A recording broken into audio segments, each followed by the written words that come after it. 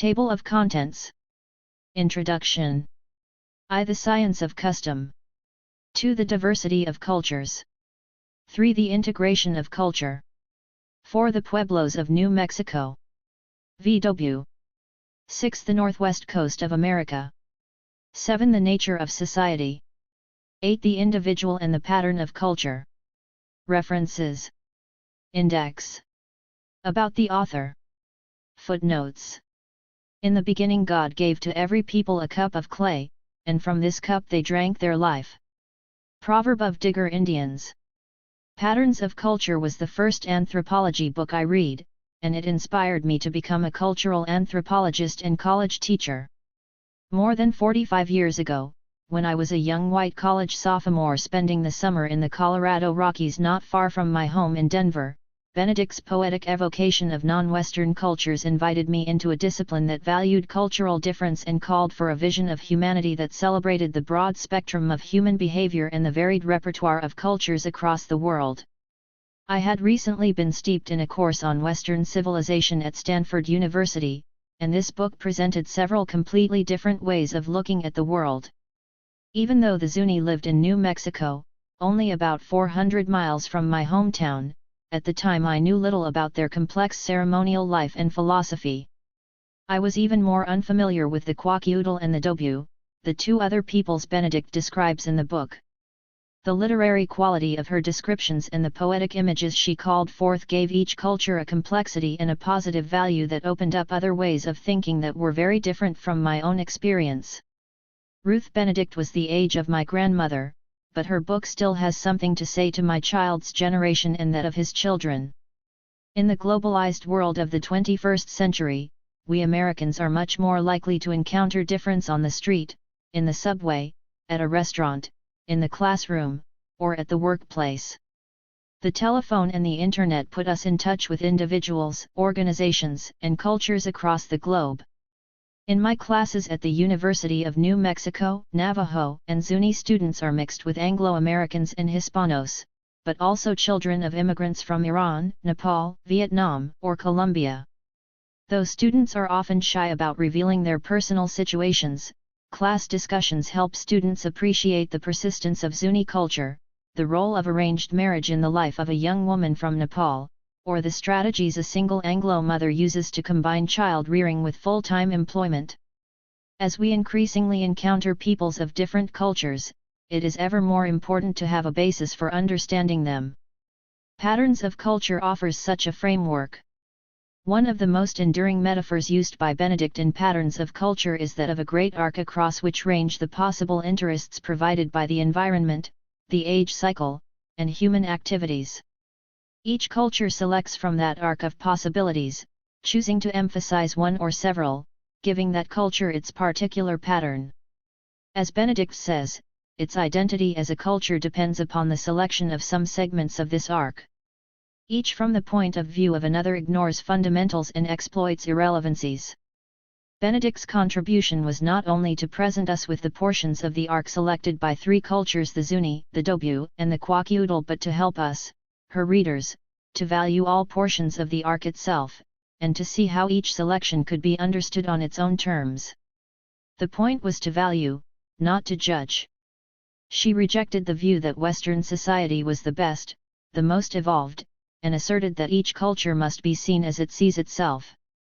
These are the tenets of cultural relativism, a much-needed approach even in a world where we have adopted a non-relativistic code of universal human rights and seek to protect the rights of women and children everywhere. Today, it is important to read Patterns of Culture through a double lens, first as a historical document written during the 1930s, before World War II, the atomic bomb, the United Nations, air travel, and television. As such, the book shaped anthropology, popularized the term culture, and led Western readers to an appreciation of other ways of life. Second, Patterns of Culture is a text that still has relevance to the contemporary American scene. It foreshadows recent approaches to cultural description in anthropology that borrow heavily from literary traditions, and it calls attention to cultural diversity as much as issues of cultural integration. Deeply embedded in Benedict's analysis of other cultures is a critique of American society, for example, its inability to view other cultures as unique, its reluctance to accept homosexuality, its rejection of trance or shamanistic practice as legitimate forms of healing, or its blindness to extreme behaviors in its own history. Benedict is usually viewed as a founder of the culture and personality approach to anthropology that flourished in the 1930s and 1940s. After World War II, when this tendency was replaced, her work was often criticized for overemphasizing cultural wholes and cultural integration rather than focusing on sources of variability, conflict, and tension. In recent years, though, scholars have seen other tendencies in Benedict's work, many that seem to be forerunners of current ways of interpreting cultural materials. Benedict anticipated the ways in which some anthropologists now stress the symbolic, metaphorical, and semiotic aspects of culture, much as literary critics analyze novels, plays, or poetry. Embedded in the more global descriptions of the Zuni and the Kwakiutl is Benedict's careful attention to detail and to the routines of daily life. Her work thus resonates with contemporary emphasis on individual agency and what anthropologists call practice, the ordinary daily actions and the extraordinary ceremonial performances that both produce and express the larger cultural patterns that Benedict evoked in each of her case studies. Benedict felt herself to be an outsider within her own culture. She was especially attuned to the role of the deviant, the individual who does not fit into the dominant cultural pattern. She argued for a relativist notion of deviance. Using the example of homosexuality, she suggested that, although in Western cultures homosexuality was regarded as a perversion, in other cultures, for example, in ancient Greece and among the Pueblo of the Southwest, it had a valued place. As part of the recent reappraisal, feminist and lesbian and gay anthropologists have claimed Ruth Benedict as a foremother. Benedict's feminism stemmed from her early struggles to find a profession and then to earn a central place within it. Her position as a woman blocked some avenues in anthropology, despite the popularity of her books and her respected position as a theorist. She was denied the position of chair of the Columbia Anthropology Department and was promoted to full professor only 6 months before her death in 1948. She was, however, a tenured member of a major department, taught students in the next generation of anthropologists, and was elected president of the American Anthropological Association in 1947. Among all the women of her generation, she was the most central to the discipline. New readings of patterns of culture are integrating Benedict's insights into a very different anthropology from that of her era. Field research and ethnography have changed dramatically since Boas visited the Kwakiutl on Vancouver Island in 1886 and Ruth Benedict spent the summer of 1924 in Zuni. Now anthropologists are much more engaged in collaborative efforts with the communities they study and are concerned about the varieties of critical social issues that indigenous peoples face in the areas of land rights, cultural preservation, health, and environment. Ethnographic descriptions of contemporary lives present more individual voices and native exegesis of cultural values and performances, going a step beyond Benedict's use of chants and song texts as a way of presenting the native point of view. Native populations have much more control over research and the presentation of their culture to the outside world.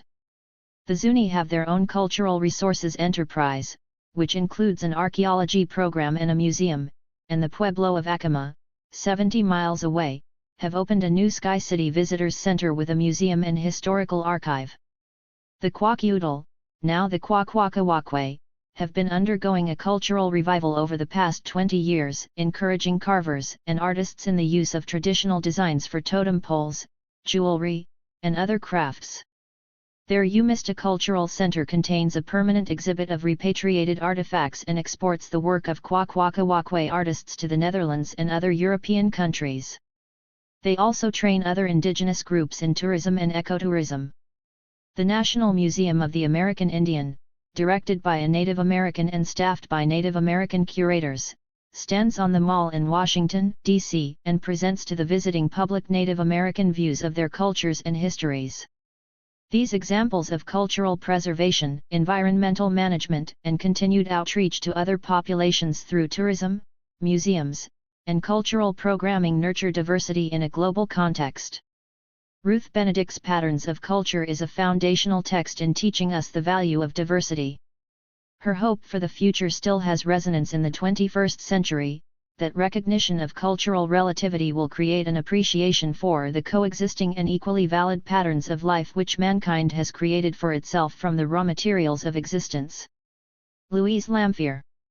Albuquerque, New Mexico, 2005.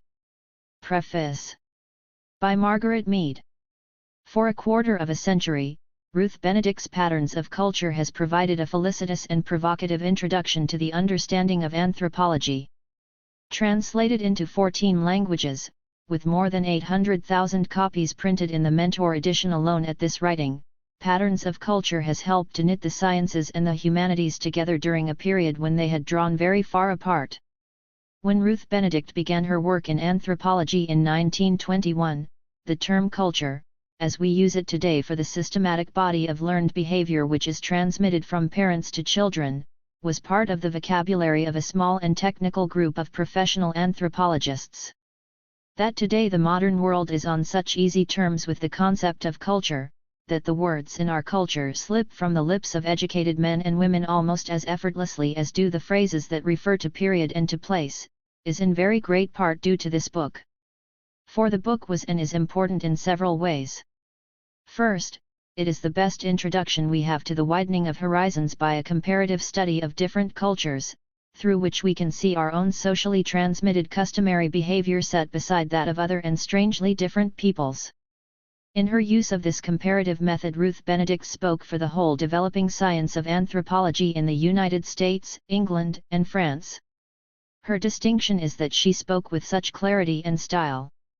On this basis she developed her own special contribution, her view of human cultures as personality writ large, her view that it was possible to see each culture, no matter how small and primitive or how large and complex, as having selected from the great arc of human potentialities certain characteristics and then having elaborated them with greater strength and intensity than any single individual could ever do in one lifetime. She named the emphases in the cultures she described Apollonian, Dionysian, and paranoid, drawing on descriptions of individual personality to give point to her argument. But she was building no typology, she held no belief that Nietzschean or psychiatric labels were suitable for all societies. Nor did she believe that any closed system could be constructed into which all human societies, past, present and future, would fit. Rather, she was committed to a picture of developing human cultures for which no limit could be set because the possible combinations were so many and so varied as to be inexhaustible. But, as her knowledge of different cultures grew, so her initial sense that the individual was the creature of culture and so was in no way responsible for the discomfort of his position if he was born or accidentally bred to deviance, changed to a detailed consideration of where and in what ways men could shape their culture closer to their highest vision. The belief that this was possible was to grow. Originally a student of literature, she hoped to find a really important undiscovered country, but at first she thought of this adventure as learning Russian or French well enough to be really at home in the verse. Later she came to feel that each primitive culture represented something comparable to a great work of art or literature, and that this is how the comparison between modern individual works of art and primitive culture should be made, rather than by comparing the scratched designs on the edge of a pot with the ceiling of the Sistine Chapel or berry-picking songs with Shakespeare. When only single arts were compared, primitive cultures had little to offer, but if one took these cultures whole, the religion, the mythology, the everyday ways of men and women, then the internal consistency and the intricacy was as aesthetically satisfying to the would-be explorer as was any single work of art. On another level, Patterns of Culture is concerned with a problem that was central to Ruth Benedict's own life: the relationship between each human being, with the specific hereditary endowment and particular life history, and the culture in which he or she lived. In her own search for identity, she had persistently wondered whether she would have fitted better into another period or another culture than she fitted into contemporary America. She was particularly concerned with the extent to which one culture could find a place for extremes of behavior in the mystic, the seer, the artist, which another culture branded as abnormal or worthless. Here again, she was not concerned with the question of normal and abnormal behavior, as these problems concern the student of mental health. Because she asked the question about the relationship between cultures and abnormality, she opened the way for inquiries by students who were interested in the way in which mental disease differed from one culture to another. But she herself was rather concerned with the question of how narrow definitions of normal behavior penalize or give preference to certain innate capacities, and of how the widening of cultural definitions might enrich our culture and lighten the load of rejection under which the cultural deviant now labors. In her relationships with her colleagues and her students, it was the unusual talent or personal destiny, the rare combination, the precious uniqueness which aroused her active solicitude and her quick compassion. Finally, I believe Patterns of Culture has lived because of her robust conviction that a knowledge of how culture works gives to human beings a greater control over their own future than they have ever known before. It comes as a surprise to the reader, first caught in a recognition of the strength of the cultural web, to have this very strength in the end turned back into the context of a mankind grown wise through knowledge of the very cultural web in which he first appeared to be caught. This belief was to grow stronger through the years as Ruth Benedict assumed greater and greater responsibility for attitudes toward race, toward education, toward winning the war and winning the peace. In 1939, when Nazi racism threatened freedom everywhere, she devoted her one free semester to writing race, science and politics. During the war she brought her talents for cultural analysis through working with living informants to a study of cultures made inaccessible by wartime conditions: Romania, Germany, the Netherlands, Thailand and, finally, Japan. At the end of the war she wrote The Chrysanthemum and the Sword in the hope that an understanding of Japanese ability to try new paths would make Americans wiser in their post-war relationships with Japan. Here was a sturdy belief, nourished on years of combining research and policy decisions. But in Patterns of Culture the hope of how anthropology might be used by men for their chosen ends was fresh and young, and this freshness lies like dew upon her words, to entrance each reader who meets this view of the world for the first time.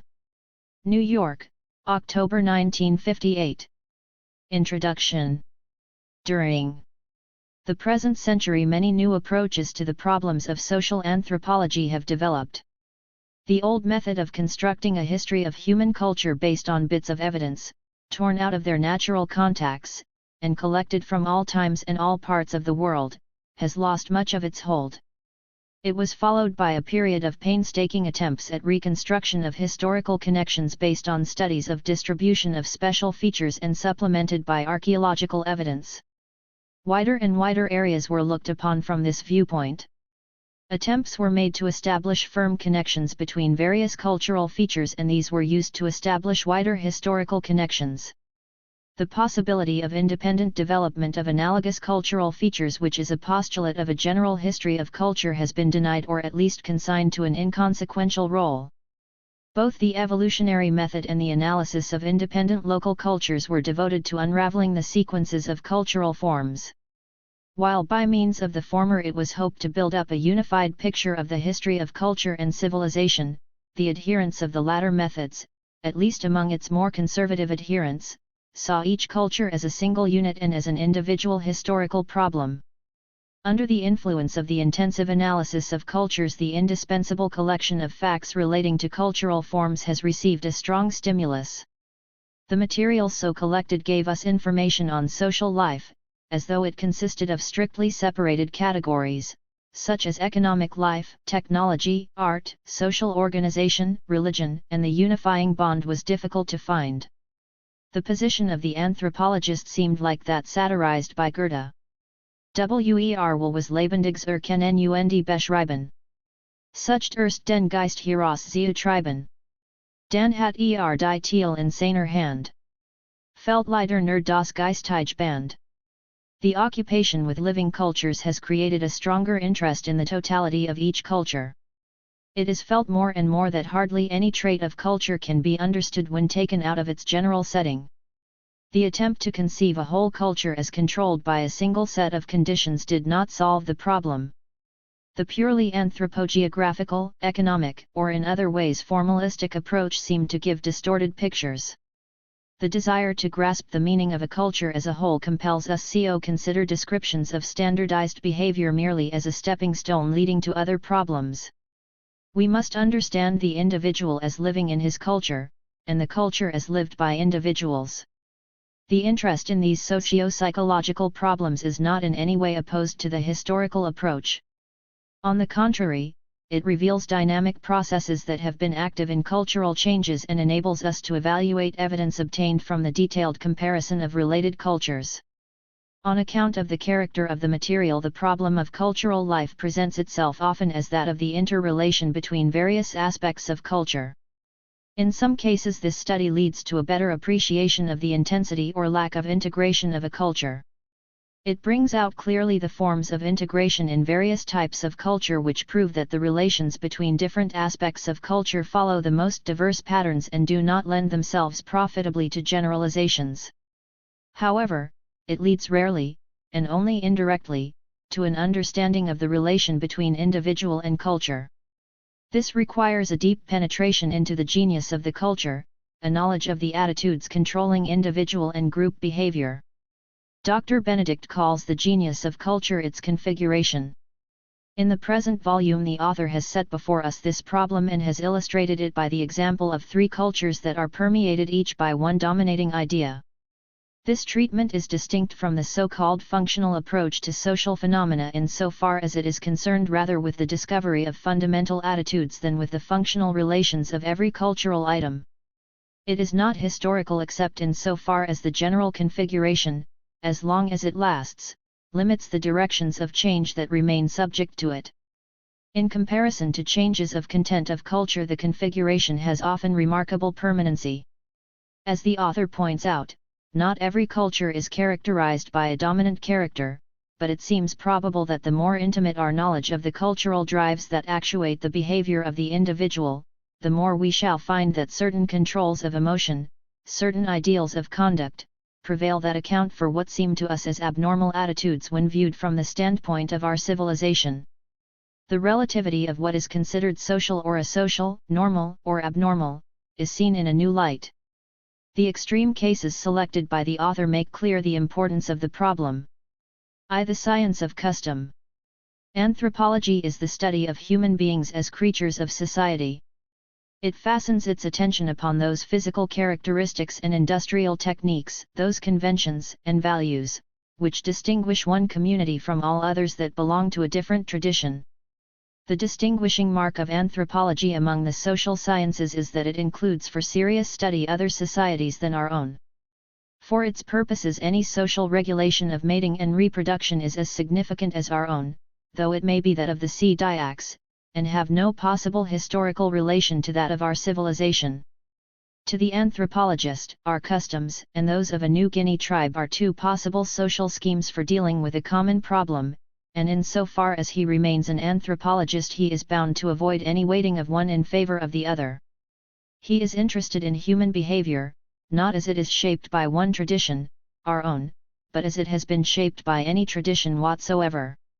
He is interested in the great gamut of custom that is found in various cultures, and his object is to understand the way in which these cultures change and differentiate, the different forms through which they express themselves, and the manner in which the customs of any peoples function in the lives of the individuals who compose them. Now, custom has not been commonly regarded as a subject of any great moment.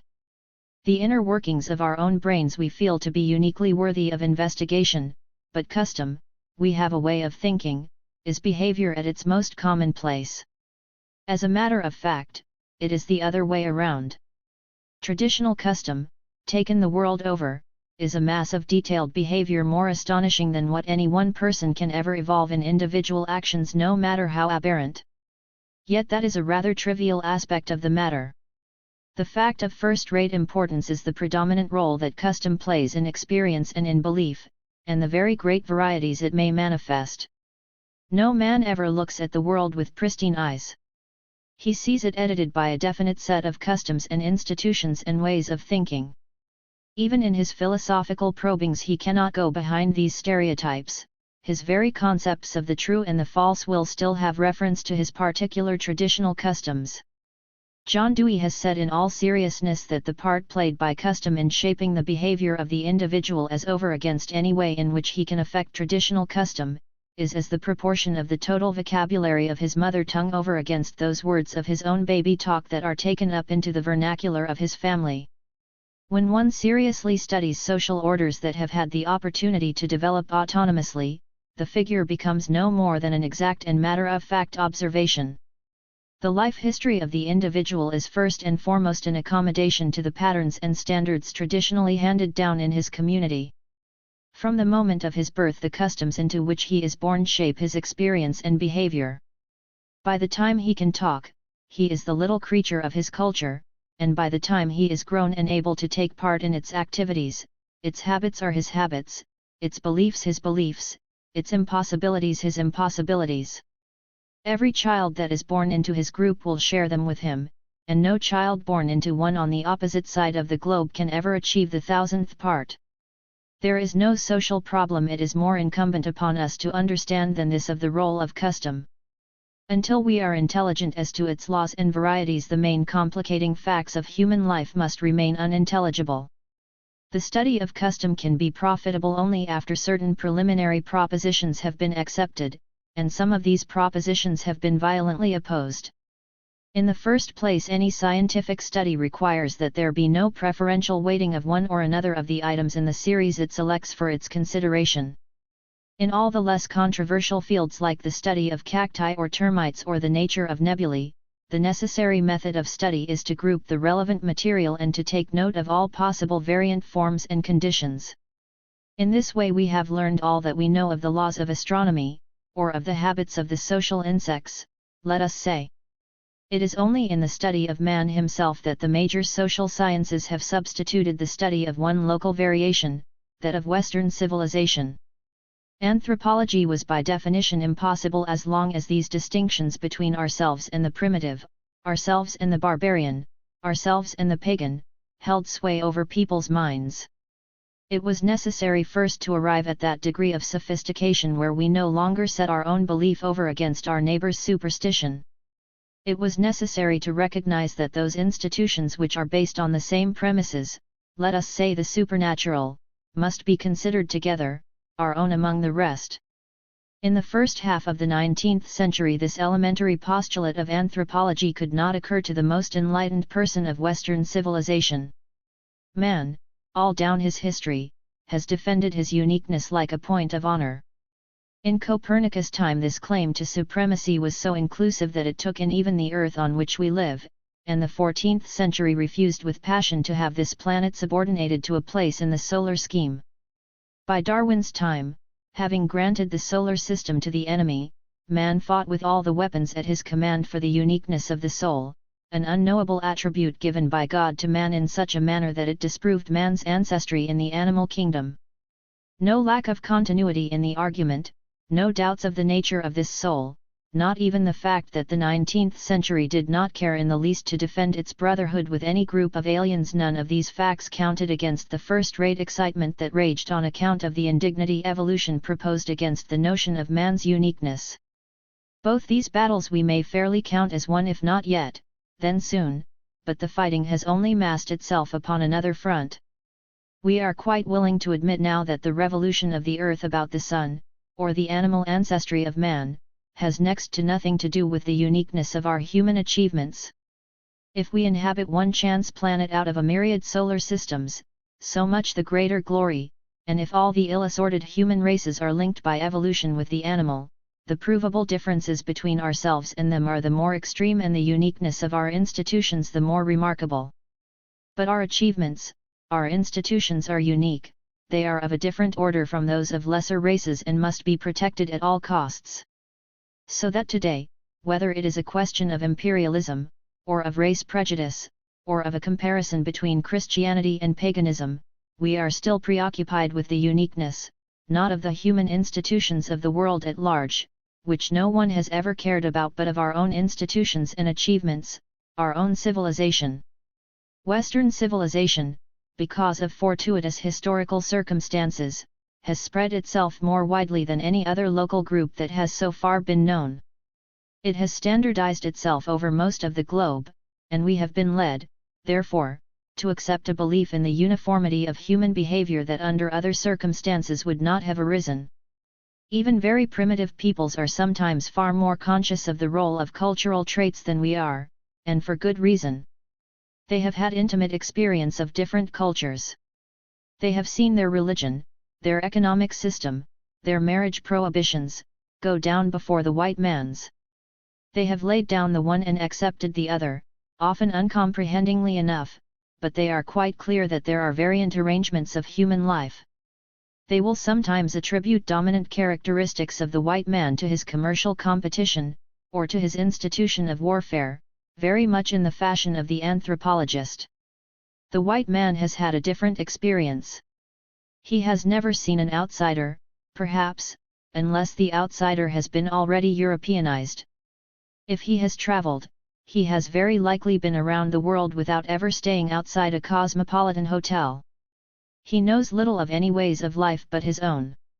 The uniformity of custom, of outlook, that he sees spread about him seems convincing enough, and conceals from him the fact that it is after all an historical accident. He accepts without more ado the equivalence of human nature and his own cultural standards. Yet the great spread of white civilization is not an isolated historical circumstance. The Polynesian group, in comparatively recent times, has spread itself from Ontong, Java, to Easter Island, from Hawaii to New Zealand, and the Bantu-speaking tribes spread from the Sahara to southern Africa. But in neither case do we regard these peoples as more than an overgrown local variation of the human species. Western civilization has had all its inventions in transportation and all its far-flung commercial arrangements to back up its great dispersion, and it is easy to understand historically how this came about. The psychological consequences of this spread of white culture have been out of all proportion to the materialistic. This worldwide cultural diffusion has protected us as man had never been protected before from having to take seriously the civilizations of other peoples. It has given to our culture a massive universality that we have long ceased to account for historically, and which we read off rather as necessary and inevitable. We interpret our dependence, in our civilization, upon economic competition, as proof that this is the prime motivation that human nature can rely upon, or we read off the behavior of small children as it is molded in our civilization and recorded in child clinics, as child psychology or the way in which the young human animal is bound to behave. It is the same whether it is a question of our ethics or of our family organization. It is the inevitability of each familiar motivation that we defend, attempting always to identify our own local ways of behaving with behavior, or our own socialized habits with human nature. Now modern man has made this thesis one of the living issues in his thought and in his practical behavior, but the sources of it go far back into what appears to be, from its universal distribution among primitive peoples, one of the earliest of human distinctions, the difference in kind between my own closed group and the outsider. All primitive tribes agree in recognizing this category of the outsiders, those who are not only outside the provisions of the moral code which holds within the limits of one's own people, but who are summarily denied a place anywhere in the human scheme. A great number of the tribal names in common use Zuni Deen Kiowa and the rest are names by which primitive peoples know themselves and are only their native terms for the human beings, that is, themselves. Outside of the closed group there are no human beings. And this is in spite of the fact that from an objective point of view each tribe is surrounded by peoples sharing in its arts and material inventions, in elaborate practices that have grown up by a mutual give and take of behavior from one people to another. Primitive man never looked out over the world and saw mankind as a group and felt his common cause with his species. From the beginning he was a provincial who raised the barriers high. Whether it was a question of choosing a wife or of taking a head, the first and important distinction was between his own human group and those beyond the pale. His own group, and all its ways of behaving, was unique. So modern man, differentiating into chosen people and dangerous aliens, groups within his own civilization genetically and culturally related to one another as any tribes in the Australian bush are among themselves, has the justification of a vast historical continuity behind his attitude. The Pygmies have made the same claims. We are not likely to clear ourselves easily of so fundamental a human trait, but we can at least learn to recognize its history and its hydra manifestations. One of these manifestations, and one which is often spoken of as primary and motivated rather by religious emotions than by this more generalized provincialism, is the attitude that has universally held in Western civilizations so long as religion remained a living issue among them. The distinction between any closed group and outside peoples, becomes in terms of religion that between the true believers and the heathen. Between these two categories for thousands of years there were no common meeting points. No ideas or institutions that held in the one were valid in the other. Rather, all institutions were seen in opposing terms according as they belonged to one or the other of the very often slightly differentiated religions. On the one side it was a question of divine truth and the true believer, of revelation and of God; on the other it was a matter of mortal error, of fables, of the damned and of devils. There could be no question of equating the attitudes of the opposed groups, and hence no question of understanding from objectively studied data the nature of this important human trait, religion. We feel a justified superiority when we read a description such as this of the standard religious attitude. At least we have thrown off that particular absurdity, and we have accepted the study of comparative religion. But considering the scope a similar attitude has had in our civilization in the form of race prejudices, for example, we are justified in a little skepticism as to whether our sophistication in the matter of religion is due to the fact that we have outgrown naive childishness, or simply to the fact that religion is no longer the area of life in which the important modern battles are staged. In the really live issues of our civilization we seem to be far from having gained the detachment that we have so largely achieved in the field of religion. There is another circumstance that has made the serious study of custom a late and often a half-heartedly pursued discipline, and it is a difficulty harder to surmount than those of which we have just spoken. Custom did not challenge the attention of social theorists because it was the very stuff of their own thinking, it was the lens without which they could not see at all. Precisely in proportion as it was fundamental, it had its existence outside the field of conscious attention. There is nothing mystical about this blindness. When a student has assembled the vast data for a study of international credits, or of the process of learning, or of narcissism as a factor in psychoneuroses, it is through and in this body of data that the economist or the psychologist or the psychiatrist operates. He does not reckon with the fact of other social arrangements where all the factors, it may be, are differently arranged. He does not reckon, that is, with cultural conditioning. He sees the trait he is studying as having known and inevitable manifestations, and he projects these as absolute because they are all the materials he has to think with. He identifies local attitudes of the 1930s with human nature, the description of them with economics or psychology. Practically, it often does not matter. Our children must be educated in our pedagogical tradition, and the study of the process of learning in our schools is of paramount importance. There is the same kind of justification for the shrug of the shoulders with which we often greet a discussion of other economic systems. After all, we must live within the framework of mine and thine that our own culture institutionalizes. That is true, and the fact that the varieties of culture can best be discussed as they exist in space gives color to our nonchalance. But it is only limitation of historical material that prevents examples from being drawn rather from the succession of cultures in time. That succession we cannot escape if we would, and when we look back even a generation we realize the extent to which revision has taken place, sometimes in our most intimate behavior. So far these revisions have been blind, the result of circumstances we can chart only in retrospect. Except for our unwillingness to face cultural change in intimate matters until it is forced upon us, it would not be impossible to take a more intelligent and directive attitude. The resistance is in large measure a result of our misunderstanding of cultural conventions, and especially an exaltation of those that happen to belong to our nation and decade. A very little acquaintance with other conventions, and a knowledge of how various these may be, would do much to promote a rational social order.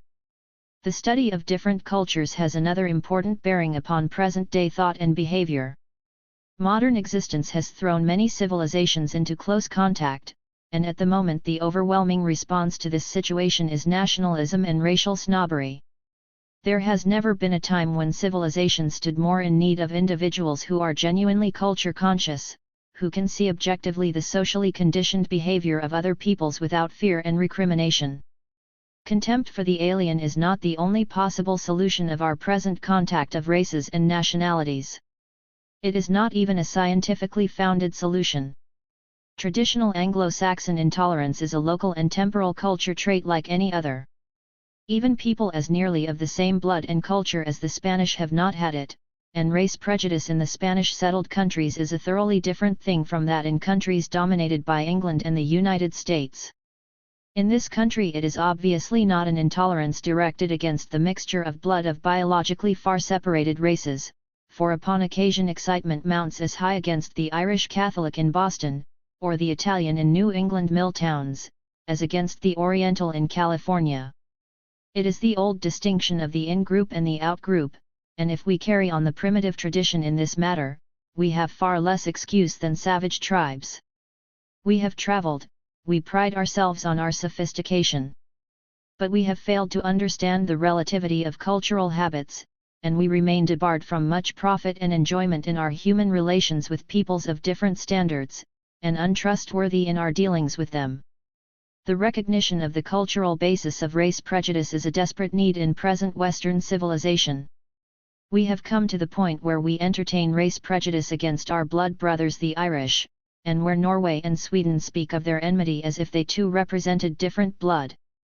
The so-called race line, during a war in which France and Germany fight on opposite sides, is held to divide the people of Baden from those of Alsace, though in bodily form they alike belong to the Alpine sub-race.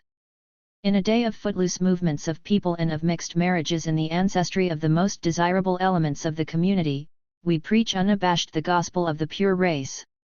To this anthropology makes two answers. The first is as to the nature of culture and the second is as to the nature of inheritance. The answer as to the nature of culture takes us back to pre-human societies. There are societies where nature perpetuates the slightest mode of behavior by biological mechanisms, but these are societies not of men but of the social insects. The queen ant, removed to a solitary nest, will reproduce each trait of sex behavior, each detail of the nest. The social insects represent nature in a mood when she was taking no chances. The pattern of the entire social structure she committed to the ant's instinctive behavior. There is no greater chance that the social classes of an ant society, or its patterns of agriculture, will be lost by an ant's isolation from its group than that the ant will fail to reproduce the shape of its antennae or the structure of its abdomen. For better or for worse, man's solution lies at the opposite pole. Not one item of his tribal social organization, of his language, of his local religion, is carried in his germ cell.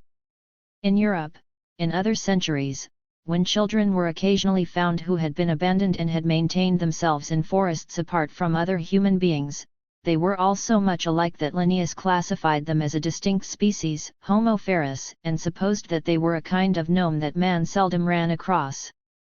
He could not conceive that these half-witted brutes were born human, these creatures with no interest in what went on about them, rocking themselves rhythmically back and forth like some wild animal in a zoo, with organs of speech and hearing that could hardly be trained to do service, who withstood freezing weather in rags and plucked potatoes out of boiling water without discomfort.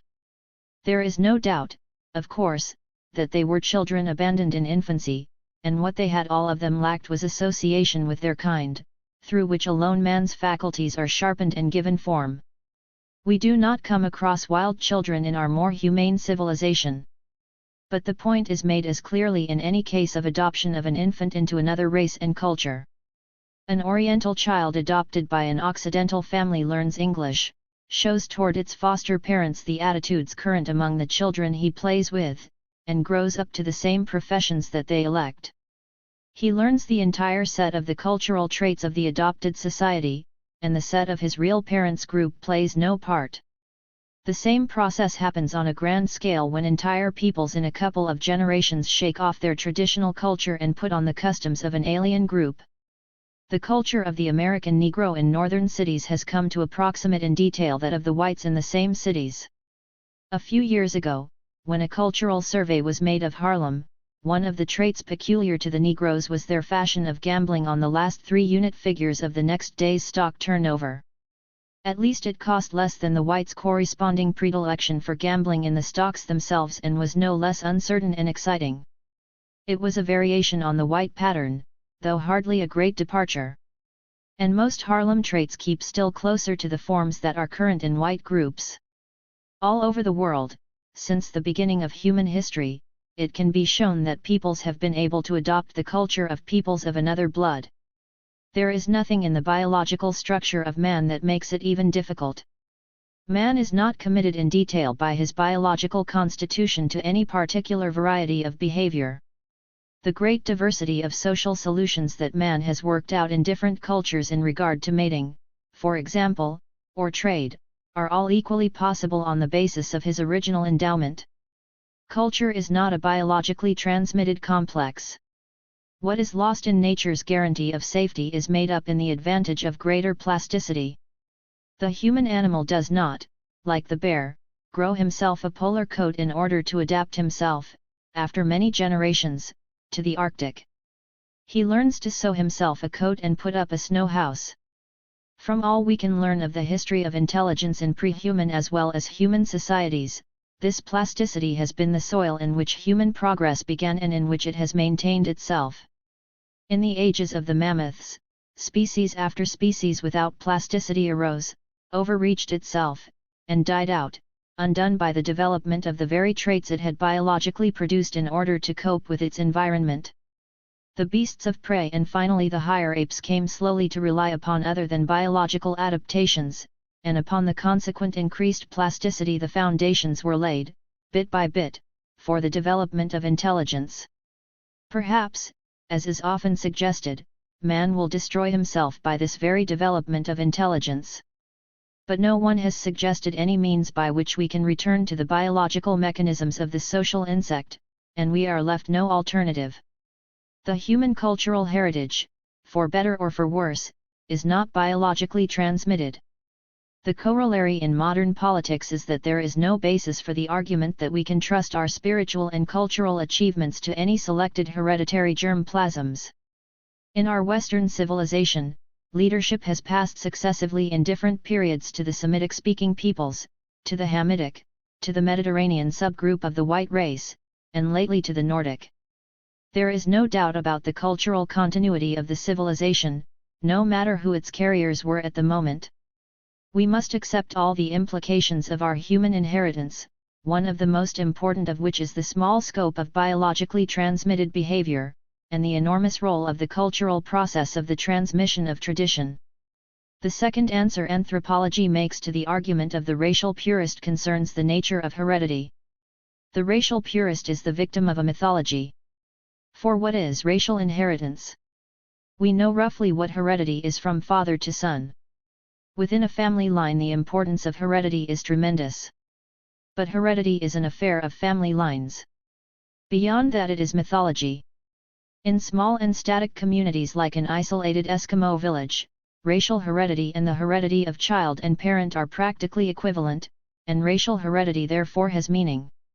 But as a concept applied to groups distributed over a wide area, let us say, to Nordics, it has no basis in reality. In the first place, in all Nordic nations there are family lines which are represented also in Alpine or Mediterranean communities. Any analysis of the physical makeup of a European population shows overlapping.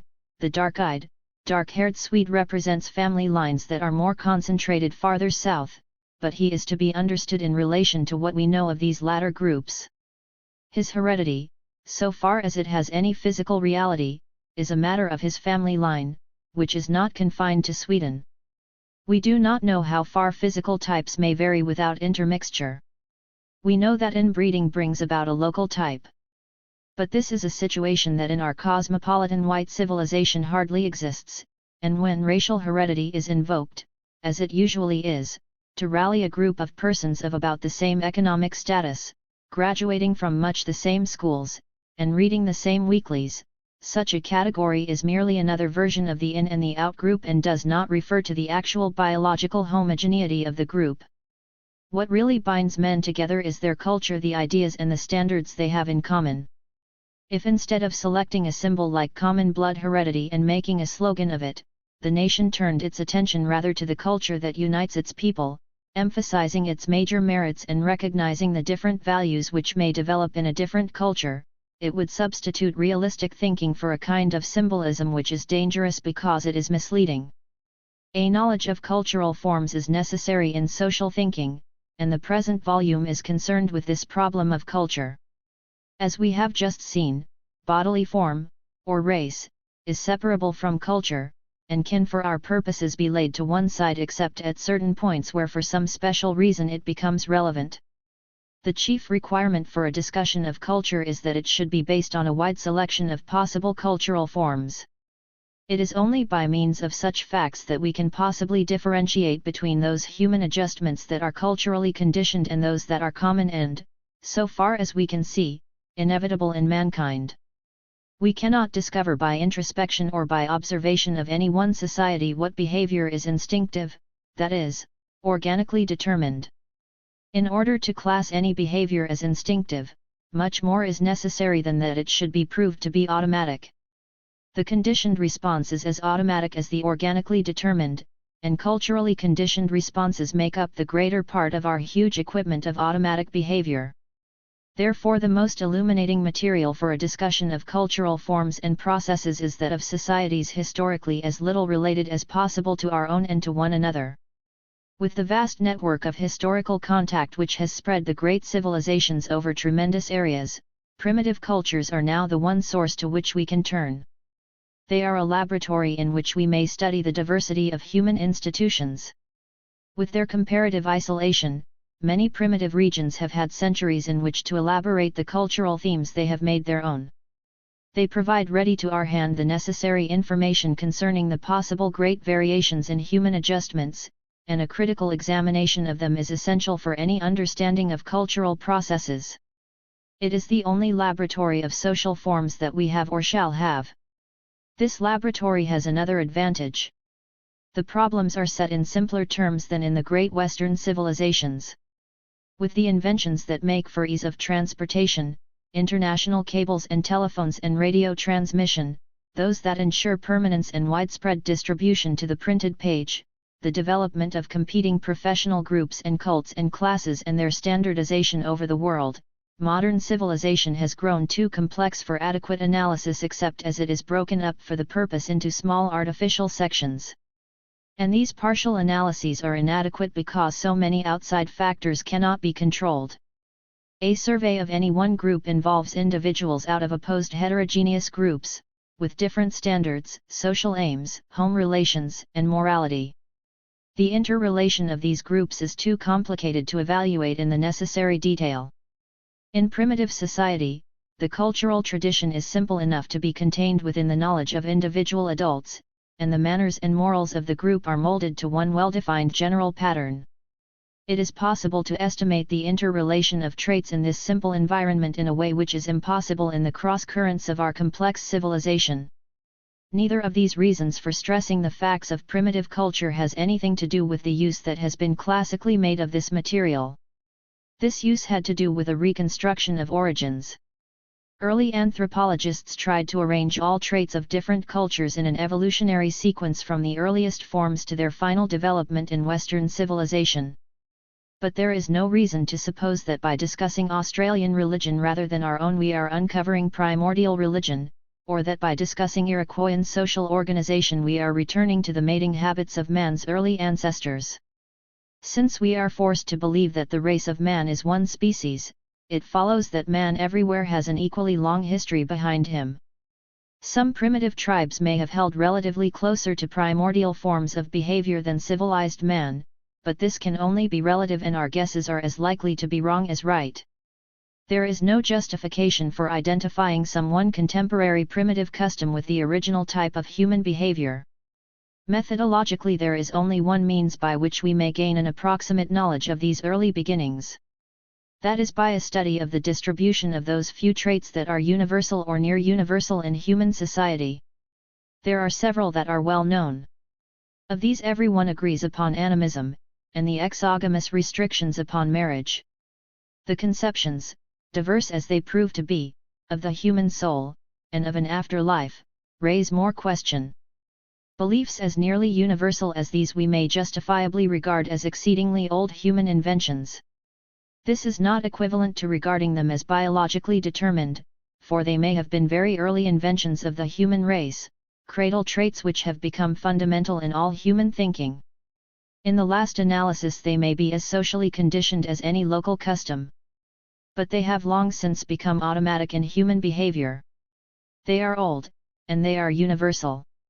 All this, however, does not make the forms that can be observed today the original forms that arose in primordial times. Nor is there any way of reconstructing these origins from the study of their varieties. One may isolate the universal core of the belief and differentiate from this its local forms, but it is still possible that the trait took its rise in a pronounced local form and not in some original least common denominator of all observed traits. For this reason the use of primitive customs to establish origins is speculative. It is possible to build up an argument for any origin that can be desired, origins that are mutually exclusive as well as those that are complementary. Of all the uses of anthropological material, this is the one in which speculation has followed speculation most rapidly, and where in the nature of the case no proof can be given.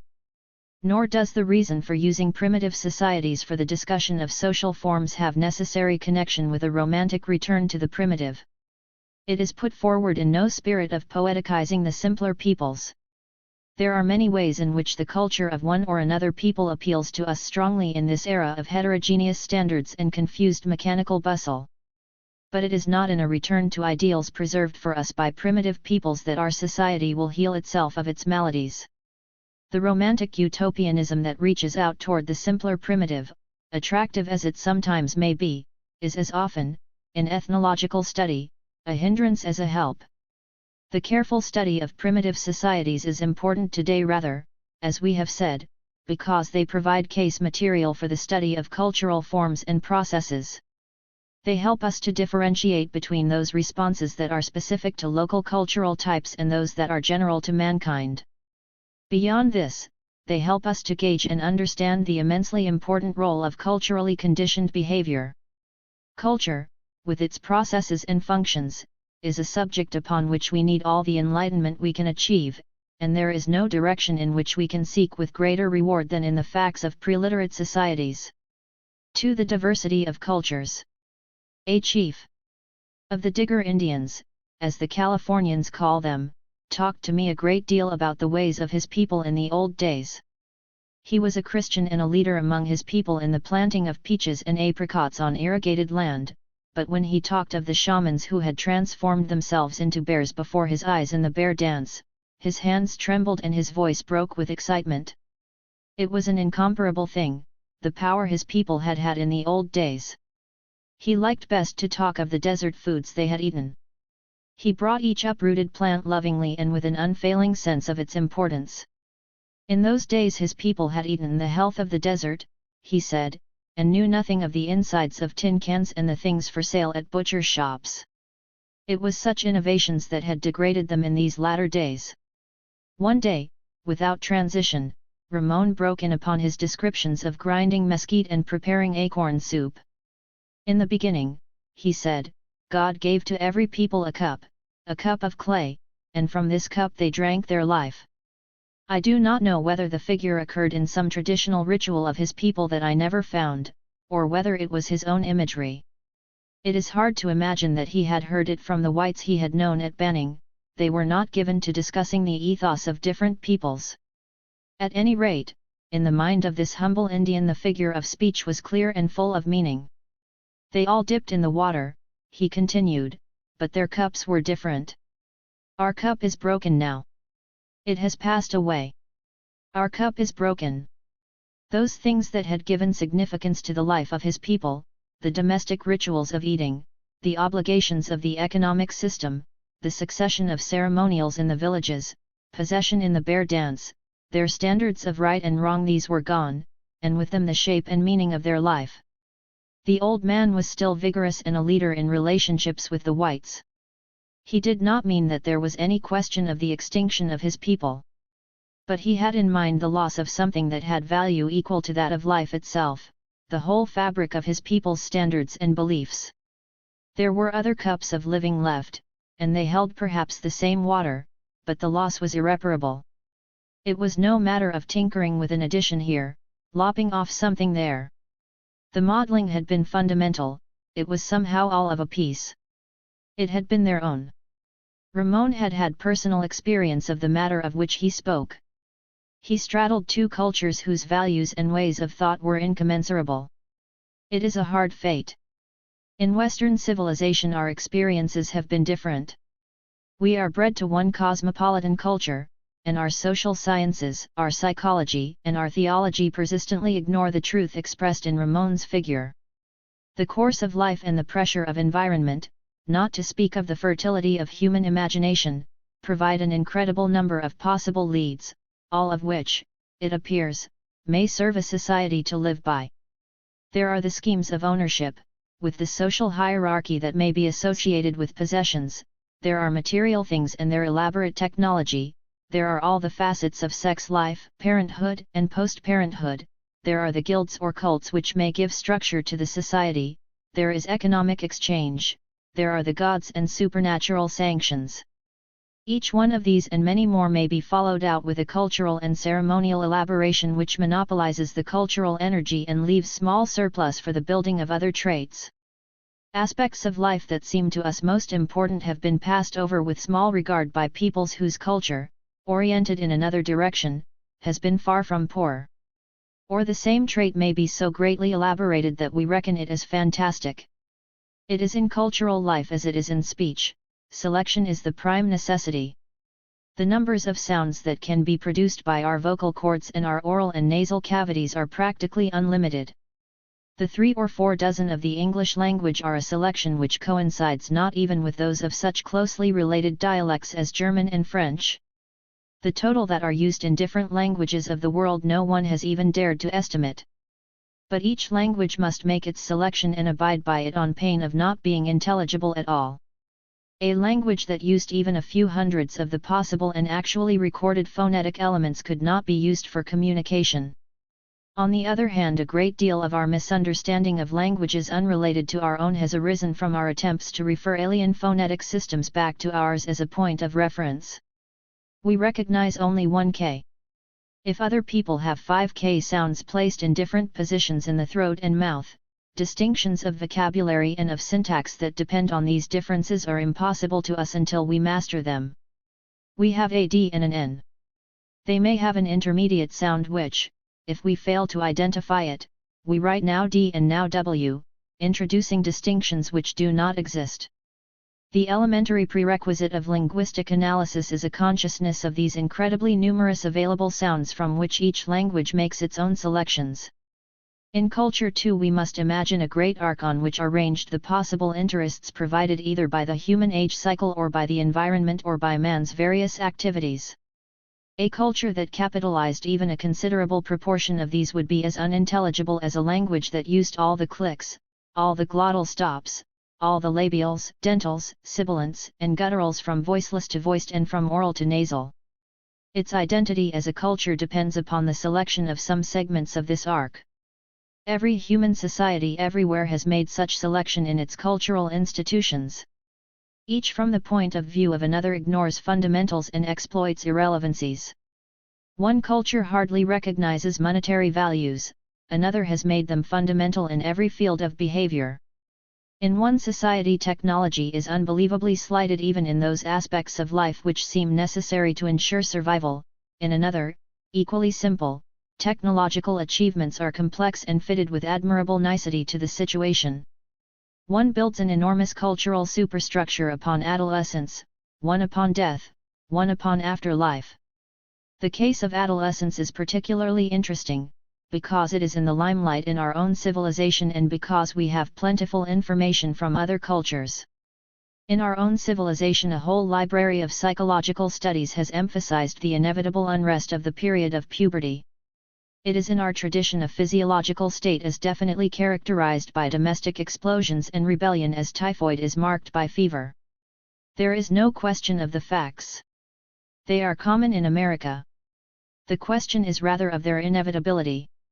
The most casual survey of the ways in which different societies have handled adolescence makes one fact inescapable: even in those cultures which have made most of the trait, the age upon which they focus their attention varies over a great range of years. At the outset, therefore, it is clear that the so-called puberty institutions are a misnomer if we continue to think of biological puberty. The puberty they recognize is social, and the ceremonies are a recognition in some fashion or other of the child's new status of adulthood.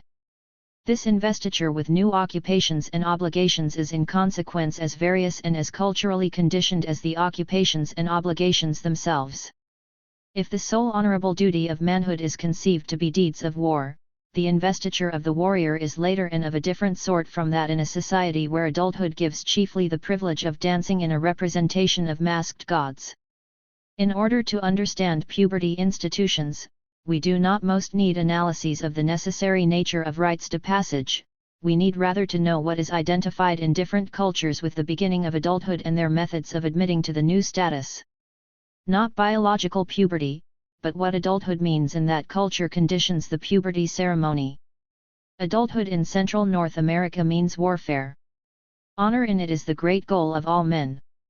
The constantly recurring theme of the youth's coming of age, as also of preparation for the warpath at any age, is a magic ritual for success in war. They torture not one another, but themselves, they cut strips of skin from their arms and legs, they strike off their fingers, they drag heavy weights pinned to their chest or leg muscles. Their reward is enhanced prowess in deeds of warfare. In Australia, on the other hand, adulthood means participation in an exclusively male cult whose fundamental trait is the exclusion of women. Any woman is put to death if she so much as hears the sound of the bull roarer at the ceremonies, and she must never know of the rites. Puberty ceremonies are elaborate and symbolic repudiations of the bonds with the female sex. The men are symbolically made self-sufficient and the wholly responsible element of the community. To attain this end they use drastic sexual rites and bestow supernatural guarantees. The clear physiological facts of adolescence, therefore, are first socially interpreted even where they are stressed. But a survey of puberty institutions makes clear a further fact: puberty is physiologically a different matter in the life cycle of the male and the female. If cultural emphasis followed the physiological emphasis, girls' ceremonies would be more marked than boys', but it is not so. The ceremonies emphasize a social fact: the adult prerogatives of men are more far-reaching in every culture than women's, and consequently, as in the above instances, it is more common for societies to take note of this period in boys than in girls. Girls' and boys' puberty, however, may be socially celebrated in the same tribe in identical ways. Where, as in the interior of British Columbia, adolescent rites are a magical training for all occupations, girls are included on the same terms as boys. Boys roll stones down mountains and beat them to the bottom to be swift of foot, or throw gambling sticks to be lucky in gambling. Girls carry water from distant springs, or drop stones down inside their dresses that their children may be born as easily as the pebble drops to the ground. In such a tribe as the Nandi of the Lake region of East Africa, also, girls and boys share an even-handed puberty rite, though, because of the man's dominant role in the culture, his boyhood training period is more stressed than the woman's. Here adolescent rites are an ordeal inflicted by those already admitted to adult status upon those they are now forced to admit. They require of them the most complete stoicism in the face of ingenious tortures associated with circumcision. The rites for the two sexes are separate, but they follow the same pattern.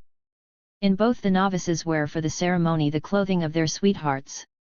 During the operation their faces are watched for any twinge of pain, and the reward of bravery is given with great rejoicing by the lover, who runs forward to receive back some of his adornments. For both the girl and the boy the rites mark their entree into a new sex status. The boy is now a warrior and may take a sweetheart, the girl is marriageable. The adolescent tests are for both a premarital ordeal in which the palm is awarded by their lovers. Puberty rites may also be built upon the facts of girls' puberty and admit of no extension to boys. One of the most naive of these is the institution of the fatting house for girls in Central Africa.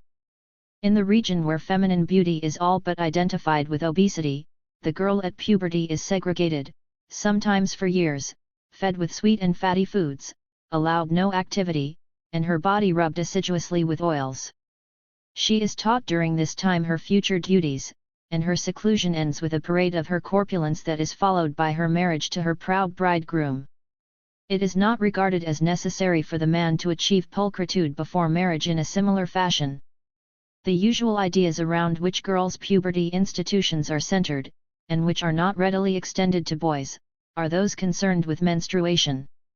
The uncleanness of the menstruating woman is a very widespread idea, and in a few regions first menstruation has been made the focus of all the associated attitudes. Puberty rites in these cases are of a thoroughly different character from any of which we have spoken.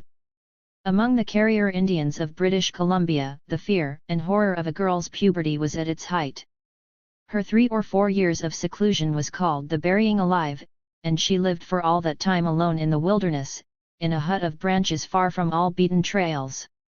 She was a threat to any person who might so much as catch a glimpse of her, and her mere footstep defiled a path or a river. She was covered with a great headdress of tanned skin that shrouded her face and breasts and fell to the ground behind. Her arms and legs were loaded with sinew bands to protect her from the evil spirit with which she was filled. She was herself in danger, and she was a source of danger to everybody else. Girls' puberty ceremonies built upon ideas associated with the menses are readily convertible into what is, from the point of view of the individual concerned, exactly opposite behavior. There are always 2 possible aspects to the sacred: it may be a source of peril or it may be a source of blessing. In some tribes the first menses of girls are a potent supernatural blessing. Among the Apaches I have seen the priests themselves pass on their knees before the row of solemn little girls to receive from them the blessing of their touch. All the babies and the old people come also of necessity to have illness removed from them. The adolescent girls are not segregated as sources of danger, but court is paid to them as to direct sources of supernatural blessing. Since the ideas that underlie puberty rites for girls, both among the carrier and among the Apache, are founded on beliefs concerning menstruation, they are not extended to boys, and boys' puberty is marked instead, and lightly, with simple tests and proofs of manhood. The adolescent behavior, therefore, even of girls was not dictated by some physiological characteristic of the period itself, but rather by marital or magic requirements socially connected with it. These beliefs made adolescents in one tribe serenely religious and beneficent, and in another so dangerously unclean that the child had to cry out in warning that others might avoid her in the woods. The adolescence of girls may equally, as we have seen, be a theme which a culture does not institutionalize. Even where, as in most of Australia, boys' adolescence is given elaborate treatment, it may be that the rites are an induction into the status of manhood and male participation in tribal matters, and female adolescence passes without any kind of formal recognition. These facts, however, still leave the fundamental question unanswered. Do not all cultures have to cope with the natural turbulence of this period, even though it may not be given institutional expression? Dr. Mead has studied this question in Samoa. There the girl's life passes through well-marked periods. Her first years out of babyhood are passed in small neighborhood gangs of age mates from which the little boys are strictly excluded. The corner of the village to which she belongs is all important, and the little boys are traditional enemies. She has one duty, that of baby tending, but she takes the baby with her rather than stays home to mind it, and her play is not seriously hampered. A couple of years before puberty, when she grows strong enough to have more difficult tasks required of her and old enough to learn more skilled techniques, the little girl's play group in which she grew up ceases to exist. She assumes woman's dress and must contribute to the work of the household. It is an uninteresting period of life to her and quite without turmoil. Puberty brings no change at all. A few years after she has come of age, she will begin the pleasant years of casual and irresponsible love affairs that she will prolong as far as possible into the period when marriage is already considered fitting. Puberty itself is marked by no social recognition, no change of attitude or of expectancy. Her pre-adolescent shyness is supposed to remain unchanged for a couple of years. The girl's life in Samoa is blocked out by other considerations than those of physiological sex maturity, and puberty falls in a particularly unstressed and peaceful period during which no adolescent conflicts manifest themselves. Adolescence, therefore, may not only be culturally passed over without ceremonial, it may also be without importance in the emotional life of the child and in the attitude of the village toward her.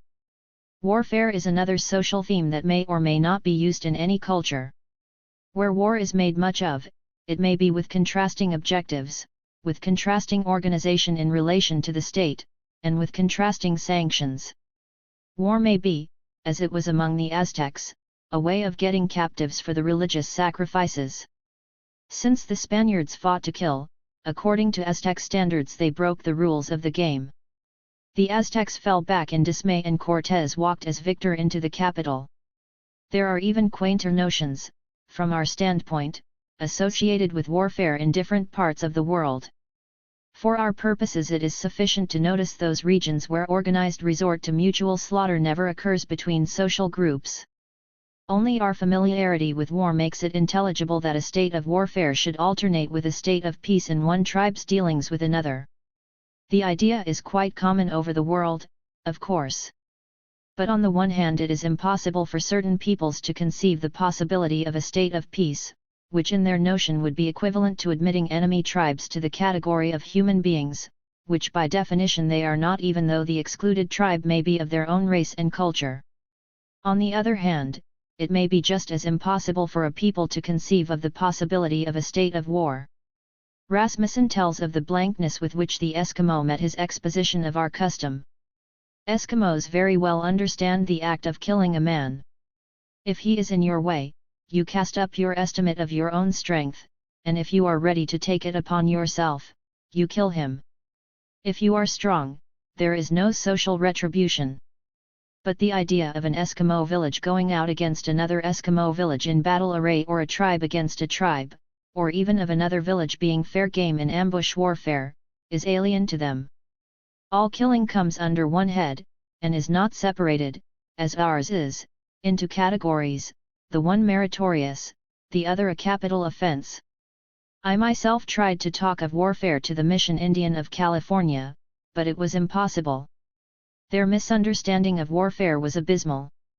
They did not have the basis in their own culture upon which the idea could exist, and their attempts to reason it out reduced the great wars to which we are able to dedicate ourselves with moral fervor to the level of alley brawls.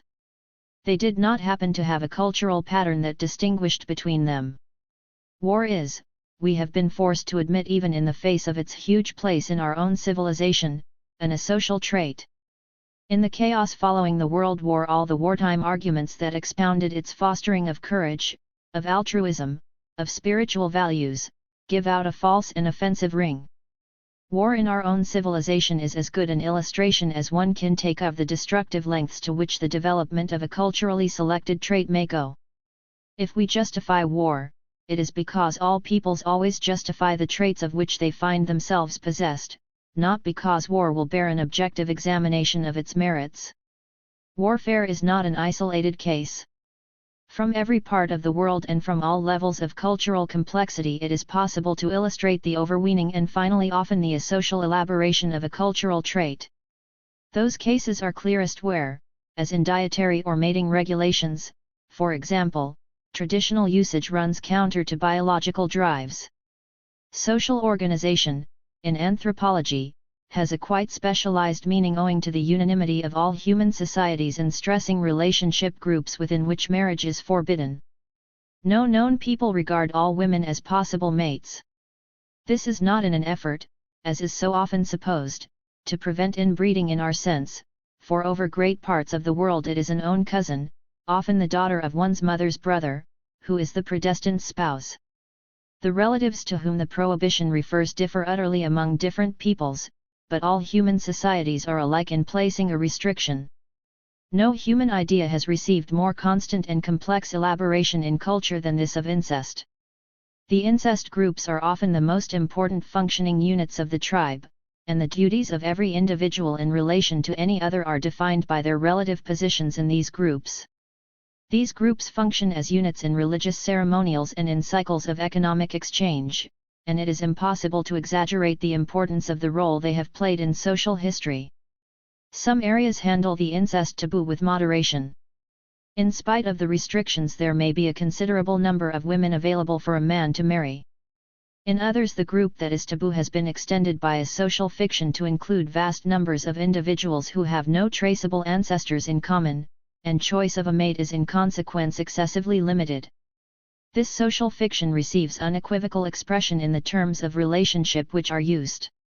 Instead of distinguishing lineal from collateral kin as we do in the distinction between father and uncle, brother and cousin, one term means literally man of my father's group, relationship, locality, etc., of his generation, not distinguishing between direct and collateral lines, but making other distinctions that are foreign to us. Certain tribes of Eastern Australia use an extreme form of this so-called classificatory kinship system. Those whom they call brothers and sisters are all those of their generation with whom they recognize any relationship. There is no cousin category or anything that corresponds to it. All relatives of one's own generation are one's brothers and sisters. This manner of reckoning relationship is not uncommon in the world, but Australia has in addition an unparalleled horror of sister marriage and an unparalleled development of exogamous restrictions.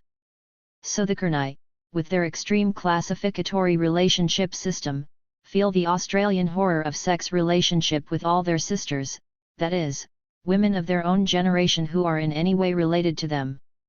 Besides this, the Kurnai have strict locality rules in the choice of a mate. Sometimes 2 localities out of the 15 or 16 of which the tribe is composed, must exchange women and can have no mates in any other group. Sometimes there is a group of 2 or 3 localities that may exchange with 2 or 3 others. Still further, as in all Australia, the old men are a privileged group and their prerogatives extend to marrying the young and attractive girls.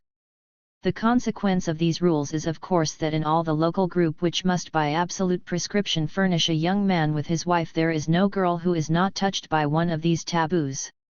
Either she is one of those who through relationship with his mother is his sister, or she is already bargained for by an old man, or for some lesser reason she is forbidden to him. That does not bring the Kurnai to reformulate their exogamous rules. They insist upon them with every show of violence. Therefore, the only way they are usually able to marry is by flying violently in the face of the regulations. They elope. As soon as the village knows that an elopement has occurred, it sets out in pursuit, and if the couple are caught, the 2 are killed. It does not matter that possibly all of the pursuers were married by elopement in the same fashion. Moral indignation runs high. There is, however, an island traditionally recognized as a safe haven, and if the couple can reach it and remain away till the birth of a child, they are received again with blows, it is true, but they may defend themselves. After they have run the gauntlet and been given their drubbing, they take up the status of married people in the tribe. The Kurnai meet their cultural dilemma typically enough. They have extended and complicated a particular aspect of behavior until it is a social liability. They must either modify it, or get by with a subterfuge. And they use the subterfuge. They avoid extinction, and they maintain their ethics without acknowledged revision. This manner of dealing with the Maoris has lost nothing in the progress of civilization. The older generation of our own civilization similarly maintained monogamy and supported prostitution, and the panegyrics of monogamy were never so fervent as in the great days of the red light districts. Societies have always justified favorite traditional forms. When these traits get out of hand and some form of supplementary behavior is called in, lip service is given as readily to the traditional form as if the supplementary behavior did not exist. Such a bird's-eye survey of human cultural forms makes clear several common misconceptions. In the first place, the institutions that human cultures build up upon the hints presented by the environment or by man's physical necessities do not keep as close to the original impulse as we easily imagine.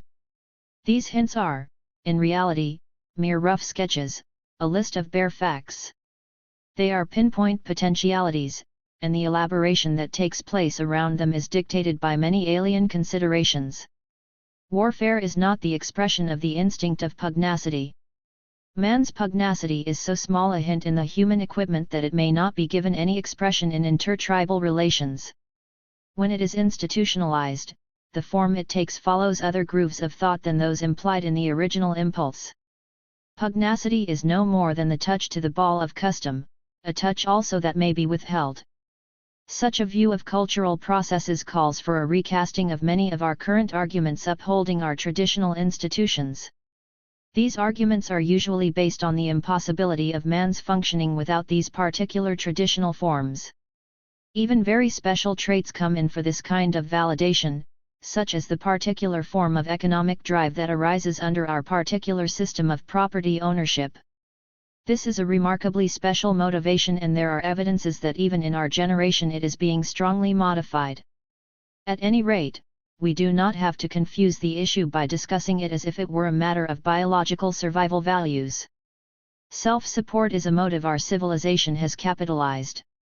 If our economic structure changes so that this motive is no longer so potent a drive as it was in the era of the great frontier and expanding industrialism, there are many other motives that would be appropriate to a changed economic organization. Every culture, every era, exploits some few out of a great number of possibilities. Changes may be very disquieting, and involve great losses, but this is due to the difficulty of change itself, not to the fact that our age and country has hit upon the one possible motivation under which human life can be conducted. Change, we must remember, with all its difficulties, is inescapable. Our fears over even, very minor shifts in custom are usually quite beside the point.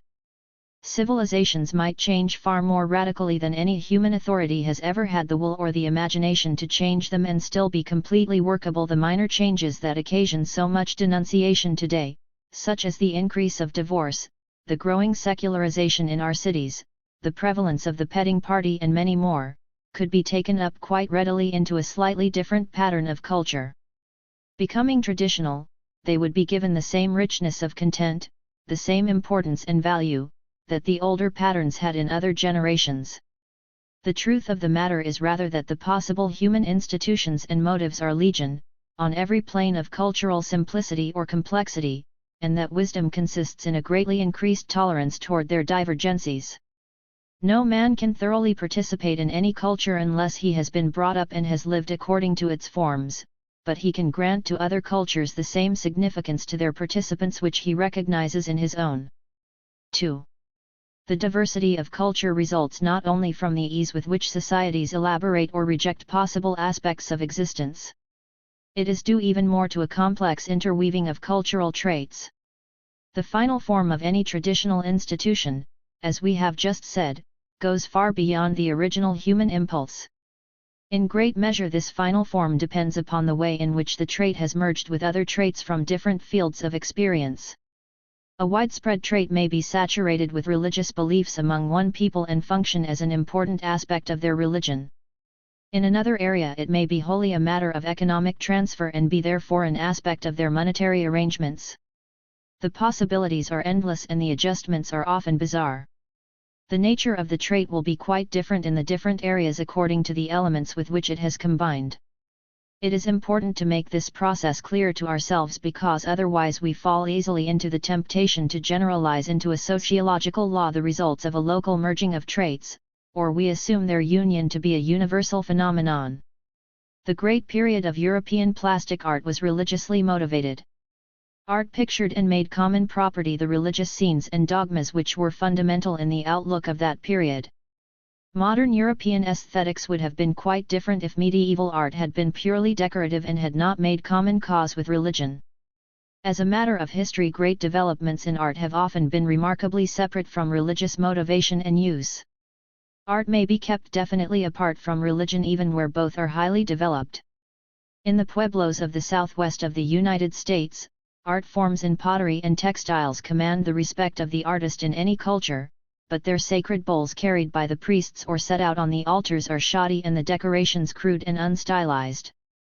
Museums have been known to throw out Southwest religious objects because they were so far below the traditional standard of workmanship.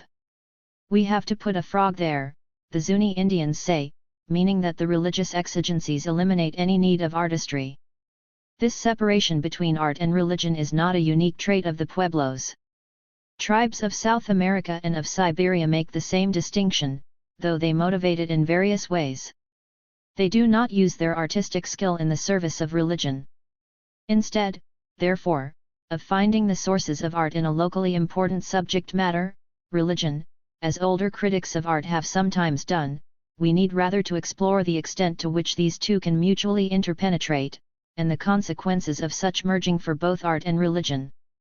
The interpenetration of different fields of experience, and the consequent modification of both of them, can be shown from all phases of existence: economics, sex relations, folklore, material culture, and religion. The process can be illustrated in one of the widespread religious traits of the North American Indians. Up and down the continent, in every culture area except that of the Pueblos of the Southwest, supernatural power was obtained in a dream or vision. Success in life, according to their beliefs, was due to personal contact with the supernatural. Each man's vision gave him power for his lifetime, and in some tribes he was constantly renewing his personal relationship with the spirits by seeking further visions. Whatever he saw, an animal or a star, a plant or a supernatural being, adopted him as a personal protégé, and he could call upon him in need. He had duties to perform for his visionary patron, gifts to give him, and obligations of all kinds. In return, the spirit gave him the specific powers he promised him in his vision. In every great region of North America, this guardian spirit complex took different form according to the other traits of the culture with which it was most closely associated. In the plateaus of British Columbia, it merged with the adolescent ceremonies we have just spoken of. Both boys and girls, among these tribes, went out into the mountains at adolescence for a magic training. Puberty ceremonies have a wide distribution up and down the Pacific coast, and over most of this region they are quite distinct from the guardian spirit practices. But in British Columbia they were merged. The climax of the magic adolescent training for boys was the acquisition of a guardian spirit who by its gifts dictated the lifetime profession of the young man. He became a warrior, a shaman, a hunter, or a gambler according to the supernatural visitant. Girls also received guardian spirits representing their domestic duties. So strongly is the guardian spirit experience among these peoples molded by its association with the ceremonial of adolescence that anthropologists who know this region have argued that the entire vision complex of the American Indians had its origin in puberty rites. But the two are not genetically connected. They are locally merged, and in the merging both traits have taken special and characteristic forms. In other parts of the continent, the guardian spirit is not sought at puberty, nor by all the youths of the tribe. Consequently, the complex has in these cultures no kind of relationship with puberty rites, even when any such exist. On the southern plains it is adult men who must acquire mystic sanctions. The vision complex merged with a trait very different from puberty rites. The Osage are organized in kinship groups in which descent is traced through the father and disregards the mother's line. These clan groups have a common inheritance of supernatural blessing. The legend of each clan tells how its ancestor sought a vision, and was blessed by the animal whose name the clan has inherited. The ancestor of the Muscle clan sought 7 times, with the tears running down his face, a supernatural blessing. At last he met the Muscle and spoke to it, saying, "O grandfather! The little ones have nothing of which to make their bodies." Thereupon the Muscle answered him, "You say the little ones have nothing of which to make their bodies. Let the little ones make of me their bodies. When the little ones make of me their bodies, they shall always live to see old age. Behold the wrinkles upon my skin shell, which I have made to be the means of reaching old age. When the little ones make of me their bodies, they shall always live to see the signs of old age upon their skins. The 7 bends of the river of life I pass successfully. And in my travels the gods themselves have not the power to see the trail that I make. When the little ones make of me their bodies, no one, not even the gods, shall be able to see the trail they make." Among these people all the familiar elements of the vision quest are present, but it was attained by a first ancestor of the clan, and its blessings are inherited by a blood relationship group. This situation among the Osage presents one of the fullest pictures in the world of totemism, that close mingling of social organization and of religious veneration for the ancestor. Totemism is described from all parts of the world, and anthropologists have argued that the clan totem originated in the personal totem, or guardian spirit. But the situation is exactly analogous to that of the plateaus of British Columbia, where the vision quest merged with the adolescent rites, only that here it has merged with hereditary privileges of the clan. So strong has this new association become that a vision is no longer thought to give a man power automatically. The blessings of the vision are attained only by inheritance, and among the Osage long chants have grown up describing the ancestors' encounters, and detailing the blessings which his descendants may claim in consequence. In both these cases it is not only the vision complex which receives a different character in different regions as it merges with puberty rites or clan organization. The adolescence ceremonies and the social organization are equally colored by the interweaving of the vision quest. The interaction is mutual. The vision complex, the puberty rites, the clan organization, and many other traits that enter also into close relationship with the vision, are strands which are braided in many combinations. The consequences of the different combinations that result from this intermingling of traits cannot be exaggerated. In both the regions of which we have just spoken, both where the religious experience was merged with puberty rites and where it was merged with clan organization, as a natural corollary of the associated practices, all individuals of the tribe could receive power from the vision for success in any undertaking. Achievement in any occupation was credited to the individual's claim upon a vision experience. A successful gambler or a successful hunter drew his power from it just as a successful shaman did. According to their dogma, all avenues of advancement were closed to those who had failed to obtain a supernatural patron. In California, however, the vision was the professional warrant of the shaman. It marked him as a person apart. It was just in this region, therefore, that the most aberrant aspects of this experience were developed. The vision was no longer a slight hallucination for which the stage could be set by fasting and torture and isolation. It was a trance experience which overtook the exceptionally unstable members of the community and especially the women. Among the Shasta it was the convention that only women were so blessed. The required experience was definitely cataleptic and came upon the novice after a preliminary dreaming had prepared the way. She fell senseless and rigid to the ground. When she came to herself, blood oozed from her mouth. All the ceremonies by which for years after she validated her call to be a shaman were further demonstrations of her liability to cataleptic seizures and were regarded as the cure by which her life was saved. In tribes like the Shasta, not only the vision experience had changed its character to a violent seizure which differentiated religious practitioners from all others, but the character of the shamans was equally modified by the nature of the trance experience. They were definitely the unstable members of the community. In this region, contests between shamans took the form of dancing each other down, that is, of seeing which one could withstand longest in a dance the cataleptic seizure which would inevitably overtake them. Both the vision experience and shamanism had been profoundly affected by the close relationship into which they had entered. The merging of the two traits, no less than the mirrors of the vision experience and puberty rites or clan organization, had drastically modified both fields of behavior. In the same way, in our own civilization, the separateness of the church and of the marriage sanction is historically clear, yet the religious sacrament of wedlock for centuries dictated developments both in sex behavior and in the church. The peculiar character of marriage during those centuries was due to the merging of two essentially unrelated cultural traits. On the other hand, marriage has often been the means by which wealth was traditionally transferred.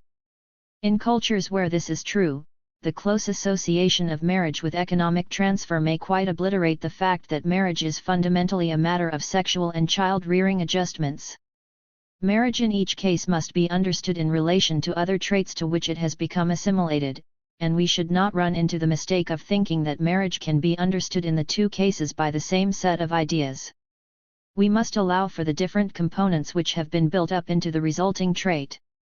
We greatly need the ability to analyze traits of our own cultural heritage into their several parts. Our discussions of the social order would gain in clarity if we learned to understand in this way the complexity of even our simplest behavior. Racial differences and prestige prerogatives have so merged among Anglo-Saxon peoples that we fail to separate biological racial matters from our most socially conditioned prejudices. Even among nations as nearly related to the Anglo-Saxons as the Latin peoples, such prejudices take different forms, so that, in Spanish colonized countries and in British colonies racial differences have not the same social significance. Christianity and the position of women, similarly, are historically interrelated traits, and they have at different times interacted very differently.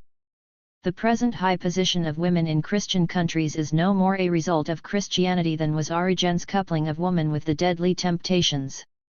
These interpenetrations of traits occur and disappear, and the history of culture is in considerable degree a history of their nature and fates and associations. But the genetic connection we so easily see in a complex trait and our horror at any disturbance of its interrelationships is largely illusory. The diversity of the possible combinations is endless, and adequate social orders can be built indiscriminately upon a great variety of these foundations. 3. The integration of culture. Diversity of cultures can be endlessly documented. A field of human behavior may be ignored in some societies until it barely exists, it may even be in some cases unimagined. Or it may almost monopolize the whole organized behavior of the society, and the most alien situations be manipulated only in its terms.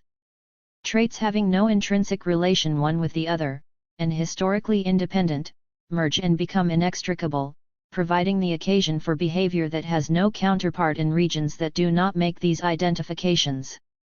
It is a corollary of this that standards, no matter in what aspect of behavior, range in different cultures from the positive to the negative pole. We might suppose that in the matter of taking life all peoples would agree in condemnation. On the contrary, in a matter of homicide, it may be held that one is blameless if diplomatic relations have been severed between neighboring countries, or that one kills by custom his first 2 children, or that a husband has right of life and death over his wife, or that it is the duty of the child to kill his parents before they are old. It may be that those are killed who steal a fowl, or who cut their upper teeth first, or who are born on a Wednesday.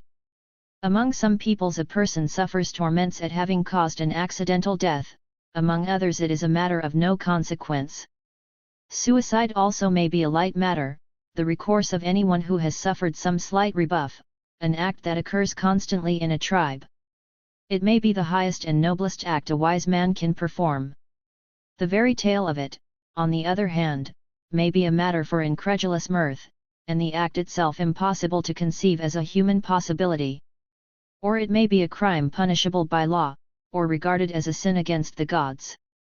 The diversity of custom in the world is not, however, a matter which we can only helplessly chronicle.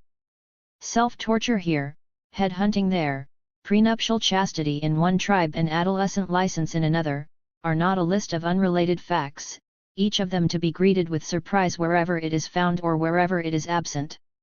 The taboos on killing oneself or another, similarly, though they relate to no absolute standard, are not therefore fortuitous. The significance of cultural behavior is not exhausted when we have clearly understood that it is local and man-made and hugely variable. It tends also to be integrated. A culture, like an individual, is a more or less consistent pattern of thought and action. Within each culture there come into being characteristic purposes not necessarily shared by other types of society. In obedience to these purposes, each people further and further consolidates its experience, and in proportion to the urgency of these drives the heterogeneous items of behavior take more and more congruous shape. Taken up by a well-integrated culture, the most ill-assorted acts become characteristic of its peculiar goals, often by the most unlikely metamorphoses.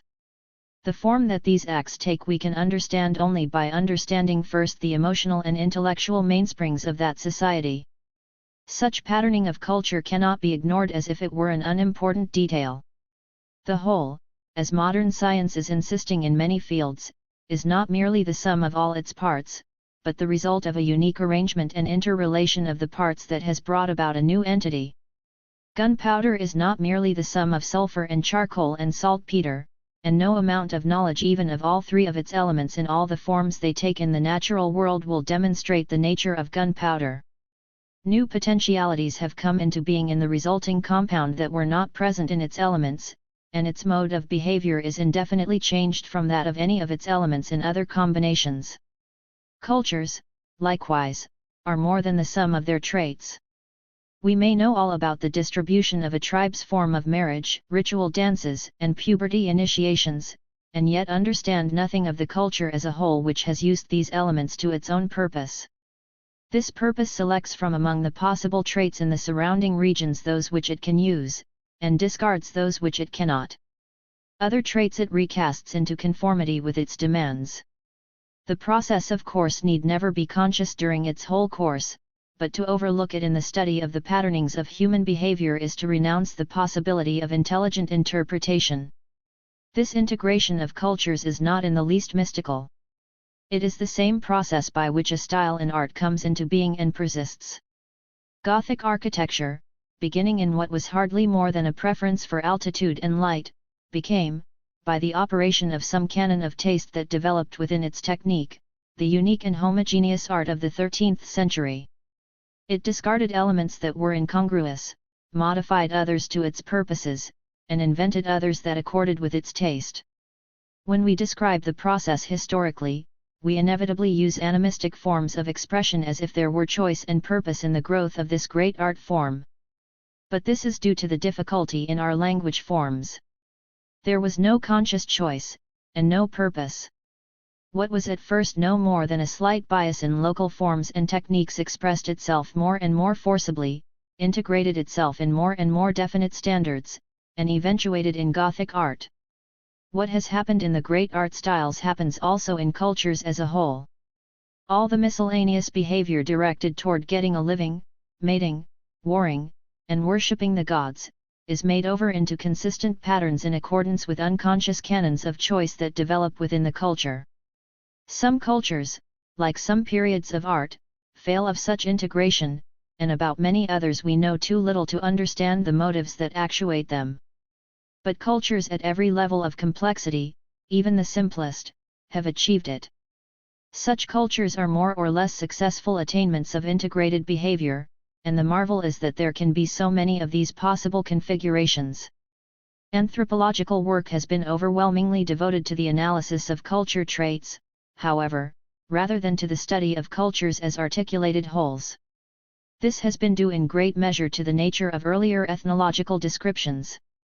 The classical anthropologists did not write out of first-hand knowledge of primitive people. They were armchair students who had at their disposal the anecdotes of travelers and missionaries and the formal and schematic accounts of the early ethnologists. It was possible to trace from these details the distribution of the custom of knocking out teeth, or of divination by entrails, but it was not possible to see how these traits were embedded in different tribes in characteristic configurations that gave form and meaning to the procedures. Studies of culture like the Golden Bough and the usual comparative ethnological volumes are analytical discussions of traits and ignore all the aspects of cultural integration. Mating or death practices are illustrated by bits of behavior selected indiscriminately from the most different cultures, and the discussion builds up a kind of mechanical Frankenstein's monster with a right eye from Fiji, a left from Europe, one leg from Tierra del Fuego, and one from Tahiti, and all the fingers and toes from still different regions. Such a figure corresponds to no reality in the past or present, and the fundamental difficulty is the same as if, let us say, psychiatry ended with a catalogue of the symbols of which psychopathic individuals make use and ignored the study of patterns of symptomatic behavior, schizophrenia, hysteria, and manic depressive disorders into which they are built. The role of the trait in the behavior of the psychotic, the degree to which it is dynamic in the total personality, and its relation to all other items of experience, differ completely. If we are interested in mental processes, we can satisfy ourselves only by relating the particular symbol to the total configuration of the individual. There is as great an unreality in similar studies of culture. If we are interested in cultural processes, the only way in which we can know the significance of the selected detail of behavior is against the background of the motives and emotions and values that are institutionalized in that culture. The first essential, so it seems today, is to study the living culture, to know its habits of thought and the functions of its institutions, and such knowledge cannot come out of post-mortem dissections and reconstructions. The necessity for functional studies of culture has been stressed over and over again by Malinowski. He criticizes the usual diffusion studies as post-mortem dissections of organisms we might rather study in their living and functioning vitality. One of the best and earliest of the full-length pictures of a primitive people which have made modern ethnology possible is Malinowski's extended account of the Trobriand Icelanders of Melanesia. Malinowski, however, in his ethnological generalizations is content to emphasize that traits have a living context in the culture of which they are a part, that they function. He then generalizes the Trobriand traits: the importance of reciprocal obligations, the local character of magic, the Trobriand domestic family as valid for the primitive world instead of recognizing the Trobriand configuration as one of many observed types, each with its characteristic arrangements in the economic, the religious, and the domestic sphere. The study of cultural behavior, however, can no longer be handled by equating particular local arrangements with the generic primitive. Anthropologists are turning from the study of primitive culture to that of primitive cultures, and the implications of this change from the singular to the plural are only just beginning to be evident. The importance of the study of the whole configuration as over against the continued analysis of its parts is stressed in field after field of modern science. Wilhelm Stern has made it basic in his work in philosophy and psychology. He insists that the undivided totality of the person must be the point of departure. He criticizes the atomistic studies that have been almost universal both in introspective and experimental psychology, and he substitutes investigation into the configuration of personality. The whole Struktur school has devoted itself to work of this kind in various fields. Worringer has shown how fundamental a difference this approach makes in the field of aesthetics. He contrasts the highly developed art of two periods, the Greek and the Byzantine. The older criticism, he insists, which defined art in absolute terms and identified it with the classical standards, could not possibly understand the processes of art as they are represented in Byzantine painting or mosaic. Achievement in one cannot be judged in terms of the other, because each was attempting to achieve quite different ends. The Greeks in their art attempted to give expression to their own pleasure in activity. They sought to embody their identification of their vitality with the objective world. Byzantine art on the other hand objectified abstraction, a profound feeling of separation in the face of outside nature. Any understanding of the two must take account, not only of comparisons of artistic ability, but far more of differences of artistic intention. The two forms were contrasting, integrated configurations, each of which could make use of forms and standards that were incredible in the other. The Gestalt, configuration, psychology has done some of the most striking work in justifying the importance of this point of departure from the whole rather than from its parts. Gestalt psychologists have shown that in the simplest sense perception no analysis of the separate percepts can account for the total experience. It is not enough to divide perceptions up into objective fragments.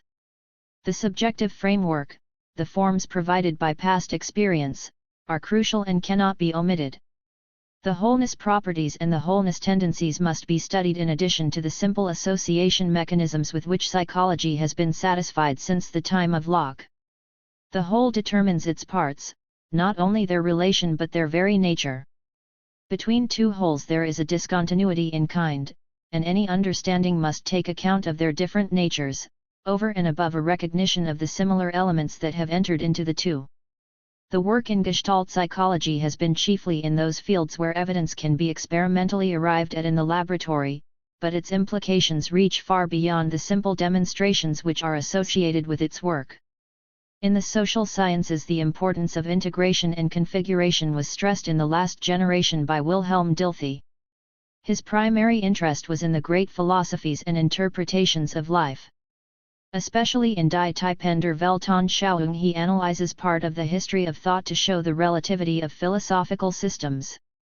He sees them as great expressions of the variety of life, moods, Lebensstimmungen, integrated attitudes, the fundamental categories of which cannot be resolved one into another.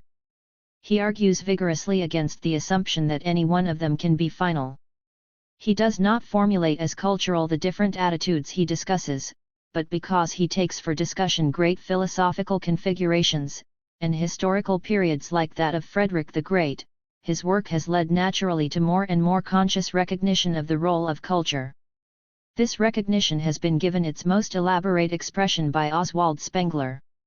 His Decline of the West takes its title not from its theme of destiny ideas, as he calls the dominant patterning of a civilization, but from a thesis which has no bearing upon our present discussion, namely, that these cultural configurations have, like any organism, a span of life they cannot overpass. This thesis of the doom of civilizations is argued on the basis of the shift of cultural centers in Western civilization and the periodicity of high cultural achievement. He buttresses this description with the analogy, which can never be more than an analogy, with the birth and death cycle of living organisms. Every civilization, he believes, has its lusty youth, its strong manhood, and its disintegrating senescence. It is this latter interpretation of history which is generally identified with the decline of the West, but Spengler's far more valuable and original analysis is that of contrasting configurations in Western civilization. He distinguishes two great destiny ideas, the Apollonian of the classical world and the Faustian of the modern world. Apollonian man conceived of his soul as a cosmos ordered in a group of excellent parts. There was no place in his universe for will, and conflict was an evil which his philosophy decried. The idea of an inward development of the personality was alien to him, and he saw life as under the shadow of catastrophe, always brutally threatening from the outside. His tragic climaxes were wanton destructions of the pleasant landscape of normal existence. The same event might have befallen another individual in the same way and with the same results. On the other hand, the Faustian's picture of himself is as a force endlessly combating obstacles. His version of the course of individual life is that of an inner development, and the catastrophes of existence come as the inevitable culmination of his past choices and experiences. Conflict is the essence of existence. Without it, personal life has no meaning, and only the more superficial values of existence can be attained. Faustian man longs for the infinite, and his art attempts to reach out toward it. Faustian and Apollonian are opposed interpretations of existence, and the values that arise in the one are alien and trivial to the other. The civilization of the classical world was built upon the Apollonian view of life, and the modern world has been working out in all its institutions the implications of the Faustian view. Spengler glances aside also at the Egyptian, which saw itself as moving down a narrow and inexorably prescribed life path to come at last before the judges of the dead, and at the Magian with its strict dualism of body and soul. But his great subjects are the Apollonian and the Faustian, and he considers mathematics, architecture, music, and painting as expressing these two great opposed philosophies of different periods of Western civilization. The confused impression which is given by Spengler's volumes is due only partially to the manner of presentation. To an even greater degree it is the consequence of the unresolved complexities of the civilizations with which he deals. Western civilizations, with their historical diversity, their stratification into occupations and classes, their incomparable richness of detail, are not yet well enough understood to be summarized under a couple of catchwords. Outside of certain very restricted intellectual and artistic circles, Faustian man, if he occurs, does not have his own way with our civilization. There are the strong men of action and the Babbitts as well as the Faustians, and no ethnologically satisfactory picture of modern civilization can ignore such constantly recurring types. It is quite as convincing to characterize our cultural type as thoroughly extrovert, running about in endless mundane activity, inventing, governing, and as Edward Carpenter says, endlessly catching its trains, as it is to characterize it as Faustian, with a longing for the infinite. Anthropologically speaking, Spengler's picture of world civilizations suffers from the necessity under which he labors of treating modern stratified society as if it had the essential homogeneity of a folk culture.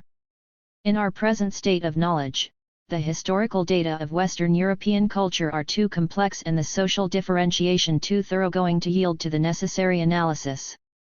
However suggestive Spengler's discussion of Faustian man is for a study of European literature and philosophy, and however just his emphasis upon the relativity of values, his analysis cannot be final because other equally valid pictures can be drawn. In the retrospect it may be possible to characterize adequately a great and complex whole like Western civilization, but in spite of the importance and the truth of Spengler's postulate of incommensurable destiny ideas, at the present time the attempt to interpret the Western world in terms of any one selected trait results in confusion. It is one of the philosophical justifications for the study of primitive peoples that the facts of simpler cultures may make clear social facts that are otherwise baffling and not open to demonstration. This is nowhere more true than in the matter of the fundamental and distinctive cultural configurations that pattern existence and condition the thoughts and emotions of the individuals who participate in those cultures. The whole problem of the formation of the individual's habit patterns under the influence of traditional custom can best be understood at the present time through the study of simpler peoples. This does not mean that the facts and processes we can discover in this way are limited in their application to primitive civilizations. Cultural configurations are as compelling and as significant in the highest and most complex societies of which we have knowledge. But the material is too intricate and too close to our eyes for us to cope with it successfully. The understanding we need of our own cultural processes can most economically be arrived at by a detour. When the historical relations of human beings and their immediate forebears in the animal kingdom were too involved to use in establishing the fact of biological evolution, Darwin made use instead of the structure of beetles, and the process, which in the complex physical organization of the human is confused, in the simpler material was transparent in its cogency. It is the same in the study of cultural mechanisms. We need all the enlightenment we can obtain from the study of thought and behavior as it is organized in the less complicated groups. I have chosen 3 primitive civilizations to picture in some detail. A few cultures understood as coherent organizations of behavior are more enlightening than many touched upon only at their high spots. The relation of motivations and purposes to the separate items of cultural behavior at birth, at death, at puberty, and at marriage can never be made clear by a comprehensive survey of the world. We must hold ourselves to the less ambitious task, the many-sided understanding of a few cultures. For the Pueblos of New Mexico. The Pueblo Indians of the Southwest are one of the most widely known primitive peoples in Western civilization. They live in the midst of America, within easy reach of any transcontinental traveler. And they are living after the old native fashion.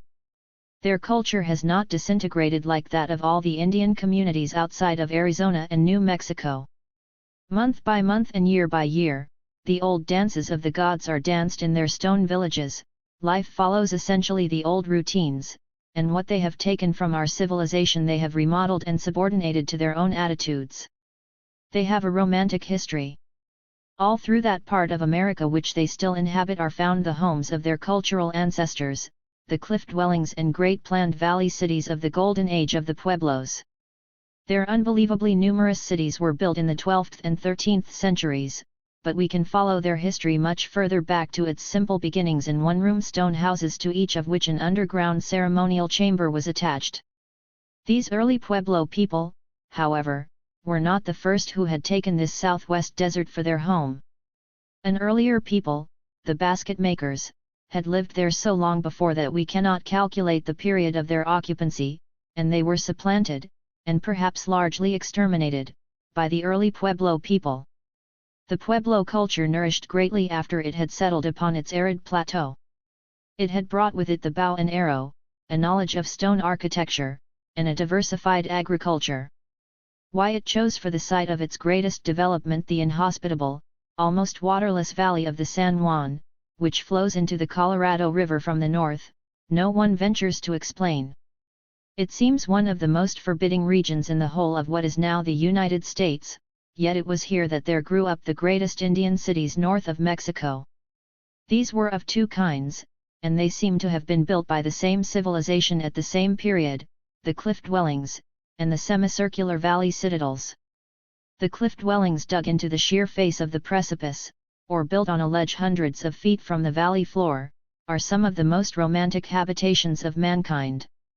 We cannot guess what the circumstances were that led to the construction of these homes, far from the cornfields and far from any water supply, which must have been serious if they were planned as fortifications, but some of the ruins enduringly challenge our admiration of ingenuity and beauty.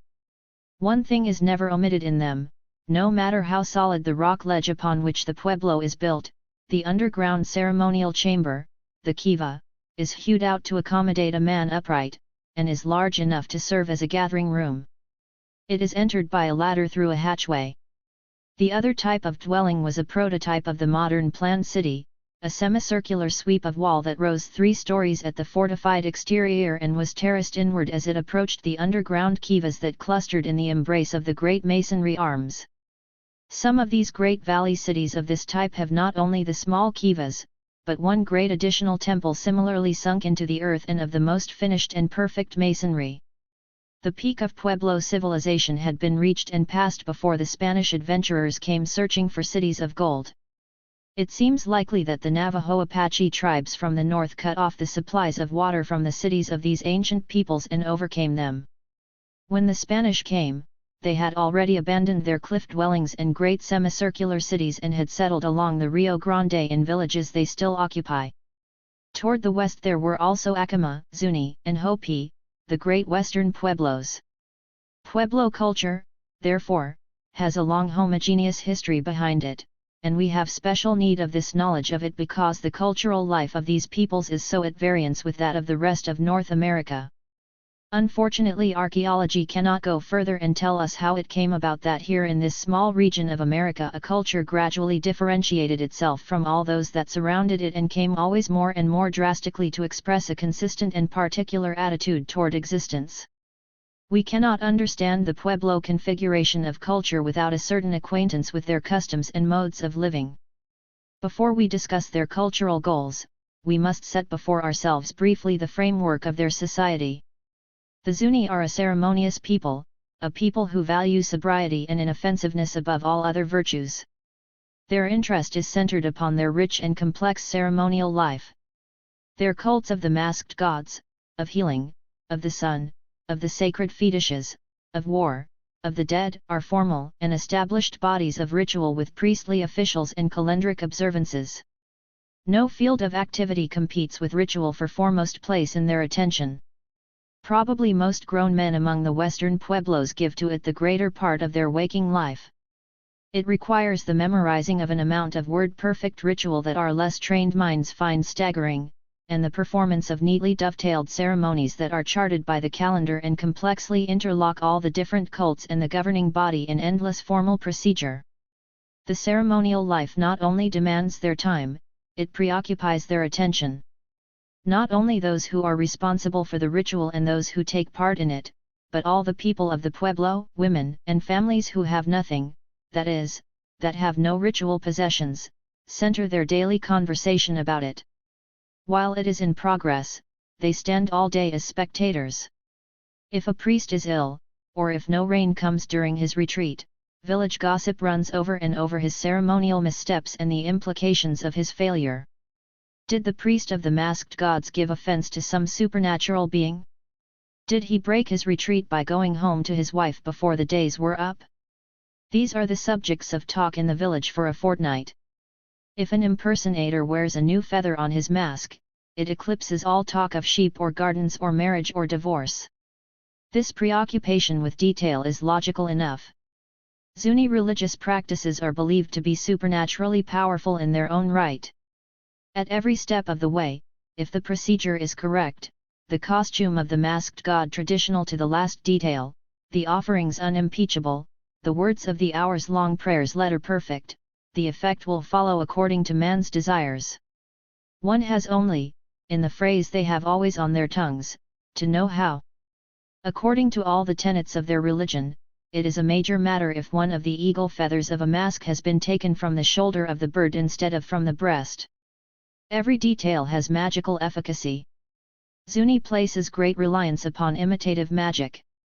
In the priests' retreats for rain they roll round stones across the floor to produce thunder, water is sprinkled to cause the rain, a bowl of water is placed upon the altar that the springs may be full, suds are beaten up from a native plant that clouds may pile in the heavens, tobacco smoke is blown out that the gods may not withhold their misty breath.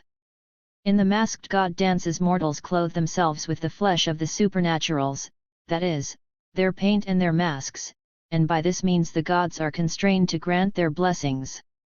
Even the observances that are less obviously in the realm of magic partake in Zuni thought of the same mechanistic efficacy. One of the obligations that rest upon every priest or official during the time when he is actively participating in religious observances is that of feeling no anger. But anger is not taboo in order to facilitate communication with a righteous God who can only be approached by those with a clean heart. It is rather a sign of concentration upon supernatural affairs, a state of mind that constrains the supernaturals and makes it impossible for them to withhold their share of the bargain. It has magical efficacy. Their prayers also are formulas, the effectiveness of which comes from their faithful rendition. The amount of traditional prayer forms of this sort in Zuni can hardly be exaggerated. Typically they describe in ritualistic language the whole course of the reciter's ceremonial obligations leading up to the present culmination of the ceremony. They itemize the appointment of the impersonator, the gathering of willow shoots for prayer sticks, the binding of the bird feathers to them with cotton string, the painting of the sticks, the offering to the gods of the finished plume wands, the visits to sacred springs, the periods of retreat. No less than the original religious act, the recital must be meticulously correct. Seeking yonder along the river courses, the ones who are our fathers. Male willow. Female willow. 4 times cutting the straight young shoots. To my house I brought my road. This day. With my warm human hands. I took hold of them. I gave my prayer sticks human form. With the striped cloud tail. Of the one who is my grandfather. The male turkey. With eagle's thin cloud tail. With the striped cloud wings. And massed cloud tails. Of all the birds of summer.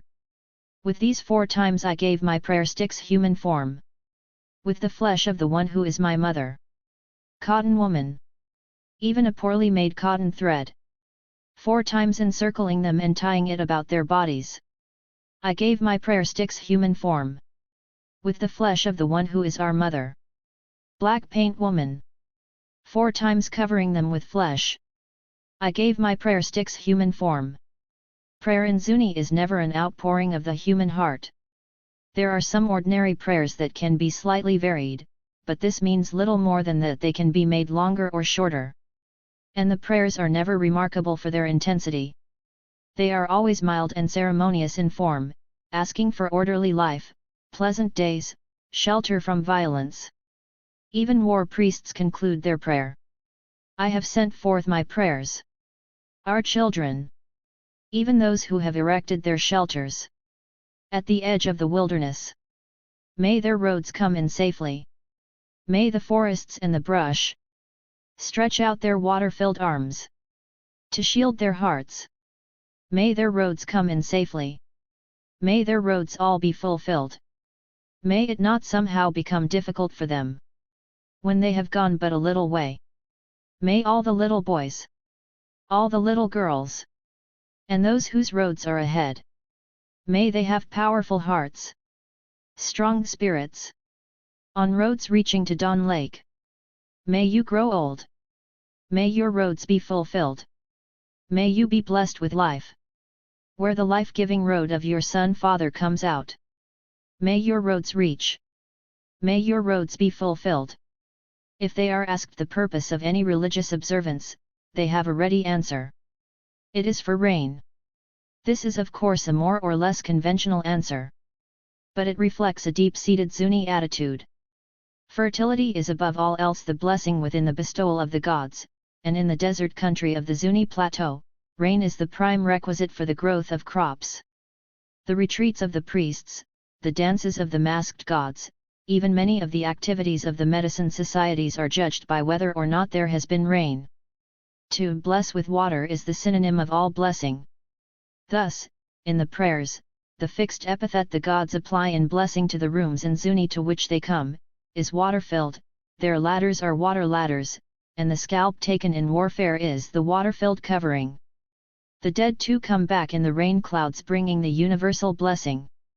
People say to the children when the summer afternoon rain clouds come up the sky, your grandfathers are coming, and the reference is not to individual dead relatives but applies impersonally to all forebears. The masked gods also are the rain, and when they dance they constrain their own being rain to descend upon the people. The priests, again, in their retreat before their altars sit motionless and withdrawn for 8 days, summoning the rain. From wherever you abide permanently, you will make your roads come forth. Your little wind-blown clouds. Your thin wisp of clouds. Replete with living waters. You will send forth to stay with us. Your fine rain caressing the earth. Here at Idawana 1. The abiding place of our fathers. Our mothers. The ones who first had being. With your great pile of waters. You will come together. Rain, however, is only one of the aspects of fertility for which prayers are constantly made in Zuni. Increase in the gardens and increase in the tribe are thought of together. They desire to be blessed with happy women. Even those who are with child. Carrying one child on the back. Holding another on a cradle board. Leading one by the hand. With yet another going before. Their means of promoting human fertility are strangely symbolic and impersonal, as we shall see, but fertility is one of the recognized objects of religious observances. This ceremonial life that preoccupies Zuni attention is organized like a series of interlocking wheels. The priesthoods have their sacred objects, their retreats, their dances, their prayers, and their year-long program is annually initiated by the great winter solstice ceremony that makes use of all the different groups and sacred things and focuses all their functions. The tribal masked god society has similar possessions and calendric observances, and these culminate in the great winter tribal masked god ceremony, the Shalako. In like fashion the medicine societies, with their special relation to curing, function throughout the year, and have their annual culminating ceremony for tribal health. These three major cults of Zuni ceremonial life are not mutually exclusive.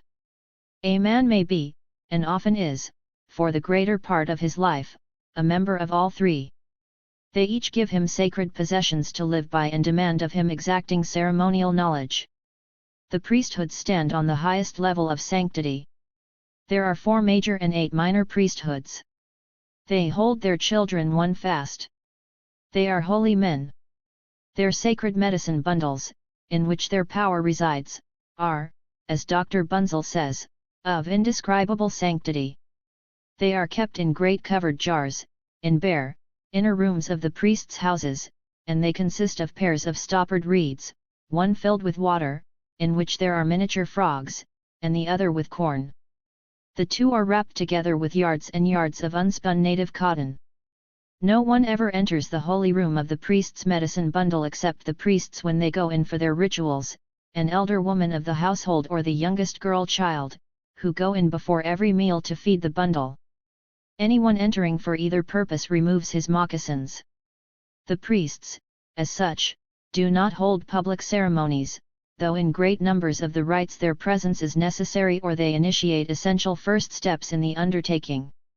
Their retreats before their sacred bundle are secret and sacrosanct. In June, when rain is needed for the corn, at that time about a foot above the ground, the series of retreats begins. In order, each new priesthood going in as the preceding one comes out, they make their days. The heads of the sun cult and of the war cult are included also in this series of the priests' retreats. They must sit motionless, with their thoughts fixed upon ceremonial things, 8 days for the major priesthoods, 4 for the lesser. All Zuni awaits the granting of rain during these days, and priests blessed with rain are greeted and thanked by everyone upon the street after their retreat is ended. They have blessed their people with more than rain. They have upheld them in all their ways of life. Their position as guardians of their people has been vindicated. The prayers they have prayed during their retreat have been answered. All my ladder descending children. All of them I hold in my hands. May no one fall from my grasp. After going but a little way. Even every little beetle. Even every dirty little beetle. Let me hold them all fast in my hands. Let none of them fall from my grasp. May my children's roads all be fulfilled. May they grow old. May their roads reach all the way to Dawn Lake. May their roads be fulfilled. In order that your thoughts may bend to this. Your days are made. The heads of the major priesthoods, with the chief priest of the sun cult and the 2 chief priests of the war cult, constitute the ruling body, the council, of Zuni. Zuni is a theocracy to the last implication. Since priests are holy men and must never during the prosecution of their duties feel anger, nothing is brought before them about which there will not be unanimous agreement. They initiate the great ceremonial events of the Zuni calendar, they make ritual appointments, and they give judgment in cases of witchcraft. To our sense of what a governing body should be, they are without jurisdiction and without authority. If the priesthoods stand on the level of greatest sanctity, the cult of the masked gods is most popular. It has first claim in Zuni affection, and it flourishes today like the green bay tree. There are two kinds of masked gods, the masked gods proper, the Kachinas, and the Kachina priests. These Kachina priests are the chiefs of the supernatural world and are themselves impersonated with masks by Zuni dancers. Their sanctity in Zuni eyes makes it necessary that their cult should be quite separate from that of the dancing gods proper. The dancing gods are happy and comradely supernatural who live at the bottom of a lake far off in the empty desert south of Zuni. There they are always dancing. But they like best to return to Zuni to dance. To impersonate them, therefore, is to give them the pleasure they most desire. A man, when he puts on the mask of the god, becomes for the time being the supernatural himself. He has no longer human speech, but only the cry which is peculiar to that god. He is taboo, and must assume all the obligations of anyone who is for the time being sacred. He not only dances, but he observes an esoteric retreat before the dance, and plants prayer sticks and observes continence. There are more than 100 different masked gods of the Zuni pantheon, and many of these are dance groups that come in sets, 30 or 40 of a kind. Others come in sets of 6, colored for the 6 directions for Zuni counts up and down as cardinal points.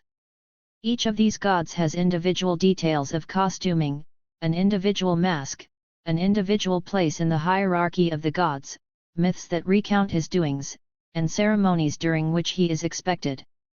The dances of the masked gods are administered and carried out by a tribal society of all adult males.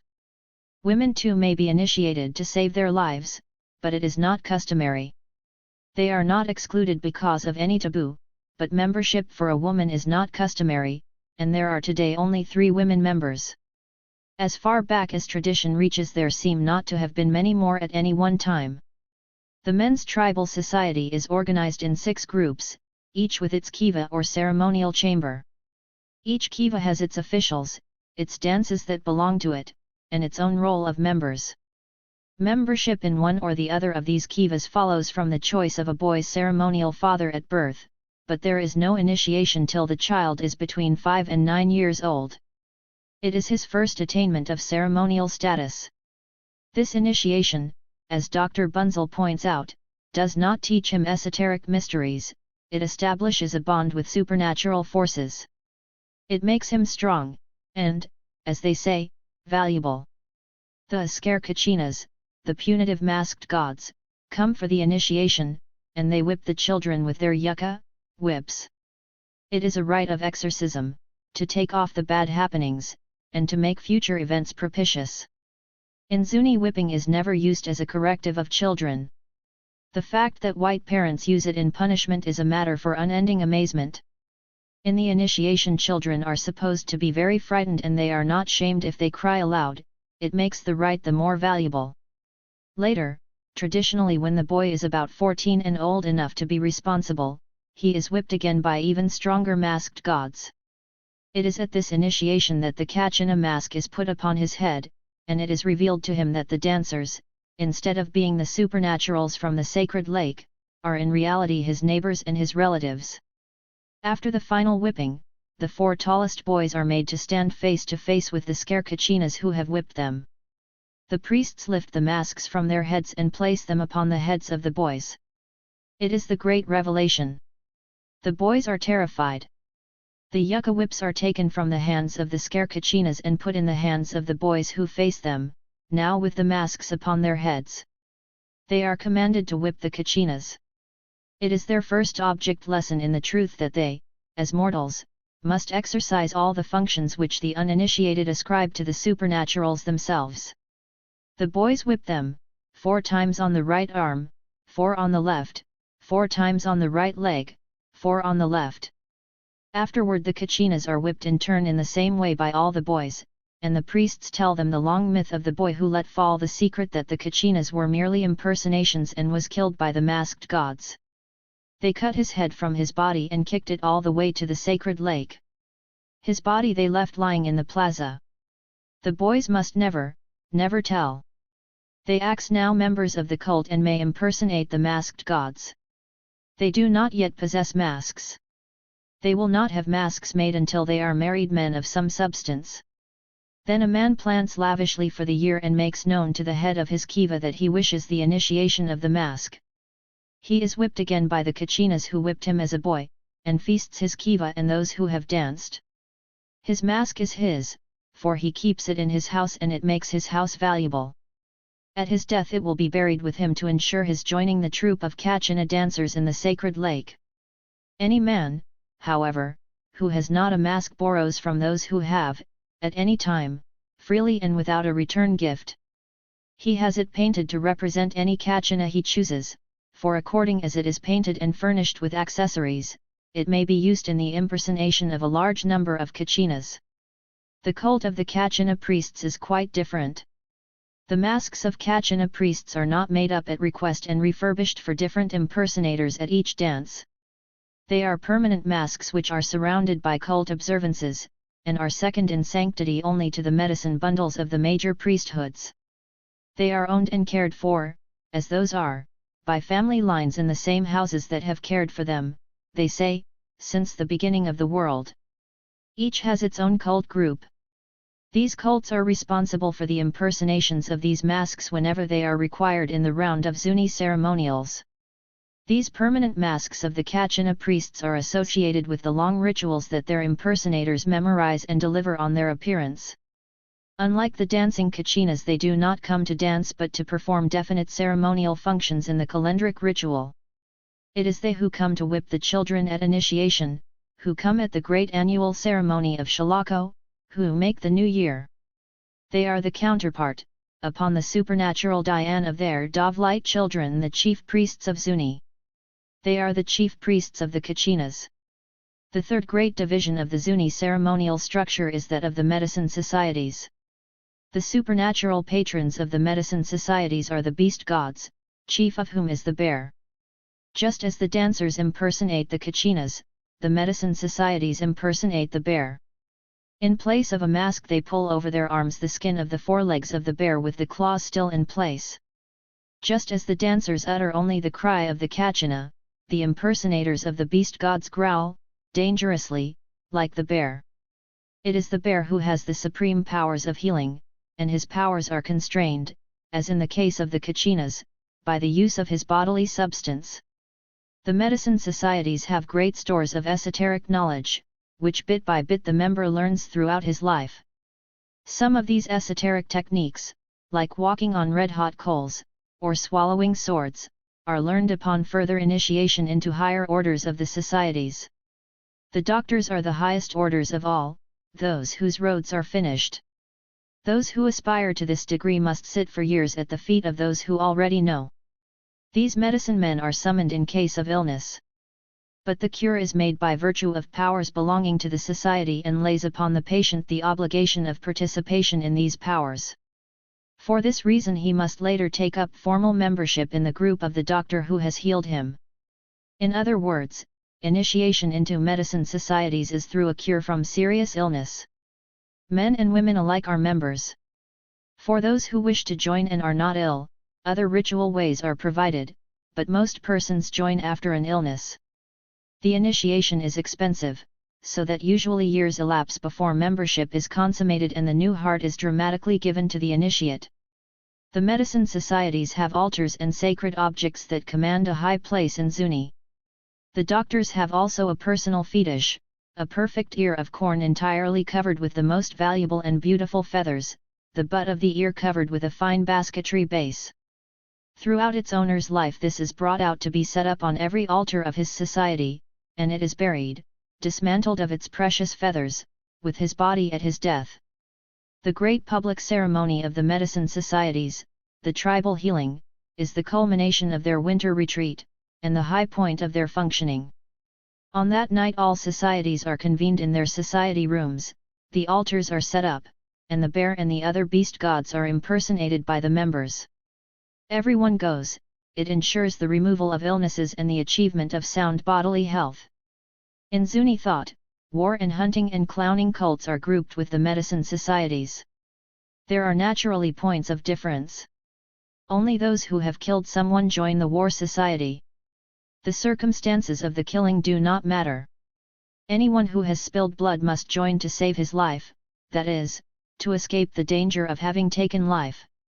The cult members have charge of the scalp house and are the protectors of the people. On them falls the duty of policing the village. Like the members of the Hunters Society, they do not doctor and only men are members. The Clowning Society, also, has its characteristic differences, but it is thought of nevertheless with the medicine societies. No other aspect of existence seriously competes in Zuni interest with the dances and the religious observances. Domestic affairs like marriage and divorce are casually and individually arranged.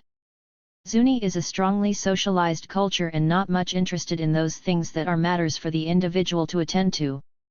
Marriage is arranged almost without courtship. Traditionally, girls had few opportunities for speaking to a boy alone, but in the evening when all the girls carried the water jars on their heads to the spring for water, a boy might waylay one and ask for a drink. If she liked him, she gave it to him. He might ask her also to make him a throwing stick for the rabbit hunt, and give her afterwards the rabbits he had killed. Boys and girls were supposed to have no other meetings, and certainly there are many Zuni women today who were married with no more preliminary sex experience than this. When the boy decides to ask her father for the girl, he goes to her house. As in every Zuni visit, he first tastes the food that is set before him, and the father says to him, as he must say to every visitor, "Perhaps you came for something." The boy answers, "Yes, I came thinking of your daughter." The father calls his daughter, saying, "I cannot speak for her. Let her say." If she is willing, the mother goes into the next room and makes up the pallet and they retire together. Next day she washes his hair. After 4 days she dresses in her best clothes and carries a large basket of fine corn flour to his mother's house as a present. There are no further formalities and little social interest is aroused in the affair. If they are not happy together, and think of separating, especially if they have no children that have lived, the wife will make a point of going to serve at the ceremonial feasts. When she has a tête-à-tête with some eligible man, they will arrange a meeting. In Zuni it is never thought to be difficult for a woman to acquire a new husband. There are fewer women than men, and it is more dignified for a man to live with a wife than to remain in his mother's house. Men are perennially willing. When the woman is satisfied that she will not be left husbandless, she gathers together her husband's possessions and places them on the doorsill, in olden times on the roof by the hatchway. There are not many: his extra pair of moccasins, his dance skirt and sash, if he has them, his box of precious feathers for prayer sticks, his paint pots for prayer sticks and for refurbishing masks. All his more important ceremonial possessions he has never brought from his mother's house. When he comes home in the evening he sees the little bundle, picks it up and cries, and returns with it to his mother's house. He and his family weep and are regarded as unfortunate. But the rearrangement of living quarters is the subject of only fleeting gossip. There is rarely an interplay of deep feeling. Husbands and wives abide by the rules, and these rules hardly provide for violent emotions, either of jealousy or of revenge, or of an attachment that refuses to accept dismissal. In spite of the casual nature of marriage and divorce, a very large proportion of Zuni marriages endure through the greater part of a lifetime. Bickering is not liked, and most marriages are peaceful. The permanence of Zuni marriages is the more striking because marriage, instead of being the social form behind which all the forces of tradition are massed, as in our culture, cuts directly across the most strongly institutionalized social bond in Zuni. This is the matrilineal family, which is ceremonially united in its ownership and care of the sacred fetishes. To the women of the household, the grandmother and her sisters, her daughters and their daughters, belong the house and the corn that is stored in it. No matter what may happen to marriages, the women of the household remain with the house for life. They present a solid front. They care for and feed the sacred objects that belong to them. They keep their secrets together. Their husbands are outsiders, and it is their brothers, married now into the houses of other clans, who are united with the household in all affairs of moment. It is they who return for all the retreats when the sacred objects of the house are set out before the altar. It is they, not the women, who learn the word-perfect ritual of their sacred bundle and perpetuate it. A man goes always, for all important occasions, to his mother's house, which, when she dies, becomes his sister's house, and if his marriage breaks up, he returns to the same stronghold. This blood relationship group, rooted in the ownership of the house, united in the care of sacred objects, is the important group in Zuni. It has permanence and important common concerns. But it is not the economically functioning group. Each married son, each married brother, spends his labor upon the corn which will fill his wife's storeroom. Only when his mother's or sister's house lacks male labor does he care for the cornfield of his blood relationship group. The economic group is the household that lives together, the old grandmother and her husband, her daughters and their husbands. These husbands count in the economic group, though in the ceremonial group they act outsiders. For women there is no conflict. They have no allegiance of any kind to their husbands' groups. But for all men there is double allegiance. They are husbands in one group and brothers in another. Certainly in the more important families, in those which care for permanent fetishes, a man's allegiance as brother has more social weight than his allegiance as husband. In all families a man's position derives, not, as with us, from his position as breadwinner, but from his role in relation to the sacred objects of the household. The husband, with no such relationship to the ceremonial possessions of his wife's house to trade upon, only gradually attains to position in the household as his children grow to maturity. It is as their father, not as provider or as their mother's husband, that he finally attains some authority in the household where he may have lived for 20 years. Economic affairs are always as comparatively unimportant in Zuni as they are in determining the family alignments. Like all the pueblos, and perhaps in greater degree than the rest, Zuni is rich. It has gardens and peach orchards and sheep and silver and turquoise. These are important to a man when they make it possible for him to have a mask made for himself, or to pay for the learning of ritual, or to entertain the tribal masked gods at the shalako. For this last he must build a new house for the gods to bless at housewarming. All that year he must feed the cult members who build for him, he must provide the great beams for the rafters, he must entertain the whole tribe at the final ceremony. There are endless responsibilities he must assume. For this purpose he will plant heavily the year before and increase his herd. He will receive help from his clan group, all of which he must return in kind. Riches used in this way are of course indispensable to a man of prestige, but neither he nor anyone else is concerned with the reckoning of possessions, but with the ceremonial role which he has taken. A valuable family in native Darulans is always a family which owns permanent fetishes, and a man of importance is one who has undertaken many ceremonial roles. All the traditional arrangements tend to make wealth play as small a part as possible in the performance of ritual prerogatives. Ceremonial objects, even though they are recognized personal property and attained by the expenditure of money and effort, are free to the use of anyone who can employ them. There are many sacred things too dangerous to be handled except by those who have qualified, but the taboos are not property taboos. Hunting fetishes are owned in the hunter's society, but anyone who is going hunting may take them for his use. He will have to assume the usual responsibilities for using holy things, he will have to plant prayer sticks and be continent and benevolent for 4 days. But he pays nothing, and those who possess the fetishes as private property have no monopoly of their supernatural powers. Similarly, a man who has no mask borrows one freely and is not thought of as a beggar or a suppliant. Besides this unusual discontinuity between vested interests and the ownership of ceremonial objects in Zuni, other more common arrangements make wealth of comparative unimportance. Membership in a clan with numerous ceremonial prerogatives outweighs wealth, and a poor man may be sought repeatedly for ritual offices because he is of the required lineage. Most ceremonial participation, in addition, is the responsibility of a group of people. An individual acts in assuming ritual posts as he does in all other affairs of life, as a member of a group. He may be a comparatively poor man, but the household or the kiva acting through him provides the ceremonial necessaries. The group gains always from this participation because of the great blessing that accrues to it, and the property owned by a self-respecting individual is not the count on which he is admitted to or denied ceremonial roles. The Pueblos are a ceremonious people. But that is not the essential fashion in which they are set off from the other peoples of North America and Mexico. It goes much deeper than any difference in degree in the amount of ritual that is current among them. The Aztec civilization of Mexico was as ritualistic as the Pueblo, and even the Plains Indians with their sun dance and their men's societies, their tobacco orders and their war rituals, had a rich ceremonialism.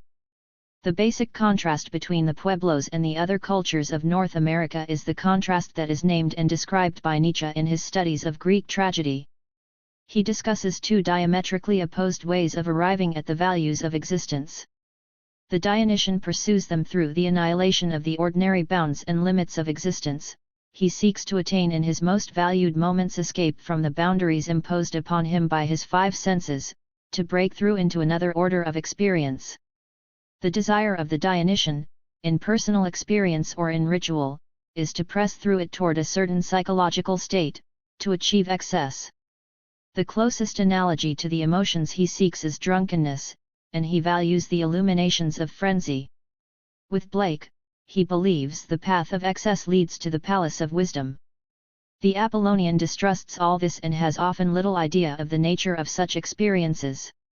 He finds means to outlaw them from his conscious life. He knows but one law, measure in the Hellenic sense.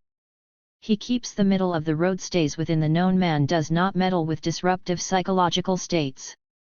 In Nietzsche's fine phrase, even in the exaltation of the dance he remains what he is, and retains his civic name. The Southwest Pueblos are Apollonian.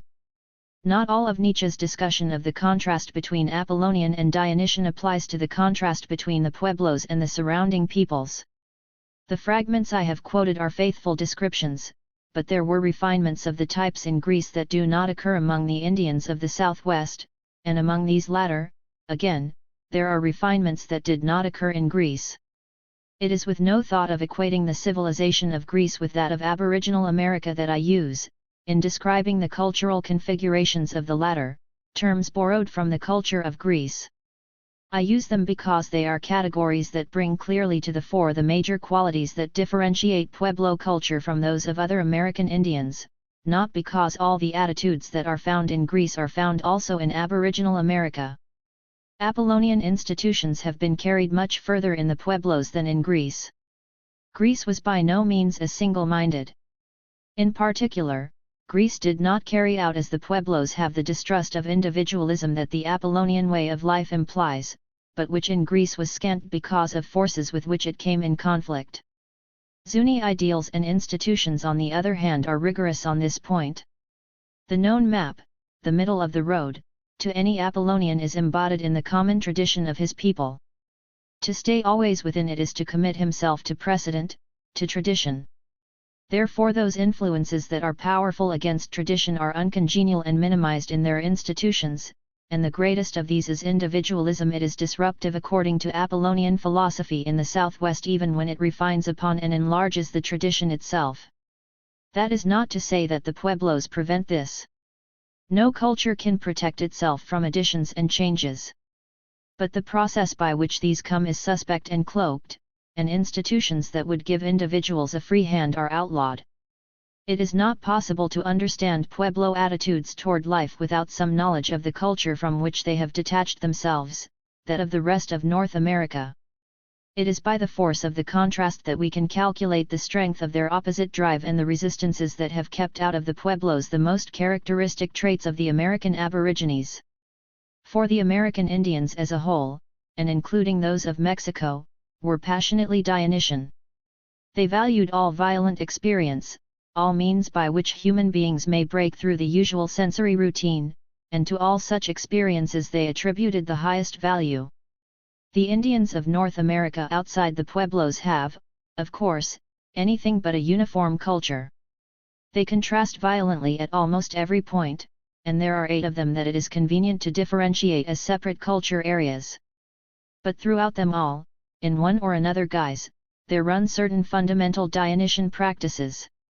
The most conspicuous of these is probably their practice of obtaining supernatural power in a dream or vision, of which we have already spoken. On the Western Plains men sought these visions with hideous tortures. They cut strips from the skin of their arms, they struck off fingers, they swung themselves from tall poles by straps inserted under the muscles of their shoulders. They went without food and water for extreme periods. They sought in every way to achieve an order of experience set apart from daily living. It was grown men on the plains who went out after visions. Sometimes they stood motionless, their hands tied behind them, or they staked out a tiny spot from which they could not move till they had received their blessing. Sometimes, in other tribes, they wandered over distant regions far out into dangerous country. Some tribes chose precipices and places especially associated with danger. At all events a man went alone, or, if he was seeking his vision by torture and someone had to go out with him to tie him to the pole from which he was to swing till he had his supernatural experience, his helper did his part and left him alone for his ordeal. It was necessary to keep one's mind fixed upon the expected visitation. Concentration was the technique above all others upon which they relied. Keep thinking it all the time, the old medicine men said always. Sometimes it was necessary to keep the face wet with tears so that the spirits would pity the sufferer and grant him his request. "I am a poor man. Pity me," is a constant prayer. Have nothing, the medicine men taught, and the spirits will come to you. On the Western Plains they believed that when the vision came it determined their life and the success they might expect. If no vision came, they were doomed to failure. I was going to be poor, that is why I had no vision. If the experience was of curing, one had curing powers, if of warfare, one had warrior's powers. If one encountered double woman, one was a transvestite and took woman's occupations and habits. If one was blessed by the mythical water serpent, one had supernatural power for evil and sacrificed the lives of one's wife and children in payment for becoming a sorcerer. Any man who desired general strengthening or success in particular ventures sought visions often. They were necessary for warpaths and for curings and for all kinds of miscellaneous occasions, calling the buffalo, naming children, mourning, revenge, finding lost articles. When the vision came, it might be visual or auditory hallucination, but it need not be. Most of the accounts tell of the appearance of some animal. When it first appeared it was often in human form, and it talked with the suppliant and gave him a song and a formula for some supernatural practice. As it was leaving, it turned into an animal, and the suppliant knew what animal it was that had blessed him, and what skin or bone or feathers he must get to keep as a memento of the experience and preserve for life as his sacred medicine bundle. On the other hand, some experiences were much more casual. There were tribes that valued especially moments of intimacy with nature, occasions when a person alone by the edge of a river or following the trail felt in some otherwise simple event a compelling significance. It might be from a dream that the supernatural power came to them. Some of the accounts of visions are unmistakable dream experiences, whether they occurred in sleep or under less normal conditions. Some tribes valued the dreams of sleep more highly than any other experiences. Lewis and Clark complained when they crossed the Western Plains in the early days that no night was fit for sleeping. Some old man was always rousing to beat on his drum and ceremonially rehearse the dream he had just had. It was a valuable source of power. In any case, the criterion of whether or not the experience had power was necessarily a matter for the individual to decide. It was recognized as subjective, no matter what other social curbs were imposed upon its subsequent practice. Some experiences had power and some had not, and they distinguished by the flash of significance that singled out those that were valuable. If it did not communicate this thrill, an experience they had sought even with torture was counted valueless, and they dared not claim power from it for fear that the animal claimed as guardian spirit would visit death and disgrace upon them. This belief in the power of a vision experience on the Western Plains is a cultural mechanism which gives a theoretically unlimited freedom to the individual. He might go out and get this supremely coveted power, no matter to what family he belonged. Besides this, he might claim his vision as authority for any innovation, any personal advantage which he might imagine, and this authority he invoked was an experience in solitude which in the nature of the case could not be judged by another person. It was, moreover, probably the experience of greatest instability that he could achieve. It gave individual initiative a scope which is not easily equaled. Practically, of course, the authority of custom remained unchallenged. Even given the freest scope by their institutions, men are never inventive enough to make more than minute changes. From the point of view of an outsider, the most radical innovations in any culture amount to no more than a minor revision, and it is a commonplace that prophets have been put to death for the difference between Tweedledum and Tweedledee. In the same way, the cultural license that the vision gave was used to establish, according to the instructions of the vision, a strawberry order of the tobacco society where before there had been a snowbird order, or the power of the skunk in warfare where the usual reliance was upon the buffalo. Other limitations were also inevitable. The emphasis might be placed upon trying out the vision. Only those could claim supernatural power for war who had put their vision to the test and had led a successful war party. In some tribes even the proposition to put the vision to the test had to go before the elders, and the body of elders was guided by no mystic communications. In cultures other than those of the Western Plains, these limitations upon Dionysian practices were carried much further. Wherever vested rights and privileges were important in any community, the conflict occasioned by such a cultural trait as the vision is obvious enough. It is a frankly disruptive cultural mechanism. In tribes where the conflict was strong, a number of things might happen. The supernatural experience, to which they still gave lip service, might become an empty shell. If prestige was vested in cult groups and in families, these could not afford to grant individuals free access to the supernatural and teach them that all power came from such contact. There was no reason why they could not still teach the dogma of the free and open vision, and they did. But it was an hypocrisy. No man could exercise power by any authority except that of succession to his father's place in the cult in which he had membership. Among the Omaha, although all power passed down strictly within the family line and was valued for the sorcery that it was, they did not revise their traditional dogma of absolute and sole dependence upon the solitary vision as a sanction for supernatural power. On the northwest coast, and among the Aztecs of Mexico, where prestige was also a guarded privilege, different compromises occurred, but they were compromises which did not outlaw the Dionysian values. The Dionysian bent in the North American vision quest, however, did not usually have to make compromise with prestige groups and their privileges. The experience was often sought openly by means of drugs and alcohol. Among the Indian tribes of Mexico, the fermented juice of the fruit of the giant cactus was used ceremonially to obtain the blessed state which was to them supremely religious. The great ceremony of the year among the related Pima, by means of which all blessings were obtained, was the brewing of this cactus beer. The priests drank first, and then all the people, to get religious. Intoxication, in their practice and in their poetry, is the synonym of religion. It has the same mingling of clouded vision and of insight. It gives the whole tribe, together, the exaltation that it associated with religion. Drugs were much commoner means of attaining this experience. The peyote or mezcal bean is a cactus button from the highlands of Mexico. The plant is eaten fresh by the Indian tribes within pilgrimage distance, but the button is traded as far as the Canadian border. It is always used ceremonially. Its effect is well known. It gives peculiar sensations of levitation and brilliant color images, and is accompanied by very strong affect, either ultimate despair or release from all inadequacy and insecurity. There is no motor disturbance and no erotic excitation. The cult of the peyote among the American Indians is still spreading. It is incorporated as the Indian Church in Oklahoma, and among many tribes the older tribal rituals have paled before this cult. It is associated everywhere with some attitude toward the whites, either a religious opposition to their influence, or a doctrine of speedy acceptance of white ways, and it has many Christian elements woven into its fabric.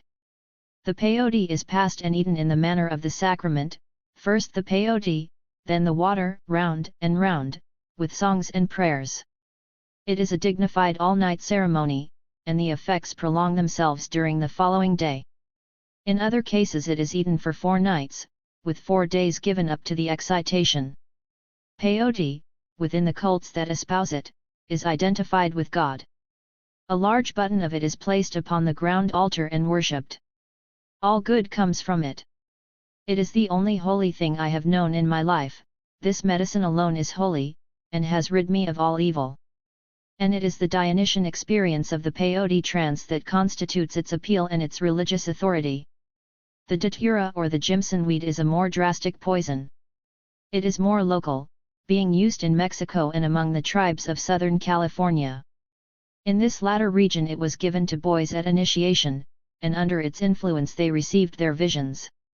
I have been told of boys who died as a result of the drink. The boys were comatose, and some tribes speak of this condition continuing for 1 day and some for 4. The Mojave, the eastern neighbors of these tribes, used datura to get luck in gambling and were said to be unconscious for 4 days. During this time the dream came which gave them the luck they sought. Everywhere among the North American Indians, therefore, except in the southwest pueblos, we encounter this Dionysian dogma and practice of the vision dream from which comes supernatural power. The Southwest is surrounded by peoples who seek the vision by fasting, by torture, by drugs and alcohol. But the Pueblos do not accept disruptive experiences and they do not derive supernatural power from them. If a Zuni Indian has by chance a visual or auditory hallucination, it is regarded as a sign of death. It is an experience to avoid, not one to seek by fasting. Supernatural power among the Pueblos comes from cult membership, a membership which has been bought and paid for and which involves the learning of verbatim ritual. There is no occasion when they are expected to overpass the boundaries of sobriety either in preparation for membership or in initiation or in the subsequent rise, by payment, to the higher grades, or in the exercise of religious prerogatives. They do not seek or value excess. Nevertheless, the elements out of which the widespread vision quest is built up are present: the seeking of dangerous places, the friendship with a bird or animal, fasting, the belief in special blessings from supernatural encounters. But they are no longer integrated as a Dionysian experience. There is complete reinterpretation. Among the Pueblos, men go out at night to feared or sacred places and listen for a voice, not that they may break through to communication with the supernatural but that they may take the omens of rude luck and bad. It is regarded as a minor ordeal during which they are badly frightened, and the great taboo connected with it is that they must not look behind on the way home, no matter what seems to be following. The objective performance is much the same as in the vision quest. In each case, they go out during the preparation for a difficult undertaking in the southwest, often a foot race, and make capital of the darkness, the solitariness, the appearance of animals. But the experience which is elsewhere conceived as Dionysian, among the Pueblos, is a mechanical taking of omens. Fasting, the technique upon which the American Indian most depended in attaining a self-induced vision, has received the same sort of reinterpretation. It is no longer utilized to dredge up experiences that normally lie below the level of consciousness. Among the Pueblos it is a requirement for ceremonial cleanness. Nothing could be more unexpected to a Pueblo Indian than any theory of a connection between fasting and any sort of exaltation. Fasting is required during all priestly retreats, before participation in a dance, in a race, and on endless ceremonial occasions, but it is never followed by power-giving experience. It is never Dionysian. The fate of the Jimson weed poisoning in the southwest Pueblos is much like that of the technique of fasting. The practice is present, but its teeth are drawn. The 1 to 4 day Jimson weed trances of the Indians of Southern California are not for them. The drug is used as it was in ancient Mexico in order to discover a thief. In Zuni, the man who is to take the drug has a small quantity put into his mouth by the officiating priest, who then retires to the next room and listens for the incriminating name from the lips of the man who has taken the Jimson weed. He is not supposed to be comatose at any time. He alternately sleeps and walks about the room. In the morning he is said to have no memory of the insight he has received. The chief care is to remove every trace of the drug, and 2 common desacratizing techniques are employed to take away the dangerous sacredness of the plant. First, he is given an emetic, 4 times, till every vestige of the drug is supposed to be ejected, then his hair is washed in yucca suds. The other Zuni use of Jimson weed is even further from any Dionysian purpose. Members of the priestly orders go out at night to plant prayer sticks on certain occasions to ask the birds to sing for rain, and at such times a minute quantity of the powdered root is put into the eyes, ears, and mouth of each priest. Here all connections with the physical properties of the drug are lost sight of. Peyote has had an even more drastic fate. The Pueblos are close to the Mexican plateau where the peyote button is obtained, and the Apache and the tribes of the plains with which they came most in contact were peyote eaters. But the practice gained no foothold in the Pueblos. A small anti-government group in Taos, the most atypical and plains-like of the Pueblos, has recently taken it up. But elsewhere it has never been accepted. In their strict Apollonian ethos, the Pueblos distrust and reject those experiences which take the individual in any way out of bounds and forfeit his sobriety. This repugnance is so strong that it has even been sufficient to keep American alcohol from becoming an administrative problem. Everywhere else on Indian reservations in the United States, alcohol is an inescapable issue. There are no government regulations that can cope with the Indians' passion for whiskey. But in the Pueblos the problem has never been important. They did not brew any native intoxicant in the old days, nor do they now. Nor is it a matter of course, as it is for instance with the nearby Apaches, that every trip to town, for old men or young, is a debauch. It is not that the Pueblos have a religious taboo against drinking. It is deeper than that. Drunkenness is repulsive to them. In Zuni, after the early introduction of liquor, the old men voluntarily outlawed it, and the rule was congenial enough to be honored. Torture was even more consistently rejected. The Pueblos, especially the eastern Pueblos, were in contact with 2 very different cultures in which self-torture was of the greatest importance, the Plains Indians and the Mexican penitents. Pueblo culture also shares many traits with the now extinct torture-using civilization of ancient Mexico, where on all occasions one drew blood from parts of one's own body, especially from the tongue, as an offering to the gods.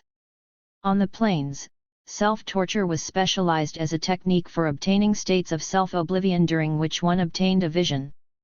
The penitents of New Mexico are the last surviving sect, in a far corner of the world, of the flagellants of medieval Spain, and they have retained to the present day the Good Friday observances of identification with the crucified Savior. The climax of the rite is the crucifixion of the Christ, impersonated by one of the members of the cult.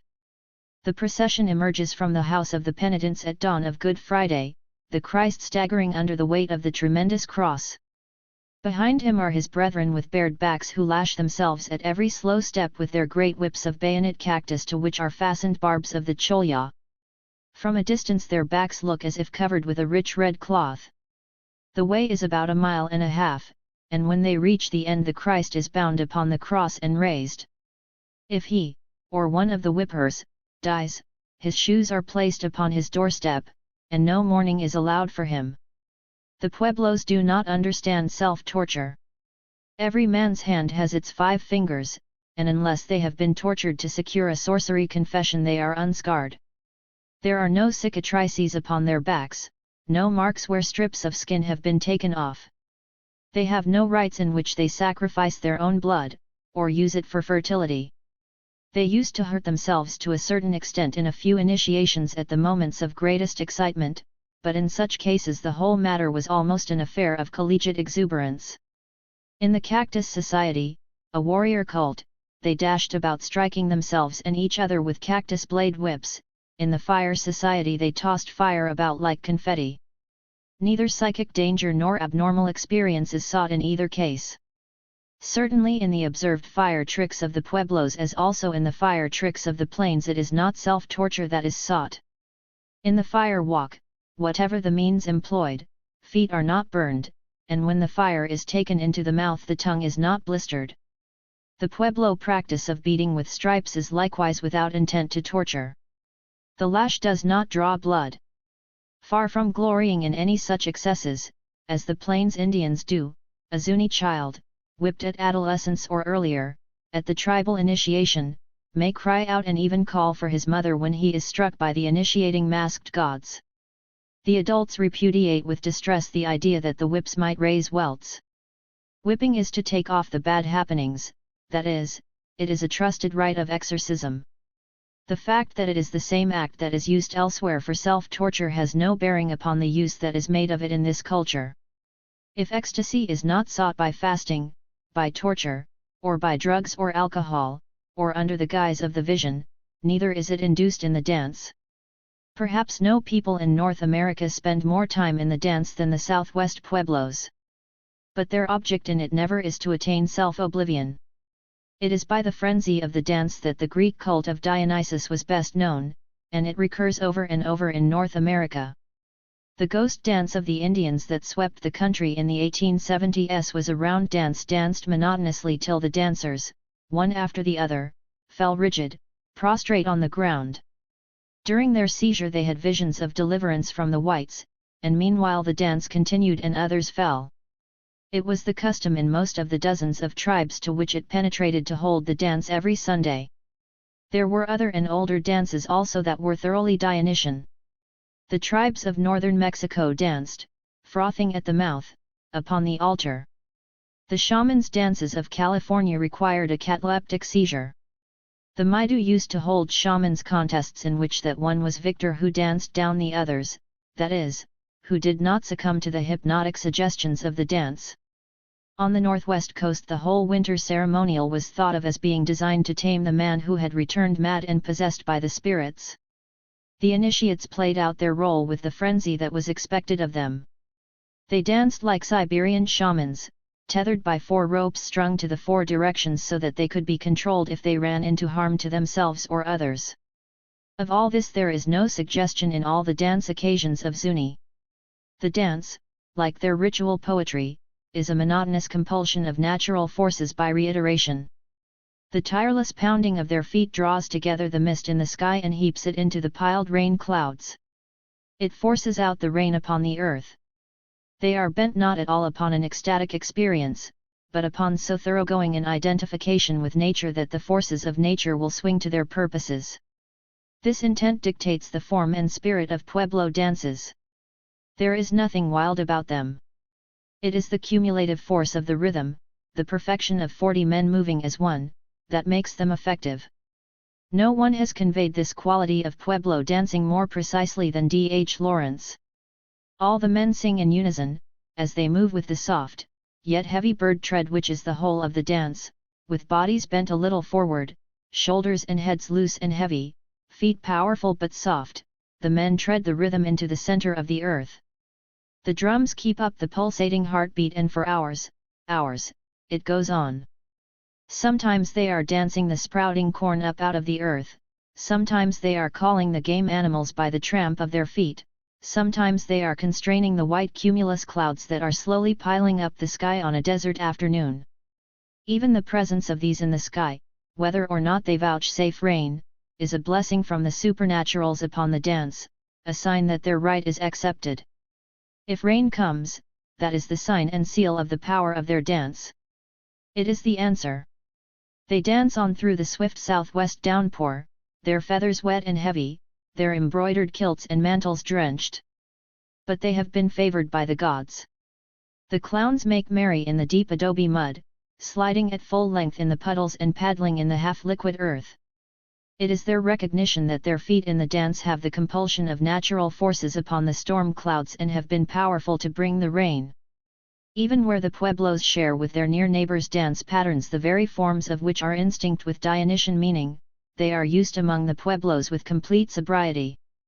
The Cora of northern Mexico have a whirling dance, like so many other tribes of that part of the country, and the climax of it comes when the dancer, having reached the greatest velocity and obliviousness of which he is capable, whirls back and beckon upon the very ground altar itself. At any other moment, on any other occasion this is sacrilege, but of such things the highest Dionysian values are made. In his madness the altar is destroyed, trampled into the sand again. At the end the dancer falls upon the destroyed altar. In the sets of dances in the underground Kiva chamber in the Hopi snake dance, they also dance upon the altar. But there is no frenzy. It is prescribed, like a movement of a Virginia reel. One of the commonest formal dance patterns of the Pueblos is built up of the alternation of two dance groups who in each set vary a similar theme, appearing from alternate sides of the dancing space. Finally, for the last set, the two come out simultaneously from both directions. In this Kiva snake dance, the Antelope Society dancers are opposed to the snake dancers. In the first set, the Antelope priest dances, squatting, the circuit of the altar, and retires. The snake priest repeats. In the second set, Antelope receives a vine in his mouth and dances before the initiates, trailing it over their knees. He retires. Snake follows, receiving a live rattlesnake in his mouth in the same fashion and trailing it over the initiate's knees. In the final set, Antelope and Snake come out together, still in the squatting position, and dance not the circuit of the altar but upon it, ending the dance. It is a formal sequence like that of a Morris dance, and it is danced in complete sobriety. Nor is the dancing with snakes according of the dangerous and the terrible in Hopi. There is current in our civilization so common a horror of snakes that we misread the snake dance. We readily attribute to the dancers the emotions we should feel in like case. But snakes are not often regarded with horror by the American Indians. They are degree often reverenced, and occasionally their holiness makes them dangerous as anything may be that is sacred or Manitou. But our unreasoned repulsion is no part of their reaction. Nor are snakes especially feared for their attack. There are Indian folktales that end, and that is why the rattlesnake is not dangerous. The habits of the rattlesnake make it easy to subdue, and Indians readily cope with it. The feeling tone of the dancers toward the snakes in the snake dance is not that of unholy dread or repulsion, but that of cult members toward their animal patron. Moreover, it has been repeatedly verified that the poison sacs of the rattlesnakes are removed for the dance.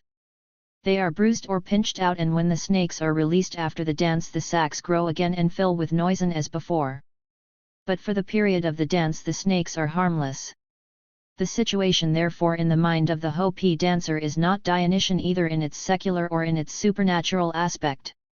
It is an excellent example of the fact that the same objective behavior may be according to inculcated ideas, either a Dionysian courting of dangerous and renulsive experience or a sober and formal ceremonial.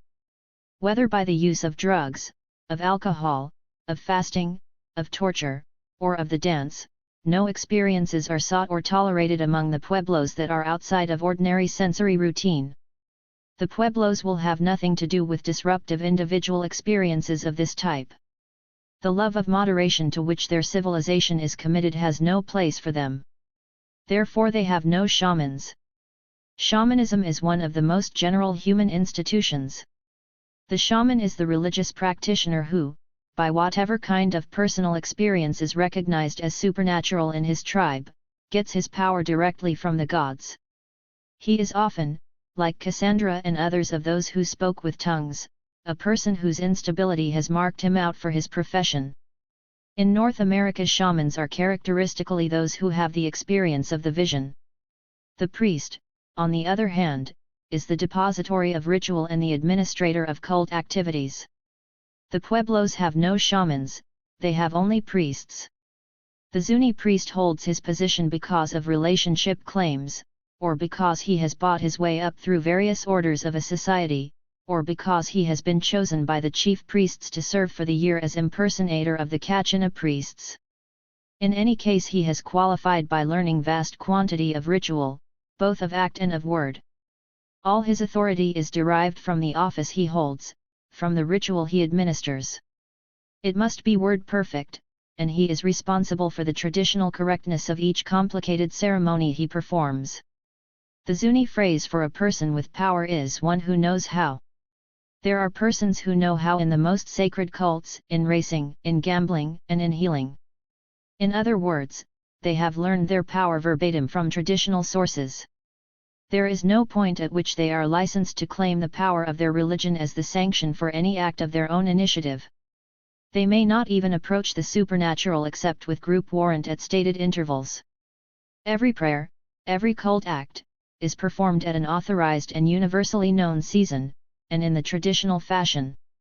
The most individual religious act in Zuni is the planting of prayer sticks, those delicately fashioned offerings to the gods which are half buried in sacred places and carry their specific prayer to the supernaturals. But even prayer sticks may not be offered on the initiative even of the highest priests. One of the folktales tells of the chief priest of Zuni who made prayer sticks and went out to bury them. It was not the time of the moon when prayer sticks are planted by the members of the medicine societies, and the people said, "Why does the chief priest plant prayer sticks? He must be conjuring." As a matter of fact, he using his power for a private revenge if the most personal of all religious acts may not be performed on the private initiative even of the chief priest. More formal acts are doubly fenced about with public sanctions. No one must ever wonder why an individual is moved to pray. The Pueblos in their institution of the priest, and the rest of Aboriginal America in its institution of the shaman, select and reward two opposing types of personality. The Plains Indians in all their institutions gave scope to the self-reliant man who could easily assume authority. He was rewarded beyond all others. The innovations the returned Crow Indian brought back from his vision might be infinitesimal. That is not the point. Every Buddhist monk and every medieval Christian mystic saw in his vision what his brethren had seen before. But they and the Aboriginal Crow claimed power or godliness on the authority of their private experience. The Indian went back to his people in the strength of his vision, and the tribe carried out as a sacred privilege the instructions he had received. In healing, each man knew his own individual power, and asked nothing of any other votary. This dogma was modified in practice, for man perpetuates tradition even in those institutions that attempt to flaunt it. But the dogmas of their religion gave cultural warrant for an amazing degree of self-reliance and personal authority. This self-reliance and personal initiative on the plains were expressed not only in shamanism but in their passionate enthusiasm for the guerrilla warfare that occupied them. Their war parties were ordinarily less than a dozen strong, and the individual acted alone in their simple engagements in a way that stands at the other pole from the rigid discipline and subordination of modern warfare. Their war was a game in which each individual amassed counts. These counts were for cutting loose a picketed horse, or touching an enemy, or taking a scalp.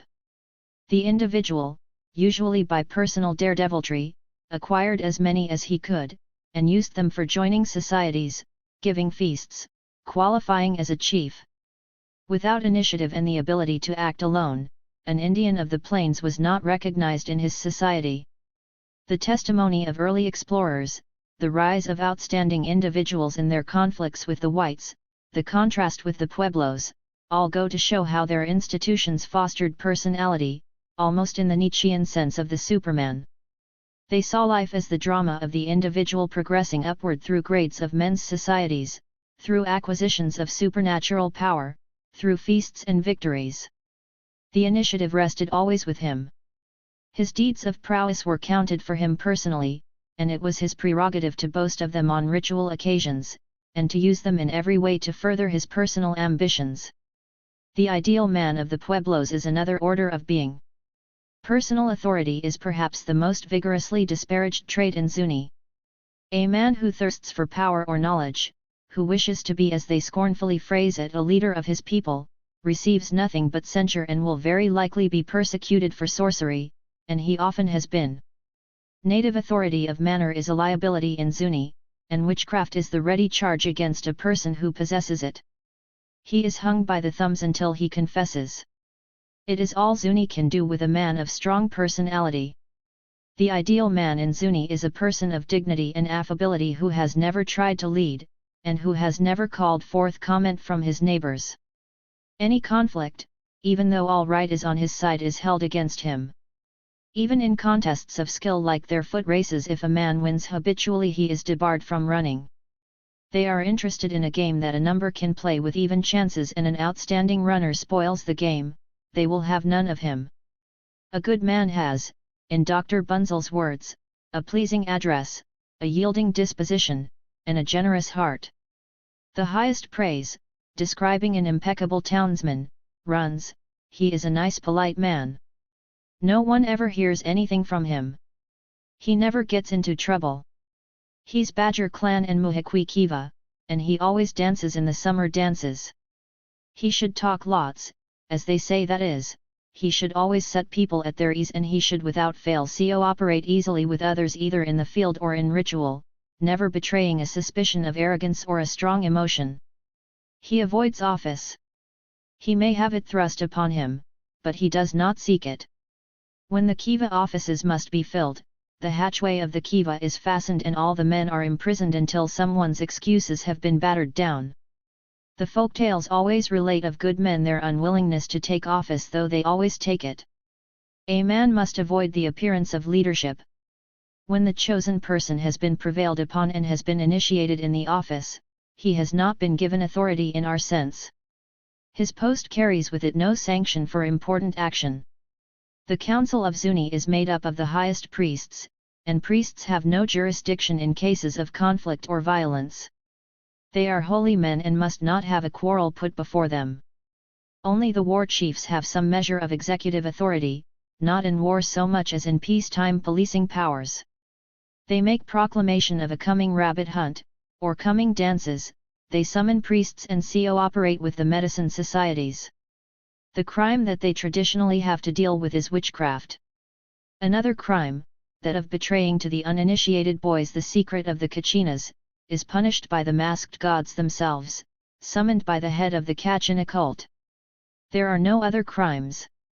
Theft rarely occurs and is a private matter. Adultery is no crime, and the strain that arises from such an act is easily taken care of under their marriage arrangements. Homicide, in the one case that is remembered, was settled quickly by payments between the two families. The priests of the High Council, therefore, are not disturbed. They administer the main features of the ceremonial calendar.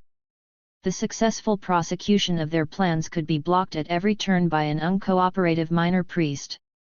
He would only have to sulk, refusing, for instance, to set up his altar or to furnish his Kachin a priest mask. The priestly council could only wait and defer the ceremonial. But everyone cooperates, and no show of authority is called for. This same lack of personal exercise of authority is as characteristic of domestic situations as it is of religious. The matrilineal and matrilocal household of course makes necessary a different allocation of authority from that with which we are familiar. But matrilineal societies do not usually dispense with a male person of authority in the household, even though the father does not qualify. The mother's brother as the male head of the matrilineal household is arbiter and responsible head. But Zuni does not recognize any authority as vested in the mother's brother, and certainly not in the father. Neither of them disciplines the children of his household. Babies are much fondled by the men folk. They carry them when they are ailing and hold them in their laps evenings, but they do not discipline them. The virtue of cooperation holds domestic life true to form just as it holds religious life, and no situations arise that need to be drastically handled. What would they be? Marriage is in other cultures the almost universal occasion where some authority is exercised. But among the Pueblos it is arranged with little formality. Marriage elsewhere in the world involves property rights and economic exchange, and on all such occasions the elders have prerogatives. But in Zuni marriage there are no stakes in which the elders are interested.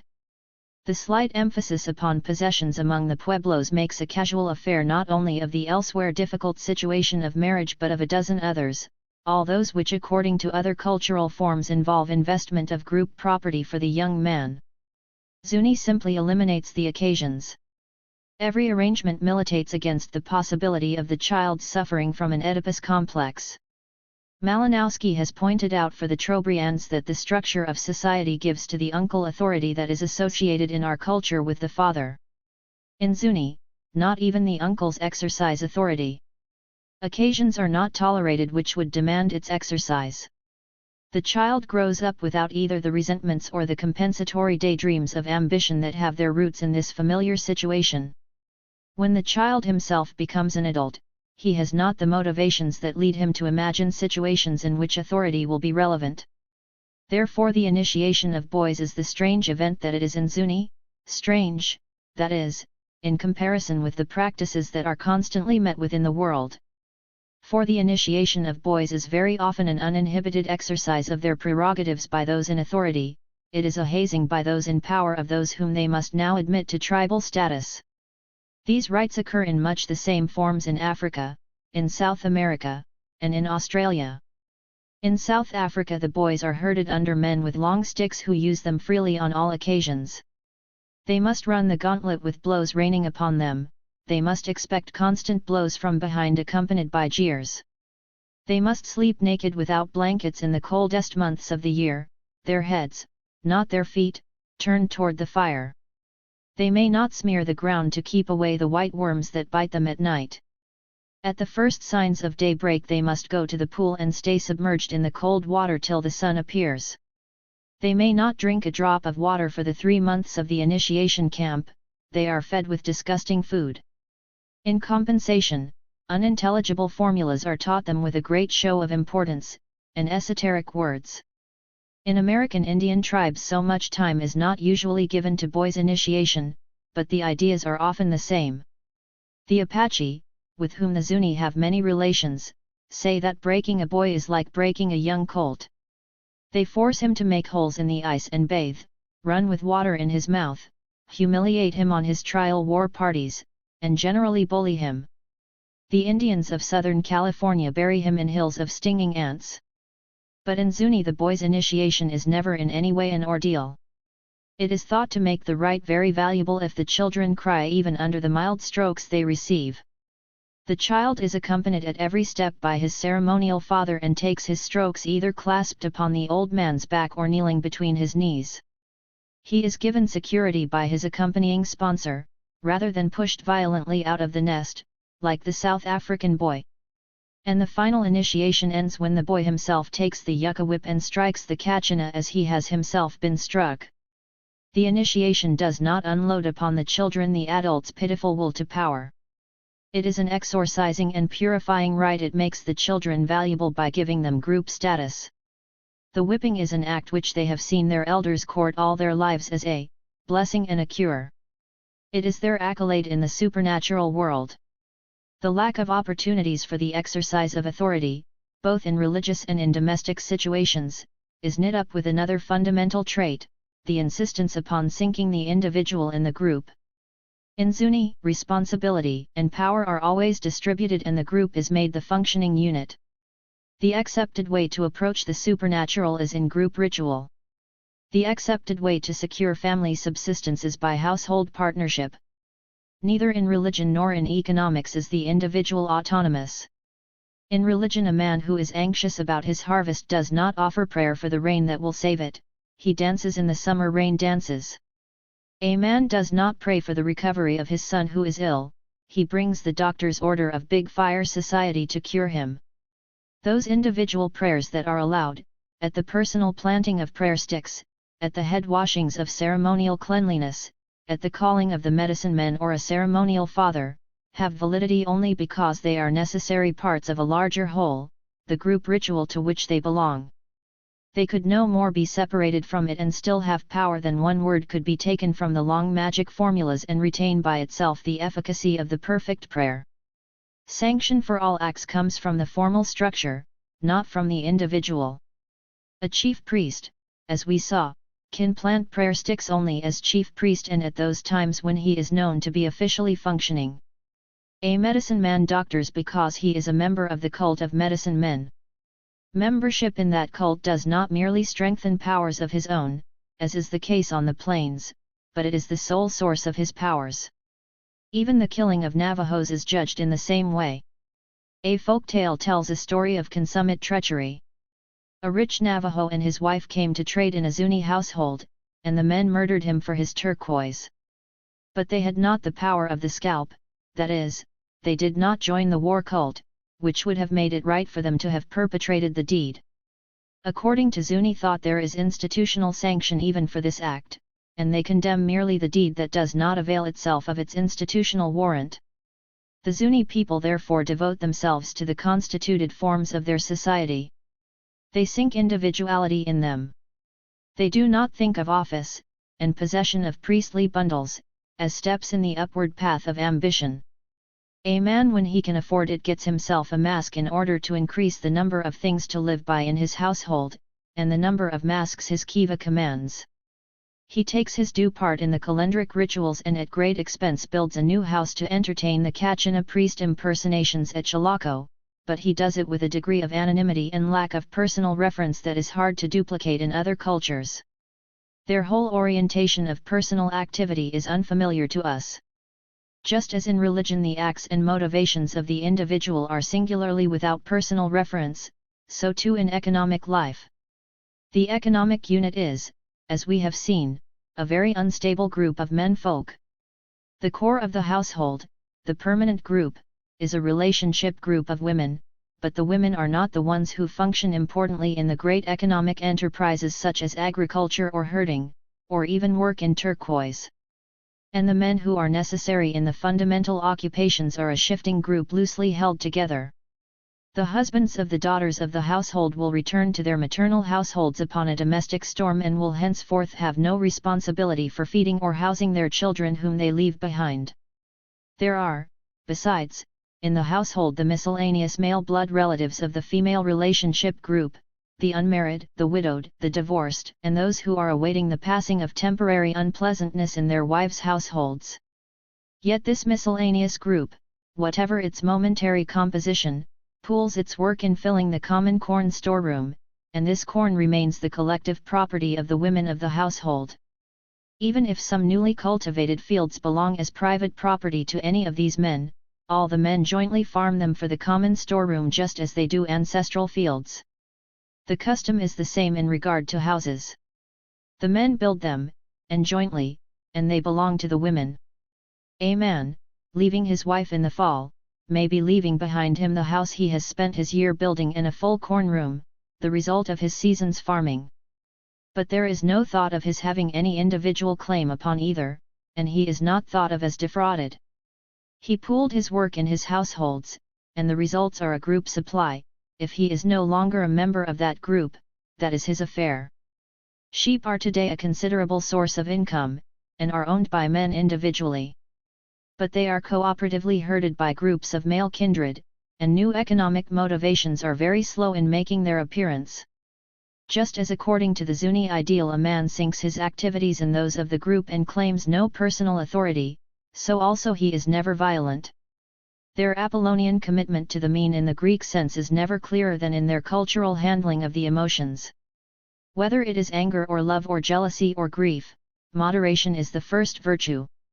The fundamental taboo upon their holy men during their periods of office is against any suspicion of anger. Controversies, whether they are ceremonial or economic or domestic, are carried out with an unparalleled lack of vehemence. Every day in Zuni there are fresh instances of their mildness. One summer a family I knew well had given me a house to live in, and because of some complicated circumstances another family claimed the right to dispose of the dwelling. When feeling was at its height, Kwacha, the owner of the house, and her husband were with me in the living room when a man I did not know began cutting down the flowering weeds that had not yet been hoed out of the yard. Keeping the yard free of growth is a chief prerogative of a house owner, and therefore the man who claimed the right to dispose of the house was taking this occasion to put his claim publicly upon record. He did not enter the house or challenge Kwacha and Leo, who were inside, but he hacked slowly at the weeds. Inside, Leo sat immobile on his heels against the wall, peaceably chewing a leaf. Kwacha, however, allowed herself to flush. "It is an insult," she said to me. "The man out there knows that Leo is serving as priest this year and he can't be angry. He shames us before the whole village by taking care of our yard." The interloper finally raked up his wilted weeds, looked proudly at the neat vard and went home. No words were ever spoken between them. For Zuni it was an insult of sorts, and by his morning's work on the vard the rival claimant sufficiently expressed his protest. He pressed the matter no further. Marital jealousy is similarly soft-pedaled. They do not meet adultery with violence. A usual response on the plains to the wife's adultery was to cut off the fleshy part of her nose. This was done even in the southwest by non-Pueblo tribes like the Apache. But in Zuni the unfaithfulness of the wife is no excuse for violence. The husband does not regard it as a violation of his rights. If she is unfaithful, it is normally a first step in changing husbands, and their institutions make this sufficiently easy so that it is a really tolerable procedure. They do not contemplate violence. Wives are often equally moderate when their husbands are known to be unfaithful. As long as the situation is not unpleasant enough for relations to be broken off, it is ignored. The season before one of Dr. Bunzel's visits in Zuni, one of the young husbands of the household in which she lived had been carrying on an extramarital affair that became bruited about all over the pueblo. The family ignored the matter completely. At last the white trader, a guardian of morals, expostulated with the wife. The couple had been married a dozen years and had 3 children. The wife belonged to an important family. The trader set forth with great earnestness the need of making a show of authority and putting an end to her husband's outrageous conduct. So, his wife said, "I didn't wash his clothes." Then he knew that everybody knew, and he stopped going with that girl. It was effective, but not a word was passed. There were no outbursts, no recriminations, not even an open recognition of the crisis. Wives, however, are allowed another course of action which is not sanctioned in the case of deserted husbands. A wife may fall upon her rival and beat her up publicly. They call each other names and give each other a black eye. It never settles anything, and even in the rare cases when it occurs, it dies down as quickly as it has flared. It is the only recognized fist fight in Zuni. If on the other hand a woman remains peacefully with her husband while he conducts amour after amour, her family are angry and bring pressure to bear upon her to separate from him. Everybody says she must love him, they say, and all her relatives are ashamed. She is disobeying the rules that are laid down for her. For the traditional course is that of divorce. If a man finds his wife's female relatives uncongenial, he is free to return to his mother's household. It provides a means of avoiding domestic intimacy with individuals he dislikes, and he merely dissolves the relationships which he has found difficult to handle amicably. If the pueblos provide institutions that effectively minimize the appearance of a violent emotion like jealousy, they are even more concerned to provide Apollonian techniques at death. Nevertheless, there is a difference.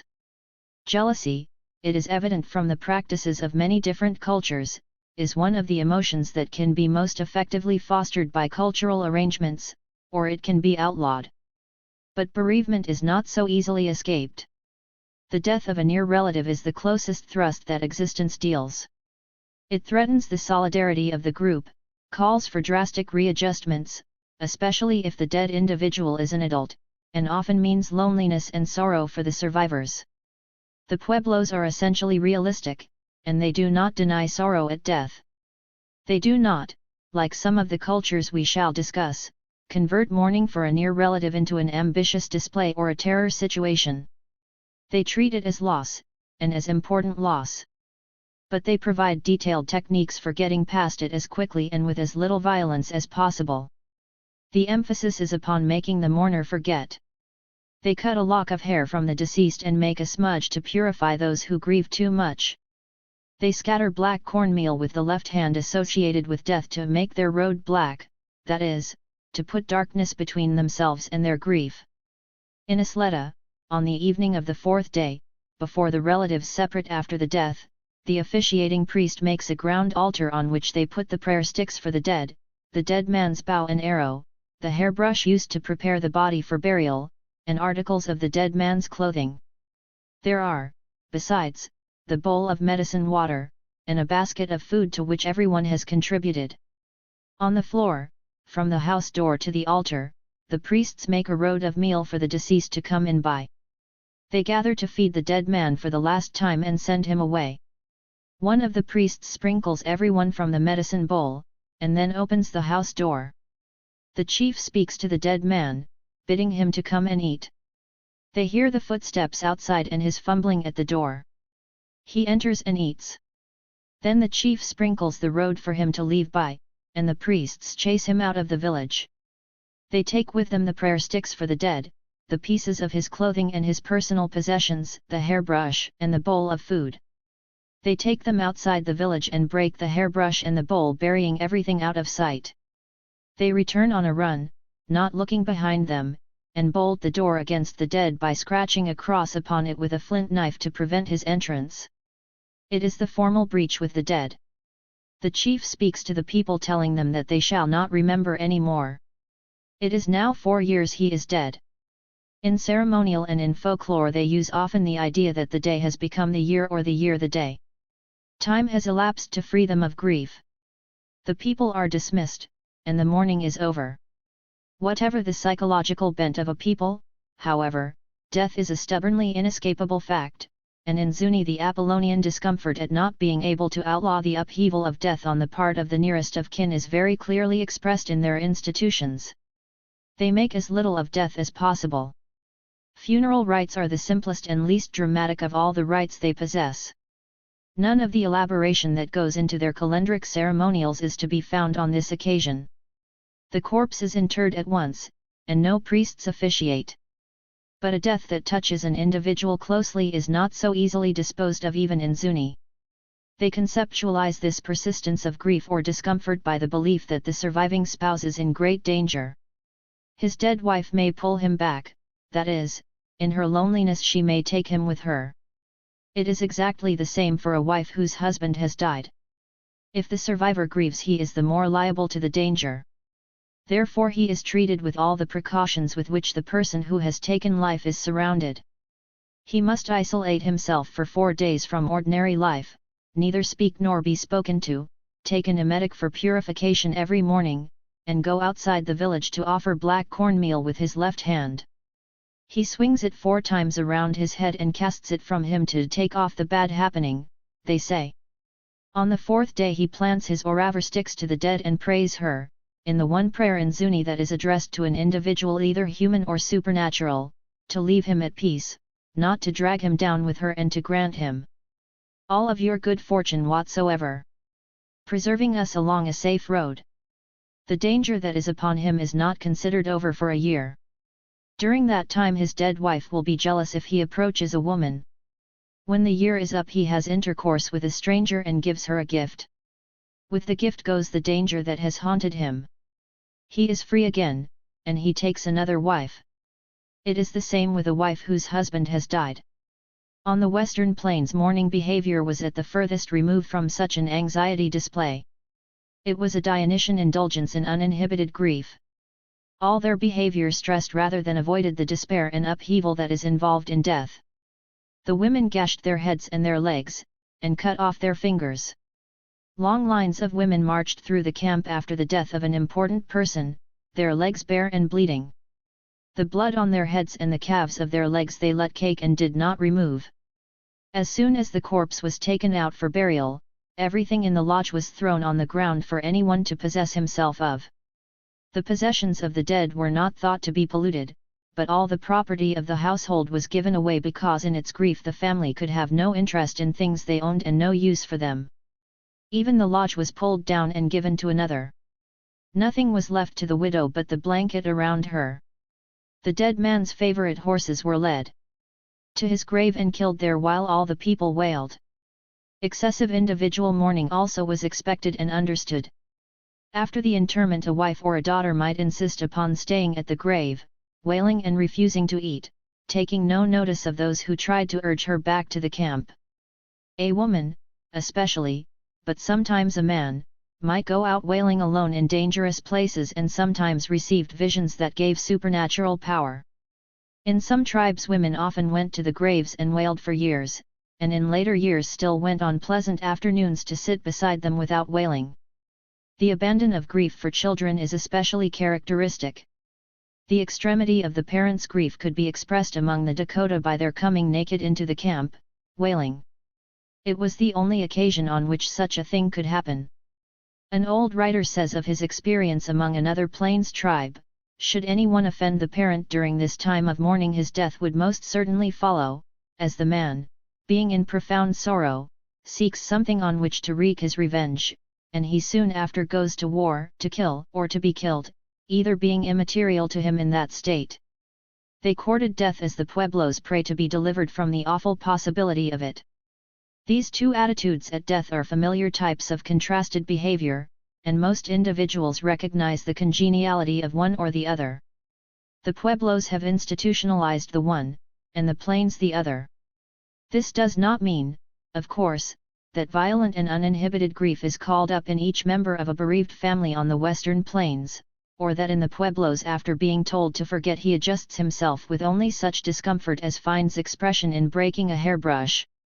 What is true is that in one culture he finds the one emotion already channeled for him, and in the other the other. Most human beings take the channel that is ready-made in their culture. If they can take this channel, they are provided with adequate means of expression. If they cannot, they have all the problems of the aberrant everywhere. There is another death situation that is much more fully provided with ritual techniques in these cultures, the situation of the man who has killed another. In Zuni, a slayer is treated just as a surviving spouse is treated, only his retreat is in the ceremonial kiva, supervised by the priests, and the removal of the discomfort that rests upon him is more elaborately accomplished. It consists in his initiation into the war society. His retreat, which like the widower's involves sitting without movement, neither speaking nor being spoken to, taking emetics, and abstaining from food, is the retreat of his initiation into the society. Any initiate into any society observes analogous taboos, and in Zuni the restrictions that fall upon a man who has taken life are thought of as an initiatory retreat. His release from restrictions is his entrance upon his new social responsibilities as a member of the war society. The war chiefs function for life, not only in war, but more especially as guards and emissaries on ceremonial and public occasions. They are the arm of the law wherever any formal arrangements must be made. They have charge of the scalp house where the scalps are kept, and they are especially efficacious in bringing rain. The scalp throughout the long and elaborate ceremonial of the war dance is the symbol of the man who has been killed. The purpose of the ceremony is both to signalize the initiation of the new member of the war society and to convert the scalp into one of the Zuni rainmaking supernaturals. It must be honored by the dance and must be adopted into the pueblo by the usual adoption rites. These rites, at any adoption or marriage, consist essentially of the washing of the newcomer's head by the elder women of the father's family. So also the scalp is washed in clear water by the aunts of the slayer and adopted into the tribe by the same procedures by which the initiate was adopted at marriage into the family of his bride. The scalp dance prayers are very explicit. They describe the transformation of the valueless enemy into a sacred fetish of the people and the joy with which the people acknowledge the new blessing. For indeed the enemy, even though on rubbish, he lived and grew to maturity. By virtue of the corn priest's rain prayers, he has become valuable. Indeed the enemy, though in his life, he was a person given to falsehood, he has become one to foretell how the world will be, how the days will be. Even though he was without value, yet he was a water being. He was a seed being, desiring the enemy's waters, desiring his seeds, desiring his wealth. Eagerly you shall await his days. 1. When with your clear water you have bathed the enemy 2. When in the corn priest's water-filled court he has been set up. 3. All the corn priest's children, with the song sequences of the fathers, will be dancing for him. And whenever all his days are past, then a good day, a beautiful day, a day filled with great shouting, with great laughter, a good day. With us, your children, you will pass. So the scalp becomes a supernatural thing to which to pray, and the slayer a life member of the important war society. In Dionysian cultures the whole situation is handled differently. Very often they made of it a terrible danger crisis. The slayer was in supernatural danger, and as among the Pima he was purified for 20 days, sitting in a small round pit dug in the ground. He was fed by a ceremonial father at the end of a 6-foot pole, and released from his danger only upon being thrown, bound hand and foot, into the river. On the western plains, however, their violence did not capitalize these supernatural contaminations. The man who had killed another was not a person who needed salvation, he was a victor, and the most envied of all victors. All their Dionysian excitement was achieved in the celebration of an uninhibited triumph, a gloating over the enemy who had been worsted. It was a completely joyous occasion. The returning war party fell upon its own home camp in a surprise mock attack at daybreak, their faces blackened in triumph. Shooting off their guns and waving the poles on which were the scalps that had been taken. The people were excited and welcomed them with shouts and yells. All was joy. The women sang songs of victory. In the front rank were those who had counted coups. Some threw their arms around the successful warriors. Old men and women sang songs in which their names were mentioned. The relatives of those who rode in the first rank testified to their joy by making gifts to friends or to poor people. The whole crowd might go to where some brave man lived or to where his father lived, and there dance in his honor. They were likely to prepare to dance all night, and perhaps to keep up this dancing for 2 days and 2 nights. Everyone joined in the scalp dance, but it was no religious occasion. No medicine men officiated. In keeping with its social character, it was in charge of men-women, transvestites who had adopted the female life and who were in this tribe recognized as matchmakers and good company. They called out the dances and carried the scalps. Old men and women came out as clowns, and some of them even dressed to represent the very warriors whose scalps were the center of the ceremony. No one who has seen the 2 dances can doubt the way in which they stand contrasted. The scalp dance of the Pueblos with its formal sets alternating in balanced program before the elaborate ground altar set with the great war medicine bundles, and the scalp dance of the Cheyenne, with its physical vigor and its celebration of the pride of victory, its imitation of the movements of hand-to-hand conflict, its zest in having found oneself the better man. In the Pueblo dance all is sobriety and group action, as befits an occasion upon which the cloud is being lifted from the slayer by his induction into an important and valuable society and the installation of the scalp of an unremarkable enemy as one of the rain-making supernaturals. In the dance on the plains, even though the dancers come out in groups, each of them is nevertheless a solo dancer following his own inspiration in expressing through every movement of his trained body the glory of physical encounter. It is all individualism, all exaltation and triumph. The Apollonian attitude of the Pueblos toward death cannot outlaw the death of relatives nor the killing of enemies, it can at its best only make them sources of blessing and provide means of getting past them with the least violence. Homicide, the taking of life within the group, occurs so seldom that there are hardly even tales remembered of it, but if it occurs, it is settled without ado by payment arranged between the kin groups. The taking of one's own life, however, is entirely outlawed. Suicide is too violent an act, even in its most casual forms, for the Pueblos to contemplate. They have no idea what it could be. Pressed to match stories, the Zuni tell of a man who had been heard to say that he would like to die with a beautiful woman. One day he was called to cure a sick woman, and his medicine involved the chewing of one of their wild medicinal plants. In the morning he was found dead.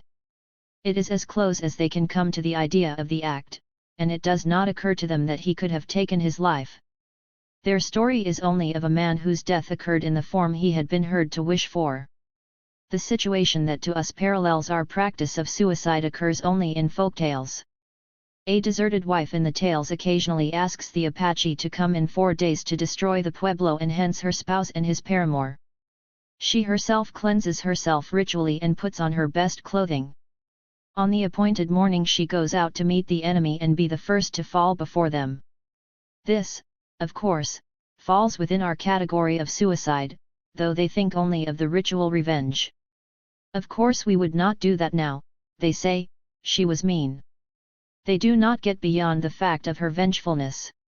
She was destroying her fellow villagers' possibilities of happiness, from which she felt herself shut out. In particular she was spoiling her husband's newfound pleasure. The rest of the tale is not really imagined in Zuni, it is beyond their experience, like the supernatural messenger she gets to carry her message to the Apaches. The more particularly you illustrate the practice of suicide to a Zuni audience, the more politely and smilingly incredulous they become. It is very strange, the things that white people do. But this is most laughable of all. The Plains Indians, on the other hand, did far more with the idea of suicide than we do. In many of the tribes a man who saw nothing ahead that looked more attractive to him could take a year's suicide pledge. He assumed a peculiar badge, a buckskin stole some 8 feet long. At the end where it dragged behind upon the ground it had a long slit, and the pledger as he took his pledged place in the forefront of their guerrilla warfare was staked to his position through the slit in his insignia. He could not retreat. He could advance, for the staking did not, of course, hamper his movement. But if his companions fell back, he must stay in his foremost position. If he died, he at least died in the midst of the engagements in which he delighted. If he survived the year, he had won by his courting of death all the kinds of recognition that the plains held dear. To the end of his life, when great men publicly recounted their exploits in the constant, recognized boasting contests, he could name his exploits and the year of his pledge. He could use the counts he acquired in joining societies and in becoming a chief. Even a person who did not despair of his life at all might be so tempted by the honors that were attainable in this fashion that he would take the pledge. Or a society might try to pledge an unwilling member. The warrior's pledge was by no means the only way in which suicide was recognized on the plains. It was not a common act among them as it is in some primitive regions, but tales of suicide for love often recur. They could well understand the violent gesture of flinging away one's life. There is still another way in which the Apollonian ideal expresses itself in Pueblo institutions. They do not culturally elaborate themes of terror and danger. They have none of the Dionysian will to create situations of contamination and fear. Such indulgences are very common in mourning all over the world. Burial is an orgy of terror, not of grief. In Australian tribes the nearest of kin fall upon the skull and pound it to bits that it may not trouble them. They break the bones of the legs that the ghost may not pursue them. In Isleta, however, they break the hairbrush, not the bones of the corpse. The Navajo, the people closest to the pueblos, burn the lodge and everything in it at death. Nothing the dead man has owned can pass casually to another. It is contaminated. Among the pueblos only his bow and arrow and his mealy, the medicine man's fetish of a perfect corn ear, are buried with the dead, and the mealy is denuded first of all its valuable macaw feathers. They throw away nothing at all. The pueblos in all their death institutions are symbolizing the ending of this man's life, not the precautions against the contamination of his corpse, or against the envy and vindictiveness of his ghost. All the life crises are treated in some civilizations as terror situations. Birth, the onset of puberty, marriage, and death are constantly recurring occasions for this behavior. Just as in mourning the pueblos do not capitalize terror in death, so they do not upon the other occasions. Their handling of menstruation is especially striking because all about them are tribes who have at every encampment small houses for the menstruating woman. Usually she must cook for herself, use her own set of dishes, isolate herself completely. Even in domestic life her contact is defiling, and if she should touch the implements of the hunter their usefulness would be destroyed.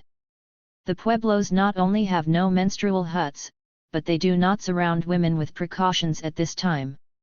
The catamenial periods make no difference in a woman's life. The great fear situation of surrounding tribes is their institution of sorcery.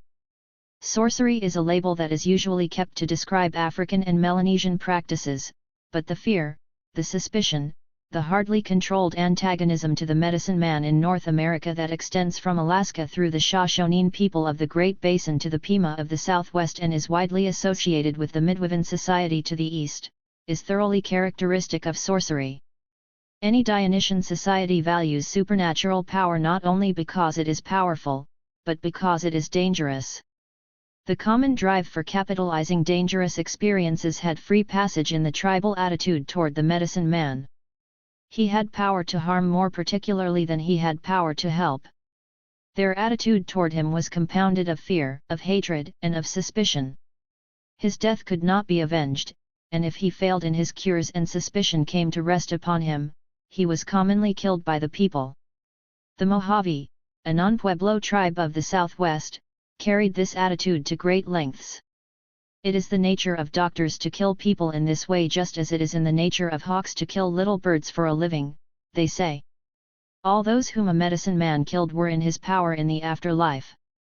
They constituted his band. Of course it was to his interest to have a large, rich company. A medicine man would say quite openly, "I don't want to die yet. I haven't got a large enough band ready." With a little more time he would have command of a company he could be proud of. He would hand a stick to a man as a token and say, "Don't you know I killed your father?" Or he would come and tell a sick person, "It is I who am killing you." He did not mean that he was using poison or that he had killed the young man's father with a knife. It was supernatural killing, a blame and terror situation open and declared. Such a state of affairs is impossible to imagine in Zuni. Their priests are not the object of veiled hatred and suspicion. They do not embody in themselves the characteristic Dionysian double aspects of supernatural power, so that they must be at once death-bringers and saviors from disease. Even ideas of witchcraft that are omnipresent in the pueblos today, for all that they are full of European detail, do not constitute a genuine situation of sorcery. Witchcraft in Zuni is not an exercise of a daring man's will to supernatural power. I doubt whether anyone has any specific witch techniques which he makes a practice of using. All their descriptions of witch behavior are folkloristic, like the owl's eyes the witch substitutes in his head after laying his own on a niche in the wall. They are not the gruesome details of actually practiced malice that are characteristic of other areas.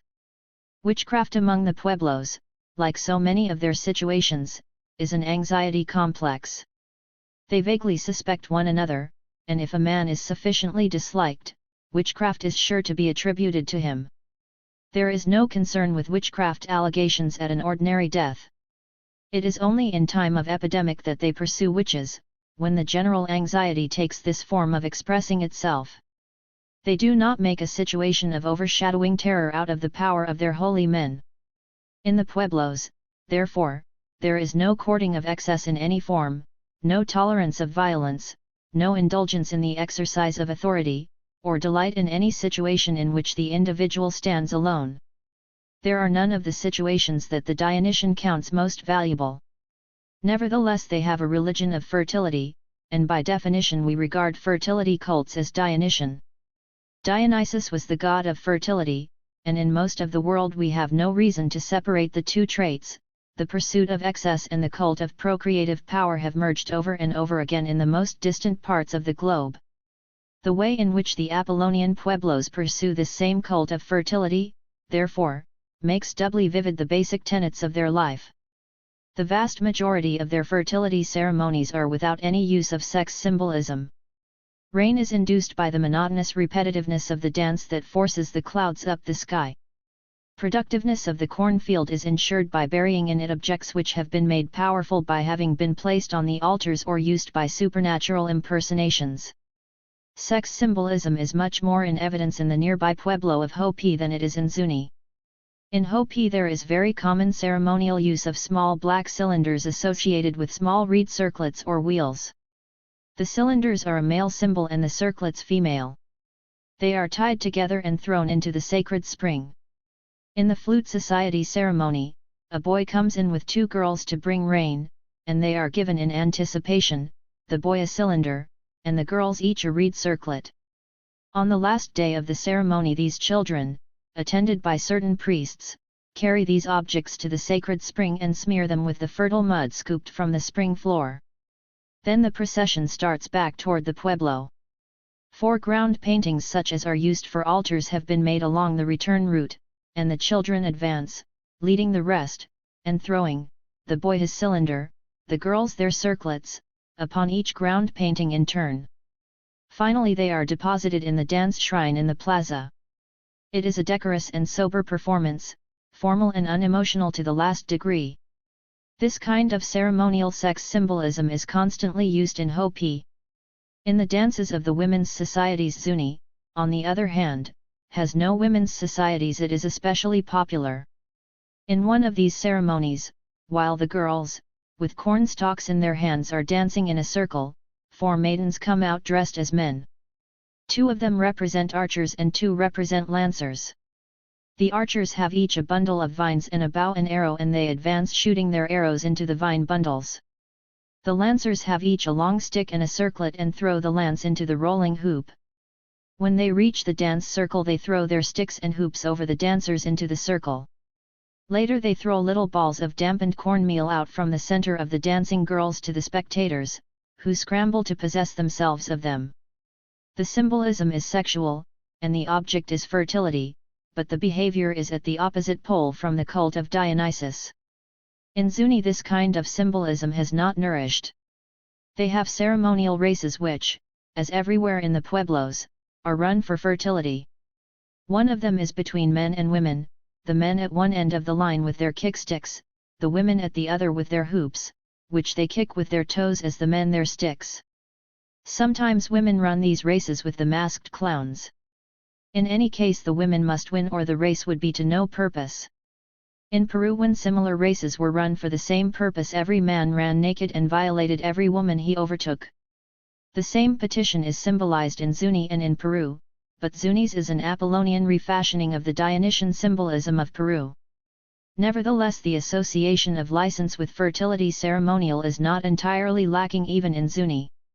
On 2 occasions, at the ceremonial rabbit hunt and at the scalp dance, laxness is countenanced to the extent that it is said that children conceived on these nights are exceptionally vigorous. There is a relaxation of the usual strict chaperonage of girls, a boys will be boys attitude. There is no promiscuity and no hint of anything orgiastic. In addition, the medicine bundle cult that has control of snow and cold weather is said to have formerly held certain observances when for one night the priestesses of the bundle received lovers and collected a thumb's length of turquoise from their partners to add to the decorations of the bundle. The practice is no longer observed, and it is impossible to tell to what degree license was recognized. Sex is not well understood in the pueblos. Little realistic attention, in Zuni at least, is directed toward it, and there is a tendency, familiar enough to us in our own cultural background, to explain sex symbolism by some inappropriate substitution. The wheels and the cylinders which the Hopi use in constant and specific sex symbolism, they will tell you, represent the small clay rolls that the rain forms in the washes. The shooting of husk bundles with arrows they say represents the lightning striking the cornfield. Even more extreme substitutions are to be found in the explanations of the most honest informants. It is an unconscious defense which they carry to the point of absurdity.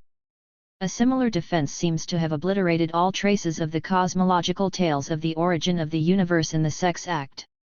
Even so late as 50 years ago, Gushing recorded in Zuni a reference to this tale which is the fundamental cosmology of the non-Pueblo human tribes of the southwest and is known in many neighboring regions. The sun cohabited with the earth, and out of her womb life came the inanimate objects men use, as well as men and animals.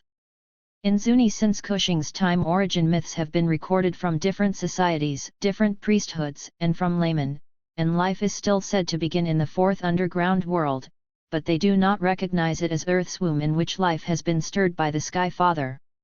Their imaginations do not turn in that direction. The attitude toward sex in Zuni parallels certain standards we know in our civilization as puritanical, but the contrasts are quite as striking as the parallels. The Puritan attitude toward sex flows from its identification as sin, and the Zuni have no sense of sin. Sin is unfamiliar to them, not only in sex but in any experience. They do not suffer from guilt complexes, and they do not consider sex as a series of temptations to be resisted with painful efforts of the will. Chastity as a way of life is regarded with great disfavor, and no one in their folktales is criticized more harshly than the proud girls who resist marriage in their youth. They stay in and work, ignoring the occasions when they should legitimately be admired by the young men. But the gods do not take the steps they were supposed to take in Puritan ethics. They come down and contrive in spite of obstacles to sleep with them, and teach them delight and humility. By these amiable disciplinary means they bring it about that the girl shall embrace in marriage the proper happiness of mortals. Pleasant relations between the sexes are merely one aspect of pleasant relations with human beings. Where we make a fundamental distinction, their phrase of commendation is, "Everybody likes him. He is always having affairs with women." Or, "Nobody likes him. He never has trouble over women." Sex is an incident in the happy life. Their cosmological ideas are another form in which they have given expression to their extraordinarily consistent spirit. The same lack of intensity, of conflict, and of danger which they have institutionalized in this world, they project also upon the other world. The supernaturals, as Dr. Bunzel says, have no animus against man. Inasmuch as they may withhold their gifts, their assistance must be secured by offerings, prayers, and magical practices. But it is no placation of evil forces. The idea is foreign to them.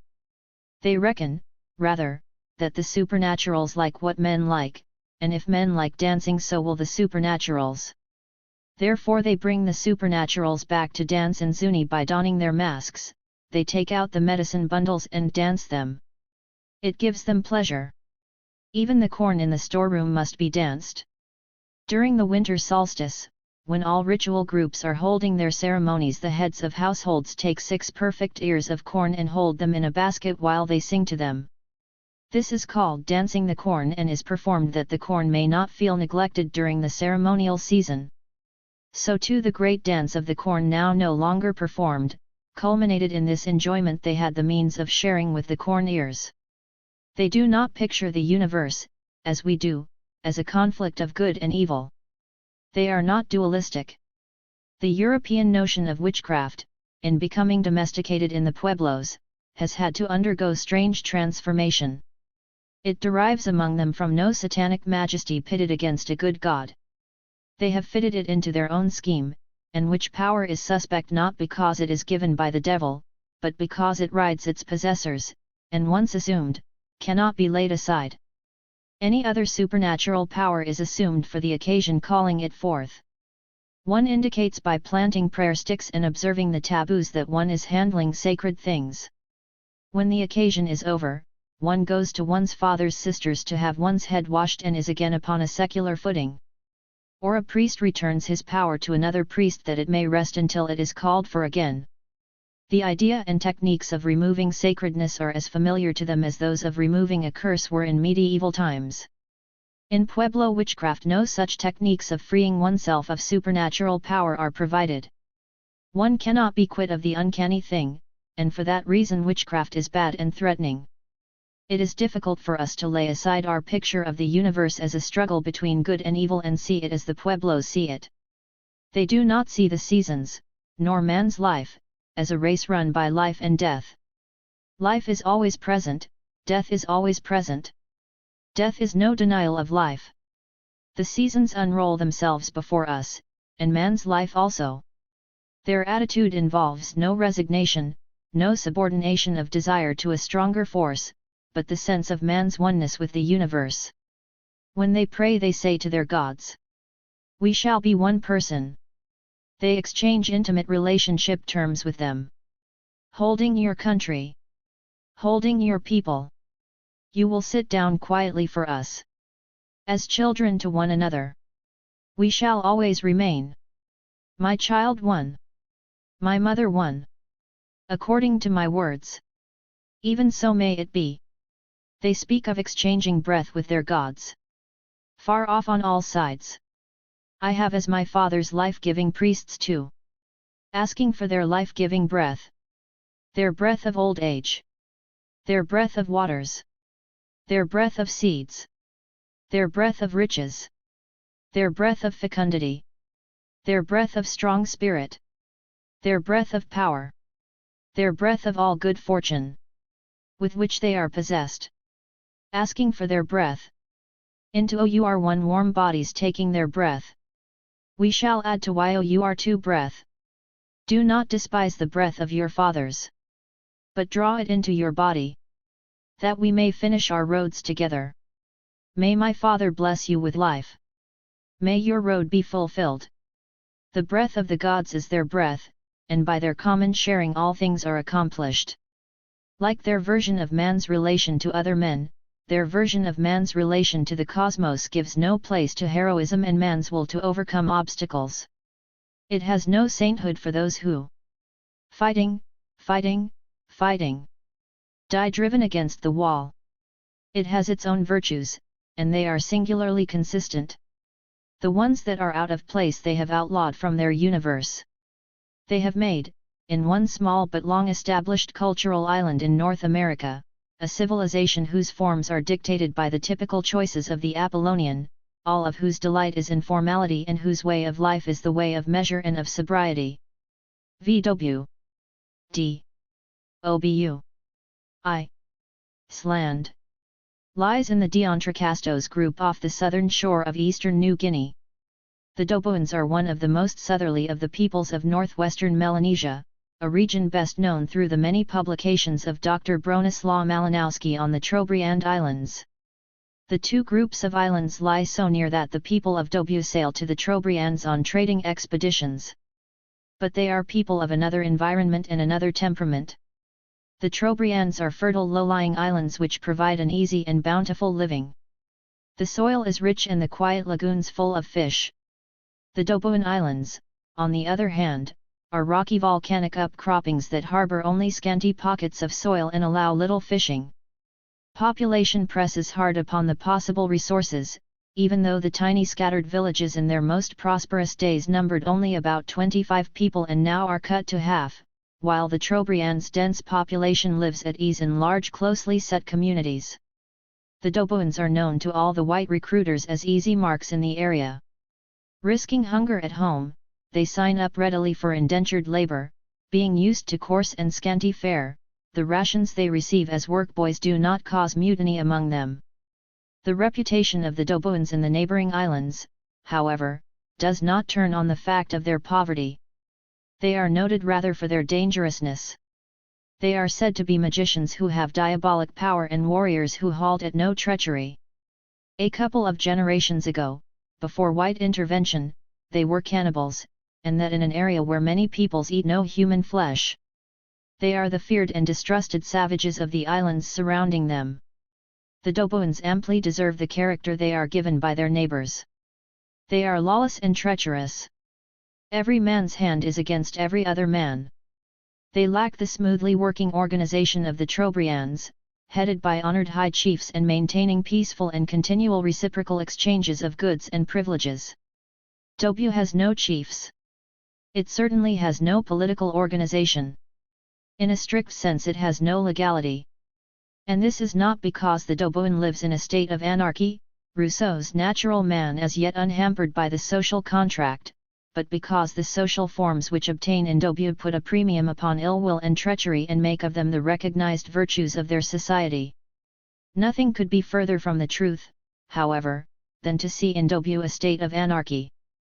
Doboan social organization is arranged in concentric circles, within each of which specified traditional forms of hostility are allowed.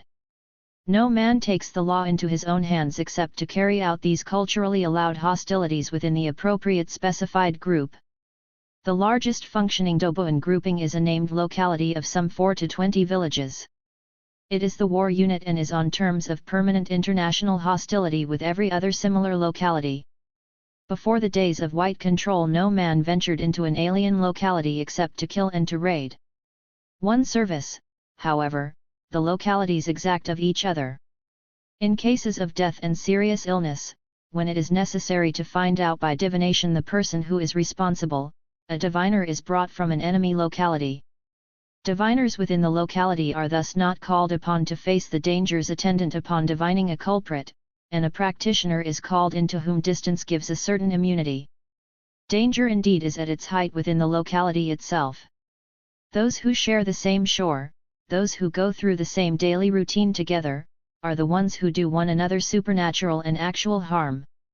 They play havoc with one's harvest, they bring confusion upon one's economic exchanges, they cause disease and death. Everyone possesses magic for these purposes and uses it upon all occasions, as we shall see. The magic is indispensable for dealings within one's locality, but its force is thought not to maintain itself outside one's known and familiar circle of villages. People with whom one associates daily are the witches and sorcerers who threaten one's affairs. At the center of this local group, however, is a group within which a different behavior is required. Throughout life one may turn to it for backing. It is not the family, for it does not include the father nor his brothers and sisters nor a man's own children. It is the firm Mundi-solving group of the mother's line. Living, they own their gardens and their house sites in a common village. Dead, they are buried in a common plot on ancestral land. Every village has at its core a graveyard overgrown with the brilliant-leaved croton shrubs. In it lie the distaff line of one's mother, male and female, the owners of the village during their lives, buried now at its center. Around it are grouped the platform houses of the living owners, the matrilineal line. Within this group inheritance passes and cooperation exists. It is called the mother's milk, the susu, and consists of a female line of descent and the brothers of these women in each generation. The children of these brothers are not included, they belong to their mothers' villages, groups toward which there is usually a major enmity. The susu lives, often with closely related susu, in its own village, the privacy of which is strictly observed. There is no casual coming and going in dobu. A path leads around the outskirts of each village, and those who are privileged to approach so near, skirt the settlement by this path. As we shall see, after their father's death the children of the men of that village have not even this privilege of approach. If the father is still living, or if it is the village of their spouse, they may enter by invitation. All others pass around by the bypath. They may not stop. Not even religious ceremonies nor harvest feasts nor tribal initiations call people together promiscuously, for Dobyo does not specialize in such occasions. In the center of the village a graveyard takes the place of the open communal dance plaza of the Trobrians. Dobuans are too aware of the dangers of strange places to go afield for social or religious observances. They are too aware of the dangers of jealous sorcery to tolerate strangers in their stronghold. Marriage, of course, must be with someone outside this trusted circle. It remains within the locality, and therefore it allies two villages between which enmity runs high. Marriage brings with it no amelioration of hostility.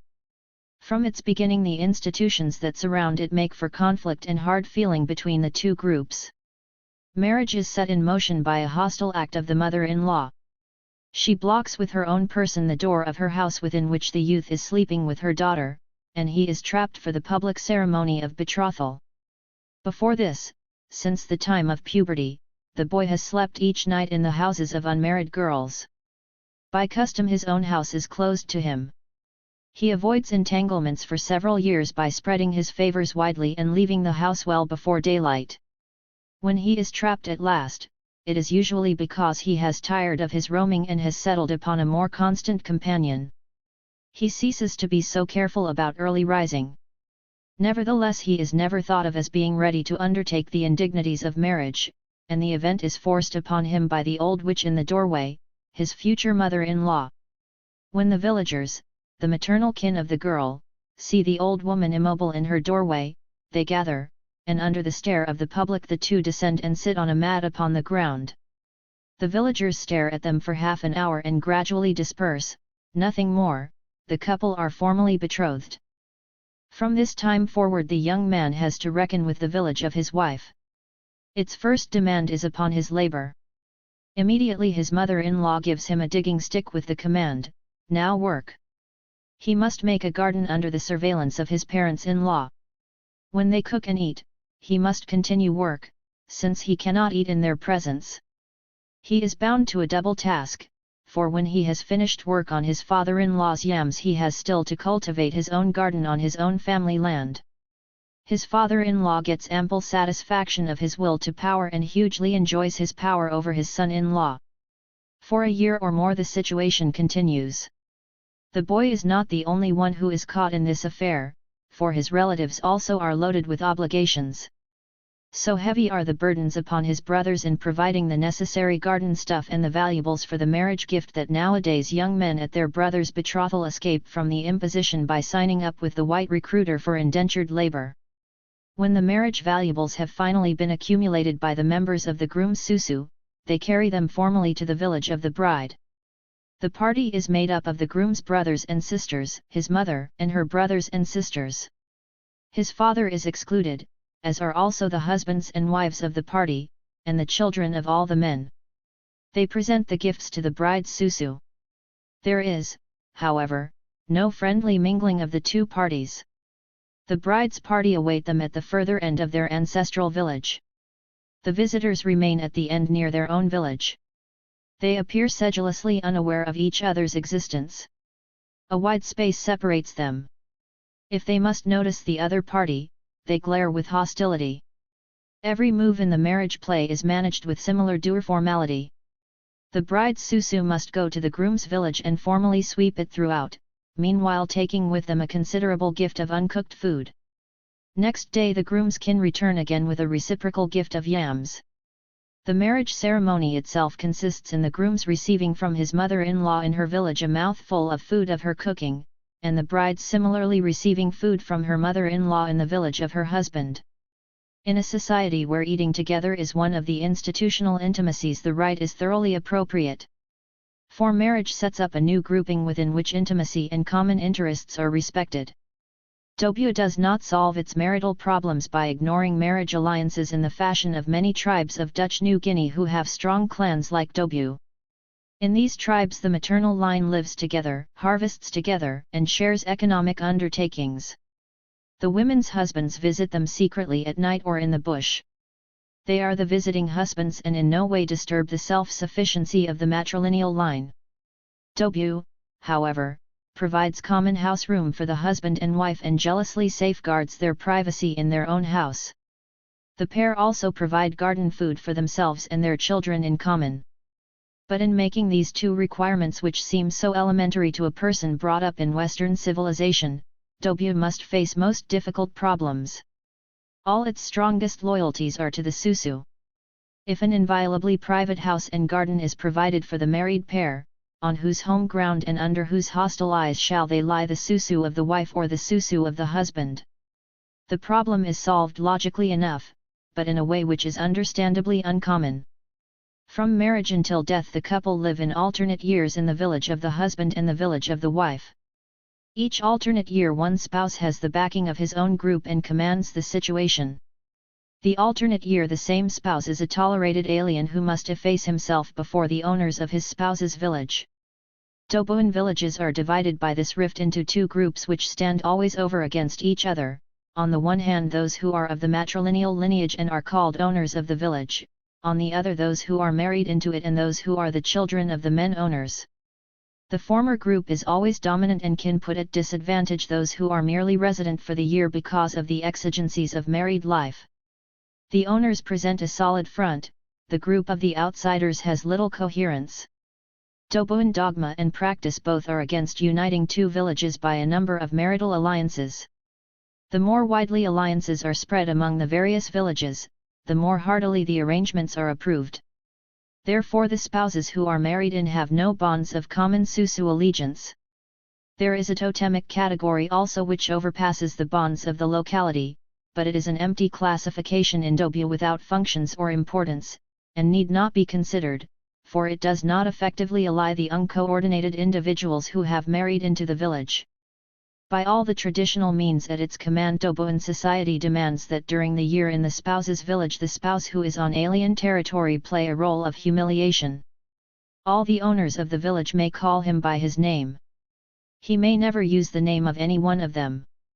There are several reasons why personal names are not used in Dobue as in our own civilization, but when personal names are used it signifies that important liberties may be taken by the namer. It denotes prestige in relation to the person named. Whenever the village makes or receives gifts in betrothal, in the exchange of marriage gifts which is renewed year after year, or at death, the spouse who is married in and resident there for the year must absent himself. He is a perpetual outsider. These are, however, the least of the indignities of his position. There is tension of a more important sort.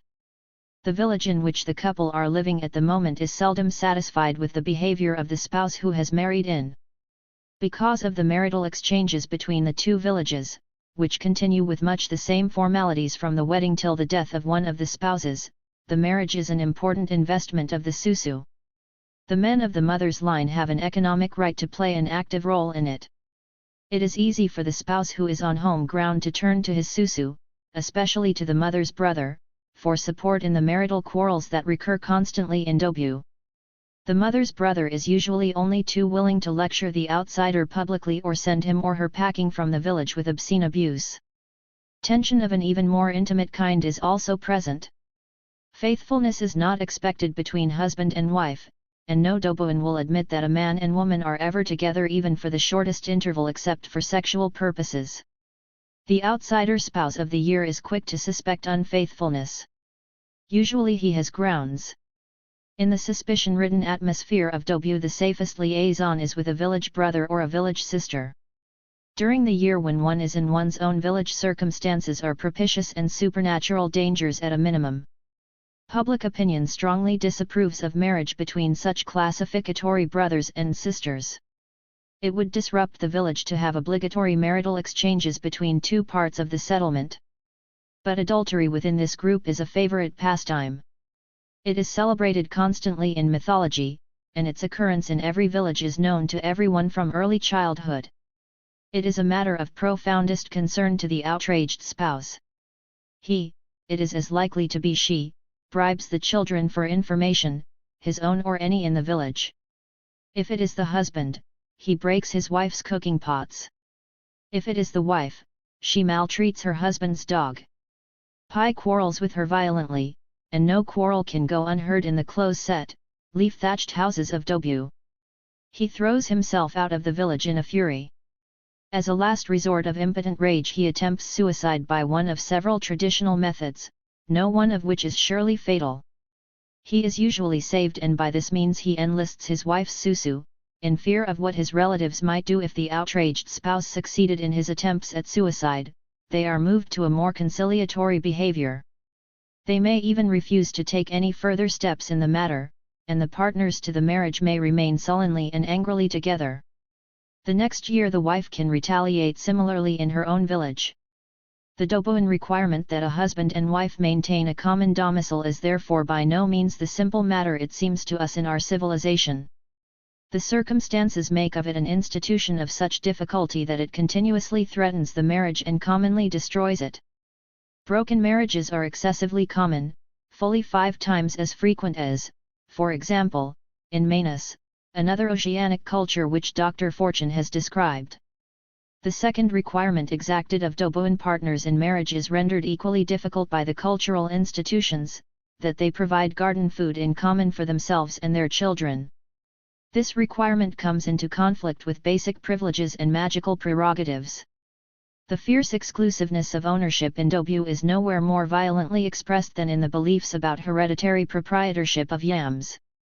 The line of yams descends within the susu as surely as the blood in the veins of its members. The seed yams are not pooled even in the gardens of the married pair. Each of them cultivates his own garden, planted with seed yams of his hereditary line, and they are made to grow by magical incantations owned individually and secretly in his susu line. The universal dogma of their society is that only yams of one's own bloodline will grow in one's garden, brought to fruition by the magical incantations that have descended with the seed. The exception that custom allows in practice we shall describe later. No exception is allowed in so far as the conjugal gardens are concerned. Individually husband and wife save their seed from the preceding crop, plant their hereditary yams, and are responsible for the final yield. Food is never sufficient in Dobu, and everyone goes hungry for the last few months before planting if he is to have the requisite yams for seed. The greatest Dobuin delinquency is the eating of one's seed yarns. The loss is never made up. It would be impossible for the husband or wife to make it good, for yams not of the matrilineal line would not grow in one's garden. Even one's own susu does not make up so flagrant a bankruptcy as a loss of seed. One who would fall so low as to eat his yams for planting is a bad bet backed not even by his own clan. He is for life the Dobuin beachcomber. The garden of the wife and the garden of the husband, therefore, are inevitably separate. The seed yams are separately owned in perpetuity, and they are grown with magical incantations also separately handed down and not pooled. The failure of either's garden is deeply resented and becomes the basis of marital quarrels and divorce. Nevertheless, work in the gardens is shared by the two. Their gardens are as inviolably private to the husband and wife and the children as the house is, and the food supply from the gardens is pooled for their common use.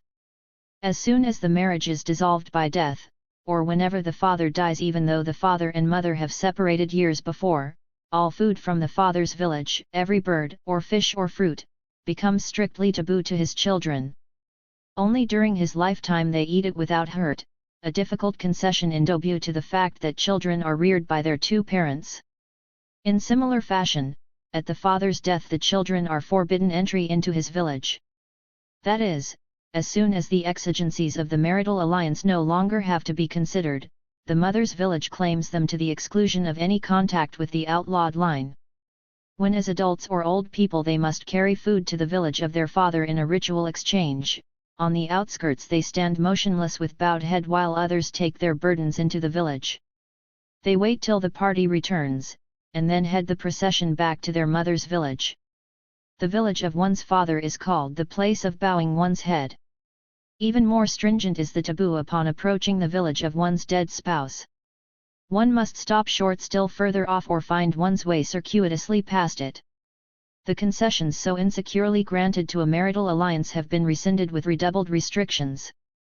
The jealousy, the suspicion, the fierce exclusiveness of ownership that are characteristic of Dobu are all in the foreground of Dobuan marriage, but it is impossible to give them full weight until we have considered also their manner of life in other respects.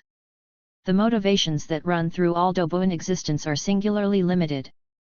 They are remarkable because of the consistency with which the institutions of the culture embody them and the lengths to which they are carried. In themselves they have the simplicity of mania. All existence is cutthroat competition, and every advantage is gained at the expense of a defeated rival.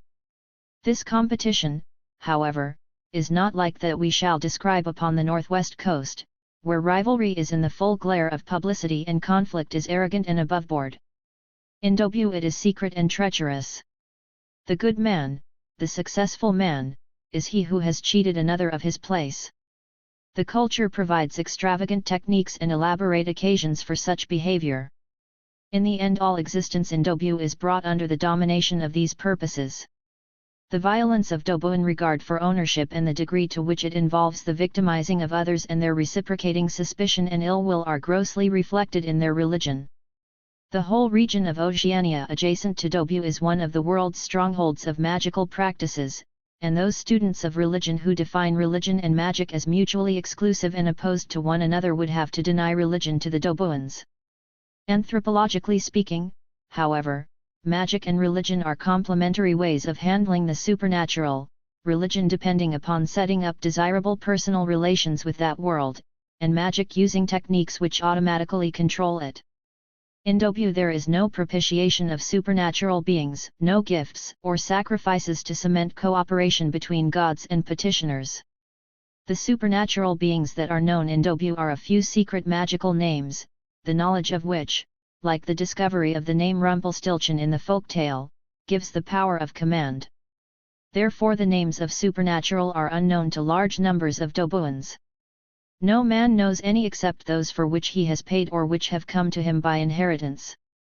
The important names are never spoken aloud, but mumbled under the breath to prevent anyone else's hearing. All the beliefs connected with them are related to name magic rather than to religious propitiation of the supernatural. Every activity has its relevant incantations, and one of the most striking of all Dobuan beliefs is that no result in any field of existence is possible without magic. We have seen how large a part of Zuni life is passed over by their religion. Their all religious practices are said to be for rain, and even allowing for the exaggeration of the traditional dogma, there are great areas of existence that are not provided with religious techniques. On the northwest coast, as we shall see, religious practices impinge very slightly upon the important activity of their lives, the consolidating of status. It is otherwise in Dobu. For any result of any kind one is dependent upon the magic one knows. Yams cannot grow without their incantations, sex desire does not arise without love magic, exchanges of valuables in economic transactions are magically brought about, no trees are protected from theft unless malevolent charms have been placed upon them, no wind blows less it is magically called, no disease or death occurs without the machinations of sorcery or witchcraft. The magical incantations, therefore, are of incomparable importance. The violence with which success is coveted is faithfully reflected in the fierce competition for magical formulae. These are never owned in common. There are no secret societies whose prerogative they are. There are no groups of brothers to all of whom they descend. Even cooperation within the Susu never extends so far as to give its members joint benefit in the powers of an incantation. The Susu merely channels the strict individual inheritance of magic. One has a claim upon the formulae of one's mother's brother, but each incantation can be taught to only one of the clan. It can never be taught to two sons of the possessor's sister, and the owner of the formula makes his own choice among the possible heirs. Often he chooses the eldest son, but if another son has been closer to him or more helpful, he passes over the eldest son and the latter has no redress. For life he may be without important formulae such as those of the yams and the economic exchanges. It is a handicap which it is an insult for anyone to mention, and one which usually allows of no amelioration. Every man and woman, however, possesses some charms. Disease-causing incantations and love magic are widely held. Today workboys away from home may even sell a charm without reference to inheritance, and the wages of 4 months of indentured labor is still passed between them for a single incantation, even though the principals in the transaction have been servants of the white man and to some degree alienated from native culture. The amount of the payment is a slight indication of their value. Dobuans of the small island of Tawara where Dr. Fortune lived denied categorically that the whites or the native Polynesian teachers of the missions on Dobu Island had been able to maintain gardens. It was impossible, they said, without magic. They did not avail themselves of that universal primitive alibi, that the native rules hold good only for the native. In Dobu reliance upon magic, and upon magic only, is too strong to allow the admission that whites or Polynesians are freed from its necessity. The bitterest conflict for the possession of magical incantations is between the sisters' sons, who rightfully claim the magic of their mother's brother, and the latter's own sons, whose close association with their father in the household and common cause with him in gardening make a counter-claim strong enough to secure recognition in Dobuan practice. Dobuan dogma insists always that only the yam magic which descends in the clan with the seed can grow that seed. Seed, as we have seen, is never alienated from the clan. Nevertheless, the garden incantations are taught also to the owner's sons. It is another surreptitious concession to the strength of the group resulting from marriage, and is, of course, a flagrant violation of Dobuan dogma, which secures to each individual his exclusive right of ownership. The incantations are like a doctor's practice or a business place's goodwill or a peer's title and lands.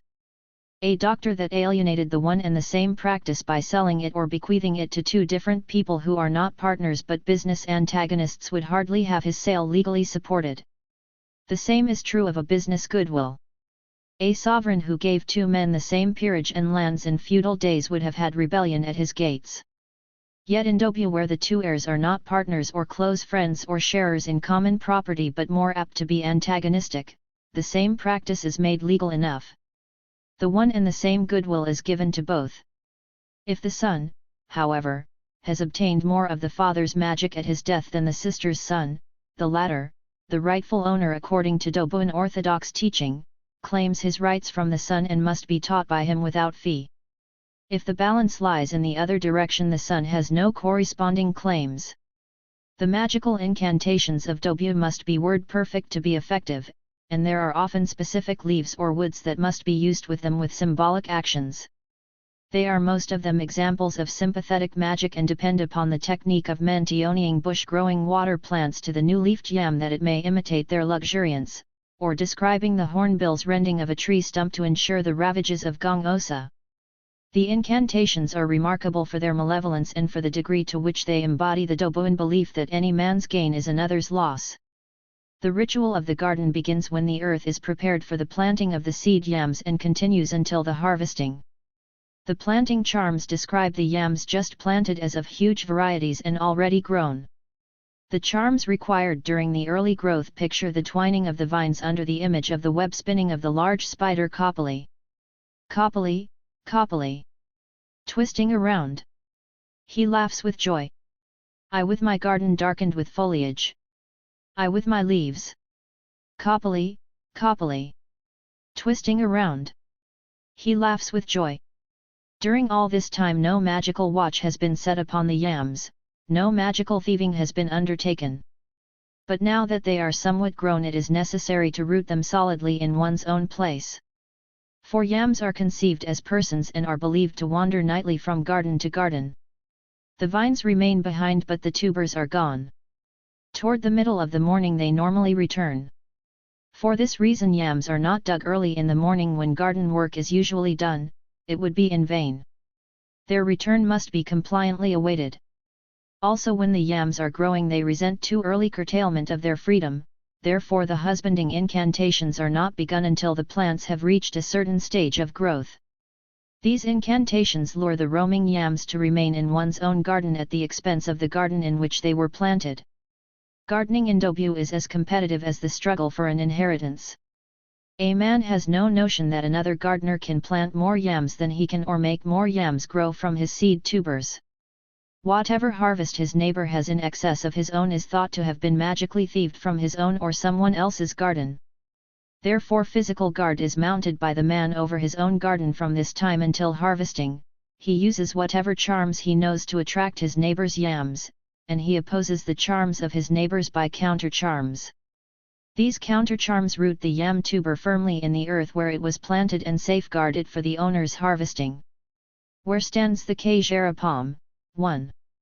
In the belly of my garden. At the foot of my house platform. He stands. He will stand inflexible, unbending. He stands unmoved. The smashers of wood smash. The hurlers of stone hurl. They remain unmoved. The loud stampers of earth stamp. They remain unmoved. He remains, inflexible, unbending. The yam kulia. He remains inflexible, unbending. He remains unmoved. In the belly of my garden. The privacy of the garden is respected to such a degree that by custom man and wife have intercourse within it. A good crop is a confession of theft.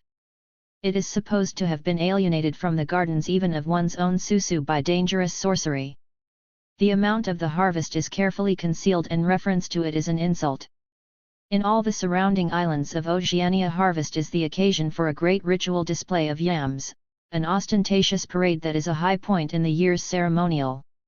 In Dobu it is as secret as theft. The man and his wife convey it little by little to the storehouse.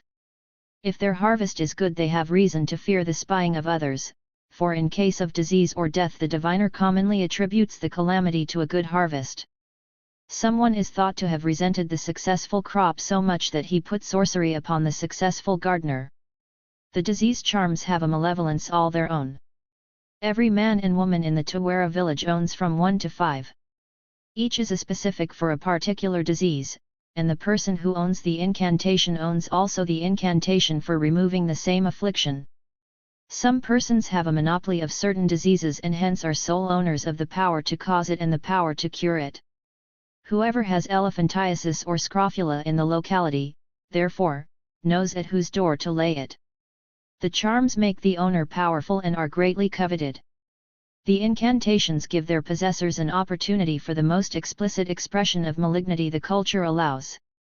Ordinarily such expression is taboo. The Dobuan does not risk making a public challenge when he wishes to injure a person. He is obsequious and redoubles the shows of friendship. He believes that sorcery is made strong by intimacy, and he waits the opportunity for treachery. But in placing his disease charm upon his enemy and in teaching his charm to his sister's son he has full license for malevolence. It is an occasion out of reach of his enemy's eye or ear, and he lays aside his pretenses. He breathes the spell into the excreta of the victim or into a creeper which he lays across the path of his enemy, biting nearby to see that the victim actually brushes against it. In communicating the spell the sorcerer imitates in anticipation the agony of the final stages of the disease he is inflicting. He writhes upon the ground, he shrieks in convulsion. Only so, after faithful reproduction of its effects, will the charm do its destined work. The diviner is satisfied. When the victim has brushed against the creeper he takes the bit of vine home with him and lets it wither in his hut. When he is ready for his enemy's death he burns it in his fire. The charms themselves are almost as explicit as the action that accompanies them. Each line is punctuated with a vicious spitting of ginger upon the object which is to carry the charm. The following is the incantation for causing Gong-osa, the horrible disease which eats away the flesh, as the hornbill, its animal patron from which the disease is named, eats the tree trunks with its great rending beak. Hornbill dweller of Sagasigia. In the Lawana tree top. He cuts, he cuts. He rends open. From the nose. From the temples. From the throat. From the hip. From the root of the tongue. From the back of the neck. From the navel. From the small of the back. From the kidneys. From the entrails. He rends open. He rends standing. Hornbill dweller of Tokyaku. In the Lawana tree top. He1 crouches bent up. He crouches holding his back. He crouches arms twined in front of him. He crouches hands over his kidneys. He crouches head bent and arms twined about it. He crouches double twined. Wailing, shrieking. It flies hither. Quickly it flies hither. When a person finds himself the victim of a disease, he sends to the person who has put the disease upon him. There is no other way to ward off death. The disease can only be cured or ameliorated by the corresponding exorcism owned by the same sorcerer. Usually the sorcerer, if he is induced to exorcise the disease, does not himself visit the sufferer. He breathes the exorcism into a vessel of water brought him by a relative of the sick man. It is sealed, and the sufferer is bathed with the water in his own house. The exorcism is often thought to stave off death and permit deformity, a reflection of the fact that many of the common native diseases produce deformity rather than death. For the introduced diseases, tuberculosis, measles, influenza, and dysentery, though they have been known and fatal in Dobyo for 50 years, there are no incantations. The Dobuans use these disease charms freely and for characteristic purposes. Their way of putting a simple property mark on goods or trees is to contaminate them by magic with their proprietary disease. The natives say, "That is aloe's tree," or "That is Nada's tree," meaning, "That is the tree aloe has charmed with tertiary yaws," or "That is the tree upon which Nada has placed paralysis." Everyone knows, of course, the possessors of these disease charms, and whoever owns them uses them as property marks. The only way in which one can gather the fruit of one's own trees is first to exorcise the disease. Since the ownership of the exorcism is inseparable from the ownership of the disease-causing charm, safety from the original disease placed upon the tree can always be managed. The difficulty is that the possibility of theft from the disease-charmed tree must also be guarded against. A thief has placed a second disease upon the tree. He has run the risk of not exorcising the original disease by his own disease incantation, which may not be an exorcism specific to the disease with which the tree is contaminated. He recites his hereditary exorcism, inserting also mention of the disease he is concerned to remove from the tree, afterward placing his own hereditary disease-causing charm upon it. Therefore, when the owner comes to harvest his tree, it is possible that another disease may be gathered with the fruit. The exorcism he uses is always couched in the plural for safety's sake. The formula runs: they fly away. They go. Suspicion, in Dobyo, runs to paranoid lengths, and a counter-charm is always suspected. Actually, the fear of the imposed disease is too great to allow such trifling, except in the case of famine, when theft may be risked as an alternative to starvation. The fear with which the curse of disease laid upon property is regarded is overwhelming. The incantation is reserved for outlying trees. A curse upon trees of the village would kill the whole village. Everyone would move away if the dried coconut palm frond that signifies the imposition of the curse was found tied around a village tree. When Dr. Fortune, before he had been taught the Gong-osa charm, made as if to place it upon goods he wished to leave unprotected in an unfamiliar village, his houseboys bolted precipitously into the night. He found later that families living 50 or 100 yards away abandoned their houses and went to their homes in the hills. The power to inflict disease does not stop with these universally owned spells for specific diseases. Powerful sorcerers, rather, powerful men, since all men are sorcerers, have a still more extreme resource, Veda. They can confront the victim himself, and such is the terror of the sorcerer's curse that he falls writhing to the ground. He never regains his wits and wastes away to a destined death.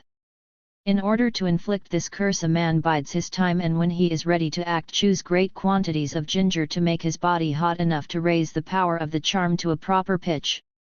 He abstains from sexual intercourse. He drinks great quantities of sea water to parch his throat, that he may not swallow his own evil charms with his saliva. Then he enlists a trusted relative as watchdog to climb a tree near the garden where the unsuspecting victim is at work alone. Together the two make themselves invisible by magical incantation, and the watcher takes up his position in the tree in order to be able to give the alarm if anyone approaches. The sorcerer crawls unheard till he faces his victim. He lets out the curdling shriek of the sorcerer, and the victim falls to the ground. With his charmed lime spatula the sorcerer removes the organs of his body, so they say, and closes the wound without scar. 3 times he tests the victim, "Name me." It is a proof of his success that the man is beyond recognizing or naming anyone. He only mumbles meaninglessly and runs raving down the path. He never eats again. He is incontinent of urine, and his bowels are affected. He loses strength and dies. This account was given by a trustworthy and intimately known native. Evidence of the native belief may be observed in the cases of those who are stricken in lingering death after the sorcerer's confrontation. Veda stresses in extreme form the malignity of Dobuan practices and the terror that makes possible its ultimate effects. So far we have avoided mention of Dobuan economic exchanges. The passion for endless reciprocal commercial transactions that grips so much of Melanesia is present also in Dobu. The passionately desired and passionately resented success which lies closest to the heart of every Dobuan is sought primarily in 2 fields, the field of material possessions and the field of sex. Sorcery is another field, but in these connections it is an instrument rather than an end, a means toward attaining and defending success in the primary activities. Material success in a community ridden with treachery and suspicion like Dobu must necessarily offer many contrasts to the economic goals that are recognized in our civilization. Accumulation of goods is ruled out at the beginning. Even one successful harvest spied out by others and never admitted by the gardener is occasion enough for the practice of fatal sorcery. Ostentatious display is likewise debarred.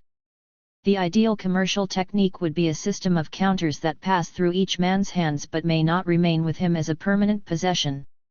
It is precisely the system that obtains in Dobu.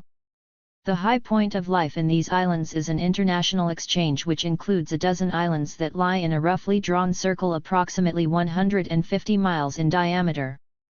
These islands constitute the Kula Ring, which Dr. Malinowski has described also for the Trobriands, the partners of Dobu to the north. The Kula Ring extends further than the Dobuan configuration of culture, and other cultures which participate in it have certainly given its procedures other motivations and satisfactions.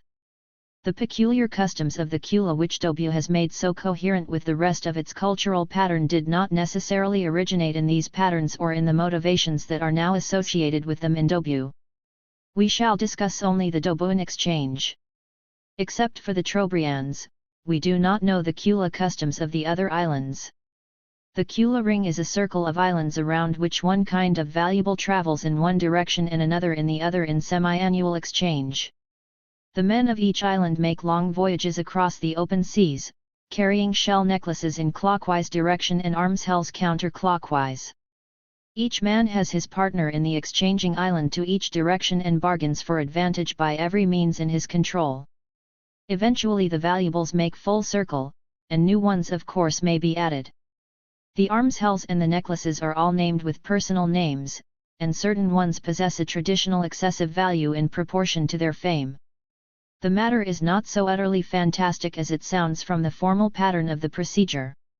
Great parts of Melanesia and Papua are honeycombed with local specialization of industries.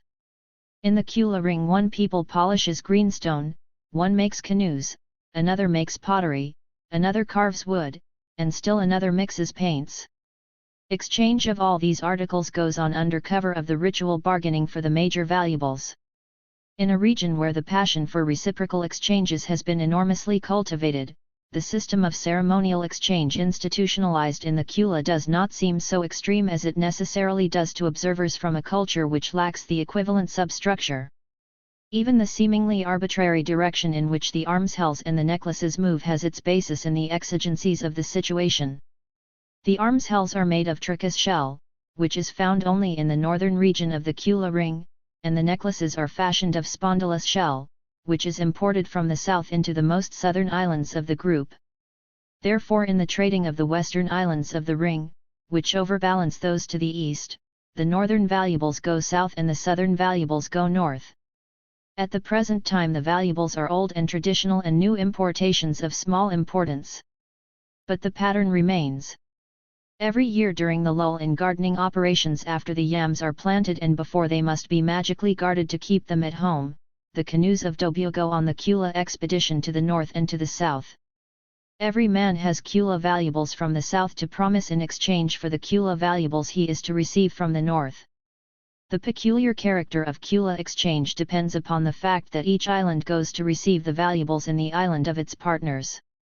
The voyaging island takes gifts in solicitation and receives the valuables, promising return of those in its possession when the hosts return the visit. Therefore Kula exchange is never a market transaction, each man spreading out his valuables and arranging the acceptable exchange. Each man receives his prize on the basis of the gift of solicitation and a promise which is supposed to be of a valuable he has already in his possession but has left at home ready to give at the appropriate moment. The Kula is not a group exchange. Each man exchanges individually, and with all the forms of courtship, with an individual partner. The charms for success in the Kula are love charms. They magically dispose the partner to favor the suit of the petitioner. They make the petitioner irresistible in his bodily beauty, smoothing his skin, clearing it of the scars of ringworm, reddening his mouth, and scenting him with perfumes and unguents. In the extravagant ideology of Dobyo only the equivalent of physical passion can make credible the spectacle of a peaceful and advantageous exchange of valuables. The men of each canoe load gather together their solicitory gifts of food and manufactured objects.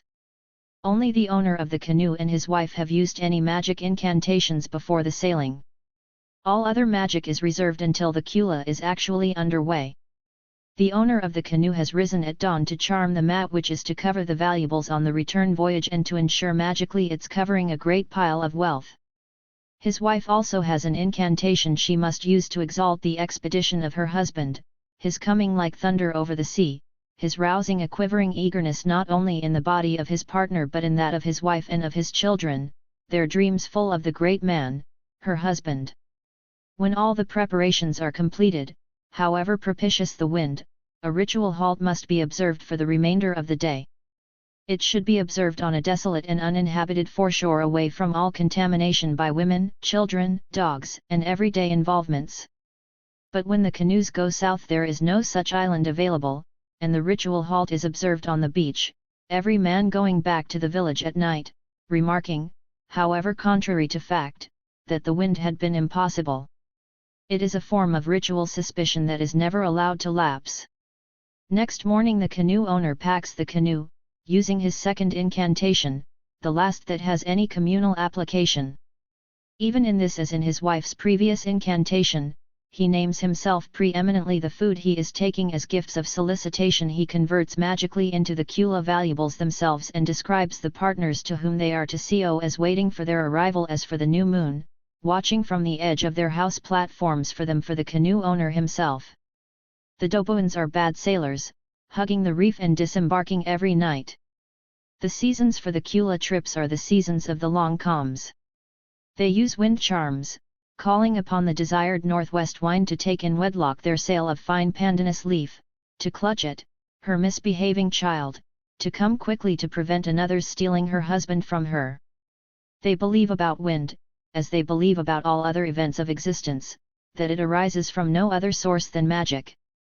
When at last the canoes have arrived at the islands of their destination, they select a barren coral reef and disembark for the great Kula preparatory rites. Each man, by magic and by personal decoration, makes himself as beautiful as possible. The incantations are private property in true Doboan fashion, and each man uses his magic for his strictly personal benefit. Those who know no incantation are under the greatest handicaps. They must make shift for themselves, using such substitutes as suggest themselves to them.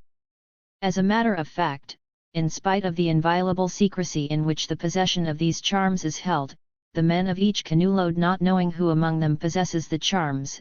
In the cases that have been observed, the men who know them are those who handle the largest Kula exchanges. Their self-confidence gives them a sufficient advantage over their companions. Those who know charms and those who do not alike take the physical pains that prepare one for the Kula arrival. They scent themselves with the perfumed leaf that is used in courtship, they put on a fresh pubic leaf, they paint their faces and their teeth, they anoint their bodies with coconut oil.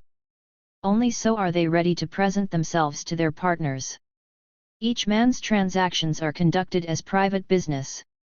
Sharp dealings are important and highly valued, and true to the Dobuan dogma that it is the closely associated person who is the dangerous threatener of your life.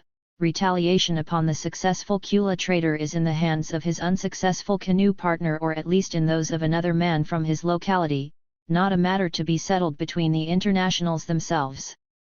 It is said of the Kula valuables, in Homeric refrain, many men died because of them. But the deaths were not brought about by the anger of outraged partners in exchange, Dobuan against Trobriander, or man of Tube against Dobuan.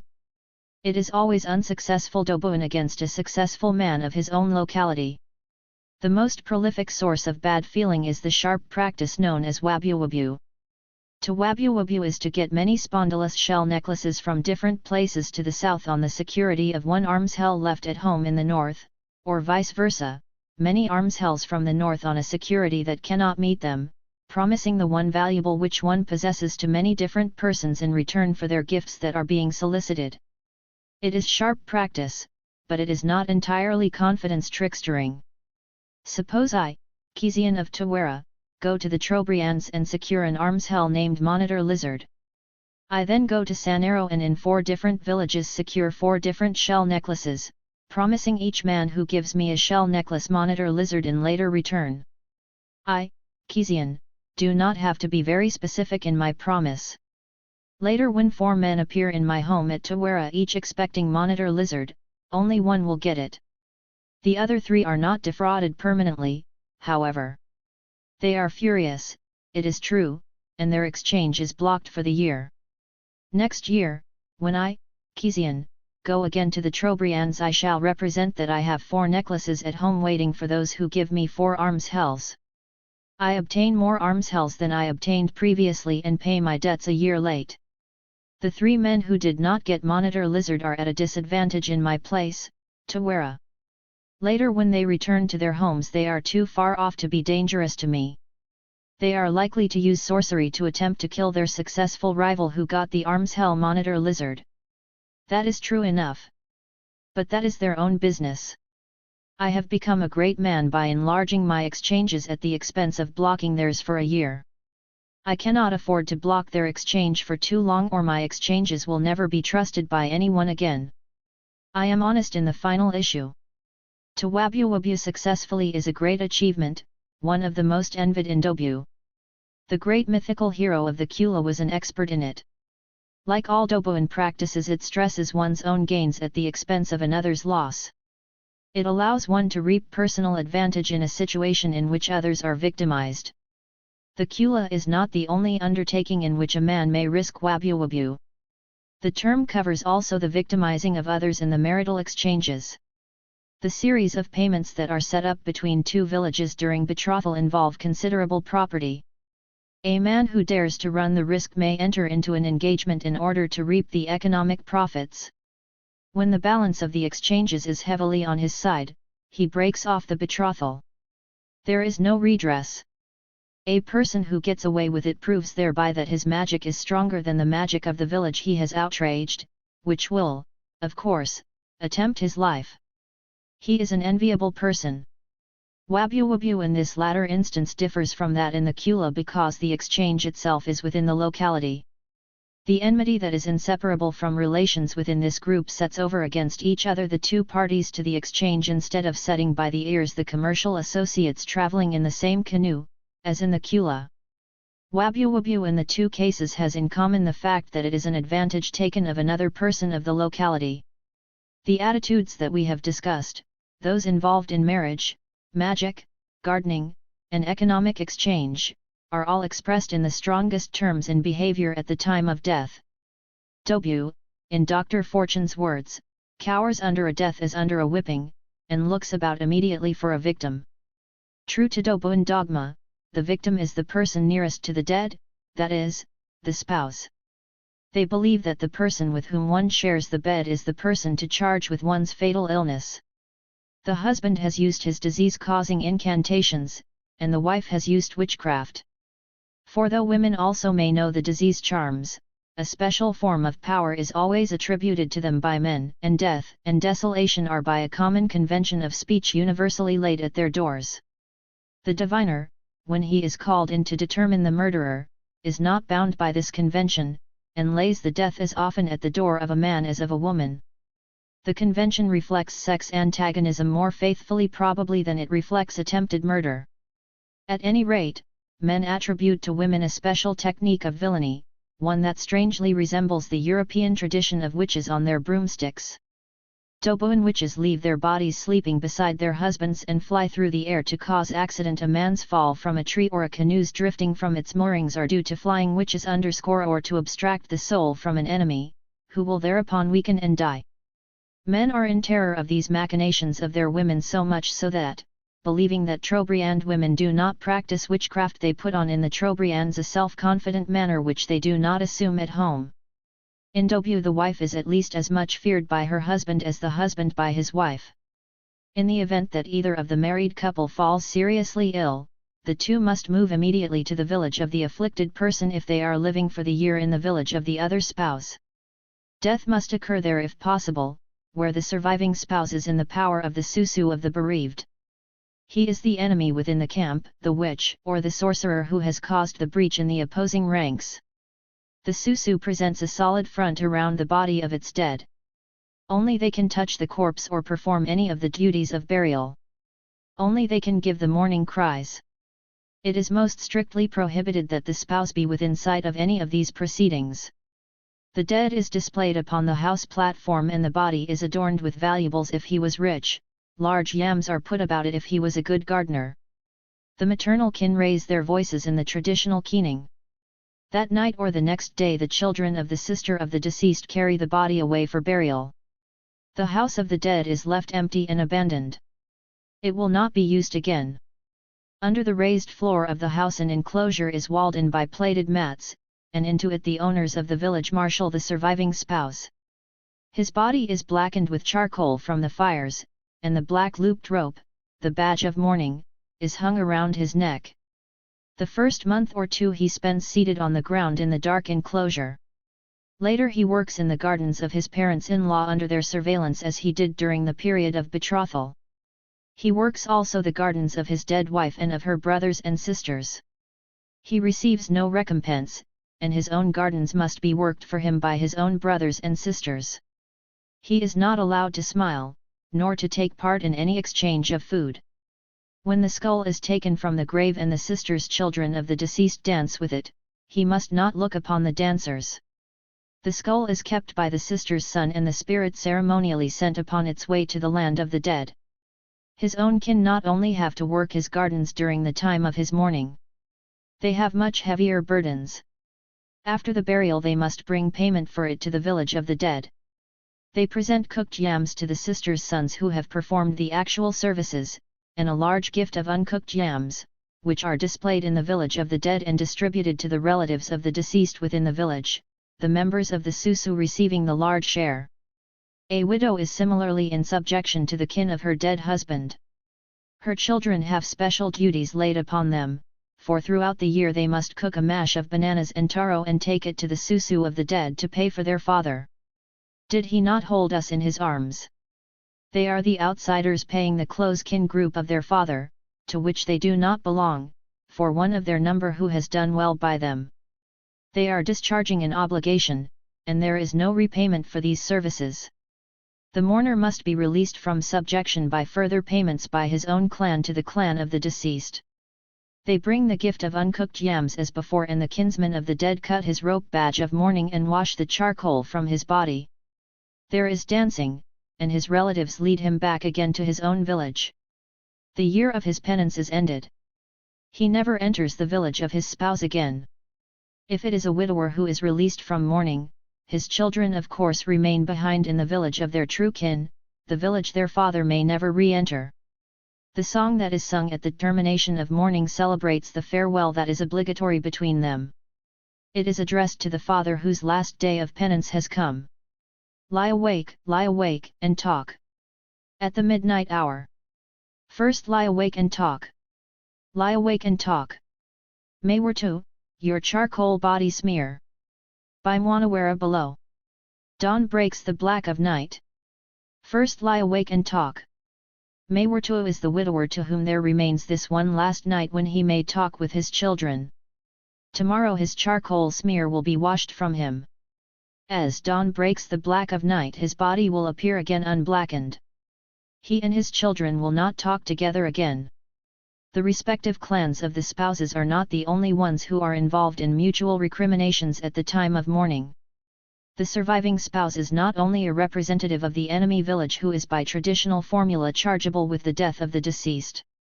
He is also a representative of all those who have married into the village of the dead person.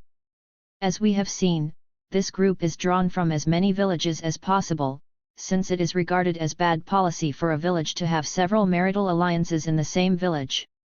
These spouses of the owners are those who will eventually, if their marriages continue in force, be in like case with the spouse who is now serving his time.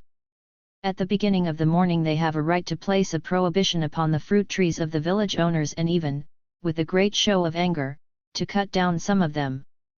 To remove the taboo, some weeks later they arm themselves with spears and descend upon the village as upon a village they mean to overpower in warfare. They carry with them a large pig and throw it down rudely before the hut of the dead's nearest of kin. With a rush they swarm up the betel palms of the village, strip them bare of nuts, and rush away again almost before people have realized what is happening. The two attacks are ritual expression of resentment against a group who can eventually exact penance in mourning. Traditionally the fat pig was a human victim. At any rate the villagers, once the invaders have rushed out of sight, are frenzied with excitement over the boar. It is cooked and becomes the basis for a series of feasts offered to all the villages of the spouses, a gift of cooked food which is offered in the most insulting fashion possible. The donors take the liquid lard and pour it over a respected older man of the village of the recipients. They smear and plaster him. Immediately the man springs forward in the most threatening attitudes, dancing with imaginary spear and affronting his hosts with traditional insults. He is allowed the privilege of giving expression, as earlier in the tree taboo, to the resentment of the spouses against the clan of the dead which can exact penance from them in mourning. One of the susu of the dead takes up a threatening attitude against the old man but does not say anything very insulting, and the other eventually washes and eats heartily. If the village of the dead takes cooked mash instead of dye to the villages of its spouses, the mash is similarly poured over the recipient and similarly resented in a public dance. The tension between these two groups is ended by one of the largest feasts of Dobyu, a feast given at the village of the dead and distributed with insult to the guests from the villages related by marriage. Tawa your share. He who is dead had many domestic pigs. Your sows are barren. Togo, your share. He who is dead was a master of fish nets. This is how you catch fish. Kapu, your share. He who was dead was a great gardener. He came from his work at dusk. You creep home exhausted at noon. As Dr. Fortune says, in this happy manner the locality pulls together its forces whenever death has stricken it. The traditional suspicion between the village of the survivor and the village of the dead does not mean, of course, that the surviving spouse is specifically regarded as the murderer. He may be, but diviners are quick to seize upon any conspicuous success of the dead in any field and charge the death to jealousy aroused by that event. More often than not, however, the mourning observances are no mere ritual form, but the expression of sullen suspicion on the one hand and of resentment of suspicion on the other. They are in any case characteristic projections of sentiments that run riot in Dobyu. Murder may be done by non-magical means as well as magical. Poison is as universally suspected as sorcery or witchcraft. No woman leaves her cooking pot a moment untended lest someone gain access to it. Individuals own various poisons which they try out as they do their magical incantations. After these poisons have been proved to kill, they are useful in a serious encounter. My father told me of it. It is budo. Plenty of it grows by the sea. I wanted to try it out. We drew the sap from it. I took a coconut, drank from it, squeezed the sap into the remainder, and closed it up. Next day I gave it to the child saying, I have drunk of it, you may drink. She fell ill at midday. In the night she died. She was my father's village sister's daughter. My father poisoned her mother with the budo. I poisoned the orphan later. What was the trouble? She bewitched my father. He felt weak. He killed her and his body grew strong again. The formula that corresponds to our thank you upon receiving a gift is, if you now poison me, how should I repay you? That is, they seize upon the occasion to remark by formula to the giver that it is not to his advantage to use the universal weapon against one who is under obligations to him. Dobuan conventions exclude laughter and make dourness a virtue. The root of laughter, they say in scorn of a less malevolent neighboring people. One of the prime obligations in important observances like gardening and the kula is to refrain from pleasurable activities or expressions of happiness. In the gardens we do not play, we do not sing, we do not yodel, we do not relate legends. If in the garden we behave so, the seed yams say, what charm is this? Once it was a good charm, but this, what is this? The seed yams mistake our speech. They will not grow. The same taboo is in force during the kula. One man crouching on the outskirts of a village of the amphlets where the people were dancing, indignantly repudiated the suggestion that he might join. My wife would say I had been happy. It is a paramount taboo. This dourness, which is a valued virtue, bears also upon the lengths to which jealousy and suspicion are carried in dobu. As we have seen, trespassing in a neighbor's house or garden is forbidden. Each person is left in possession. Any meeting between man or woman is regarded as illicit, and in fact a man by convention takes advantage of any woman who does not flee from him. It is taken for granted that the very fact of her being alone is license enough. Usually a woman takes an escort, often a small child, and the chaperonage protects her from accusation as well as from supernatural dangers. Therefore a husband normally mounts guard at the entrance to the garden in the seasons of women's work, amusing himself talking to a child, perhaps, and seeing that his wife speaks to no one. He keeps track of the length of time she absents herself in the bush for the natural functions and may even, in extreme cases, accompany her there in spite of the terrible prudery of dobu.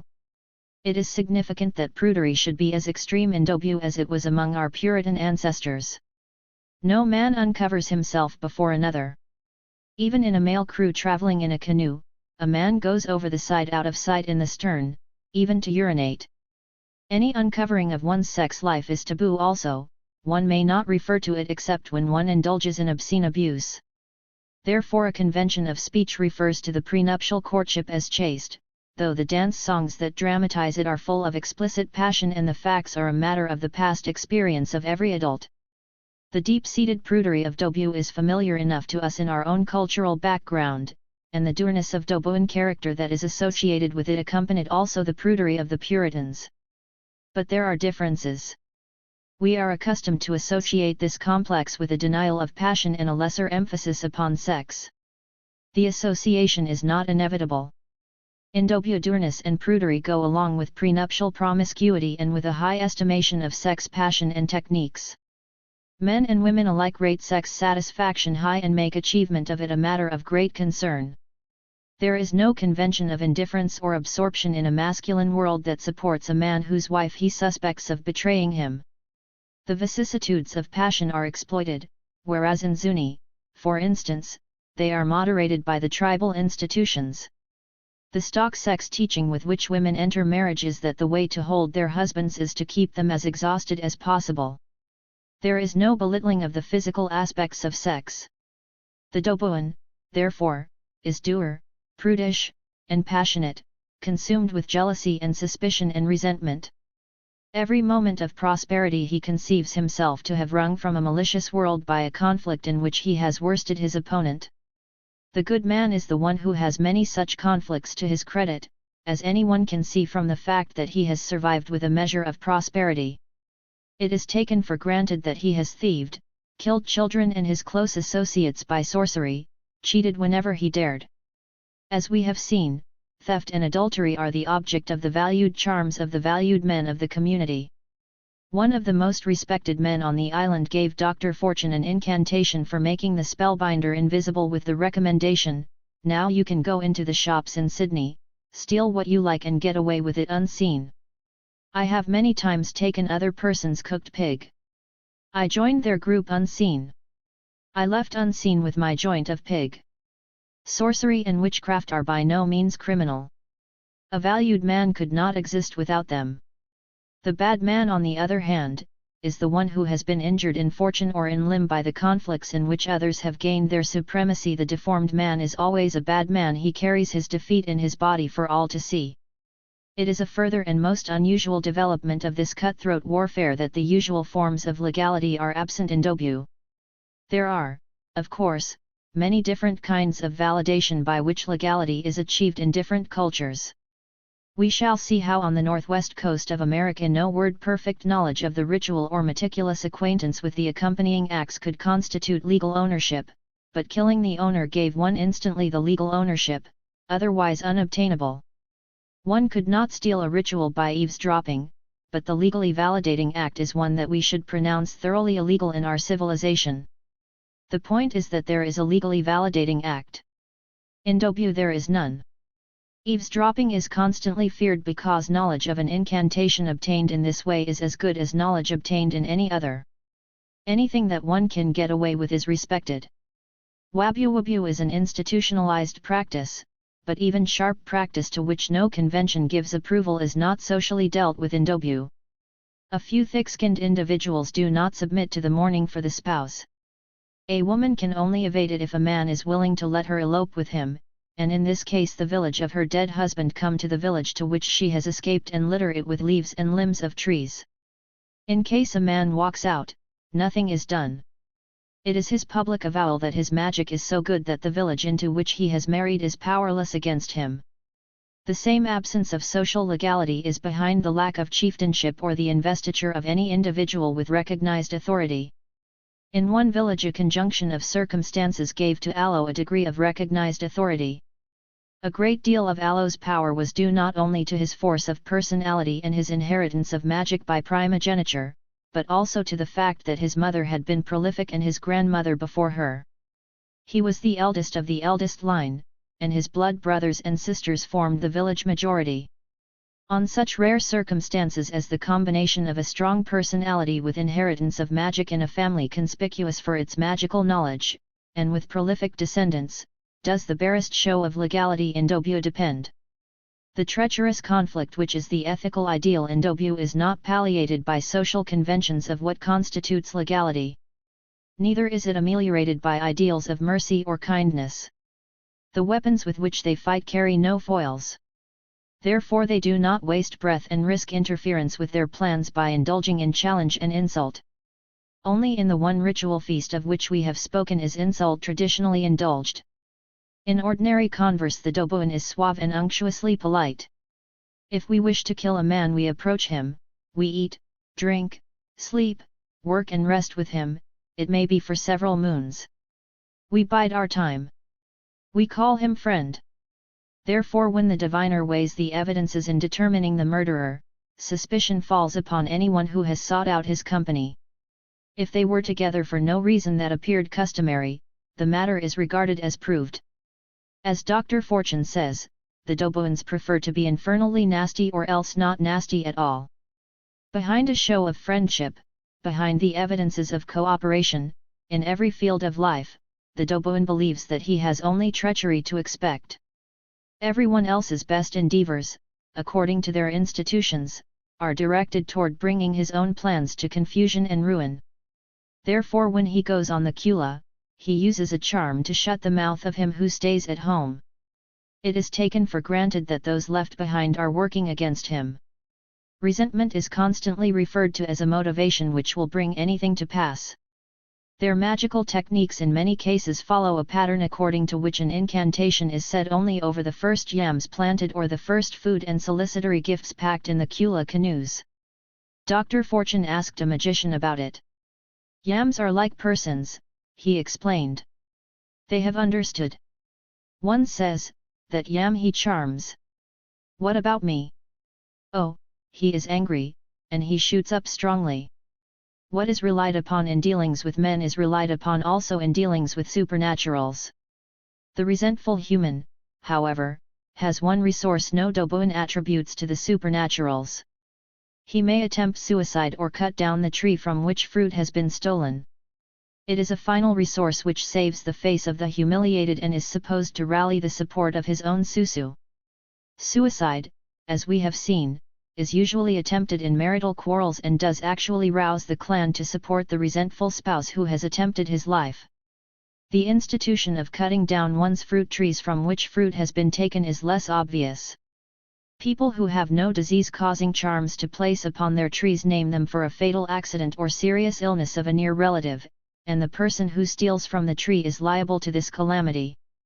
If someone braves the curse, the owner descends upon his tree and cuts it down.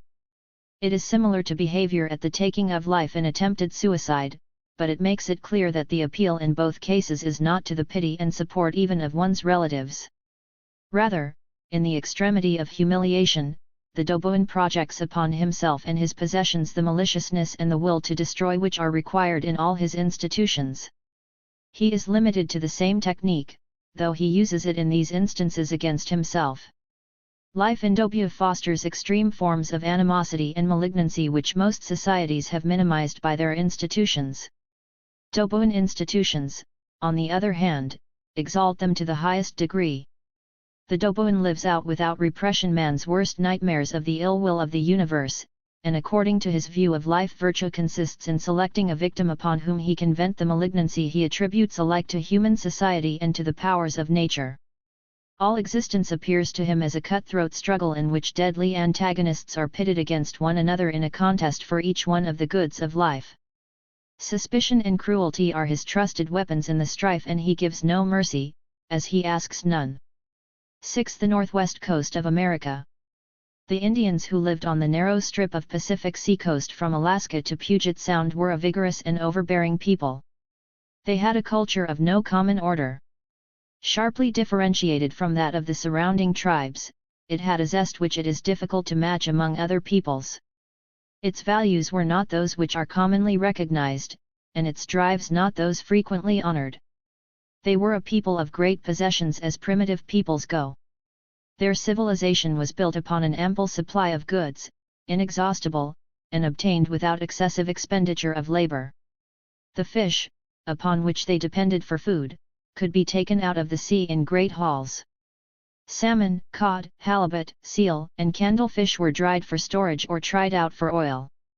Stranded whales were always utilized, and the more southern tribes went whaling as well. Their life would have been impossible without the sea. The mountains abutted sharply upon their shore territory, they built upon the beaches. It was a country wonderfully suited to the demands they put upon it. The deeply indented coast was flanked with numberless islands which not only trebled the shoreline, but gave great sheltered areas of water and protected navigation from the unbroken sweep of the Pacific. The sea life that haunts this region is proverbial. It is still the great spawning ground of the world, and the tribes of the northwest coast knew the calendar of the fish runs as other peoples have known the habits of bears or the season for putting seed into the earth. Even in the rare cases when they depended upon some product of the earth, as when they cut the great trees that they split into boards for their houses or hollowed with fire and adzes for canoes, they held close to the waterways. They knew no transportation except by water, and every tree was cut close enough to a stream or inlet so that it could be floated down to the village. They kept up constant intercommunication by means of seagoing canoes. They were adventurous, and expeditions pushed far to the north and south. Marriages, for persons of prestige, were arranged with the nobility of other tribes, and invitations to great feasts, the potlatches, were sent hundreds of miles up the coast and answered by canoe-loads of the distant tribes. The languages of these peoples belonged to several different stocks, and it was necessary therefore for most people to speak a number of unrelated languages. Certainly the differences in language formed no obstacle to the diffusion of minute details of ceremonial or of whole bodies of folklore, the fundamental elements of which they shared in common. They did not add to their food supply by means of agriculture. They tended small fields of clover or cinquefoil, but that was all. The great occupation of the men, aside from hunting and fishing, was woodworking. They built their houses of wooden planks, they carved great totem poles, they fashioned the sides of boxes of single boards and carved and decorated them, they dug out seagoing canoes, they made wooden masks and household furniture and utensils of all kinds. Without metal for axes or saws they felled the great cedars, split them into boards, transported them by sea without any use of the wheel to the villages and made of them their great many family houses. Their devices were ingenious and admirably calculated.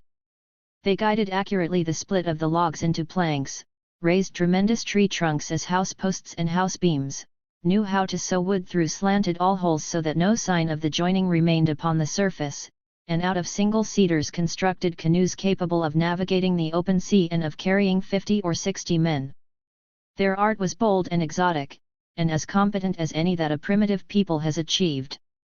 The culture of the northwest coast fell into ruin during the latter part of the last century. Our first-hand knowledge of it therefore as a functioning civilization is limited to those tribes that were described a generation ago, and it is only the Kwakiutl of Vancouver Island whose culture we know in great detail. For the most part, therefore, the description of this culture will be that of the Kwakiutl, supplemented by the contrasting details that are known from other tribes and by the memories of old men who once took part in what is now a vanished civilization. Like most of the American Indians, except those of the southwest Pueblos, the tribes of the northwest coast were Dionysian. In their religious ceremonies the final thing they strove for was ecstasy. The chief dancer, at least at the high point of his performance, should lose normal control of himself and be wrapped into another state of existence. He should froth at the mouth, tremble violently and abnormally, do deeds which would be terrible in a normal state. Some dancers were tethered by 4 ropes held by attendants, so that they might not do irreparable damage in their frenzy. Their dance songs celebrated this madness as a supernatural portent. The gift of the spirit that destroys man's reason. O real supernatural friend, one is making people afraid. The gift of the spirit that destroys man's reason.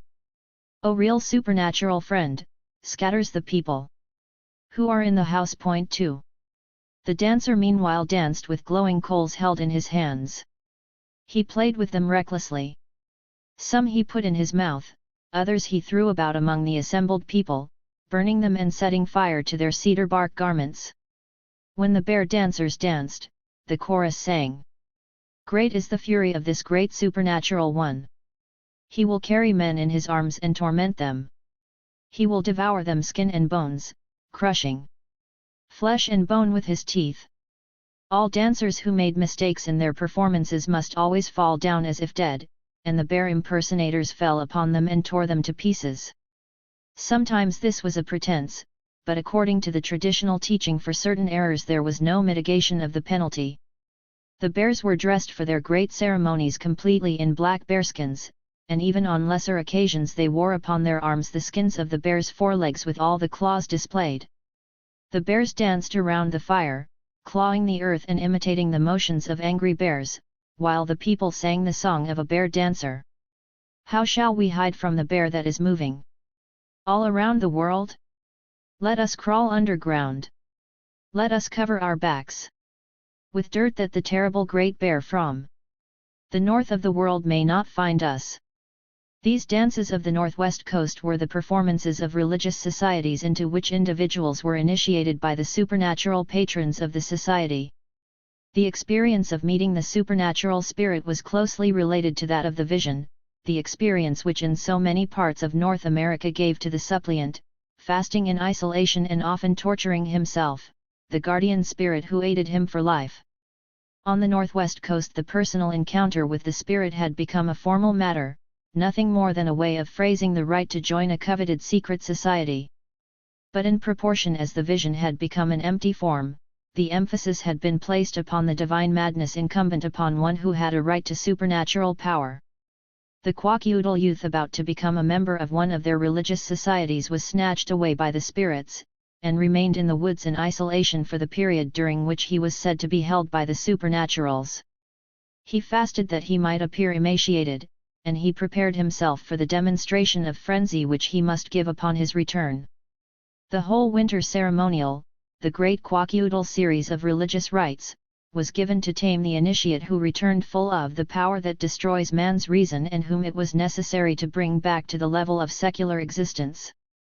The initiation of the cannibal dancer was peculiarly calculated to express the Dionysian purport of Northwest Coast culture. Among the Kwakiutl the cannibal society outranked all others.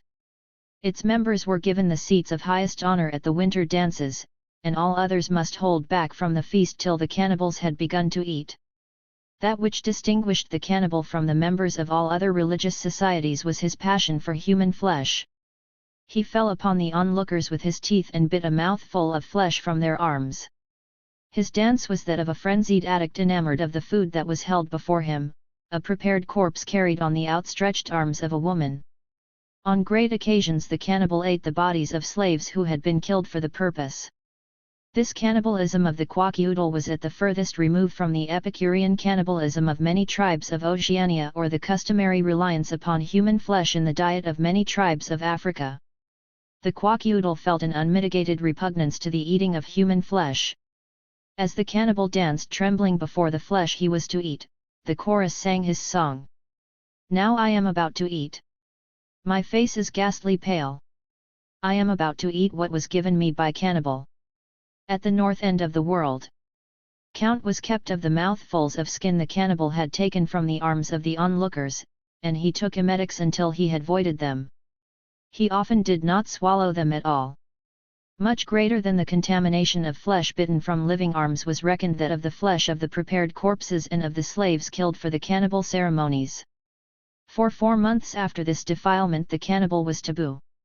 He remained alone in his small inner sleeping room, a bear dancer keeping watch at the door. He used special utensils for eating and they were destroyed at the end of the period. He drank always ceremonially, never taking but 4 mouthfuls at a time, and never touching his lips to the cup. He had to use a drinking tube and a head scratcher. For a shorter period he was forbidden all warm food. When the period of his seclusion was over, and he emerged again among men, he feigned to have forgotten all the ordinary ways of life. He had to be taught to walk, to speak, to eat. He was supposed to have departed so far from this life that its ways were unfamiliar to him. Even after his 4 months' seclusion was ended, he was still sacrosanct. He might not approach his wife for a year, nor gamble, nor do any work. Traditionally he remained aloof for 4 years. The very repugnance which the Kwakiutl felt toward the act of eating human flesh made it for them a fitting expression of the Dionysian virtue that lies in the terrible and the forbidden. During the time when the cannibal initiate was secluded alone in the woods, he procured a corpse from a tree where it had been disposed. The skin had already been dried by exposure, and he especially prepared it for his food in the dance. In the meantime the period of his seclusion was drawing to an end and the tribe were preparing for the winter dance which was primarily his initiation as a member of the cannibal society. The people of the tribe, according to their ceremonial prerogatives, made themselves sacred. They called among them the spirits of the winter dance, and those who had a right to do so gave demonstrations of their supernatural frenzy. The greatest effort and meticulousness of observance were necessary because their power must be great enough to call back the cannibal from his sojourn with the supernatural. They called him by strong dances and by the exercise of inherited powers, but at first all their efforts were in vain. At last all the cannibal society by their combined frenzy roused the new initiate, who all of a sudden was heard upon the roof of the house.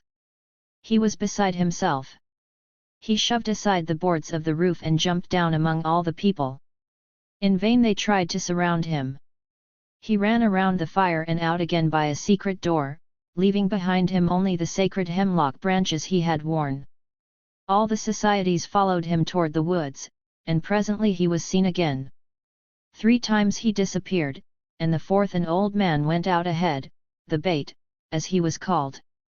The cannibal rushed upon him, seized his arm, and bit it. The people caught him in the act and brought him to the house where the ceremonial was to be held. He was out of his senses and bit those whom he laid hold of. When they came to the ceremonial house he could not be made to enter. At last the woman CO initiate, whose duty it was to carry the prepared body across her arms, appeared naked with the corpse. She danced backward, facing the cannibal, enticing him to enter the house. He still could not be prevailed upon, but at length he again climbed the roof and jumped down through the displaced boards. He danced wildly, not able to control himself, but quivering in all his muscles in the peculiar tremor which the quack-oodle associate with frenzy. The dance with the corpse was repeated during the cannibal's period of ecstasy. Perhaps the most striking Dionysian technique of the winter ceremonial is that which finally tames the cannibal and ushers in his 4-month period of taboo. According to the ideas that are current in their culture, it expresses in the most extreme manner the supernatural power that lies in the horrible and the forbidden. The rite was led by 4 priests with inherited supernatural powers of taming the cannibal. The initiate was beside himself. He ran about wildly while the attendants tried to hold him.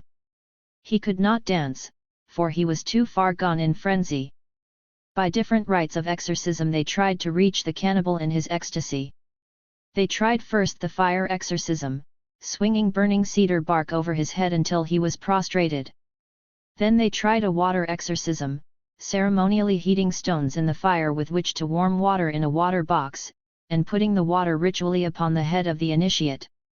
Next they made a figure of cedar bark to represent the cannibal in frenzy and burned it upon the fire. The final exorcism, however, was that which was performed with menstrual blood. Upon the northwest coast menstrual blood was polluting to a degree hardly excelled in the world. Women were secluded during this period, and their presence rendered any shamanistic practice impotent. They could not step across any brook nor go near the sea lest the salmon take offense.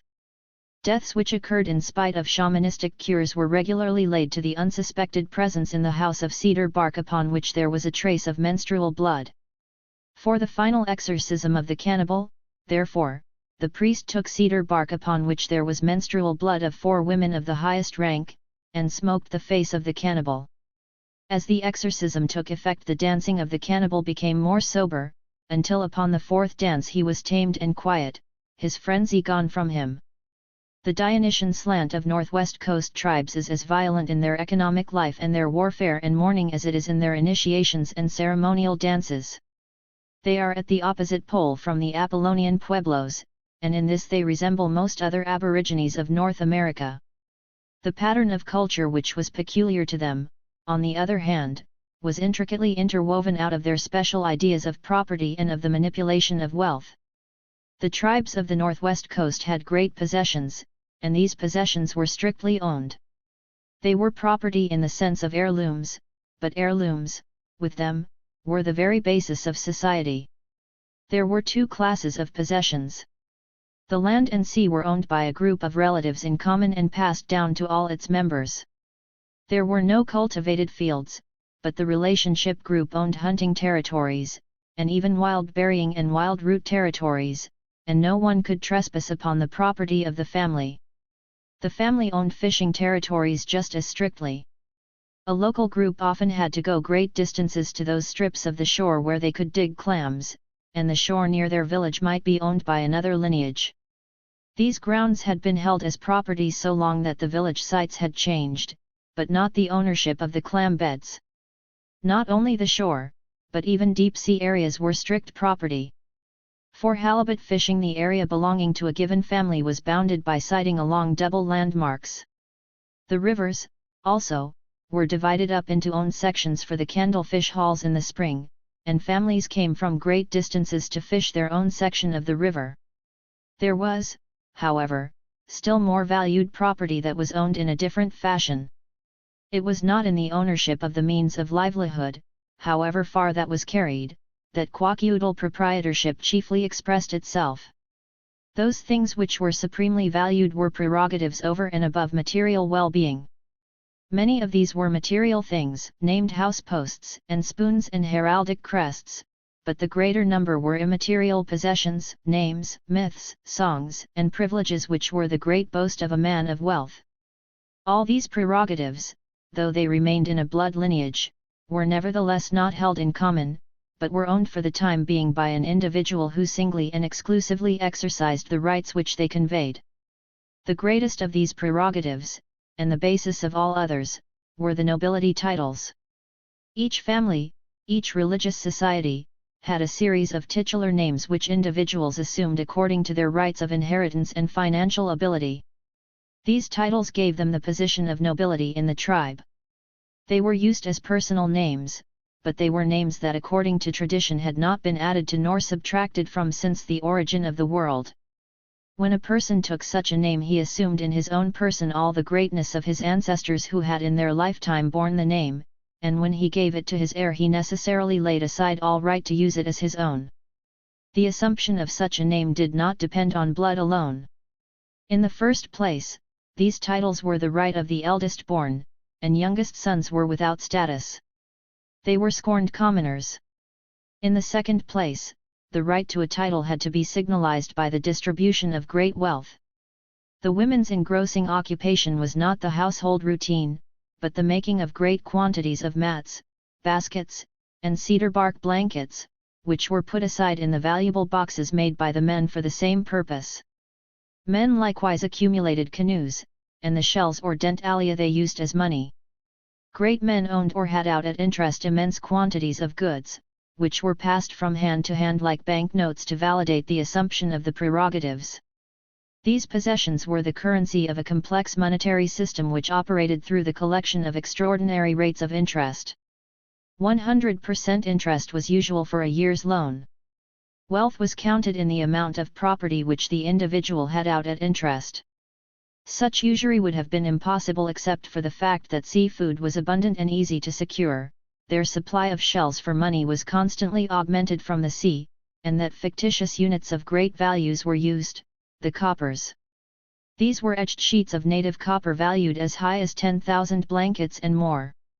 They had, of course, very small intrinsic worth and were valued according to the amount that had been paid for them when they last changed hands. Besides, the amassing of the return payments was never the work of one individual in any of the great exchanges. The entrepreneurs were figureheads of the entire local group, and, in intertribal exchanges, of the entire tribe, and commanded for the occasion the goods of all the individuals of their group. Every individual of any potential importance, male or female, entered this economic contest as a small child. As a baby he had been given a name which indicated only the place where he was born. When it was time for him to assume a name of greater importance, the elders of his family gave him a number of blankets to distribute, and upon receiving the name he distributed this property among his relatives. Those who received the child's gifts made it a point to repay him promptly and with excessive interest. Whenever a chief who was one of these beneficiaries distributed property at a public exchange soon after, he gave the child treble what he had received. At the end of the year the boy had to repay with 100% interest those who had originally financed him, but he retained the remainder in his own name, and this was the equivalent of the original stock of blankets. For a couple of years he distributed these, and collected interest, until he was ready to pay for his first traditional potlatch name. When he was ready, all his relatives gathered and all the elders of the tribe. In the presence of all the people and before the chief and the old men of the tribe, his father then gave up to him a name which designated his position in the tribe. From this time the boy had a traditional position among the titled men of the tribe. Thereafter at the potlatches he gave or took part in, he took still greater and greater names. A person of any importance changed names as snakes change their skins. The names indicated his family connections, his riches, his status in the tribal structure. Whatever the occasion of the potlatch, whether it was a marriage, the coming of age of his grandchild, or an intertribal challenge to a rival chief, the host used the occasion to validate the assumption of a new name and its prerogatives, either for himself or for an heir.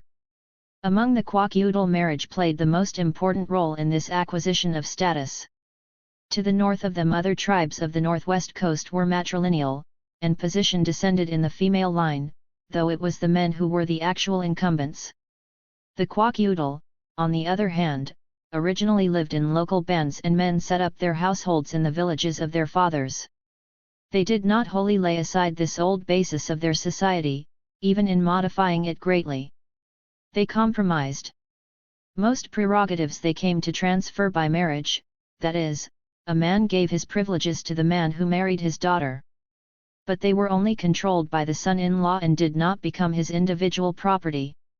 They were held in trust for his relatives, and especially for the donor's daughter's children. In this way matrilineal inheritance was secured, though there were no matrilineal groups. Prerogatives and property were given to the son-in-law upon the birth of children, or upon their coming of age, as a return upon the property which had been given by his family as the bride price. In other words, a wife was obtained exactly after the manner of a copper. Just as in any economic exchange, there was a down payment which validated the transaction. The greater the amount of the bride price at marriage, the more glory the clan of the groom could claim, and this payment had to be returned with great interest at a return potlatch usually held at the birth of the first child. As soon as this payment was made, the wife was said to have been recovered by her own family, and her marriage was called staying in the house of her husband for nothing. Therefore the husband made another payment to retain her, and the wife's father transferred wealth to him in return. In this way all through life, at the birth or maturity of offspring, the father-in-law transferred his prerogatives and wealth to the husband of his daughter for the children who were the issue of the marriage. Among the Kwakiutl, the religious organization duplicated the secular. Just as the tribe was organized in lineages which had in their possession the titles of nobility, so it was organized also in societies with supernatural powers, the cannibals, the bears, the fools, and the like.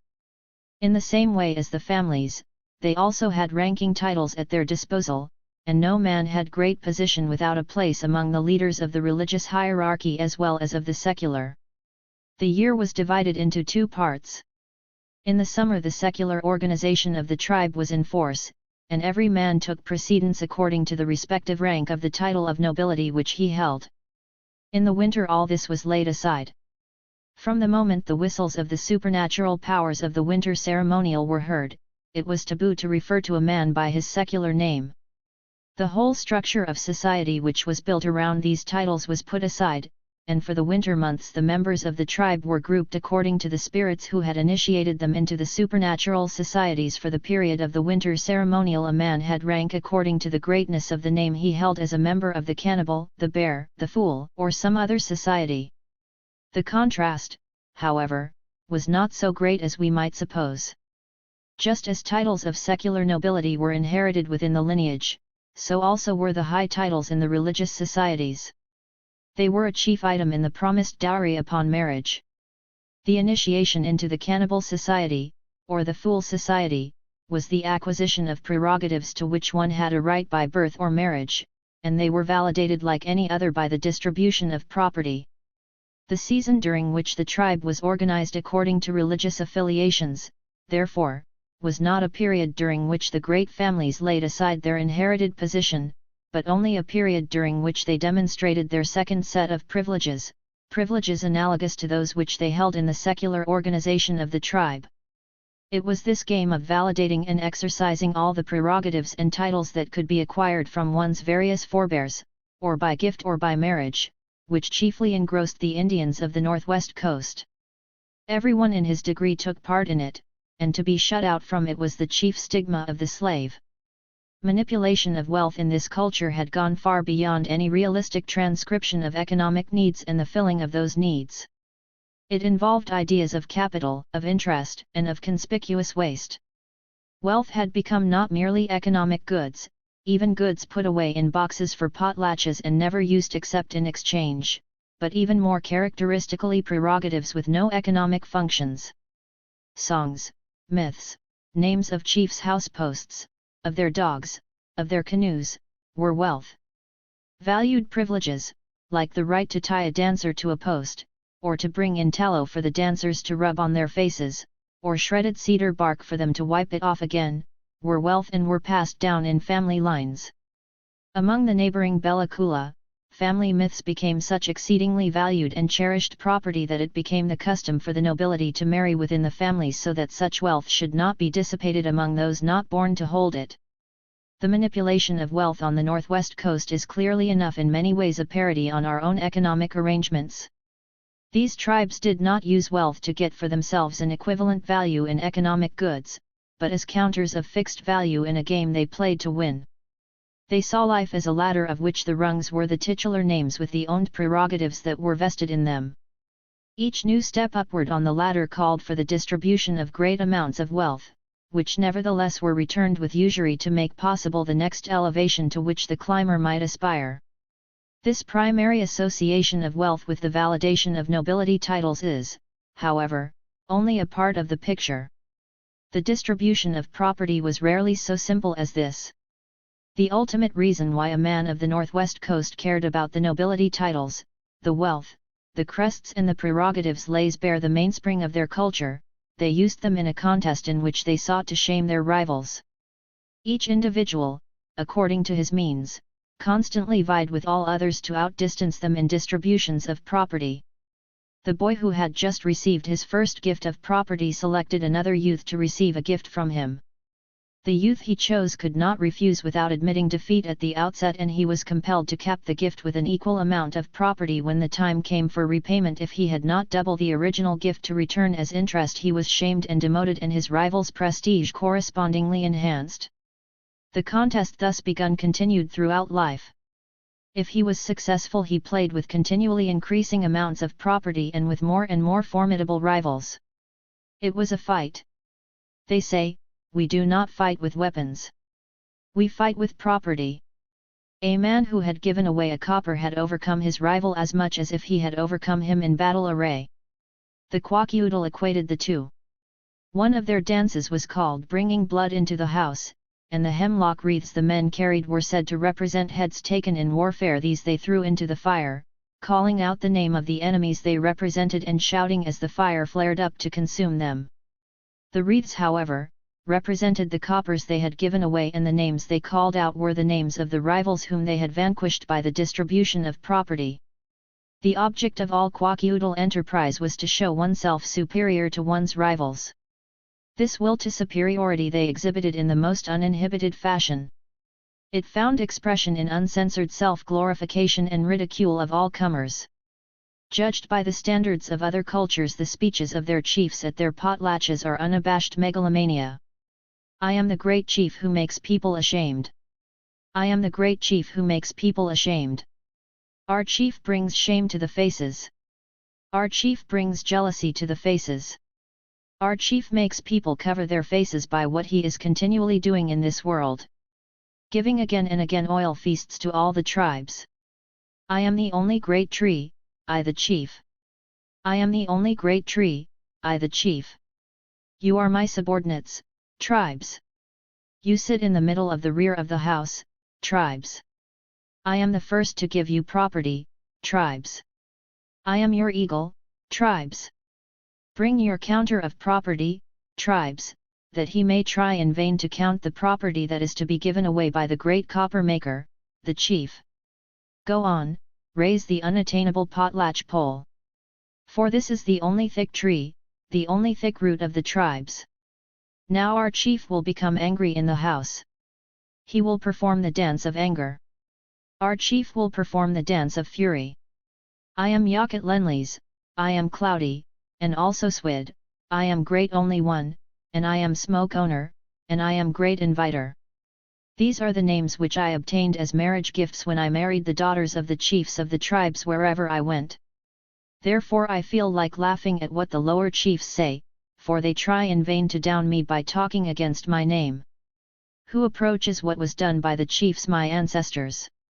Therefore I am known by all the tribes over all the world. Only the chief my ancestor gave away property in a great feast, and all the rest can only try to imitate me. They try to imitate the chief, my grandfather, who is the root of my family. I am the first of the tribes. I am the only one of the tribes. The chiefs of the tribes are only local chiefs. I am the only one among the tribes. I search among all the invited chiefs for greatness like mine. I cannot find one chief among the guests. They never return feasts. The orphans, poor people, chiefs of the tribes. They disgrace themselves. I am he who gives these sea otters to the chiefs, the guests, the chiefs of the tribes. I am he who gives canoes to the chiefs, the guests, the chiefs of the tribes. These hymns of self-glorification were sung by the chiefs' retainers upon all great occasions, and they are the most characteristic expressions of their culture. All the motivations they recognized centered around the will to superiority.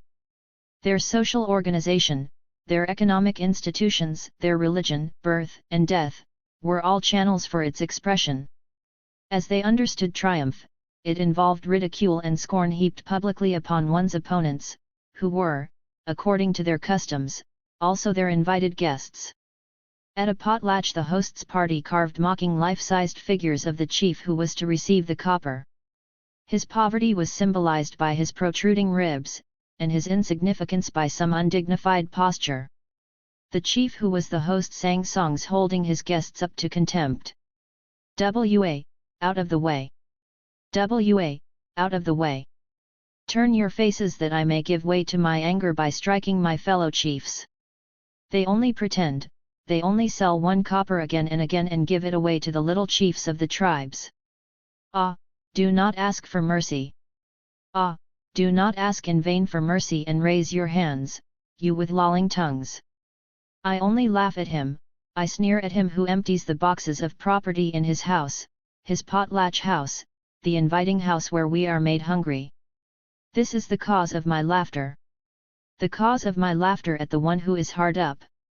The one who points about for his ancestors that are chiefs. The puny ones have no ancestors who were chiefs. The puny ones have no names coming from their grandfathers. The puny ones who work. The puny ones who work hard. Who make mistakes, who come from insignificant places in the world. This only is the cause of my laughter. I am the great chief who vanquishes. I am the great chief who vanquishes. Oh, go on as you have done.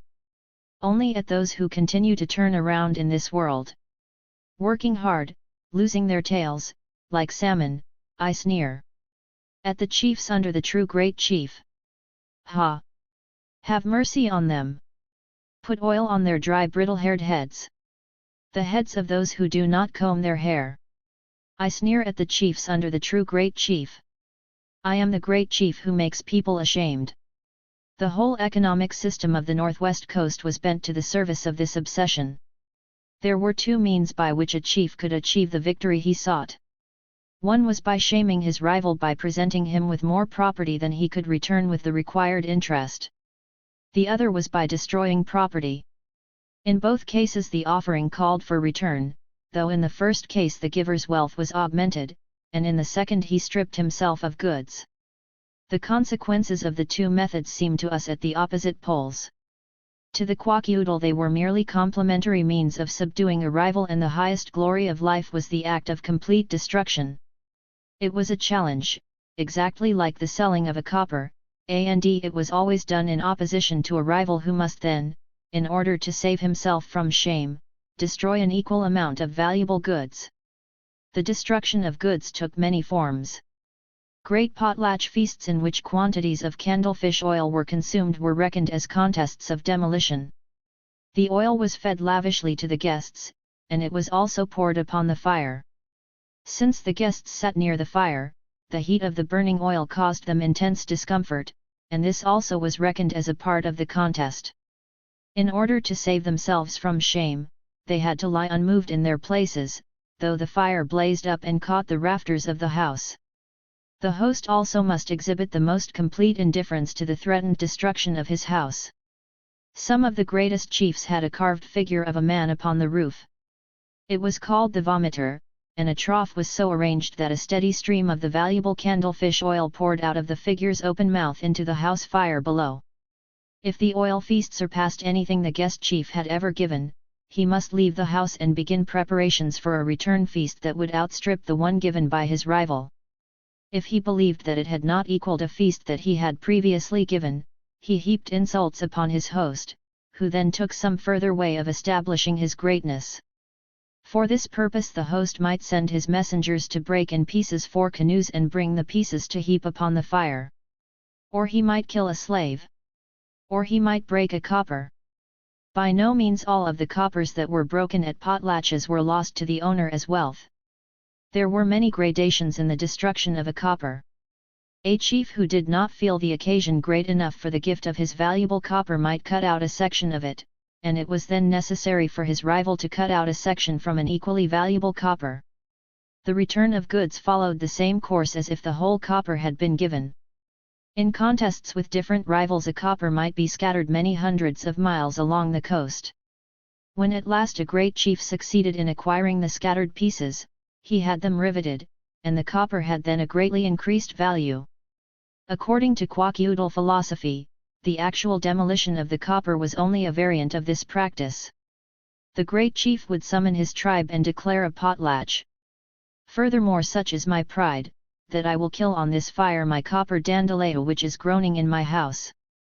You all know how much I paid for it. I bought it for 4,000 blankets.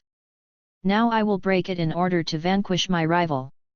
I will make my house a fighting place for you, my tribe. Be happy, chiefs, this is the first time that so great a potlatch has been given. The chief put his copper upon the fire and it was consumed, or from some great headland he cast it into the sea. He was then stripped of his wealth, but he had acquired unparalleled prestige. He had gained the final advantage over his rival, who had to destroy a copper of equal value or retire in defeat from the contest. The behavior which was required of the chief was arrogant and tyrannical to a degree. There were necessarily cultural checks upon too despotic an interpretation of a chief's role. He was not free to destroy property to the utter impoverishment of his people or to engage in contests which were ruinous to them. The great social check that acted to keep his activity within limits they phrased as a moral taboo, the taboo on overdoing. Overdoing was always dangerous, and a chief must keep within bounds. These boundaries exacted by custom allowed, as we shall see, many extreme courses, but the check was always in readiness if a chief overreached his claims on tribal support. Good fortune, they believed, abandoned the man who went too far, and he was no longer supported by his followers. Society set limits, though the limits seem to us fantastic. This will to superiority which was allowed such latitude on the northwest coast was expressed in every detail of their potlatch exchanges. For great potlatches invitations were sent out a year or more in advance, and great boatloads of nobles came from distant tribes. The host opened the sale of a copper with self-glorifying speeches and claims as to the greatness of his name and of his copper. He challenged his guests to bring out the property which they had ready for the return gift. The guests began modestly, offering the merest fraction of the proper value, and working gradually toward the climax.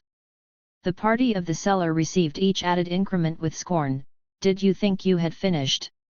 You were not provident when you resolved to buy this great copper. You have not finished, you will give more. The price of the copper will correspond to my greatness. I ask 400 more. The purchaser answered him, Yes, chief, you have no pity, and sent immediately for the blankets that had been demanded of him. His counter of blankets counted them aloud and addressed the assembled tribes. Yea, tribes! Do you see our way of buying blankets? My tribe are strong when they buy coppers. They are not like you. There are 1,600 blankets in the pile I carry here. These are my words, chiefs of the quaqueudal, to those who do not know how to buy coppers. When he had finished, his chief rose and addressed the people. Now you have seen my nari. This is my name. This is the weight of my name. This mountain of blankets rises through our heavens. My name is the name of the quaqueudal, and you cannot do as we do, tribes. Look out, later on I shall ask you to buy from me. Tribes, I do not look forward to the time when you shall buy from me. But the sale of the copper had only begun. A chief of the sellers' party rose and recounted his greatness and his privileges. He told his mythological ancestry and he said, "I know how to buy coppers." "You always say you are rich, chief. Did you not give any thought to this copper? Only give 1,000 blankets more, chief." In this fashion the price of the copper was increased until 3,200 blankets had been counted out in payment. Next the valuable boxes to put them in were demanded of the purchaser. They were brought. Then more gifts were necessary to adorn the owner of the copper. The purchaser acceded and presented them, saying, "Listen, chiefs. Adorn yourselves with this canoe the value of which is 50 blankets, and with this canoe the value which is 50 blankets, and with this canoe the value of which is 50 blankets, and with these 200 blankets. Now there are 4,000 blankets. It is done." The owner answered, "I take the price." But it was not done. The purchaser now addressed the owner of the copper saying, "Why have you taken the price, chief? You take the price too soon. You must think poorly of me, chief. I am a quack-oodle, I am one of those from whom all your tribes all over the world took their names. You sieve up before I have finished trading with you. You must always stand beneath us." He sent his messengers to call his sister, his princess, and gave to his rivals 200 blankets more the clothes of his princess. This made 200 blankets of the 5,000. This was a more or less routine purchase of a copper. In the contests between great chiefs the violence and the rivalry that were the heart of this culture found free scope. The story of the conflict of Fast Runner and of Throwaway, chiefs of the quack-oodle, shows the way in which these contests become open enmity. The two chiefs were friends. Throwaway invited the clan of his friend to a feast of salmon berries and carelessly served the grease and berries in canoes that had not been cleaned sufficiently to do them honor. Fast Runner chose to take this as a gross insult. He refused the food, lying down with his black bear blanket drawn over his face, and all his relatives, seeing he was displeased, followed his example. The host urged them to eat, but Fast Runner had his speaker address him, complaining of the indignity, "Our chief will not eat the dirty things you have offered, O dirty man." Throwaway scornfully replied, "Let it be as you say. You speak as if you were a person of very great wealth." Fast Runner replied, "Indeed I am a person of great wealth," and he sent his messengers to bring his copper sea monster. They gave it to him, and he pushed it under the fire, to put out the fire of his rival. Throwaway sent also for his copper. His attendants brought him looked at askance and he pushed it also under the fire in the feasting place, to keep the fire burning. But Fast Runner had also another copper crane and he sent for that and placed it upon the fire to smother it. Throwaway had no other copper, so he could not add more fuel to keep his fire going and was defeated in the first round. The following day Fast Runner returned the feast and sent his attendants to invite Throwaway. Throwaway meanwhile had pledged property enough to borrow another copper. Therefore when the crab apples and grease were set before him, he refused in the words which Fast Runner had used the day before, and sent his attendants to bring the copper day face. With this he extinguished his rival's fire. Fast Runner rose and addressed them, "Now is my fire extinguished. But wait. Sit down again, and see the deed that I shall do." He put on the excitement of the Dance of the Fools, of whom he was a member, and destroyed 4 canoes of his father-in-law's. His attendants brought them to the feasting house and heaped them on the fire to take away the shame of having had their fire extinguished by Throwaway's copper. His guests at all costs had to remain where they were or admit defeat. The black bear blanket of Throwaway was scorched, and below his blanket the skin of his legs was blistered, but he held his ground. Only when the blaze had begun to die down, he arose as if nothing had happened and ate of the feast in order to show his complete indifference to the extravagance of his rival. Fast Runner and Throwaway were now in open enmity. They chose, therefore, to give rival initiations into the secret societies, using their religious privileges rather than their secular. Throwaway secretly planned to give this winter ceremonial, and Fast Runner, hearing of it through his informers, determined to outdo him. Throwaway initiated a son and a daughter, but Fast Runner 2 sons and 2 daughters. Fast Runner now had outdistanced his rival, and when his 4 children were brought back from their seclusion and the excitement of the dance was at its height, he had a slave scalped and butchered by the fool dancers and the grizzly bear society and the flesh eaten by the cannibals. The scalp he gave to throw away, who clearly could not match this mighty deed. Fast Runner had still another triumph. His daughters were being initiated as war dancers, and they asked to be put upon the fire. A great wall of firewood was raised about the fire, and the daughters were tied to boards ready to be committed to the flames. Instead, 2 slaves dressed like true war dancers and similarly tied to boards were put into the fire. For 4 days the daughters of Fast Runner remained in hiding, and then, from the ashes of the slaves which had been preserved, they apparently returned to life. Throwaway had nothing to match this great demonstration of privilege, and he and his men went off to fight the Nootka. Only one man returned to tell of the defeat and death of the war party. This is told as a true story, and there are eyewitness accounts of other contests that vary only in the acts which the rival chiefs performed to demonstrate their greatness. On one occasion within the lifetime of men now living, the chief tried to put out the fire of his rival with 7 canoes and 400 blankets, while his host poured oil upon the fire in opposition. The roof of the house caught fire and the whole house was nearly destroyed, while those who were concerned kept their places with assumed indifference and sent for more possessions to heap upon the fire. Then those who went to get the 200 blankets returned, and they spread them over the fire of the host.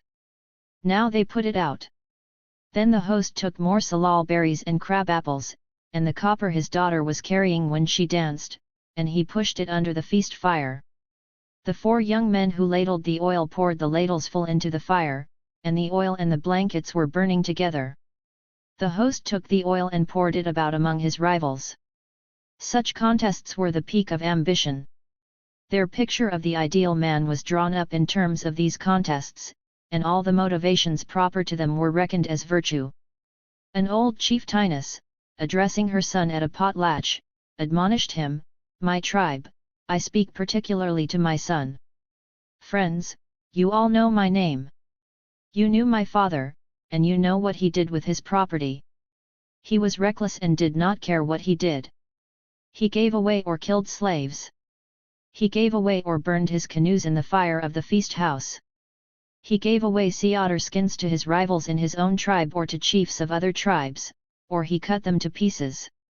You know that what I say is true. This, my son, is the road your father laid out for you, and on which you must walk. Your father was no common man. He was a true chief among the Koskimo. Do as your father did. Either tear up the button blankets or give them to the tribe which is our rival. That is all." Her son answered, "I will not block the road my father laid out for me. I will not break the law my chief laid down for me. I give these blankets to my rivals. The war that we are having now is sweet and strong." He distributed the blankets. The occasions upon which distribution of property took this form on the northwest coast were legion.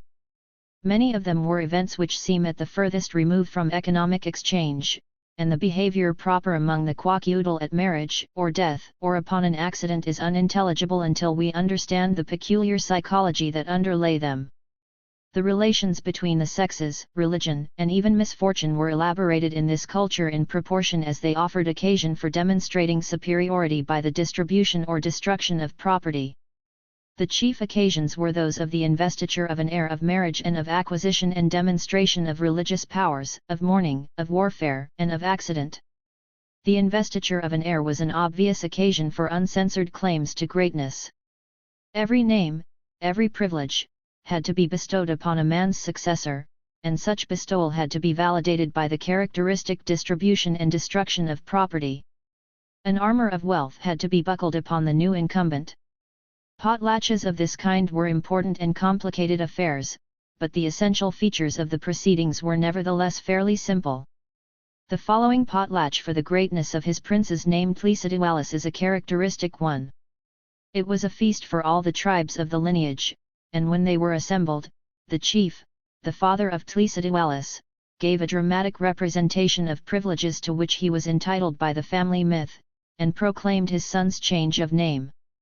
The heir was now to assume one of the traditional prince's names, and the property was ready to distribute in his honor. At the height of the dancing the chorus sang, in his father's name, the song composed for him. Make way and let him have this copper with which I am always trying to strike my rival chiefs.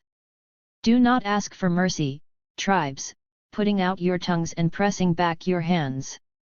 And the young prince came out from the inner room carrying the copper dentaleu. His father addressed him with goading admonitions. Ah, you are great, Chief Tlzodoalis. Do you really wish it? Is it really your great wish to let it lie dead by the side of the fire, this copper that has a name, this dentaleu? Live up to your prerogatives. For indeed you are descended from extravagant chiefs who did thus with coppers that had names, i.e., broke them. His son broke the copper with all attendant ceremony, and distributed it among his rivals, saying to the guests, I am following the road made by my chief, my father, the road to walk on, extravagant, merciless chief, the chief who is afraid of nothing. I mean this, chiefs, I have danced to pieces dentaleu for you, tribes. He distributed all the remainder of the property, and assumed his father's chieftainship. A variant of this type of potlatch was that which was given upon the adolescence of the woman of highest rank in the family of a chief, either his younger sister or his daughter. The greatness of the names had to be validated like the investiture of an heir, though by a lesser display. A great quantity of property other than blankets and coppers were gathered for distribution.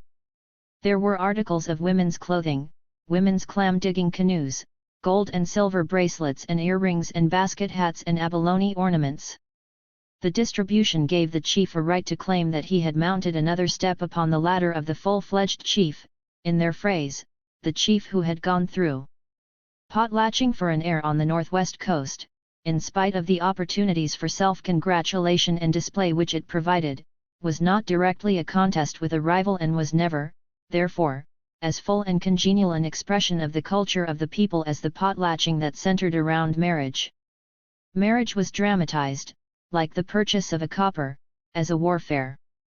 An important man about to contract a marriage called his relatives and associates together as for a war party and announced to them, Now we shall make war upon the tribes.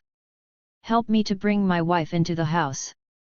Preparations were immediately undertaken, but the weapons with which they fought were the blankets and the coppers which were in their possession. The warfare consisted essentially in the interchange of goods. The bride price the bridegroom paid for the bride was bid up and up as in the case of the purchase of a copper. The bridegroom and his retainers went in a party to the house of the father of the bride. Each of the nobles brought forward a part of his property to lift the bride from the floor and to make a seat for the bride. More and more blankets were counted out, to overpower the family of the father-in-law, and to show the greatness of the bridegroom. The conflict between the two groups was given other expressions. The groom's party might arm themselves and rush upon the village of the bride, and the bride's village fall upon the attackers in turn. The fight might get out of hand and people be killed in the conflict. Or the father-in-law might draw up his men in a double line armed with burning brands turned inward, and the son-in-law's party had to run the gauntlet. Other families owned as their prerogative the right of building a tremendous fire in the feasting house beside which the groom's party must sit without flinching till they were burned. Meanwhile, out of the mouth of the carved sea monster, which might be another heraldic prerogative of the bride's family, were vomited 7 skulls, while the father of the bride mocked the groom's party, Beware, Guatsanox. These are the bones of the suitors who came to marry my daughters and who ran away from my fire. As we have already seen, what was bought upon this occasion was not properly the bride, but the prerogatives which she had a right to pass on to her children. The bride price, like any Northwest Coast transaction, was an obligation upon the father-in-law which he must return many-fold. The occasions for these return payments were the birth and maturity of offspring. At such times the father of the wife gave to his son-in-law not only many times the amount of material property that he had received, but also, and more importantly, the names and prerogatives which it was his right to pass on to his daughter's children. These became the property of the son-in-law, but only to the extent that he could pass them on to heirs whom he might choose, and who were sometimes not the children of the wife through whom the inheritance had come. They were not his property in the sense that he could use the names and the privileges in his own potlatching exploits. Among the greatest families, these return payments upon the bride price were delayed many years after the marriage, until the eldest son or daughter of the marriage was of an age to be initiated into the preeminent cannibal society. On these occasions the son-in-law, now about to receive this great return payment from his father-in-law, undertook to give the great winter ceremonial and to be responsible for the large disbursement of property it involved, and the father-in-law's return payment financed him in his expenditure. The ceremonial turned upon the initiation of the child of the son-in-law into the cannibal society, and the name and the privileges which the young man or woman assumed at this time were the return upon the parents' wedding payment, the most valued possessions which were involved in the marriage transaction. The amount of the return payment and the times upon which it was given were determined by the importance of the families, the number of offspring, and many other considerations that varied for each marriage. The ceremony, however, was fixed and dramatic. The father-in-law prepared for years in advance. When the time came for the return payment, he called in all his debts and accumulated food in abundance, blankets, boxes, dishes, spoons, kettles, bracelets, and coppers. The bracelets were tied to sticks, 10 to each stick, and the spoons and dishes attached to long ropes, the anchor lines of the canoe. The relatives of the father-in-law gathered to support him and to contribute to the display, and the relatives of the son-in-law assembled in all their festival array upon the platform of the son-in-law's house overlooking the beach. The father-in-law's party made the canoe upon the beach. It was a square some 100 feet in each direction, laid down upon the sand and formed of the lids of heirloom ceremonial boxes painted with animal faces and inset with sea otter teeth. Down to this canoe they carried all the goods the father-in-law had collected. From the front ends of the canoe they tied to the son-in-law's house platform the anchor lines to which the carved wooden dishes and valuable spoons made of mountain goat horn had been attached. All the relatives of the father-in-law entered the canoe, and they and the son-in-law's party alternately sang their valuable songs. The wife of the son-in-law, the woman whose bride price was that day being repaid, was in the canoe with her parents, loaded with ornaments which she was conveying to her husband. The great dance of the occasion was hers when she displayed her jewelry, an abalone shell nose ring so enormous that it had to be tied to her ears for support, and earrings so heavy they were tied to the locks of her hair. After she had danced, the father-in-law rose and gave the title to all the property in the canoe to his son-in-law. The chief property was in a small box which contained the tokens of the privileges of the religious society memberships and of the names which he was transferring to his son-in-law for the use of his children. As soon as the title to all the property had been given to the son-in-law, his friends rushed down upon the canoe with axes in their hands and split one of the box covers that formed the canoe, shouting, "Now our loaded canoe is broken," while the son-in-law responded, "Let us be glad." It was called sinking the canoe, and it signified the fact that the son-in-law would immediately distribute all the wealth contained in it among the tribe. That is, he would place it out at interest to augment his property further. It was a climax in the career of any man, and the song that belonged to the son-in-law on this occasion expressed the triumph of a chief at the apex of his power. "I will go and tear in pieces Mount Stevens. I will use it for stones for my fire. I will go and break Mount Cat's ties. I will use it for stones for my fire." Through 4 marriages an ambitious man sought to accumulate the title to more and more valuable prerogatives and to collect the return payments upon the bride price. If an alliance of this kind was considered desirable and there was no marriageable daughter, the transfer might still take place. The son-in-law married, so they said, the left foot of his father-in-law or his right arm or some other part of his body. That is, a pretended marriage was performed with the same ceremonies as the real one, and by this means the privileges were transferred. If it is clear in such cases that marriage had become on the northwest coast a formal method of transferring privileges, it is even more striking in many of the accounts of intertribal marriages that resulted in jealous warfare. The marriage of a noble woman into another group lost to the people of her tribe dances and privileges they might be very loath to have pass from them. In one such case the tribe from which the father-in-law had originally obtained the dance were outraged at a marriage by which the dance passed to a rival chieftain. They pretended to give a feast and invited the father-in-law and his tribe. When all were assembled, they fell upon them and killed the father-in-law and many of his friends. In this way they prevented the title to the dance from passing to the rival chief who had contracted the marriage and who would have obtained it upon the return of the bride price.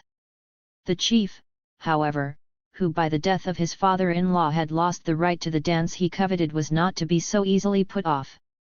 He contracted another marriage with the daughter of the man who had killed his father-in-law and had therefore claimed the dance for his own, and he thus obtained the dance he had set out to acquire in his first marriage. In every possible way marriage on the northwest coast was a business transaction and followed the same peculiar rules. A woman who had borne a child so that the bride price had been repaid with sufficient goods was regarded as having been redeemed by her blood kin. To allow her to stay in his house for nothing, was of course beneath his dignity. Therefore he paid his father-in-law anew for her that he might not be the recipient of any unpaid-for favor. In case there was dissatisfaction between the two parties to the marriage exchange, open conflict might break out between the son-in-law and his father-in-law. In one case the father-in-law gave blankets and a name to his son-in-law for the initiation of his youngest child, and the son-in-law, instead of distributing the blankets among the rival local groups, passed them off among his own relatives. This was a deadly insult, for it implied that the gift had been negligible, too small for the greatness of his name. The father-in-law retaliated and for the shame put upon him took back to his own village his daughter and her 2 children. The father-in-law intended this as a crushing blow, but by assuming indifference and abandoning his wife and children, the son-in-law turned the tables upon him. Then his father-in-law was shamed because his son-in-law would not pay to see his own children. The son-in-law took another wife and continued on his career. In another case the chief whose father-in-law had unduly delayed the return gift became impatient. He carved an image representing his wife and invited all the tribe to a feast. In the presence of all the people he put a stone around the neck of the image and threw it into the sea. To wipe out such an indignity it would have been necessary for the father-in-law to distribute and destroy far more property than he possessed, so that by this means the son-in-law destroyed the high rank of his wife and through her that of his father-in-law. Of course the marriage was dissolved. A man who did not himself inherit nobility titles could hope to gain standing by a marriage with a woman of a higher rank. He was usually a younger son who was barred from high status by the practice of primogeniture. If he married well and acquired wealth by an able manipulation of his debts, he was sometimes able to establish himself among the great men of the tribe. But the way was hard. It was a disgrace to the woman's family to have her united to a commoner, and the usual exchange of property at marriage was impossible, for the groom was unable to assemble the necessary goods. A marriage unrecognized by a potlatch was said to be a sticking together like dogs, and the children of such a marriage were scorned as illegitimate. If his wife gave him nobility titles that were in her possession, a man was said to have obtained them for nothing, and it was a cause of shame to the family. Their name was disgraced and became a bad name because she had a common man for her husband. Even though he accumulated property and validated the right to his names, the shame was remembered by the tribes and the chiefs might unite against him and break down his pretensions by worsting him in a potlatch. In one case in which the commoner husband of a noble woman had attained high standing through the use of money earned from the whites, the chiefs brought together all their coppers to overcome him. According to the story in which they perpetuated his shame, they broke 3 coppers, of values of 12,000 blankets, of 9,000 blankets, and of 18,000 blankets, and the pretender could not get together 39,000 blankets to buy enough coppers to match those that had been broken. He was defeated and his children assigned to other families that they, being half noble, might not share in his disgrace. Marriage was not the only way in which it was possible to acquire prerogatives. The means which was most honored was the murder of the owner. The man who killed another took his name, his dances, and his crests. Tribes which because of the antagonism of the owners were not able to obtain the title to coveted dances and masks could still waylay a traveling canoe in which one man was known to own the ceremonial. The slayer then had the right to the dance, which he put at the disposal of his chief or elder brother who initiated his nephew or his son and gave to him the name and dance of the dead man. Such a means of transfer implied, of course, that the whole ceremony, with the words of the songs, the steps of the dances, and the use of the sacred objects, was known to the owner before he had killed its possessor. It was not knowledge of the ceremony he acquired. It was the title to it as property. The fact that the prerogatives of a victim in warfare could be claimed by the slayer undoubtedly reflects earlier historical conditions when the characteristic Northwest Coast prestige conflict was carried on chiefly by warfare, and the contest with property was of lesser importance. Not only from human beings could privileges be obtained on the Northwest Coast by killing the owner, this was also a favorite means of obtaining power from the gods. A man who met and killed a supernatural being gained from him his ceremony and mask. All peoples are likely to use toward the supernatural the behavior they place most reliance upon in human relations, but it is not often that homage is so little regarded and that so far from awe being the required attitude toward the supernaturals the most rewarding behavior is to kill or to shame them. It was accepted practice upon the Northwest Coast. By still another method a man could obtain certain prerogatives without inheriting them and without buying them. This was by becoming a religious practitioner. In becoming a shaman one was initiated by the supernatural beings, not by a father or an uncle, and one obtained the recognized names and privileges from the spiritual visitant. Shamans therefore owned and exercised prerogatives according to the order of spirits, but the privileges which they owned were regarded in the same manner as the privileges which had been inherited, and they were used in the same fashion. The traditional way in which one became a shaman was by a cure in severe illness. Not all who were cured of sickness were thereafter shamans, but only those who were put away by themselves in a house in the woods for the spirits to cure. If the supernatural beings came to a man there and gave him a name and instructions, he followed then the same course that was followed by any initiate inheriting prerogatives. That is, he came back in the power of the spirits and demonstrated his newly acquired privileges. He announced his name and showed his power by curing someone who was sick. Then he distributed property to validate his new name and entered upon his career as a shaman. Shamans used their prerogatives in the same way that chiefs and nobles used theirs, in a contest of prestige. The shamans held up to ridicule the supernatural pretensions of their rivals and contested with them to show their superior power. Each shaman had a trick that differed slightly from those of his rivals, and his supporters exalted his procedures at the expense of those of other shamans. Some shamans sucked out illness, some rubbed, some restored lost souls.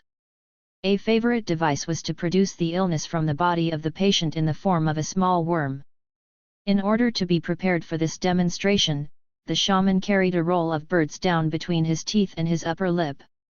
When he was called upon to cure, he first rinsed his mouth with water. When he had thus proved that he had nothing in his mouth, he danced and sucked and finally bit his cheeks so that his mouth was full of bloody saliva. He spat out the roll of down into a bowl with the blood he had supposedly sucked also from the seat of illness, and when he had rinsed the worm, he exhibited it as evidence that he had removed the cause of pain and illness. Often several shamans tried their powers in a single cure, and those whose performances were unsuccessful lost face in the same way as a chief who was worsted in a contest for a copper. They were overcome and died of shame, or they might band together and kill the successful competitor. It was considered likely enough that anyone who overcame in shamanizing would be killed by his defeated rivals. No shaman's death was avenged, for his power was supposed to be used to harm as well as to cure, and as a sorcerer he had no claim to protection. In another direction also shamanism among the Kwakiutl had come to parallel the secular contest that centered around crests and the validating of titular names. Just as an initiation into the cannibal society was a dramatic performance put on for the occasion, and the vision which elsewhere was believed to be an experience of personal contact with the supernatural became a mere formal dogma, so also in shamanism the personal propitiation of the spirits was lost sight of in the acquiring of tricks and the training of accomplices for the dramatic validation of the medicine man's claims. Each shaman had a helper, who might better be called his spy. It was his duty to mix with the people and to report to his master in what part of the body sick people felt pain. If the shaman was then called to cure, he showed his supernatural power by directing all his attention to the ailing member. The spy reported likewise if anyone complained of lassitude. At any general curing, therefore, the shamans showed their power by divining that these persons' souls needed to be recovered. The spies went great distances by canoe carrying messages which were interpreted as inspirations from the spirits. The subterfuges of the shamans and their spies were not a matter of indifference either to the shamans themselves or to their people. Many peoples regard supernatural power as expressing itself naturally through man-manipulated tricks. The Kwakiutl did not. Only a shaman driven to despair, like good over all the earth, admitted that he made his raven rattle bite his hand by a feat of jugglery. Then the people knew that he was common, for he had made up all that he did in shamanism. He withdrew in shame and went crazy within the year. A shaman whose trick was detected was similarly defeated. One medicine man used to take a stuffed squirrel out of his neckband and make it run up his arm. After he had danced with it and demonstrated that he could make it come alive, his secret helper on the roof moved a plank so that he could let down a string which the shaman slipped over his squirrel and let it fly up to the roof. Then he called it down again. The audience noticed that he stood always in one place in the house to call his squirrel, and someone went to the roof and discovered a place over which a thin shingle had been laid. The shaman gave up practicing, he never went out any more, and like good over all the earth he also died of shame. Thus shamans among the Kwakiutl were accustomed to use underground means to put across their performances, and if they were discovered it was regarded as the equivalent of defeat in a potlatch contest. Like any secular chief, a shaman had to validate his prerogatives by the distribution of property, and when he performed a cure he was rewarded according to the wealth and rank of the family of the sick person as in any distribution of property. Shamanism, the Kwakiutl say, was that which makes it easy to obtain property. It was a way of obtaining without inheritance or purchase valuable privileges which could be used to raise one's status. Inheritance and purchase might even, in Kwakiutl practice, be the means of acquiring shamanistic privileges, just as they were the means of acquiring all other prerogatives. It is obvious that the shamanistic tricks had to be taught, and the shamans who taught them to novices certainly had to be paid. It is impossible to say how commonly supernatural powers were inherited. Men sometimes initiated their sons as shamans after they had retired to the woods for a period, as the cannibal dancers did. The great shaman fool vomited up his quartz crystal from his body and threw it into the body of his son, who became thereby a shaman of the highest degree. His father lost by this act, of course, all his rights to practice shamanism. Behavior on the northwest coast was dominated at every point by the need to demonstrate the greatness of the individual and the inferiority of his rivals. It was carried out with uncensored self-glorification and with jibes and insults poured upon the opponents. There was another side to the picture. The Kwakiutl stressed equally the fear of ridicule, and the interpretation of experience in terms of insults. They recognized only one gamut of emotion, that which swings between victory and shame. It was in terms of affronts given and received that economic exchange, marriage, political life, and the practice of religion were carried on. Even this, however, gives only a partial picture of the extent to which this preoccupation with shame dominated their behavior. The northwest coast carries out this same pattern of behavior also in relation to the external world and the forces of nature. All accidents were occasions upon which one was shamed. A man whose axe slipped so that his foot was injured had immediately to wipe out the shame which had been put upon him. A man whose canoe had capsized had similarly to wipe his body of the insult. People must at all costs be prevented from laughing at the incident. The universal means to which they resorted was of course the distribution of property. It removed the shame, that is, it re-established again the sentiment of superiority which their culture associated with potlatching. All minor accidents were dealt with in this way.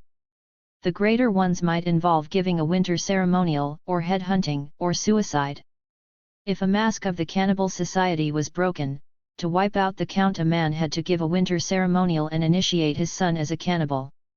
If a man lost at gambling with a friend and was stripped of his property, he had recourse to suicide. The great event which was dealt with in these terms was death. Mourning on the northwest coast cannot be understood except through the knowledge of the peculiar arc of behavior which this culture institutionalized. Death was the paramount affront they recognized, and it was met as they met any major accident, by distribution and destruction of property, by headhunting, and by suicide.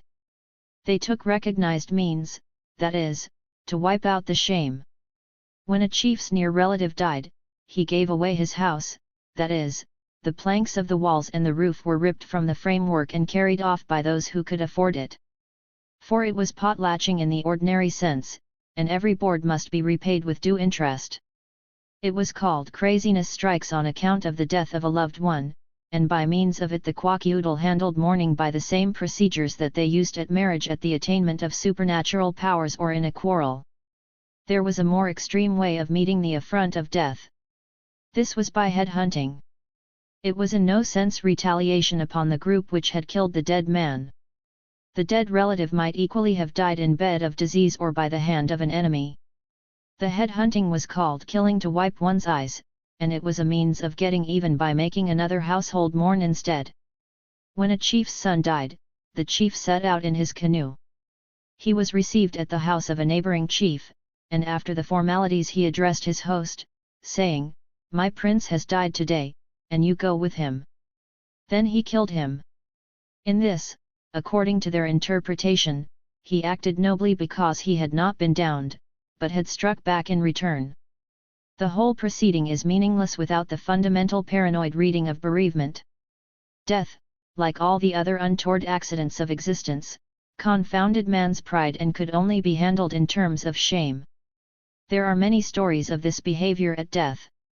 A chief's sister and her daughter had gone up to Victoria, and either because they drank bad whiskey or because their boat capsized they never came back.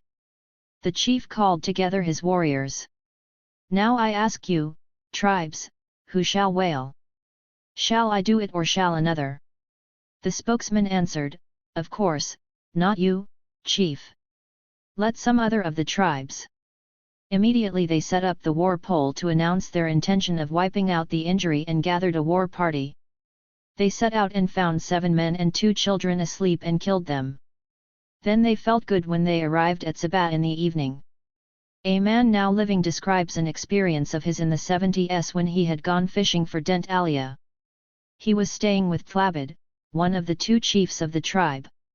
That night he was sleeping under a shelter on the beach when 2 men woke him, saying, "We have come to kill Chief Tlabid on account of the death of the princess of our chief Gagahim. We have here 3 large canoes and we are 60 men. We cannot go home to our country without the head of Tlabid."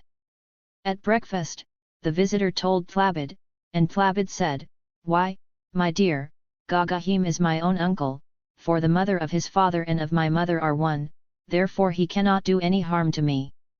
They ate, and after they had eaten, Tlabid made ready and said he would go to get mussels at a small island outside of the village. The whole tribe forbade their chief to go mussel gathering, but Tlabid laughed at what his tribe said. He took his cape and his paddle and went out of the door of his house. He was angry, and therefore none of his tribe spoke. He launched his canoe and when it was afloat his young son went aboard and sat in the bow with his father. Tlabid paddled away, steering away for a small island where there were many mussels. When he was halfway across 3 large canoes came in sight, full of men, and as soon as Tlabid saw them, he steered his canoe toward them. Now he did not paddle, and 2 of the canoes went landward of him and 1 canoe seaward, and the bows of all 3 canoes were in a line. The 3 canoes did not stop, and then the body of Tlabid could be seen standing up headless. The warriors paddled away, and when they were out of sight the tribe launched a small canoe and went to tow in the one in which Tlabid was lying dead. The child never cried, for his heart failed him on account of what had been done to his father. When they arrived at the beach they buried the great chief. A person whose death was determined upon to wipe out another's death was chosen for one consideration, that his rank was the equivalent of that of the dead. The death of a commoner wiped out that of a commoner, of a prince that of a princess. If, therefore, the bereaved struck down a person of equal rank, he had maintained his position in spite of the blow that had been dealt him. The characteristic Kwakiutl response to frustration was sulking and acts of desperation. If a boy was struck by his father, or if a man's child died, he retired to his pallet and neither ate nor spoke. When he had determined upon a course which would save his threatened dignity, he rose and distributed property, or went head-hunting, or committed suicide. One of the commonest myths of the quack-oodle is that of the young man who is scolded by his father or mother and who after lying for 4 days motionless upon his bed goes out into the woods intent on suicide. He jumps into waterfalls and from precipices, or tries to drown himself in lakes, but he is saved from death by a supernatural who accosts him and gives him power. Thereupon he returns to shame his parents by his greatness. In practice, suicide was comparatively common. The mother of a woman who was sent home by her husband for unfaithfulness was shamed and strangled herself. A man whose son stumbled in his initiation dance, not being able to finance a second winter ceremonial, was defeated and shot himself. Even if death is not taken into the hands of the shamed person in actual suicide, deaths constantly are regarded as due to shame. The shaman who was outjuggled in the curing dance, the chief who was worsted in the breaking of coppers, the boy worsted in a game, are all said to have died of shame. Irregular marriages take, however, the greatest toll. In these cases it was the father of the bridegroom who was most vulnerable, for it was the groom's prestige which was primarily raised by the marriage transfer of property and privileges, and his father therefore lost heavily in an irregular marriage. The quack-oodle tell of the death from shame of an old chief of one of their villages. His youngest son, years before, had gone with the daughter of respected slaves to a distant inlet.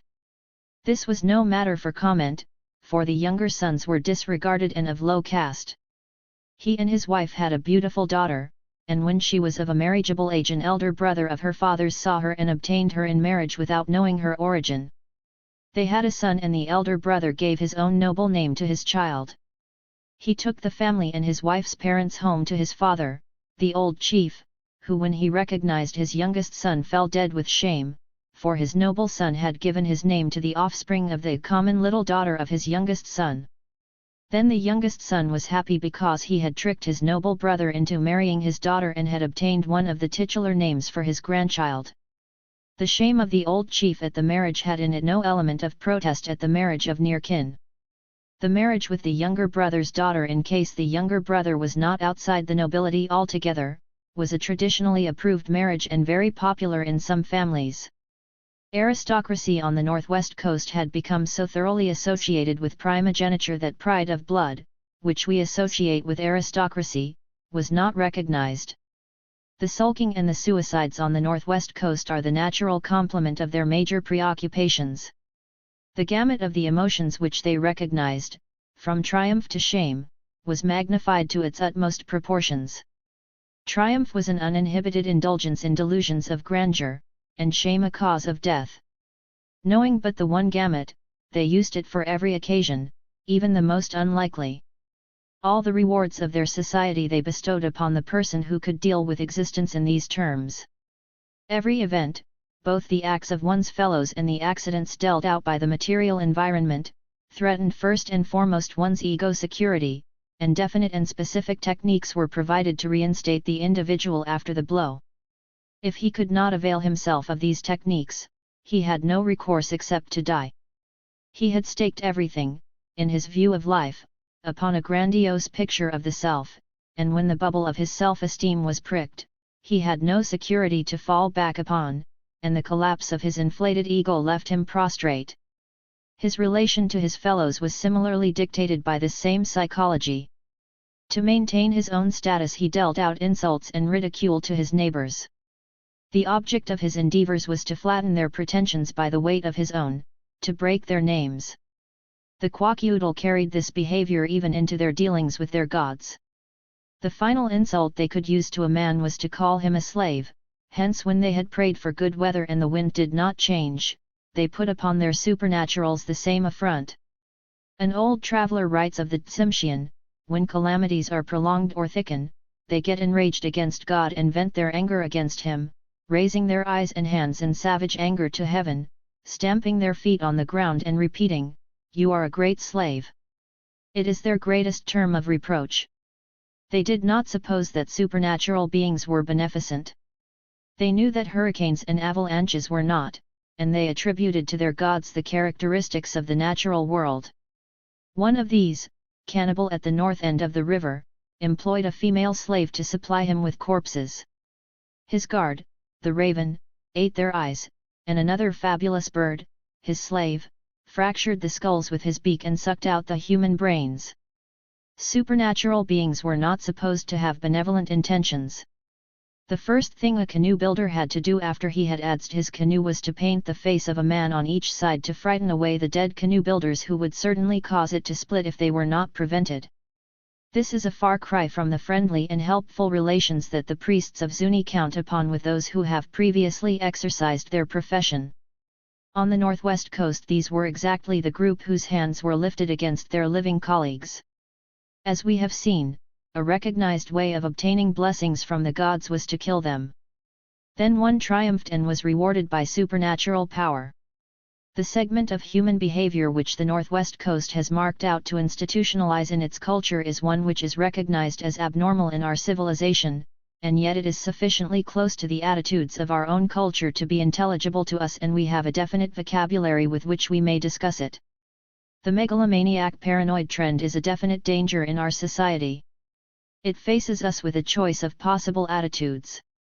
One is to brand it as abnormal and reprehensible, and it is the attitude we have chosen in our civilization. The other extreme is to make it the essential attribute of ideal man, and this is the solution in the culture of the Northwest Coast. 7. The nature of society. He. 3 cultures of Zuni, of Dobu, and of the Kwakiutl are not merely heterogeneous assortments of acts and beliefs. They have each certain goals toward which their behavior is directed and which their institutions further. They differ from one another not only because one trait is present here and absent there, and because another trait is found in 2 regions in 2 different forms. They differ still more because they are oriented as wholes in different directions. They are traveling along different roads in pursuit of different ends, and these ends and these means in one society cannot be judged in terms of those of another society, because essentially they are incommensurable. All cultures, of course, have not shaped their 1,000 items of behavior to a balanced and rhythmic pattern. Like certain individuals, certain social orders do not subordinate activities to a ruling motivation. They scatter. If at one moment they seem to be pursuing certain ends, at another they are off on some tangent apparently inconsistent with all that has gone before, which gives no clue to activity that will come after. This lack of integration seems to be as characteristic of certain cultures as extreme integration is of others. It is not everywhere due to the same circumstances. Tribes like those of the interior of British Columbia have incorporated traits from all the surrounding civilizations. They have taken their patterns for the manipulation of wealth from one culture area, parts of their religious practices from another, contradictory bits from still another. Their mythology is a hodgepodge of uncoordinated accounts of culture heroes out of 3 different myth cycles represented in areas around them. Yet in spite of such extreme hospitality to the institutions of others, their culture gives an impression of extreme poverty. Nothing is carried far enough to give body to the culture. Their social organization is little elaborated, their ceremonial is poorer than that in almost any other region of the world, their basketry and beading techniques give only a limited scope for activity in plastic arts. Like certain individuals who have been indiscriminately influenced in many different directions, their tribal patterns of behavior are uncoordinated and casual. In these tribes of British Columbia the lack of integration appears to be more than a mere simultaneous presence of traits collected from different surrounding peoples. It seems to go deeper than that. Each facet of life has its own organization, but it does not spread to any other. At puberty great attention is paid to the magical education of children for the various professions and the acquisition of guardian spirits. On the Western Plains this vision practice saturates the whole complex of adult life, and the professions of hunting and warfare are dominated by correlated beliefs. But in British Columbia the vision quest is one organized activity and warfare is quite another. Similarly, feasts and dances in British Columbia are strictly social. They are festive occasions at which the performers mimic animals for the amusement of the spectators. But it is strictly taboo to imitate animals who are counted as possible guardian spirits. The feasts do not have religious significance nor do they serve as opportunities for economic exchange. Every activity is segregated, as it were. It forms a complex of its own, and its motivations and goals are proper to its own limited field and are not extended to the whole life of the people. Nor does any characteristic psychological response appear to have arisen to dominate the culture as a whole. It is not always possible to separate lack of cultural integration of this sort from that which is due more directly to exposure to contradictory influences. Lack of integration of this latter type occurs often on the borders of well-defined culture areas. These marginal regions are removed from close contact with the most characteristic tribes of their culture and are exposed to strong outside influences. As a result, they may very often incorporate into their social organization or their art techniques most contradictory procedures. Sometimes they refashion the inharmonious material into a new harmony, achieving a result essentially unlike that of any of the well-established cultures with which they share so many items of behavior. It may be that if we knew the past history of these cultures, we should see that, given a sufficient period of years, disharmonious borrowings tend to achieve harmony. Certainly in many cases they do. But in the cross-section of contemporary primitive cultures, which is all that we can be sure of understanding, many marginal areas are conspicuous for apparent dissonance.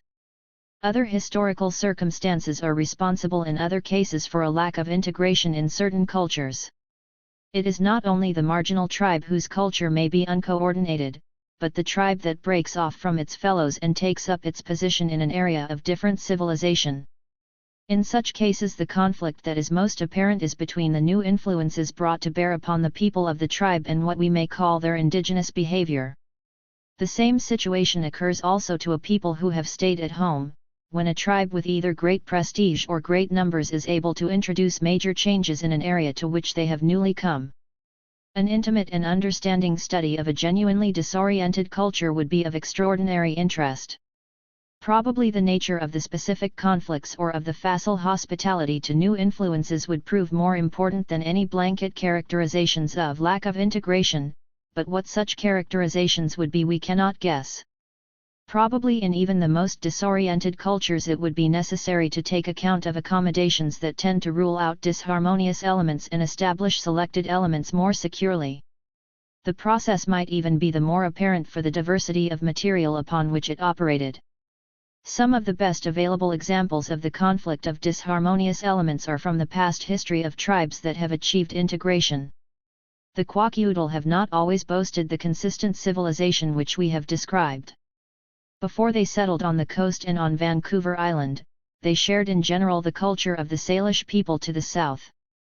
They still keep myths and village organization and relationship terminology that link them with these people. But the Salish tribes are individualists. Hereditary privileges are at a minimum.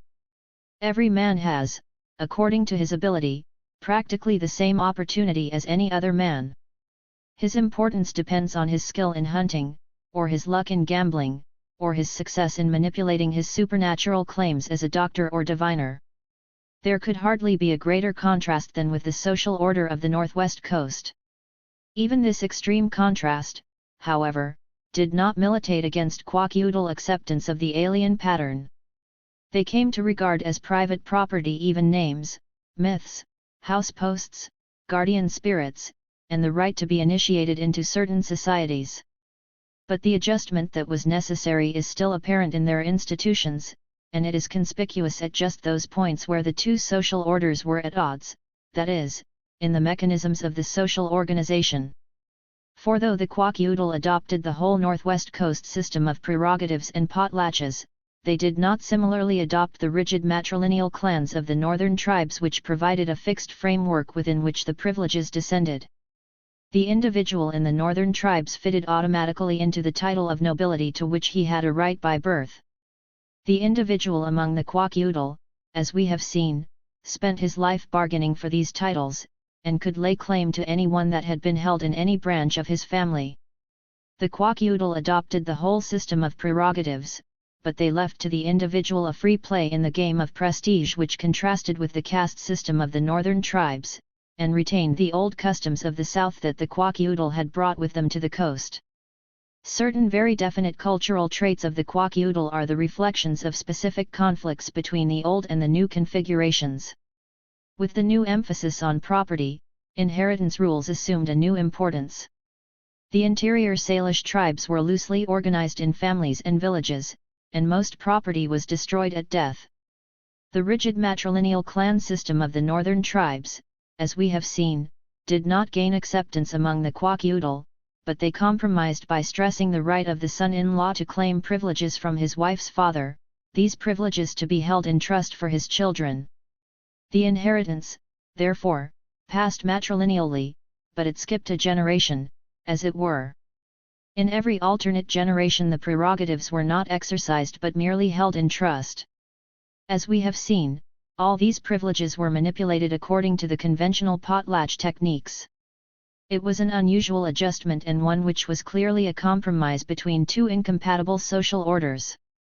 We have described in an earlier chapter how thoroughly they solved the problem of bringing two antagonistic social orders into harmony.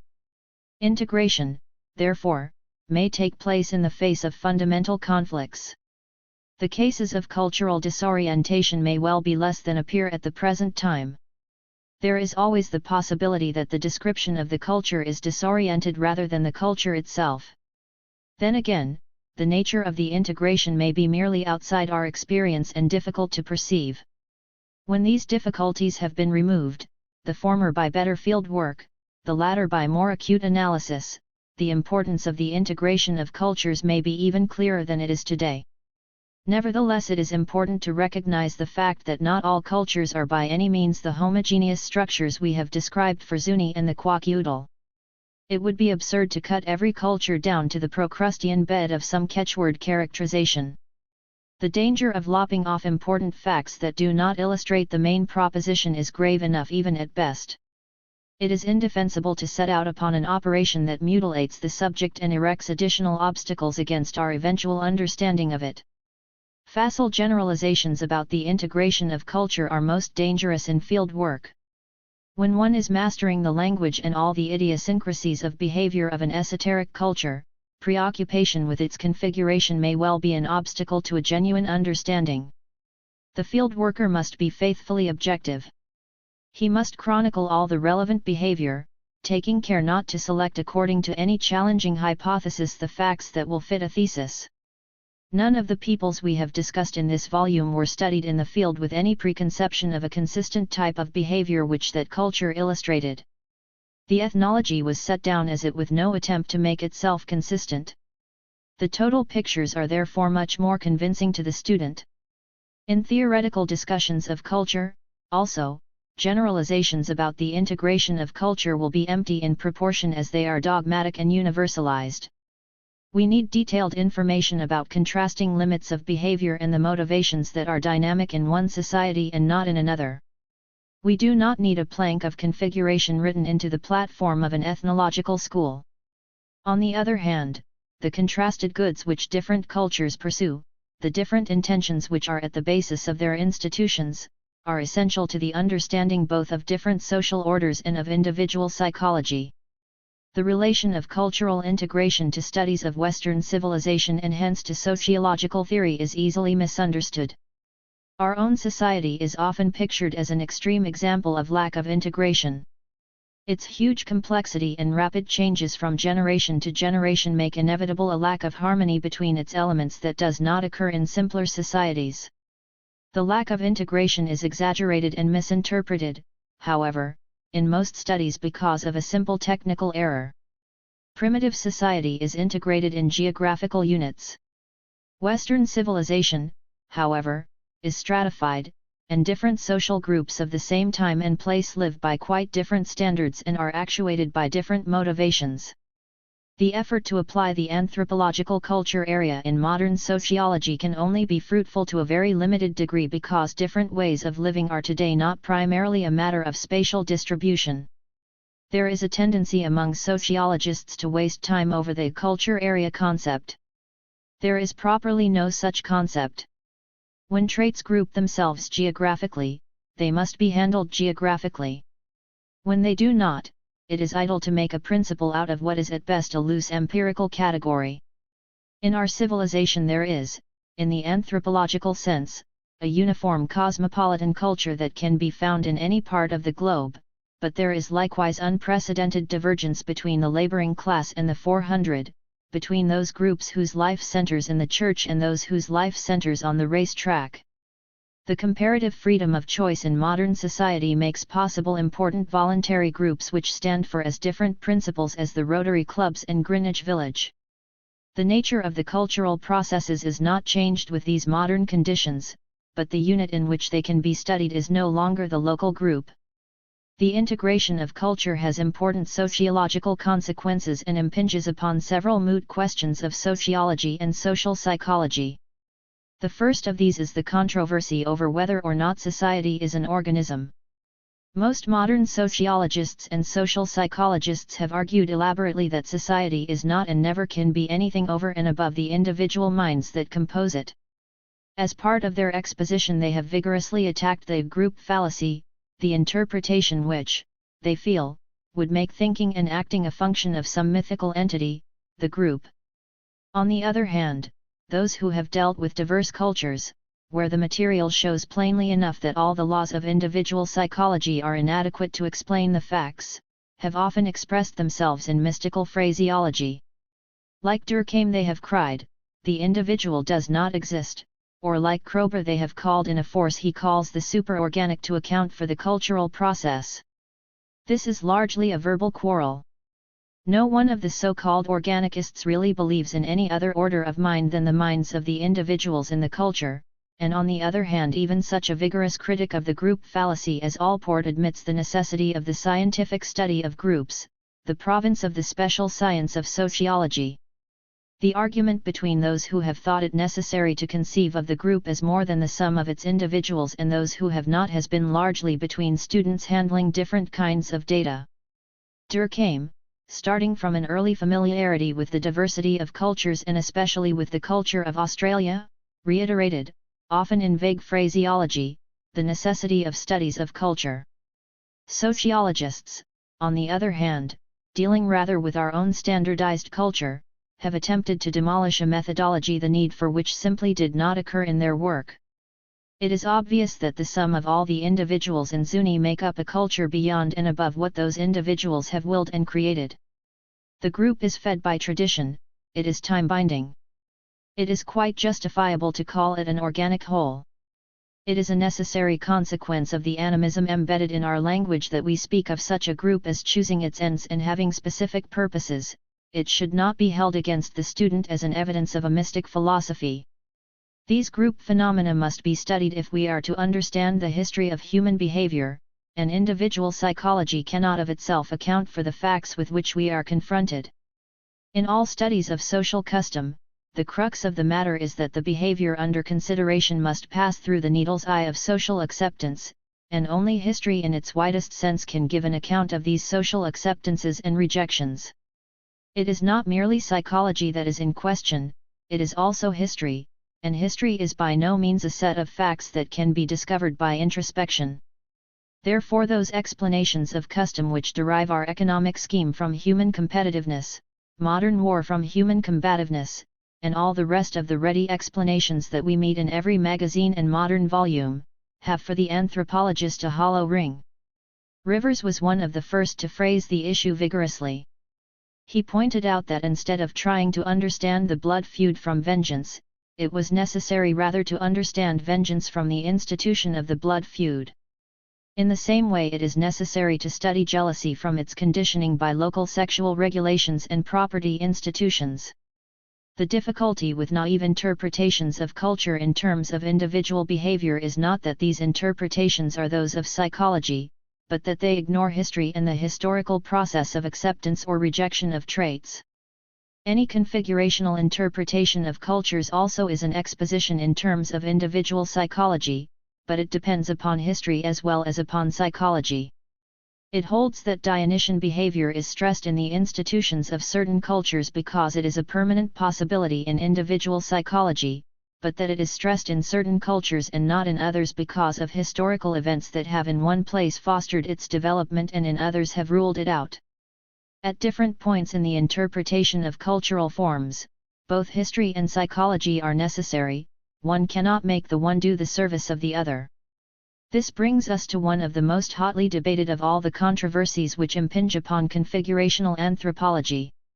This is the conflict as to the biological basis of social phenomena. I have spoken as if human temperament were fairly constant in the world, as if in every society a roughly similar distribution were potentially available, and as if the culture selected from these according to its traditional patterns and molded the vast majority of individuals into conformity. Trans experience, for example, according to this interpretation, is a potentiality of a certain number of individuals in any population. When it is honored and rewarded, a considerable proportion will achieve or simulate it, but in our civilization where it is a blot on the family escutcheon the number will dwindle and those individuals be classified with the abnormal. But there is also another possible interpretation. It has been vigorously contended that traits are not culturally selected but biologically transmitted. According to this interpretation the distinction is racial, and the Plains Indians seek visions because this necessity is transmitted in the chromosomes of the race. Similarly, the Pueblo cultures pursue sobriety and moderation because such conduct is determined by their racial heredity. If the biological interpretation is true, it is not to history that we need to go to understand the behavior of groups, but to physiology. This biological interpretation, however, has never been given a firm scientific basis. In order to prove their point it would be necessary for those who hold this view to show physiological facts that account for even a small part of the social phenomena it is necessary to understand. It is possible that basal metabolism or the functioning of the ductless glands may differ significantly in different human groups and that such facts might give us insight into differences in cultural behavior. It is not an anthropological problem, but when the physiologists and the geneticists have provided the material it may be of value to the students of cultural history. The physiological correlations that the biologist may provide in the future, however, so far as they concern hereditary transmission of traits, cannot, at their best, cover all the facts as we know them. The North American Indians are biologically of one race, yet they are not all Dionysian in cultural behavior. Zuni is an extreme example of diametrically opposed motivations, and this Apollonian culture is shared by the other Pueblos, one group of which, the Hopi, are of the Shoshonin subgroup, a group which is widely represented among Dionysian tribes and to which the Aztec are said to be linguistically related. Another Pueblo group is the Tewa, closely related biologically and linguistically to the non-Pueblo Kiowa of the southern plains. Cultural configurations, therefore, are local and do not correlate with known relationships of the various groups. In the same way there is no biological unity in the Western Plains that sets these vision-seeking peoples off from other groups. The tribes who inhabit this region are drawn from the widespread Algonquian, Athabascan, and Siouan families, and each still retains the speech of their particular stock. 1 All these stocks include tribes who seek visions after the Plains fashion and tribes who do not. Only those who live within the geographical limits of the plains seek visions as an essential part of the equipment of every normal able-bodied man. The environmental explanation is still more imperative, when instead of considering distribution in space, we turn to distribution in time. The most radical changes in psychological behavior have taken place in groups whose biological constitution has not appreciably altered. This can be abundantly illustrated from our own cultural background. European civilization was as prone to mystic behavior, to epidemics of psychic phenomena, in the Middle Ages, as it was in the 19th century to the most hard-headed materialism. The culture has changed its bias without a corresponding change in the racial constitution of the group. Cultural interpretations of behavior need never deny that a physiological element is also involved. Such a denial is based on a misunderstanding of scientific explanations. Biology does not deny chemistry, though chemistry is inadequate to explain biological phenomena. Nor is biology obliged to work according to chemical formulae because it recognizes that the laws of chemistry underlie the facts it analyzes. In every field of science it is necessary to stress the laws and sequences that most adequately explain the situations under observation and nevertheless to insist that other elements are present, though they can be shown not to have had crucial importance in the final result. To point out, therefore, that the biological bases of cultural behavior in mankind are for the most part irrelevant is not to deny that they are present. It is merely to stress the fact that the historical factors are dynamic. Experimental psychology has been forced to a similar emphasis even in studies dealing with our own culture. Recent important experiments dealing with personality traits have shown that social determinants are crucial even in the traits of honesty and leadership. Honesty in one experimental situation gave almost no indication whether the child would cheat in another. There turned out to be not honest-dishonest persons, but honest-dishonest situations. In the same way, in the study of leaders there proved to be no uniform traits that could be set down as standard even in our own society. The role developed the leader, and his qualities were those that the situation emphasized. In these situational results it has become more and more evident that social conduct even in a selected society is not simply the expression of a fixed mechanism that predetermines to a specific mode of conduct, but rather a set of tendencies aroused in variable ways by the specific problem that confronts us. When these situations that even in one society are dynamic in human behavior are magnified into contrasts between cultures opposed to one another in goals and motivations to such a degree as Zuni and the Quack-Udall, for instance, the conclusion is inescapable. If we are interested in human behavior, we need first of all to understand the institutions that are provided in any society. For human behavior will take the forms those institutions suggest, even to extremes of which the observer, deep-dyed in the culture of which he is a part, can have no intimation. This observer will see the bizarre developments of behavior only in alien cultures, not in his own. Nevertheless, this is obviously a local and temporary bias. There is no reason to suppose that any one culture has seized upon an eternal sanity and will stand in history as a solitary solution of the human problem. Even the next generation knows better. Our only scientific course is to consider our own culture, so far as we are able, as one example among innumerable others of the variant configurations of human culture. The cultural pattern of any civilization makes use of a certain segment of the great arc of potential human purposes and motivations, just as we have seen in an earlier chapter that any culture makes use of certain selected material techniques or cultural traits. The great arc along which all the possible human behaviors are distributed is far too immense and too full of contradictions for any one culture to utilize even any considerable portion of it. Selection is the first requirement. Without selection no culture could even achieve intelligibility, and the intentions it selects and makes its own are a much more important matter than the particular detail of technology or the marriage formality that it also selects in similar fashion.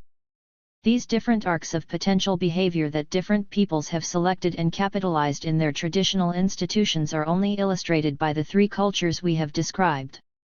It is extremely improbable that the goals and motivations they have chosen are those most characteristic of the world.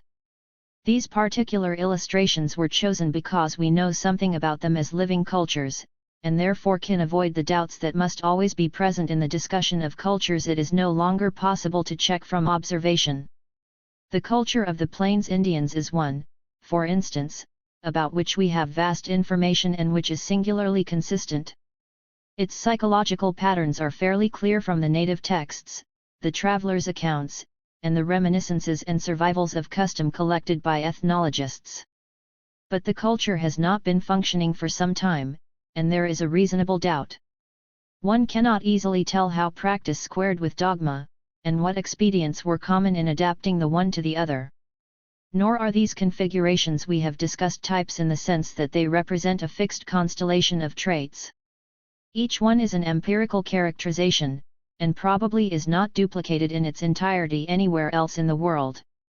Nothing could be more unfortunate than an effort to characterize all cultures as exponents of a limited number of fixed and selected types. Categories become a liability when they are taken as inevitable and applicable alike to all civilizations and all events. The aggressive, paranoid tendencies of Dobu and the Northwest Coast are associated with quite different traits in these two cultures. There is no fixed constellation. The Apollonian emphases in Zuni and in Greece had fundamentally different developments. In Zuni the virtue of restraint and moderation worked to exclude from their civilization all that was of a different nature. Greek civilization, however, is unintelligible without recognizing the Dionysian compensations it also institutionalized. There is no law, but several different characteristic courses which a dominant attitude may take. Patterns of culture which resemble each other closely may not choose the same situations to handle in terms of their dominant purposes. In modern civilization, the man who is ruthless in business competition is often a considerate husband and an indulgent father.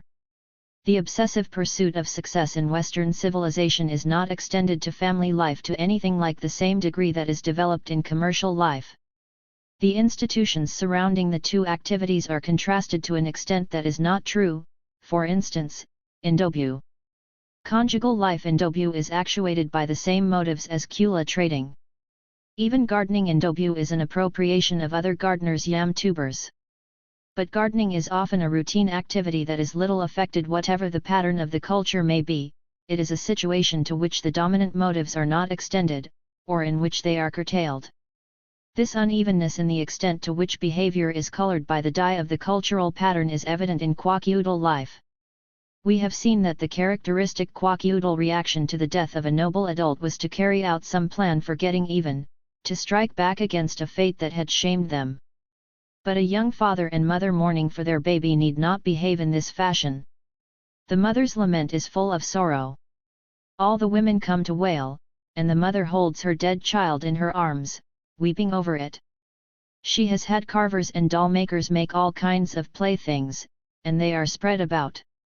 The women wail, and the mother speaks to her child. Ah, ah, ah, why have you done this to me, child? You chose me as your mother, and I tried to do everything for you. Look at all your toys and all the things I have had made for you.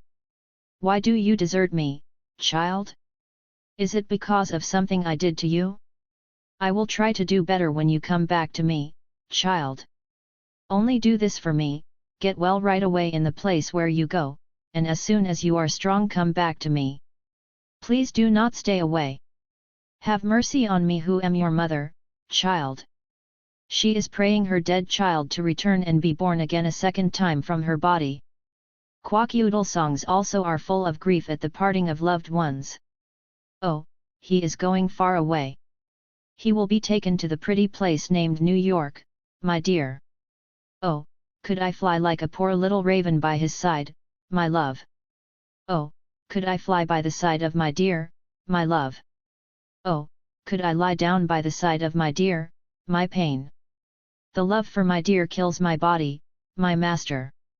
The words of him who keeps me alive kill my body, my dear. For he said that he will not turn his face this way for 2 years, my love. Oh, could I be the featherbed for you to lie down upon, my dear? Oh, could I be the pillow for your head to rest upon, my dear? Goodbye. I am downcast. I weep for my love. However, even in these quaqueudal songs grief is mingled with a sense of the shame that has been brought upon the sufferer, and then the sentiment turns to bitter mockery and the desire to even the scales again. The songs of jilted maidens and youths are not far from similar expressions that are familiar to us in our own culture. Oh how, my lady love, can my thoughts be conveyed to you, my thoughts of your deed, my lady love? It is the object of laughter, my lady love, it is the object of laughter, your deed, my lady love. It is the object of contempt, my lady love, it is the object of contempt, your deed, my lady love. Farewell to you, my lady love, farewell, mistress, on account of your deed, my lady love. Or this one. She pretends to be indifferent, not to love me, my true love, my dear. My dear, you go too far, your good name is going down, my dear. Friends, do not let us listen any longer to love songs that are sung by those who are out of sight. Friends, it might be well if I took a new true love, a dear one. I hope she will hear my love song when I cry to my new love, my dear one. It is evident that grief turns easily into shame, but grief nevertheless in certain limited situations is allowed expression. In the intimacies of quaqueudal family life, also, there is opportunity for the expression of warm affection and the easy give and take of cheerful human relations. Not all situations in quaqueudal existence require equally the motives that are most characteristic of their lives. In Western civilization, as in quaqueudal life, not all aspects of life serve equally the will to power which is so conspicuous in modern life. In Dobyu and Zuni, however, it is not so easy to see what aspects of life are touched lightly by their configurations. This may be due to the nature of the cultural pattern, or it may be due to a genius for consistency. At the present time it is not possible to decide. There is a sociological fact that must be taken into account in any understanding of cultural integration. This is the significance of diffusion. A vast body of anthropological work has been devoted to plumbing the facts of human imitativeness. The extent of the primitive areas over which traits have diffused is one of the most startling facts of anthropology. Traits of costume, of techniques, of a ceremonial, of mythology, of economic exchange at marriage, are spread over whole continents, and every tribe on one continent will often possess the trait in some form. Nevertheless, certain regions in these great areas have impressed distinctive goals and motivations upon this raw material. The Pueblos use the methods of agriculture, the magic devices, the widespread myths that belong to great sections of North America. An Apollonian culture on another continent would necessarily work with other raw material. The two cultures would have in common the direction in which they had modified the raw material that was available on each continent, but the available traits would be dissimilar. Comparable configurations in different parts of the world will therefore inevitably have different content. We can understand the direction in which Pueblo culture has moved by comparing it with other North American cultures, those which share the same elements but which use them in a different fashion. In a similar way we can best understand the Apollonian stress in Greek civilization by studying it in its local setting among the cultures of the Eastern Mediterranean. Any clear understanding of the processes of cultural integration must take its point of departure from a knowledge of the facts of diffusion. A recognition of these processes of integration, on the other hand, gives a quite different picture of the nature of widespread traits. The usual topical studies of marriage, or of initiation, or of religion, assume that each trait is a special area of behavior which has generated its own motivations. Westermarck explains marriage as a situation of sex preference, and the usual interpretation of initiation procedures is that they are the result of puberty upheavals. Therefore all their 1,000 modifications are facts in a single series, and only ring the changes upon some one impulse or necessity that is implicit in the generic situation. Very few cultures handle their great occasions in any such simple fashion. These occasions, whether of marriage or death or the invocation of the supernatural, are situations that each society seizes upon to express its characteristic purposes. The motivations that dominate it do not come into existence in the particular selected situation, but are impressed upon it by the general character of the culture. Marriage may have no reference to mating preferences, which are provided for in other ways, but accumulation of wives may be the current version of the accumulation of wealth. Economic practices may depart so far from their primary role of providing necessaries of food and clothing that all agricultural techniques may be directed toward piling up in lavish display many times the necessary food supply of the people and allowing it to rot ostentatiously for pride's sake. The difficulty of understanding from the nature of the occasion even comparatively simple cultural responses has been clear over and over again in the description of the three cultures we have selected. Mourning, in terms of its occasion, is a grief or relief reaction to a loss situation. It happens that no one of the three cultures makes this type of response to its mourning institutions. The Pueblos come closest in that their rites treat the death of a relative as one of the important emergencies when society marshals its forces to put discomfort out of the way. Though grief is hardly institutionalized in their procedures, they recognize the loss situation as an emergency which it is necessary to minimize. Among the Kwakiutl, regardless of whether or not there may also be genuine sorrow, mourning institutions are special instances of a cultural paranoia according to which they regard themselves as shamed by the death of their relatives and rouse themselves to get even. In Dobyu the mourning institutions have much in common, but primarily they are punishments inflicted by the blood kin upon the spouse for having caused the death of one of their number.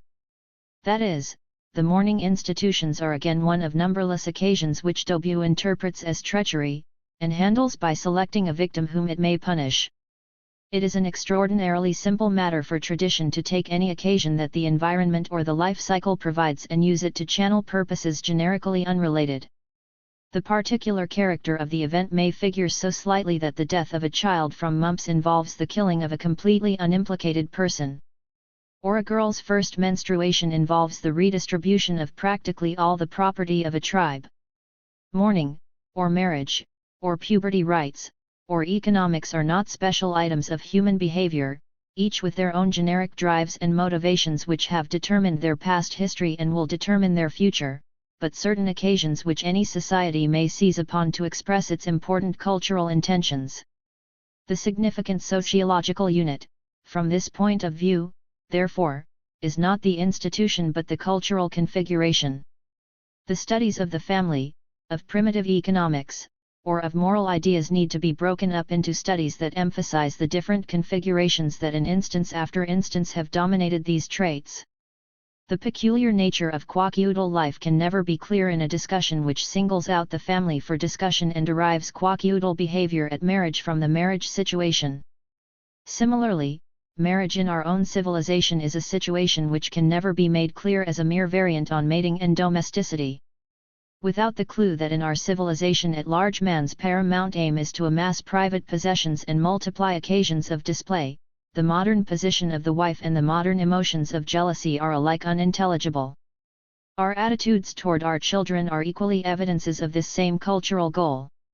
Our children are not individuals whose rights and tastes are casually respected from infancy, as they are in some primitive societies, but special responsibilities, like our possessions, to which we succumb or in which we glory, as the case may be.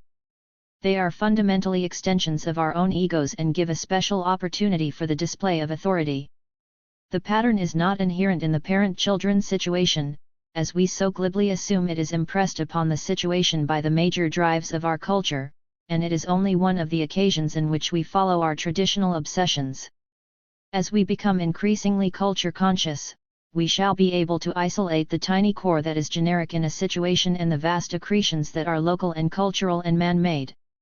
The fact that these accretions are not inevitable consequences of the situation as such does not make them easier to change or less important in our behavior. Indeed, they are probably harder to change than we have realized. Detailed changes in the mother's nursery behavior, for instance, may well be inadequate to save a neurotic child when he is trapped in a repugnant situation which is reinforced by every contact he makes and which will extend past his mother to his school and his business and his wife. The whole course of life which is presented to him emphasizes rivalry and ownership. Probably the child's way out lies through luck or detachment. In any case, the solution of the problem might well place less emphasis upon the difficulties inherent in the parent-child situation and more upon the forms taken in Western behavior by ego extension and the exploiting of personal relations. The problem of social value is intimately involved in the fact of the different patternings of cultures. Discussions of social value have usually been content to characterize certain human traits as desirable and to indicate a social goal that would involve these virtues. Certainly, it is said, exploitation of others in personal relations and overweening claims of the ego are bad, whereas absorption in group activities is good. A temper is good that seeks satisfaction neither in sadism nor in masochism and is willing to live and let live. A social order, however, which like Zuni standardizes this good is far from utopian. It manifests likewise the defects of its virtues. It has no place, for instance, for dispositions we are accustomed to value highly, such as force of will or personal initiative or the disposition to take up arms against a sea of troubles. It is incorrigibly mild. The group activity that fills existence in Zuni is out of touch with human life, with birth, love, death, success, failure, and prestige. A ritual pageant serves their purpose and minimizes more human interests.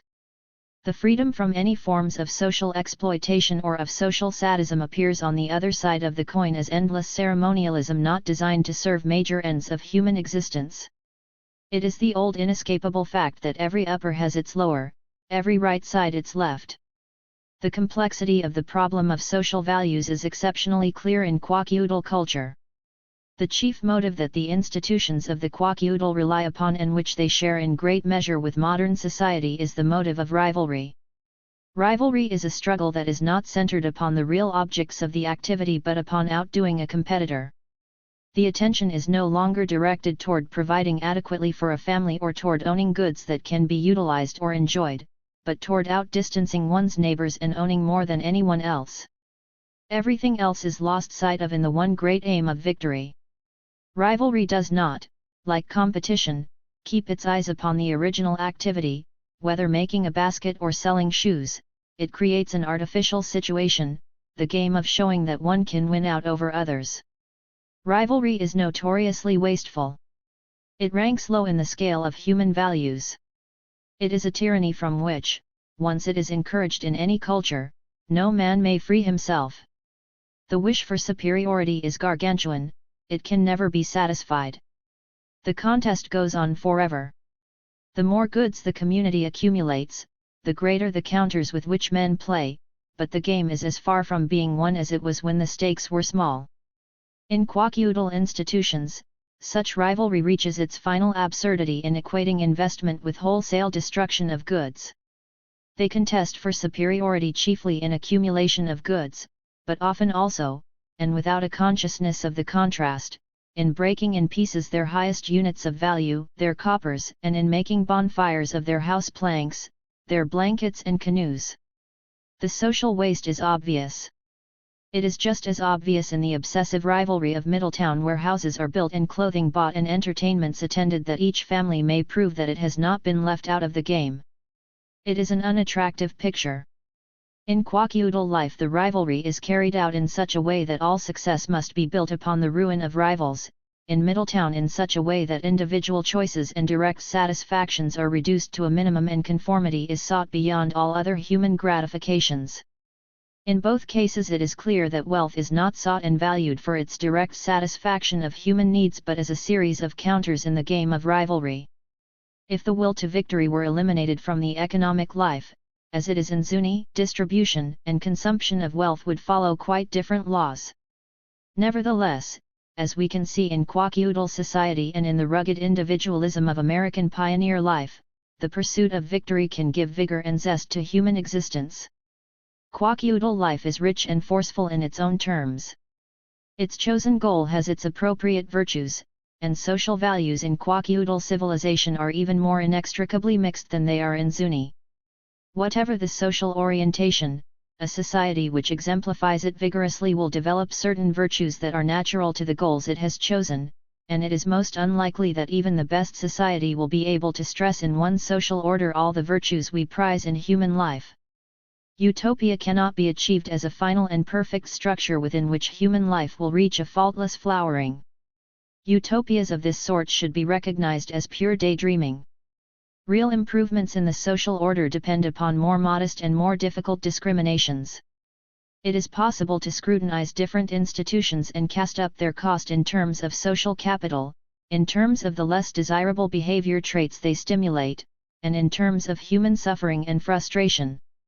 If any society wishes to pay that cost for its chosen and congenial traits, certain values will develop within this pattern, however bad it may be. But the risk is great, and the social order may not be able to pay the price.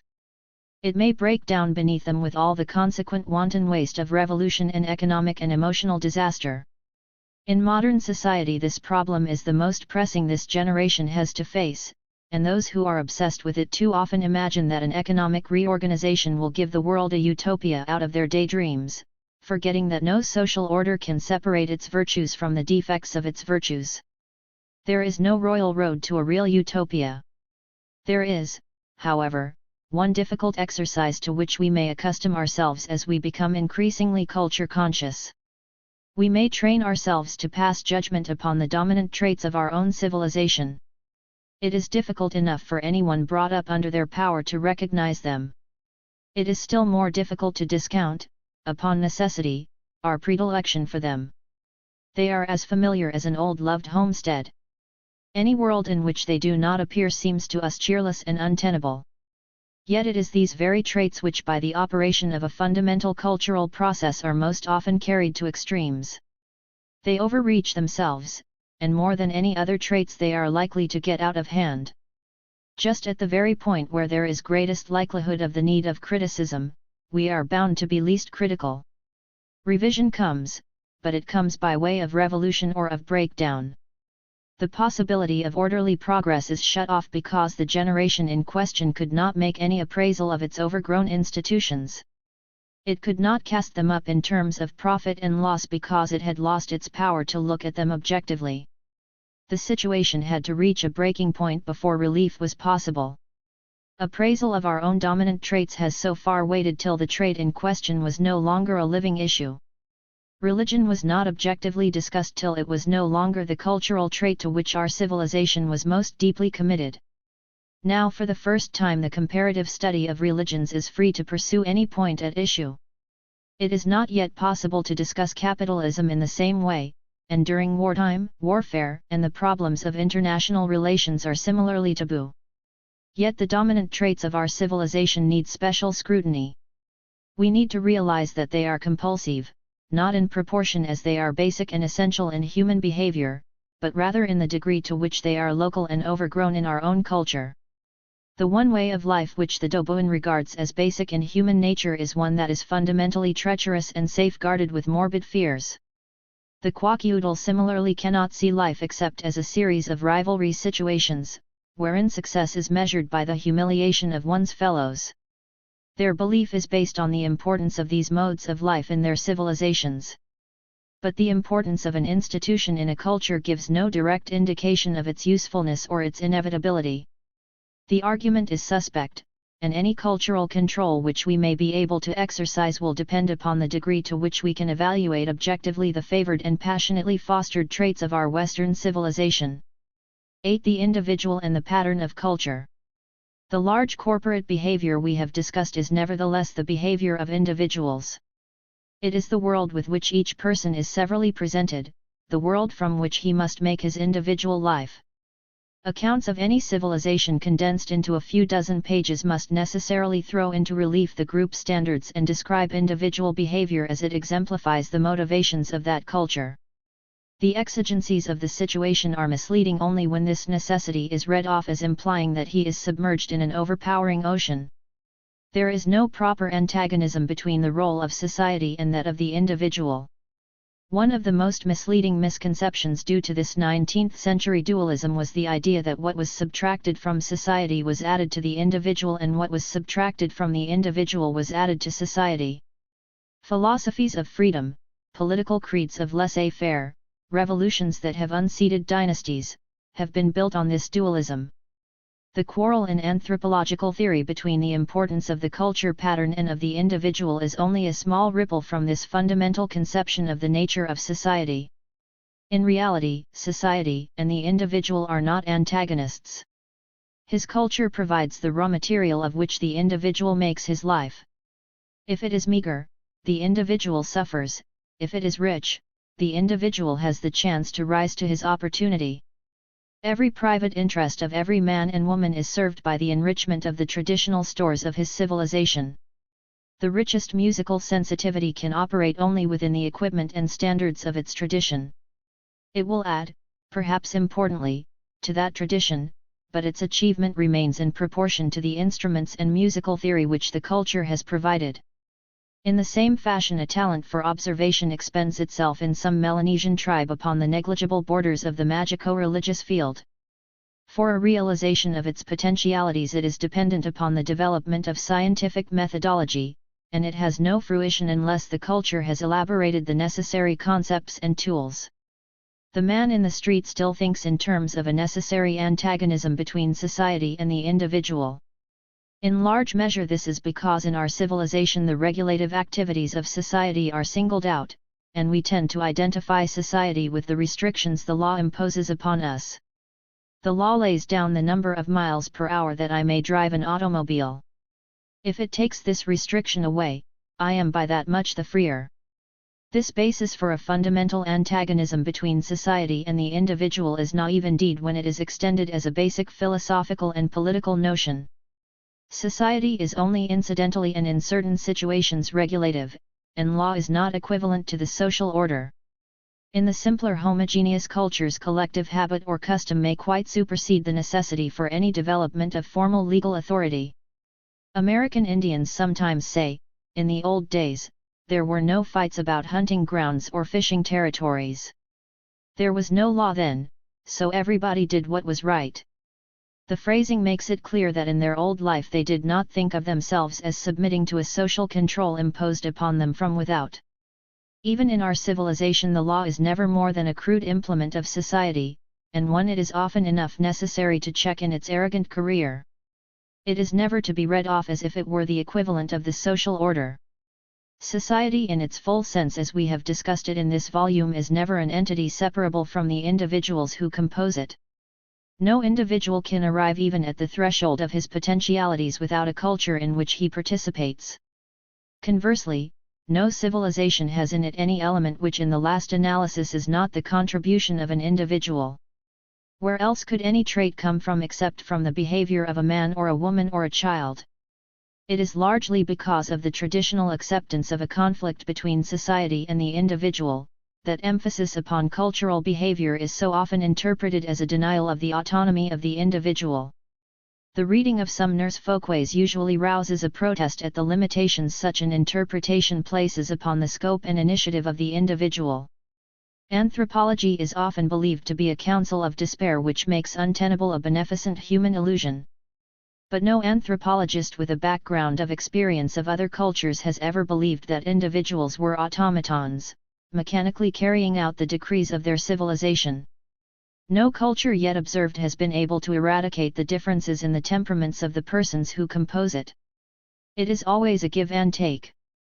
The problem of the individual is not clarified by stressing the antagonism between culture and the individual, but by stressing their mutual reinforcement. This rapport is so close that it is not possible to discuss patterns of culture without considering specifically their relation to individual psychology. We have seen that any society selects some segment of the arc of possible human behavior, and insofar as it achieves integration, its institutions tend to further the expression of its selected segment and to inhibit opposite expressions. But these opposite expressions are the congenial responses, nevertheless, of a certain proportion of the carriers of that culture. We have already discussed the reasons for believing that this selection is primarily cultural and not biological. We cannot, therefore, even on theoretical grounds imagine that all the congenial responses of all its people will be equally served by the institutions of any culture.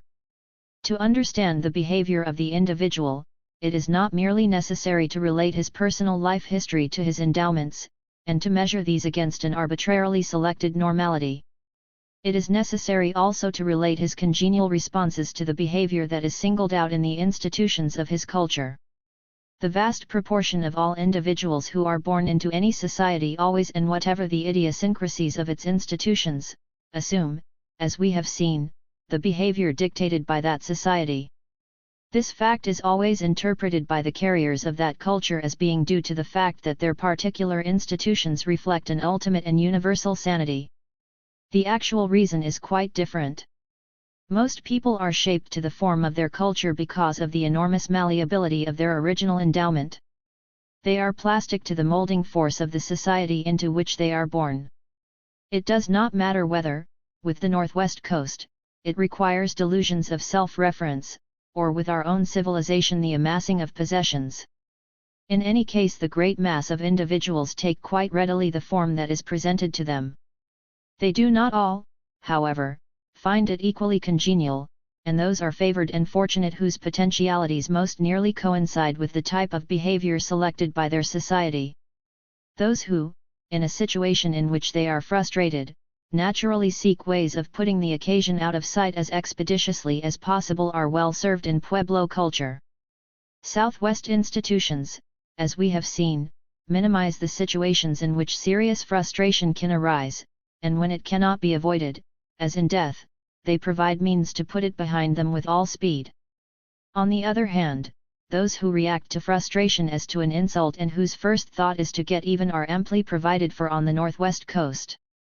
They may extend their native reaction to situations in which their paddle breaks or their canoe overturns or to the loss of relatives by death. They rise from their first reaction of sulking to thrust back in return, to fight with property or with weapons.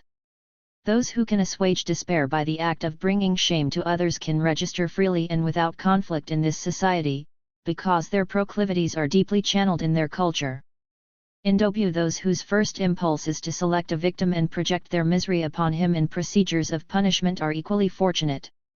It happens that none of the three cultures we have described meets frustration in a realistic manner by stressing the resumption of the original and interrupted experience.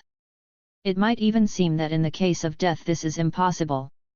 But the institutions of many cultures nevertheless attempt nothing less. Some of the forms the restitution takes are repugnant to us, but that only makes it clearer that in cultures where frustration is handled by giving rein to this potential behavior, the institutions of that society carry this course to extraordinary lengths. Among the Eskimo, when one man has killed another, the family of the man who has been murdered may take the murderer to replace the loss within its own group. The murderer then becomes the husband of the woman who has been widowed by his act. This is an emphasis upon restitution that ignores all other aspects of the situation, those which seem to us the only important ones, but when tradition selects some such objective it is quite in character that it should disregard all else. Restitution may be carried out in mourning situations in ways that are less uncongenial to the standards of Western civilization. Among certain of the central Algonquian Indians south of the Great Lakes the usual procedure was adoption. Upon the death of a child a similar child was put into his place. This similarity was determined in all sorts of ways. Often a captive brought in from a raid was taken into the family in the full sense and given all the privileges and the tenderness that had originally been given to the dead child. Or quite as often it was the child's closest playmate, or a child from another related settlement who resembled the dead child in height and features. In such cases the family from which the child was chosen was supposed to be pleased, and indeed in most cases it was by no means the great step that it would be under our institutions. The child had always recognized many mothers and many homes where he was on familiar footing. The new allegiance made him thoroughly at home in still another household. From the point of view of the bereaved parents, the situation had been met by a restitution of the status quo that existed before the death of their child. Persons who primarily mourn the situation rather than the lost individual are provided for in these cultures to a degree which is unimaginable under our institutions. We recognize the possibility of such solace, but we are careful to minimize its connection with the original loss. We do not use it as a mourning technique, and individuals who would be well satisfied with such a solution are left unsupported until the difficult crisis is past. There is another possible attitude toward frustration. It is the precise opposite of the Pueblo attitude, and we have described it among the other Dionysian reactions of the Plains Indians. Instead of trying to get past the experience with the least possible discomfiture, it finds relief in the most extravagant expression of grief. The Indians of the Plains capitalized the utmost indulgences and exacted violent demonstrations of emotion as a matter of course. In any group of individuals we can recognize those to whom these different reactions to frustration and grief are congenial, ignoring it, indulging it by uninhibited expression, getting even, punishing a victim, and seeking restitution of the original situation. In the psychiatric records of our own society, some of these impulses are recognized as bad ways of dealing with the situation, some as good. The bad ones are said to lead to maladjustments and insanities, the good ones to adequate social functioning. It is clear, however, that the correlation does not lie between any one bad tendency and abnormality in any absolute sense. The desire to run away from grief, to leave it behind at all costs, does not foster psychotic behavior where, as among the Pueblos, it is mapped out by institutions and supported by every attitude of the group. The Pueblos are not a neurotic people. Their culture gives the impression of fostering mental health. Similarly, the paranoid attitudes so violently expressed among the Kwakiutl are known in psychiatric theory derived from our own civilization as thoroughly bad, that is, they lead in various ways to the breakdown of personality. But it is just those individuals among the Kwakiutl who find it congenial to give the freest expression to these attitudes who nevertheless are the leaders of Kwakiutl society and find greatest personal fulfillment in its culture. Obviously, adequate personal adjustment does not depend upon following certain motivations and eschewing others. The correlation is in a different direction. Just as those are favored whose congenial responses are closest to that behavior which characterizes their society, so those are disoriented whose congenial responses fall in that arc of behavior which is not capitalized by their culture. These abnormals are those who are not supported by the institutions of their civilization. They are the exceptions who have not easily taken the traditional forms of their culture. For a valid comparative psychiatry, these disoriented persons who have failed to adapt themselves adequately to their cultures are of first importance. The issue in psychiatry has been too often confused by starting from a fixed list of symptoms instead of from the study of those whose characteristic reactions are denied validity in their society. The tribes we have described have all of them their non-participating abnormal individuals. The individual in Dobyo who was thoroughly disoriented was the man who was naturally friendly and found activity an end in itself. He was a pleasant fellow who did not seek to overthrow his fellows or to punish them. He worked for anyone who asked him, and he was tireless in carrying out their commands. He was not filled by a terror of the dark like his fellows, and he did not, as they did, utterly inhibit simple public responses of friendliness toward women closely related, like a wife or sister. He often patted them playfully in public. In any other Doboan this was scandalous behavior, but in him it was regarded as merely silly. The village treated him in a kindly enough fashion, not taking advantage of him or making a sport of ridiculing him, but he was definitely regarded as one who was outside the game.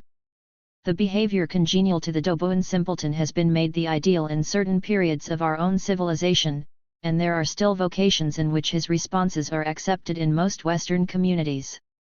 Especially if a woman is in question, she is well provided for even today in our Maoris, and functions honorably in her family and community. The fact that the Doboan could not function in his culture was not a consequence of the particular responses that were congenial to him, but of the chasm between them and the cultural pattern. Most ethnologists have had similar experiences in recognizing that the persons who are put outside the pale of society with contempt are not those who would be placed there by another culture.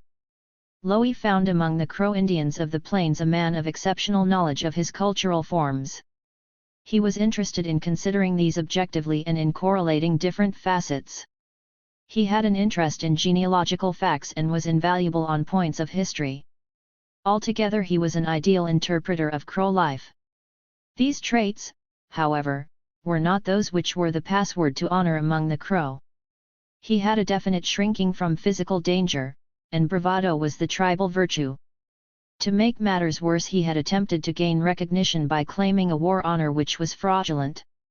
He was proved not to have brought in, as he claimed, a picketed horse from the enemy's camp. To lay false claim to war honors was a paramount sin among the Crow, and by the general opinion, constantly reiterated, he was regarded as irresponsible and incompetent. Such situations can be paralleled with the attitude in our civilization toward a man who does not succeed in regarding personal possessions as supremely important.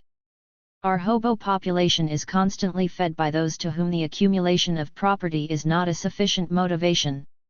In case these individuals ally themselves with the hobos, public opinion regards them as potentially vicious, as indeed because of the asocial situation into which they are thrust they readily become. In case, however, these men compensate by emphasizing their artistic temperament and become members of expatriated groups of petty artists, opinion regards them not as vicious but as silly. In any case they are unsupported by the forms of their society, and the effort to express themselves satisfactorily is ordinarily a greater task than they can achieve. The dilemma of such an individual is often most successfully solved by doing violence to his strongest natural impulses and accepting the role the culture honors. In case he is a person to whom social recognition is necessary, it is ordinarily his only possible course. One of the most striking individuals in Zuni had accepted this necessity. In a society that thoroughly distrusts authority of any sort, he had a native personal magnetism that singled him out in any group. In a society that exalts moderation and the easiest way, he was turbulent and could act violently upon occasion. In a society that praises a pliant personality that talks lots that chatters in a friendly fashion, he was scornful and aloof. Zuni's only reaction to such personalities is to brand them as witches. He was said to have been seen peering through a window from outside, and this is a sure mark of a witch. At any rate, he got drunk one day and boasted that they could not kill him. He was taken before the war priests, who hung him by his thumbs from the rafters till he should confess to his witchcraft. This is the usual procedure in a charge of witchcraft. However, he dispatched a messenger to the government troops. When they came, his shoulders were already crippled for life, and the officer of the law was left with no recourse but to imprison the war priests who had been responsible for the enormity. One of these war priests was probably the most respected and important person in recent Zuni history, and when he returned after imprisonment in the state penitentiary, he never resumed his priestly offices. He regarded his power as broken. It was a revenge that is probably unique in Zuni history. It involved, of course, a challenge to the priesthoods, against whom the witch by his act openly aligned himself. The course of his life in the 40 years that followed this defiance was not, however, what we might easily predict.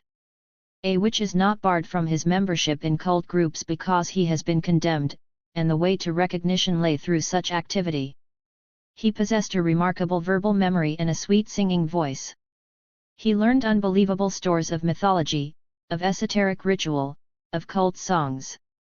Many hundreds of pages of stories and ritual poetry were taken down from his dictation before he died, and he regarded his songs as much more extensive. He became indispensable in ceremonial life, and before he died was the governor of Zuni. The congenial bent of his personality threw him into irreconcilable conflict with his society, and he solved his dilemma by turning an incidental talent to account. As we might well expect, he was not a happy man. As governor of Zuni, and high in his cult groups, a marked man in his community, he was obsessed by death. He was a cheated man in the midst of a mildly happy populace. It is easy to imagine the life he might have lived among the Plains Indians, where every institution favored the traits that were native to him. The personal authority, the turbulence, the scorn, would all have been honored in the career he could have made his own. The unhappiness that was inseparable from his temperament as a successful priest and governor of Zuni would have had no place as a war chief of the Cheyenne. It was not a function of the traits of his native endowment but of the standards of the culture in which he found no outlet for his native responses. The individuals we have so far discussed are not in any sense psychopathic. They illustrate the dilemma of the individual whose congenial drives are not provided for in the institutions of his culture. This dilemma becomes of psychiatric importance when the behavior in question is regarded as categorically abnormal in a society.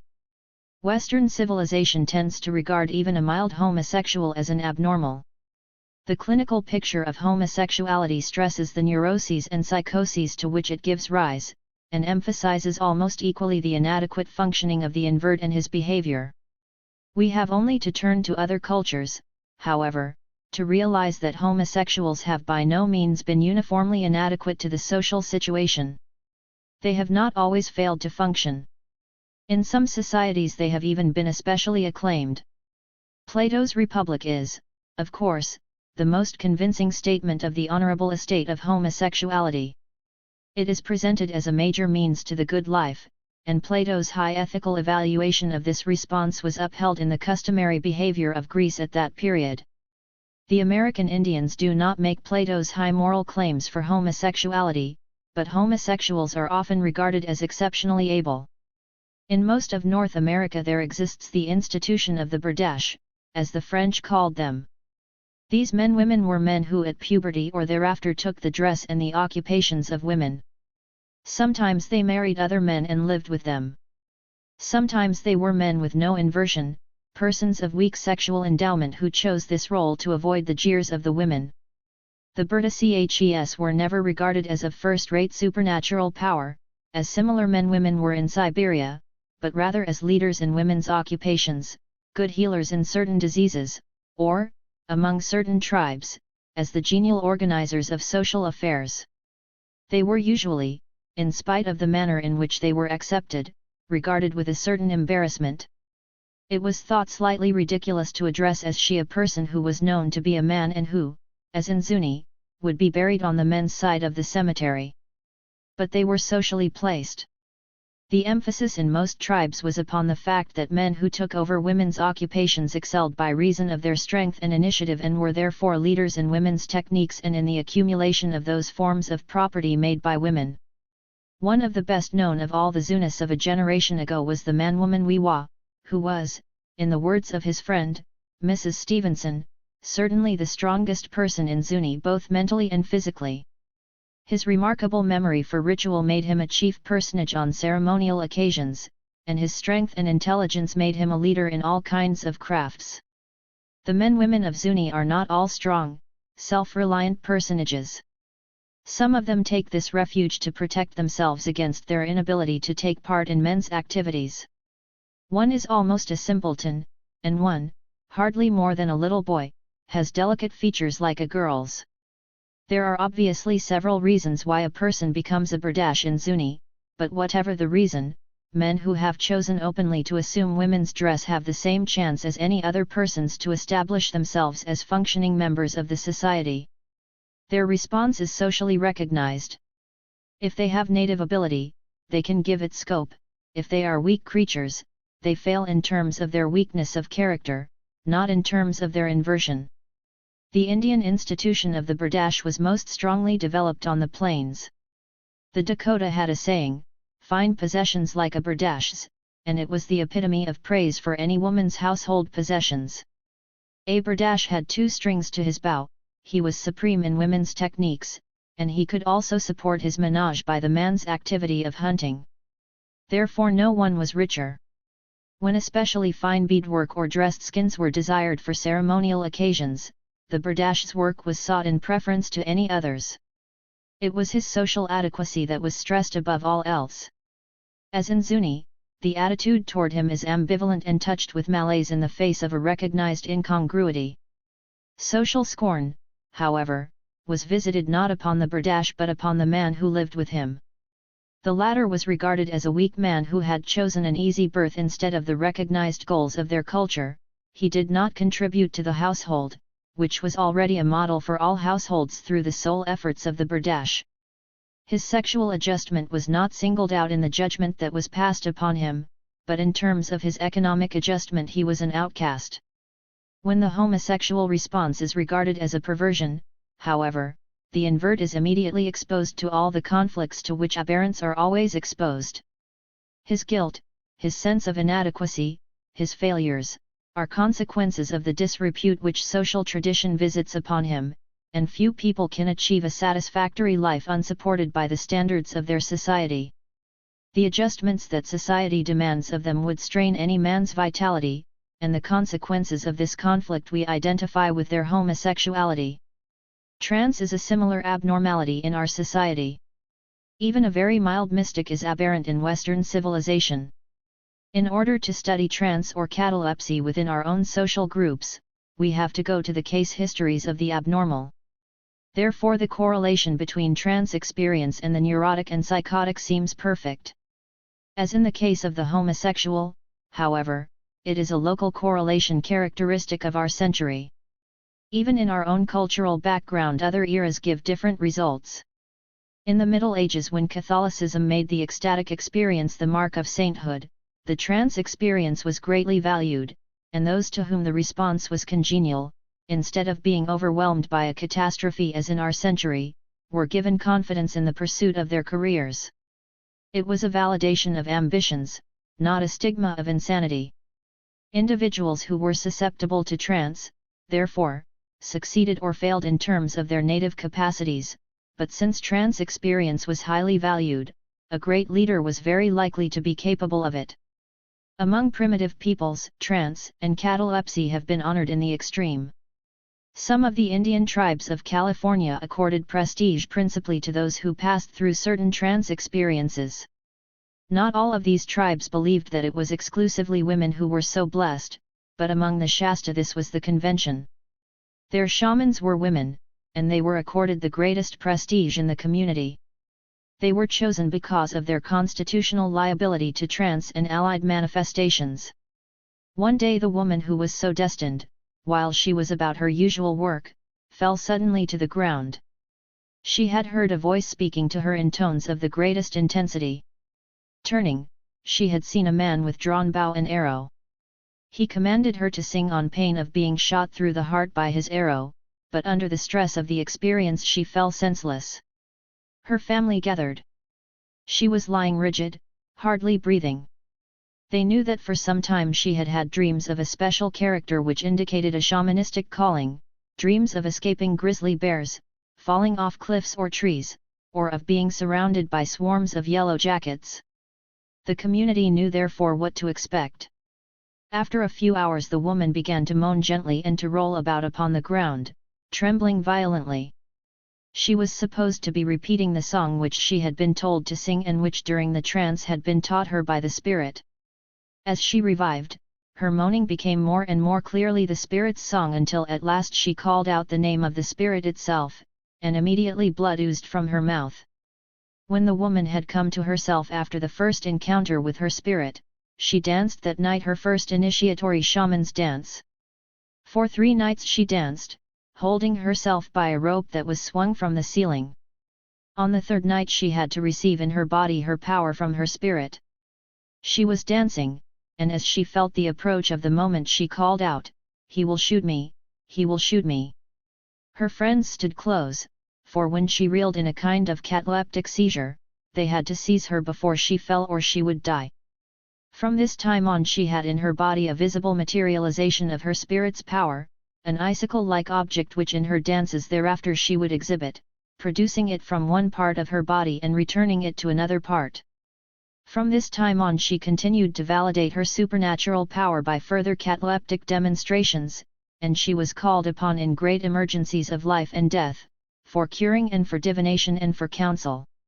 She became, in other words, by this procedure a woman of great power and importance. It is clear that, far from regarding cataleptic seizures as blots upon the family escutcheon and as evidences of dreaded disease, cultural approval had seized upon them and made of them the pathway to authority over one's fellows. They were the outstanding characteristic of the most respected social type, the type which functioned with most honor and reward in the community. It was precisely the cataleptic individuals who in this culture were singled out for authority and leadership. The possible usefulness of abnormal types in a social structure, provided they are types that are culturally selected by that group, is illustrated from every part of the world. The shamans of Siberia dominate their communities.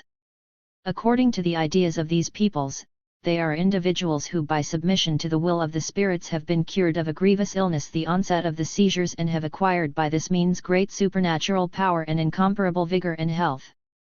Some, during the period of the call, are violently insane for several years, others irresponsible to the point where they have to be constantly watched lest they wander off in the snow and freeze to death, others ill and emaciated to the point of death, sometimes with bloody sweat.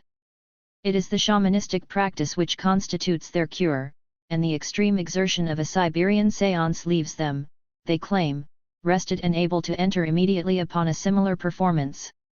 Cataleptic seizures are regarded as an essential part of any shamanistic performance. A good description of the neurotic condition of the shaman and the attention given him by his society is an old one by Canon Calloway, recorded in the words of an old Zulu of South Africa. The condition of a man who is about to become a diviner is this: at first he is apparently robust, but in the process of time he begins to be delicate, not having any real disease, but being delicate. He habitually avoids certain kinds of food, choosing what he likes, and he does not eat much of that. He is continually complaining of pains in different parts of his body. And he tells them that he has dreamt that he was carried away by a river. He dreams of many things, and his body is muddied as a river and he becomes a house of dreams. He dreams constantly of many things, and on awaking tells his friends, "My body is muddied today, I dreamt many men were killing me, and I escaped I know not how. On waking one part of my body felt different from other parts, it was no longer alike all over. At last that man is very ill, and they go to the diviners to inquire. The diviners do not at once see that he is about to have a soft head, that is, the sensitivity associated with shamanism. It is difficult for them to see the truth, they continually talk nonsense and make false statements, until all the man's cattle are devoured at their command, they saying that the spirit of his people demands cattle, that it may eat food. At length all the man's property is expended, he still being ill, and they no longer know what to do, for he has no more cattle, and his friends help him in such things as he needs. At length a diviner comes and says that all the others are wrong. He says, he is possessed by the spirits. There is nothing else. They move in him, being divided into two parties. Some say, no, we do not wish our child injured. We do not wish it. It is for that reason he does not get well. If you bar the way against the spirits, you will be killing him. For he will not be a diviner, neither will he ever be a man again. So the man may be ill 2 years without getting better, perhaps even longer than that. He is confined to his house. This continues till his hair falls off. And his body is dry and scurfy, he does not like to anoint himself. He shows that he is about to be a diviner by yawning again and again, and by sneezing continually. It is apparent also from his being very fond of snuff, not allowing any long time to pass without taking some. And people begin to see that he has had what is good given to him. After that he is ill, he has convulsions, and when water has been poured on him they then cease for a time. He habitually sheds tears, at first slight, then at last he weeps aloud, and when the people are asleep he is heard making a noise and wakes the people by his singing.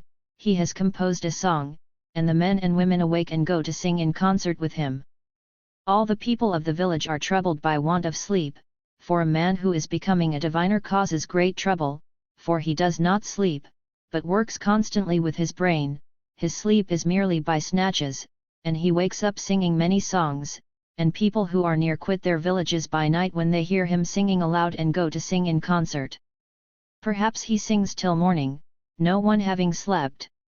And then he leaps about the house like a frog, and the house becomes too small for him, and he goes out leaping and singing, and shaking like a reed in the water, and dripping with perspiration. In this state of things they daily expect his death. He is now but skin and bones, and they think that tomorrow's sun will not leave him alive. At this time many cattle are eaten, for the people encourage his becoming a diviner. At length in a dream an ancient ancestral spirit is pointed out to him. This spirit says to him, go to so and he will churn for you an emetic, the medicine the drinking of which is a part of shamanistic initiation, that you may be a diviner altogether. Then he is quiet a few days, having gone to the diviner to have the medicine churned for him, and he comes back quite another man, being now cleansed and a diviner indeed. Thereafter for life, when he is possessed by his spirits, he foretells events and finds lost articles. It is clear that culture may value and make socially available even highly unstable human types.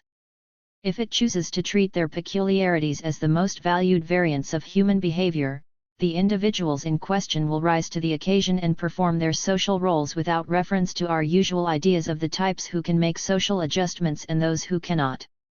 Those who function inadequately in any society are not those with certain fixed abnormal traits, but may well be those whose responses have received no support in the institutions of their culture. The weakness of these aberrants is in great measure illusory. It springs, not from the fact that they are lacking in necessary vigor, but that they are individuals whose native responses are not reaffirmed by society. They are, as Sapir phrases it, alienated from an impossible world. The person unsupported by the standards of his time and place and left naked to the winds of ridicule has been unforgettably drawn in European literature in the figure of Don Quixote. Cervantes turned upon a tradition still honored in the abstract the limelight of a changed set of practical standards, and his poor old man, the orthodox upholder of the romantic chivalry of another generation, became a simpleton. The windmills with which he tilted were the serious antagonists of a hardly vanished world, but to tilt with them when the world no longer called them serious was to rave. He loved his Dulcinea in the best traditional manner of chivalry, but another version of love was fashionable for the moment, and his fervour was counted to him for madness. These contrasting worlds which, in the primitive cultures we have considered, are separated from one another in space, in modern Occidental history more often succeed one another in time. The major issue is the same in either case, but the importance of understanding the phenomenon is far greater in the modern world, where we cannot escape if we would from the succession of configurations in time. When each culture is a world in itself, relatively stable like the Eskimo culture, for example, and geographically isolated from all others, the issue is academic. But our civilization must deal with cultural standards that go down under our eyes and new ones that arise from a shadow upon the horizon. We must be willing to take account of changing normalities even when the question is of the morality in which we were bred. Just as we are handicapped in dealing with ethical problems so long as we hold to an absolute definition of morality, so we are handicapped in dealing with human society so long as we identify our local normalities with the inevitable necessities of existence. No society has yet attempted a self-conscious direction of the process by which its new normalities are created in the next generation. Dewey has pointed out how possible and yet how drastic such social engineering would be. For some traditional arrangements it is obvious that very high prices are paid, reckoned in terms of human suffering and frustration. If these arrangements presented themselves to us merely as arrangements and not as categorical imperatives, our reasonable course would be to adapt them by whatever means to rationally selected goals. What we do instead is to ridicule our Don Quixotes, the ludicrous embodiments of an outmoded tradition, and continue to regard our own as final and prescribed in the nature of things. In the meantime, the therapeutic problem of dealing with our psychopaths of this type is often misunderstood. Their alienation from the actual world can often be more intelligently handled than by insisting that they adopt the modes that are alien to them. Two other courses are always possible. In the first place, the misfit individual may cultivate a greater objective interest in his own preferences and learn how to manage with greater equanimity his deviation from the type. If he learns to recognize the extent to which his suffering has been due to his lack of support in a traditional ethos, he may gradually educate himself to accept his degree of difference with less suffering. Both the exaggerated emotional disturbances of the manic-depressive and the seclusion of the schizophrenic add certain values to existence which are not open to those differently constituted. The unsupported individual who valiantly accepts his favorite and native virtues may attain a feasible course of behavior that makes it unnecessary for him to take refuge in a private world he has fashioned for himself. He may gradually achieve a more independent and less tortured attitude toward his deviations, and upon this attitude he may be able to build an adequately functioning existence. In the second place, an increased tolerance in society toward its less usual types must keep pace with the self-education of the patient. The possibilities in this direction are endless. Tradition is as neurotic as any patient. Its overgrown fear of deviation from its fortuitous standards conforms to all the usual definitions of the psychopathic. This fear does not depend upon observation of the limits within which conformity is necessary to the social good. Much more deviation is allowed to the individual in some cultures than in others, and those in which much is allowed cannot be shown to suffer from their peculiarity. It is probable that social orders of the future will carry this tolerance and encouragement of individual difference much further than any cultures of which we have experience. The American tendency at the present time leans so far to the opposite extreme that it is not easy for us to picture the changes that such an attitude would bring about. Middletown is a typical example of our usual urban fear of seeming in however slight an act different from our neighbors. Eccentricity is more feared than parasitism. Every sacrifice of time and tranquility is made in order that no one in the family may have any taint of nonconformity attached to him. Children in school make their great tragedies out of not wearing a certain kind of stockings, not joining a certain dancing class, not driving a certain car. The fear of being different is the dominating motivation recorded in Middletown.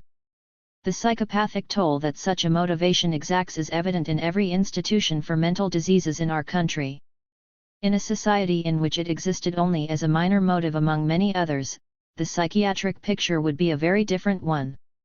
At all events, there can be no reasonable doubt that one of the most effective ways in which to deal with the staggering burden of psychopathic tragedies in America at the present time is by means of an educational program which fosters tolerance in society and a kind of self-respect and independence that is foreign to Middletown and our urban traditions. Not all psychopaths, of course, are individuals whose native responses are at variance with those of their civilization. Another large group are those who are merely inadequate and who are strongly enough motivated so that their failure is more than they can bear. In a society in which the will to power is most highly rewarded, those who fail may not be those who are differently constituted, but simply those who are insufficiently endowed. The inferiority complex takes a great toll of suffering in our society. It is not necessary that sufferers of this type have a history of frustration in the sense that strong native bents have been inhibited. Their frustration is often enough only the reflection of their inability to reach a certain goal. There is a cultural implication here, too, in that the traditional goal may be accessible to large numbers or to very few, and in proportion as success is obsessive and is limited to the few, a greater and greater number will be liable to the extreme penalties of maladjustment. To a certain extent, therefore, civilization in setting higher and possibly more worthwhile goals may increase the number of its abnormals. But the point may very easily be overemphasized, for very small changes in social attitudes may far outweigh this correlation. On the whole, since the social possibilities of tolerance and recognition of individual difference are so little explored in practice, pessimism seems premature. Certainly other quite different social factors which we have just discussed are more directly responsible for the great proportion of our neurotics and psychotics, and with these other factors civilizations could, if they would, deal without necessary intrinsic loss. We have been considering individuals from the point of view of their ability to function adequately in their society. This adequate functioning is one of the ways in which normality is clinically defined. It is also defined in terms of fixed symptoms, and the tendency is to identify normality with the statistically average. In practice this average is one arrived at in the laboratory, and deviations from it are defined as abnormal. From the point of view of a single culture this procedure is very useful. It shows the clinical picture of the civilization and gives considerable information about its socially approved behavior. To generalize this as an absolute normal, however, is a different matter. As we have seen, the range of normality in different cultures does not coincide. Some, like Zuni and the Kwakiutl, are so far removed from each other that they overlap only slightly. The statistically determined normal on the northwest coast would be far outside the extreme boundaries of abnormality in the Pueblos. The normal Kwakiutl rivalry contest would only be understood as madness in Zuni, and the traditional Zuni indifference to dominance and the humiliation of others would be the fatuousness of a simpleton in a man of noble family on the northwest coast. Aberrant behavior in either culture could never be determined in relation to any least common denominator of behavior. Any society, according to its major preoccupations, may increase and intensify even hysterical, epileptic, or paranoid symptoms, at the same time relying socially in a greater and greater degree upon the very individuals who display them. This fact is important in psychiatry because it makes clear another group of abnormals which probably exists in every culture, the abnormals who represent the extreme development of the local cultural type. This group is socially in the opposite situation from the group we have discussed, those whose responses are at variance with their cultural standards. Society, instead of exposing the former group at every point, supports them in their furthest aberrations. They have a license which they may almost endlessly exploit. For this reason these persons almost never fall within the scope of any contemporary psychiatry. They are unlikely to be described even in the most careful manuals of the generation that fosters them. Yet from the point of view of another generation or culture they are ordinarily the most bizarre of the psychopathic types of the period.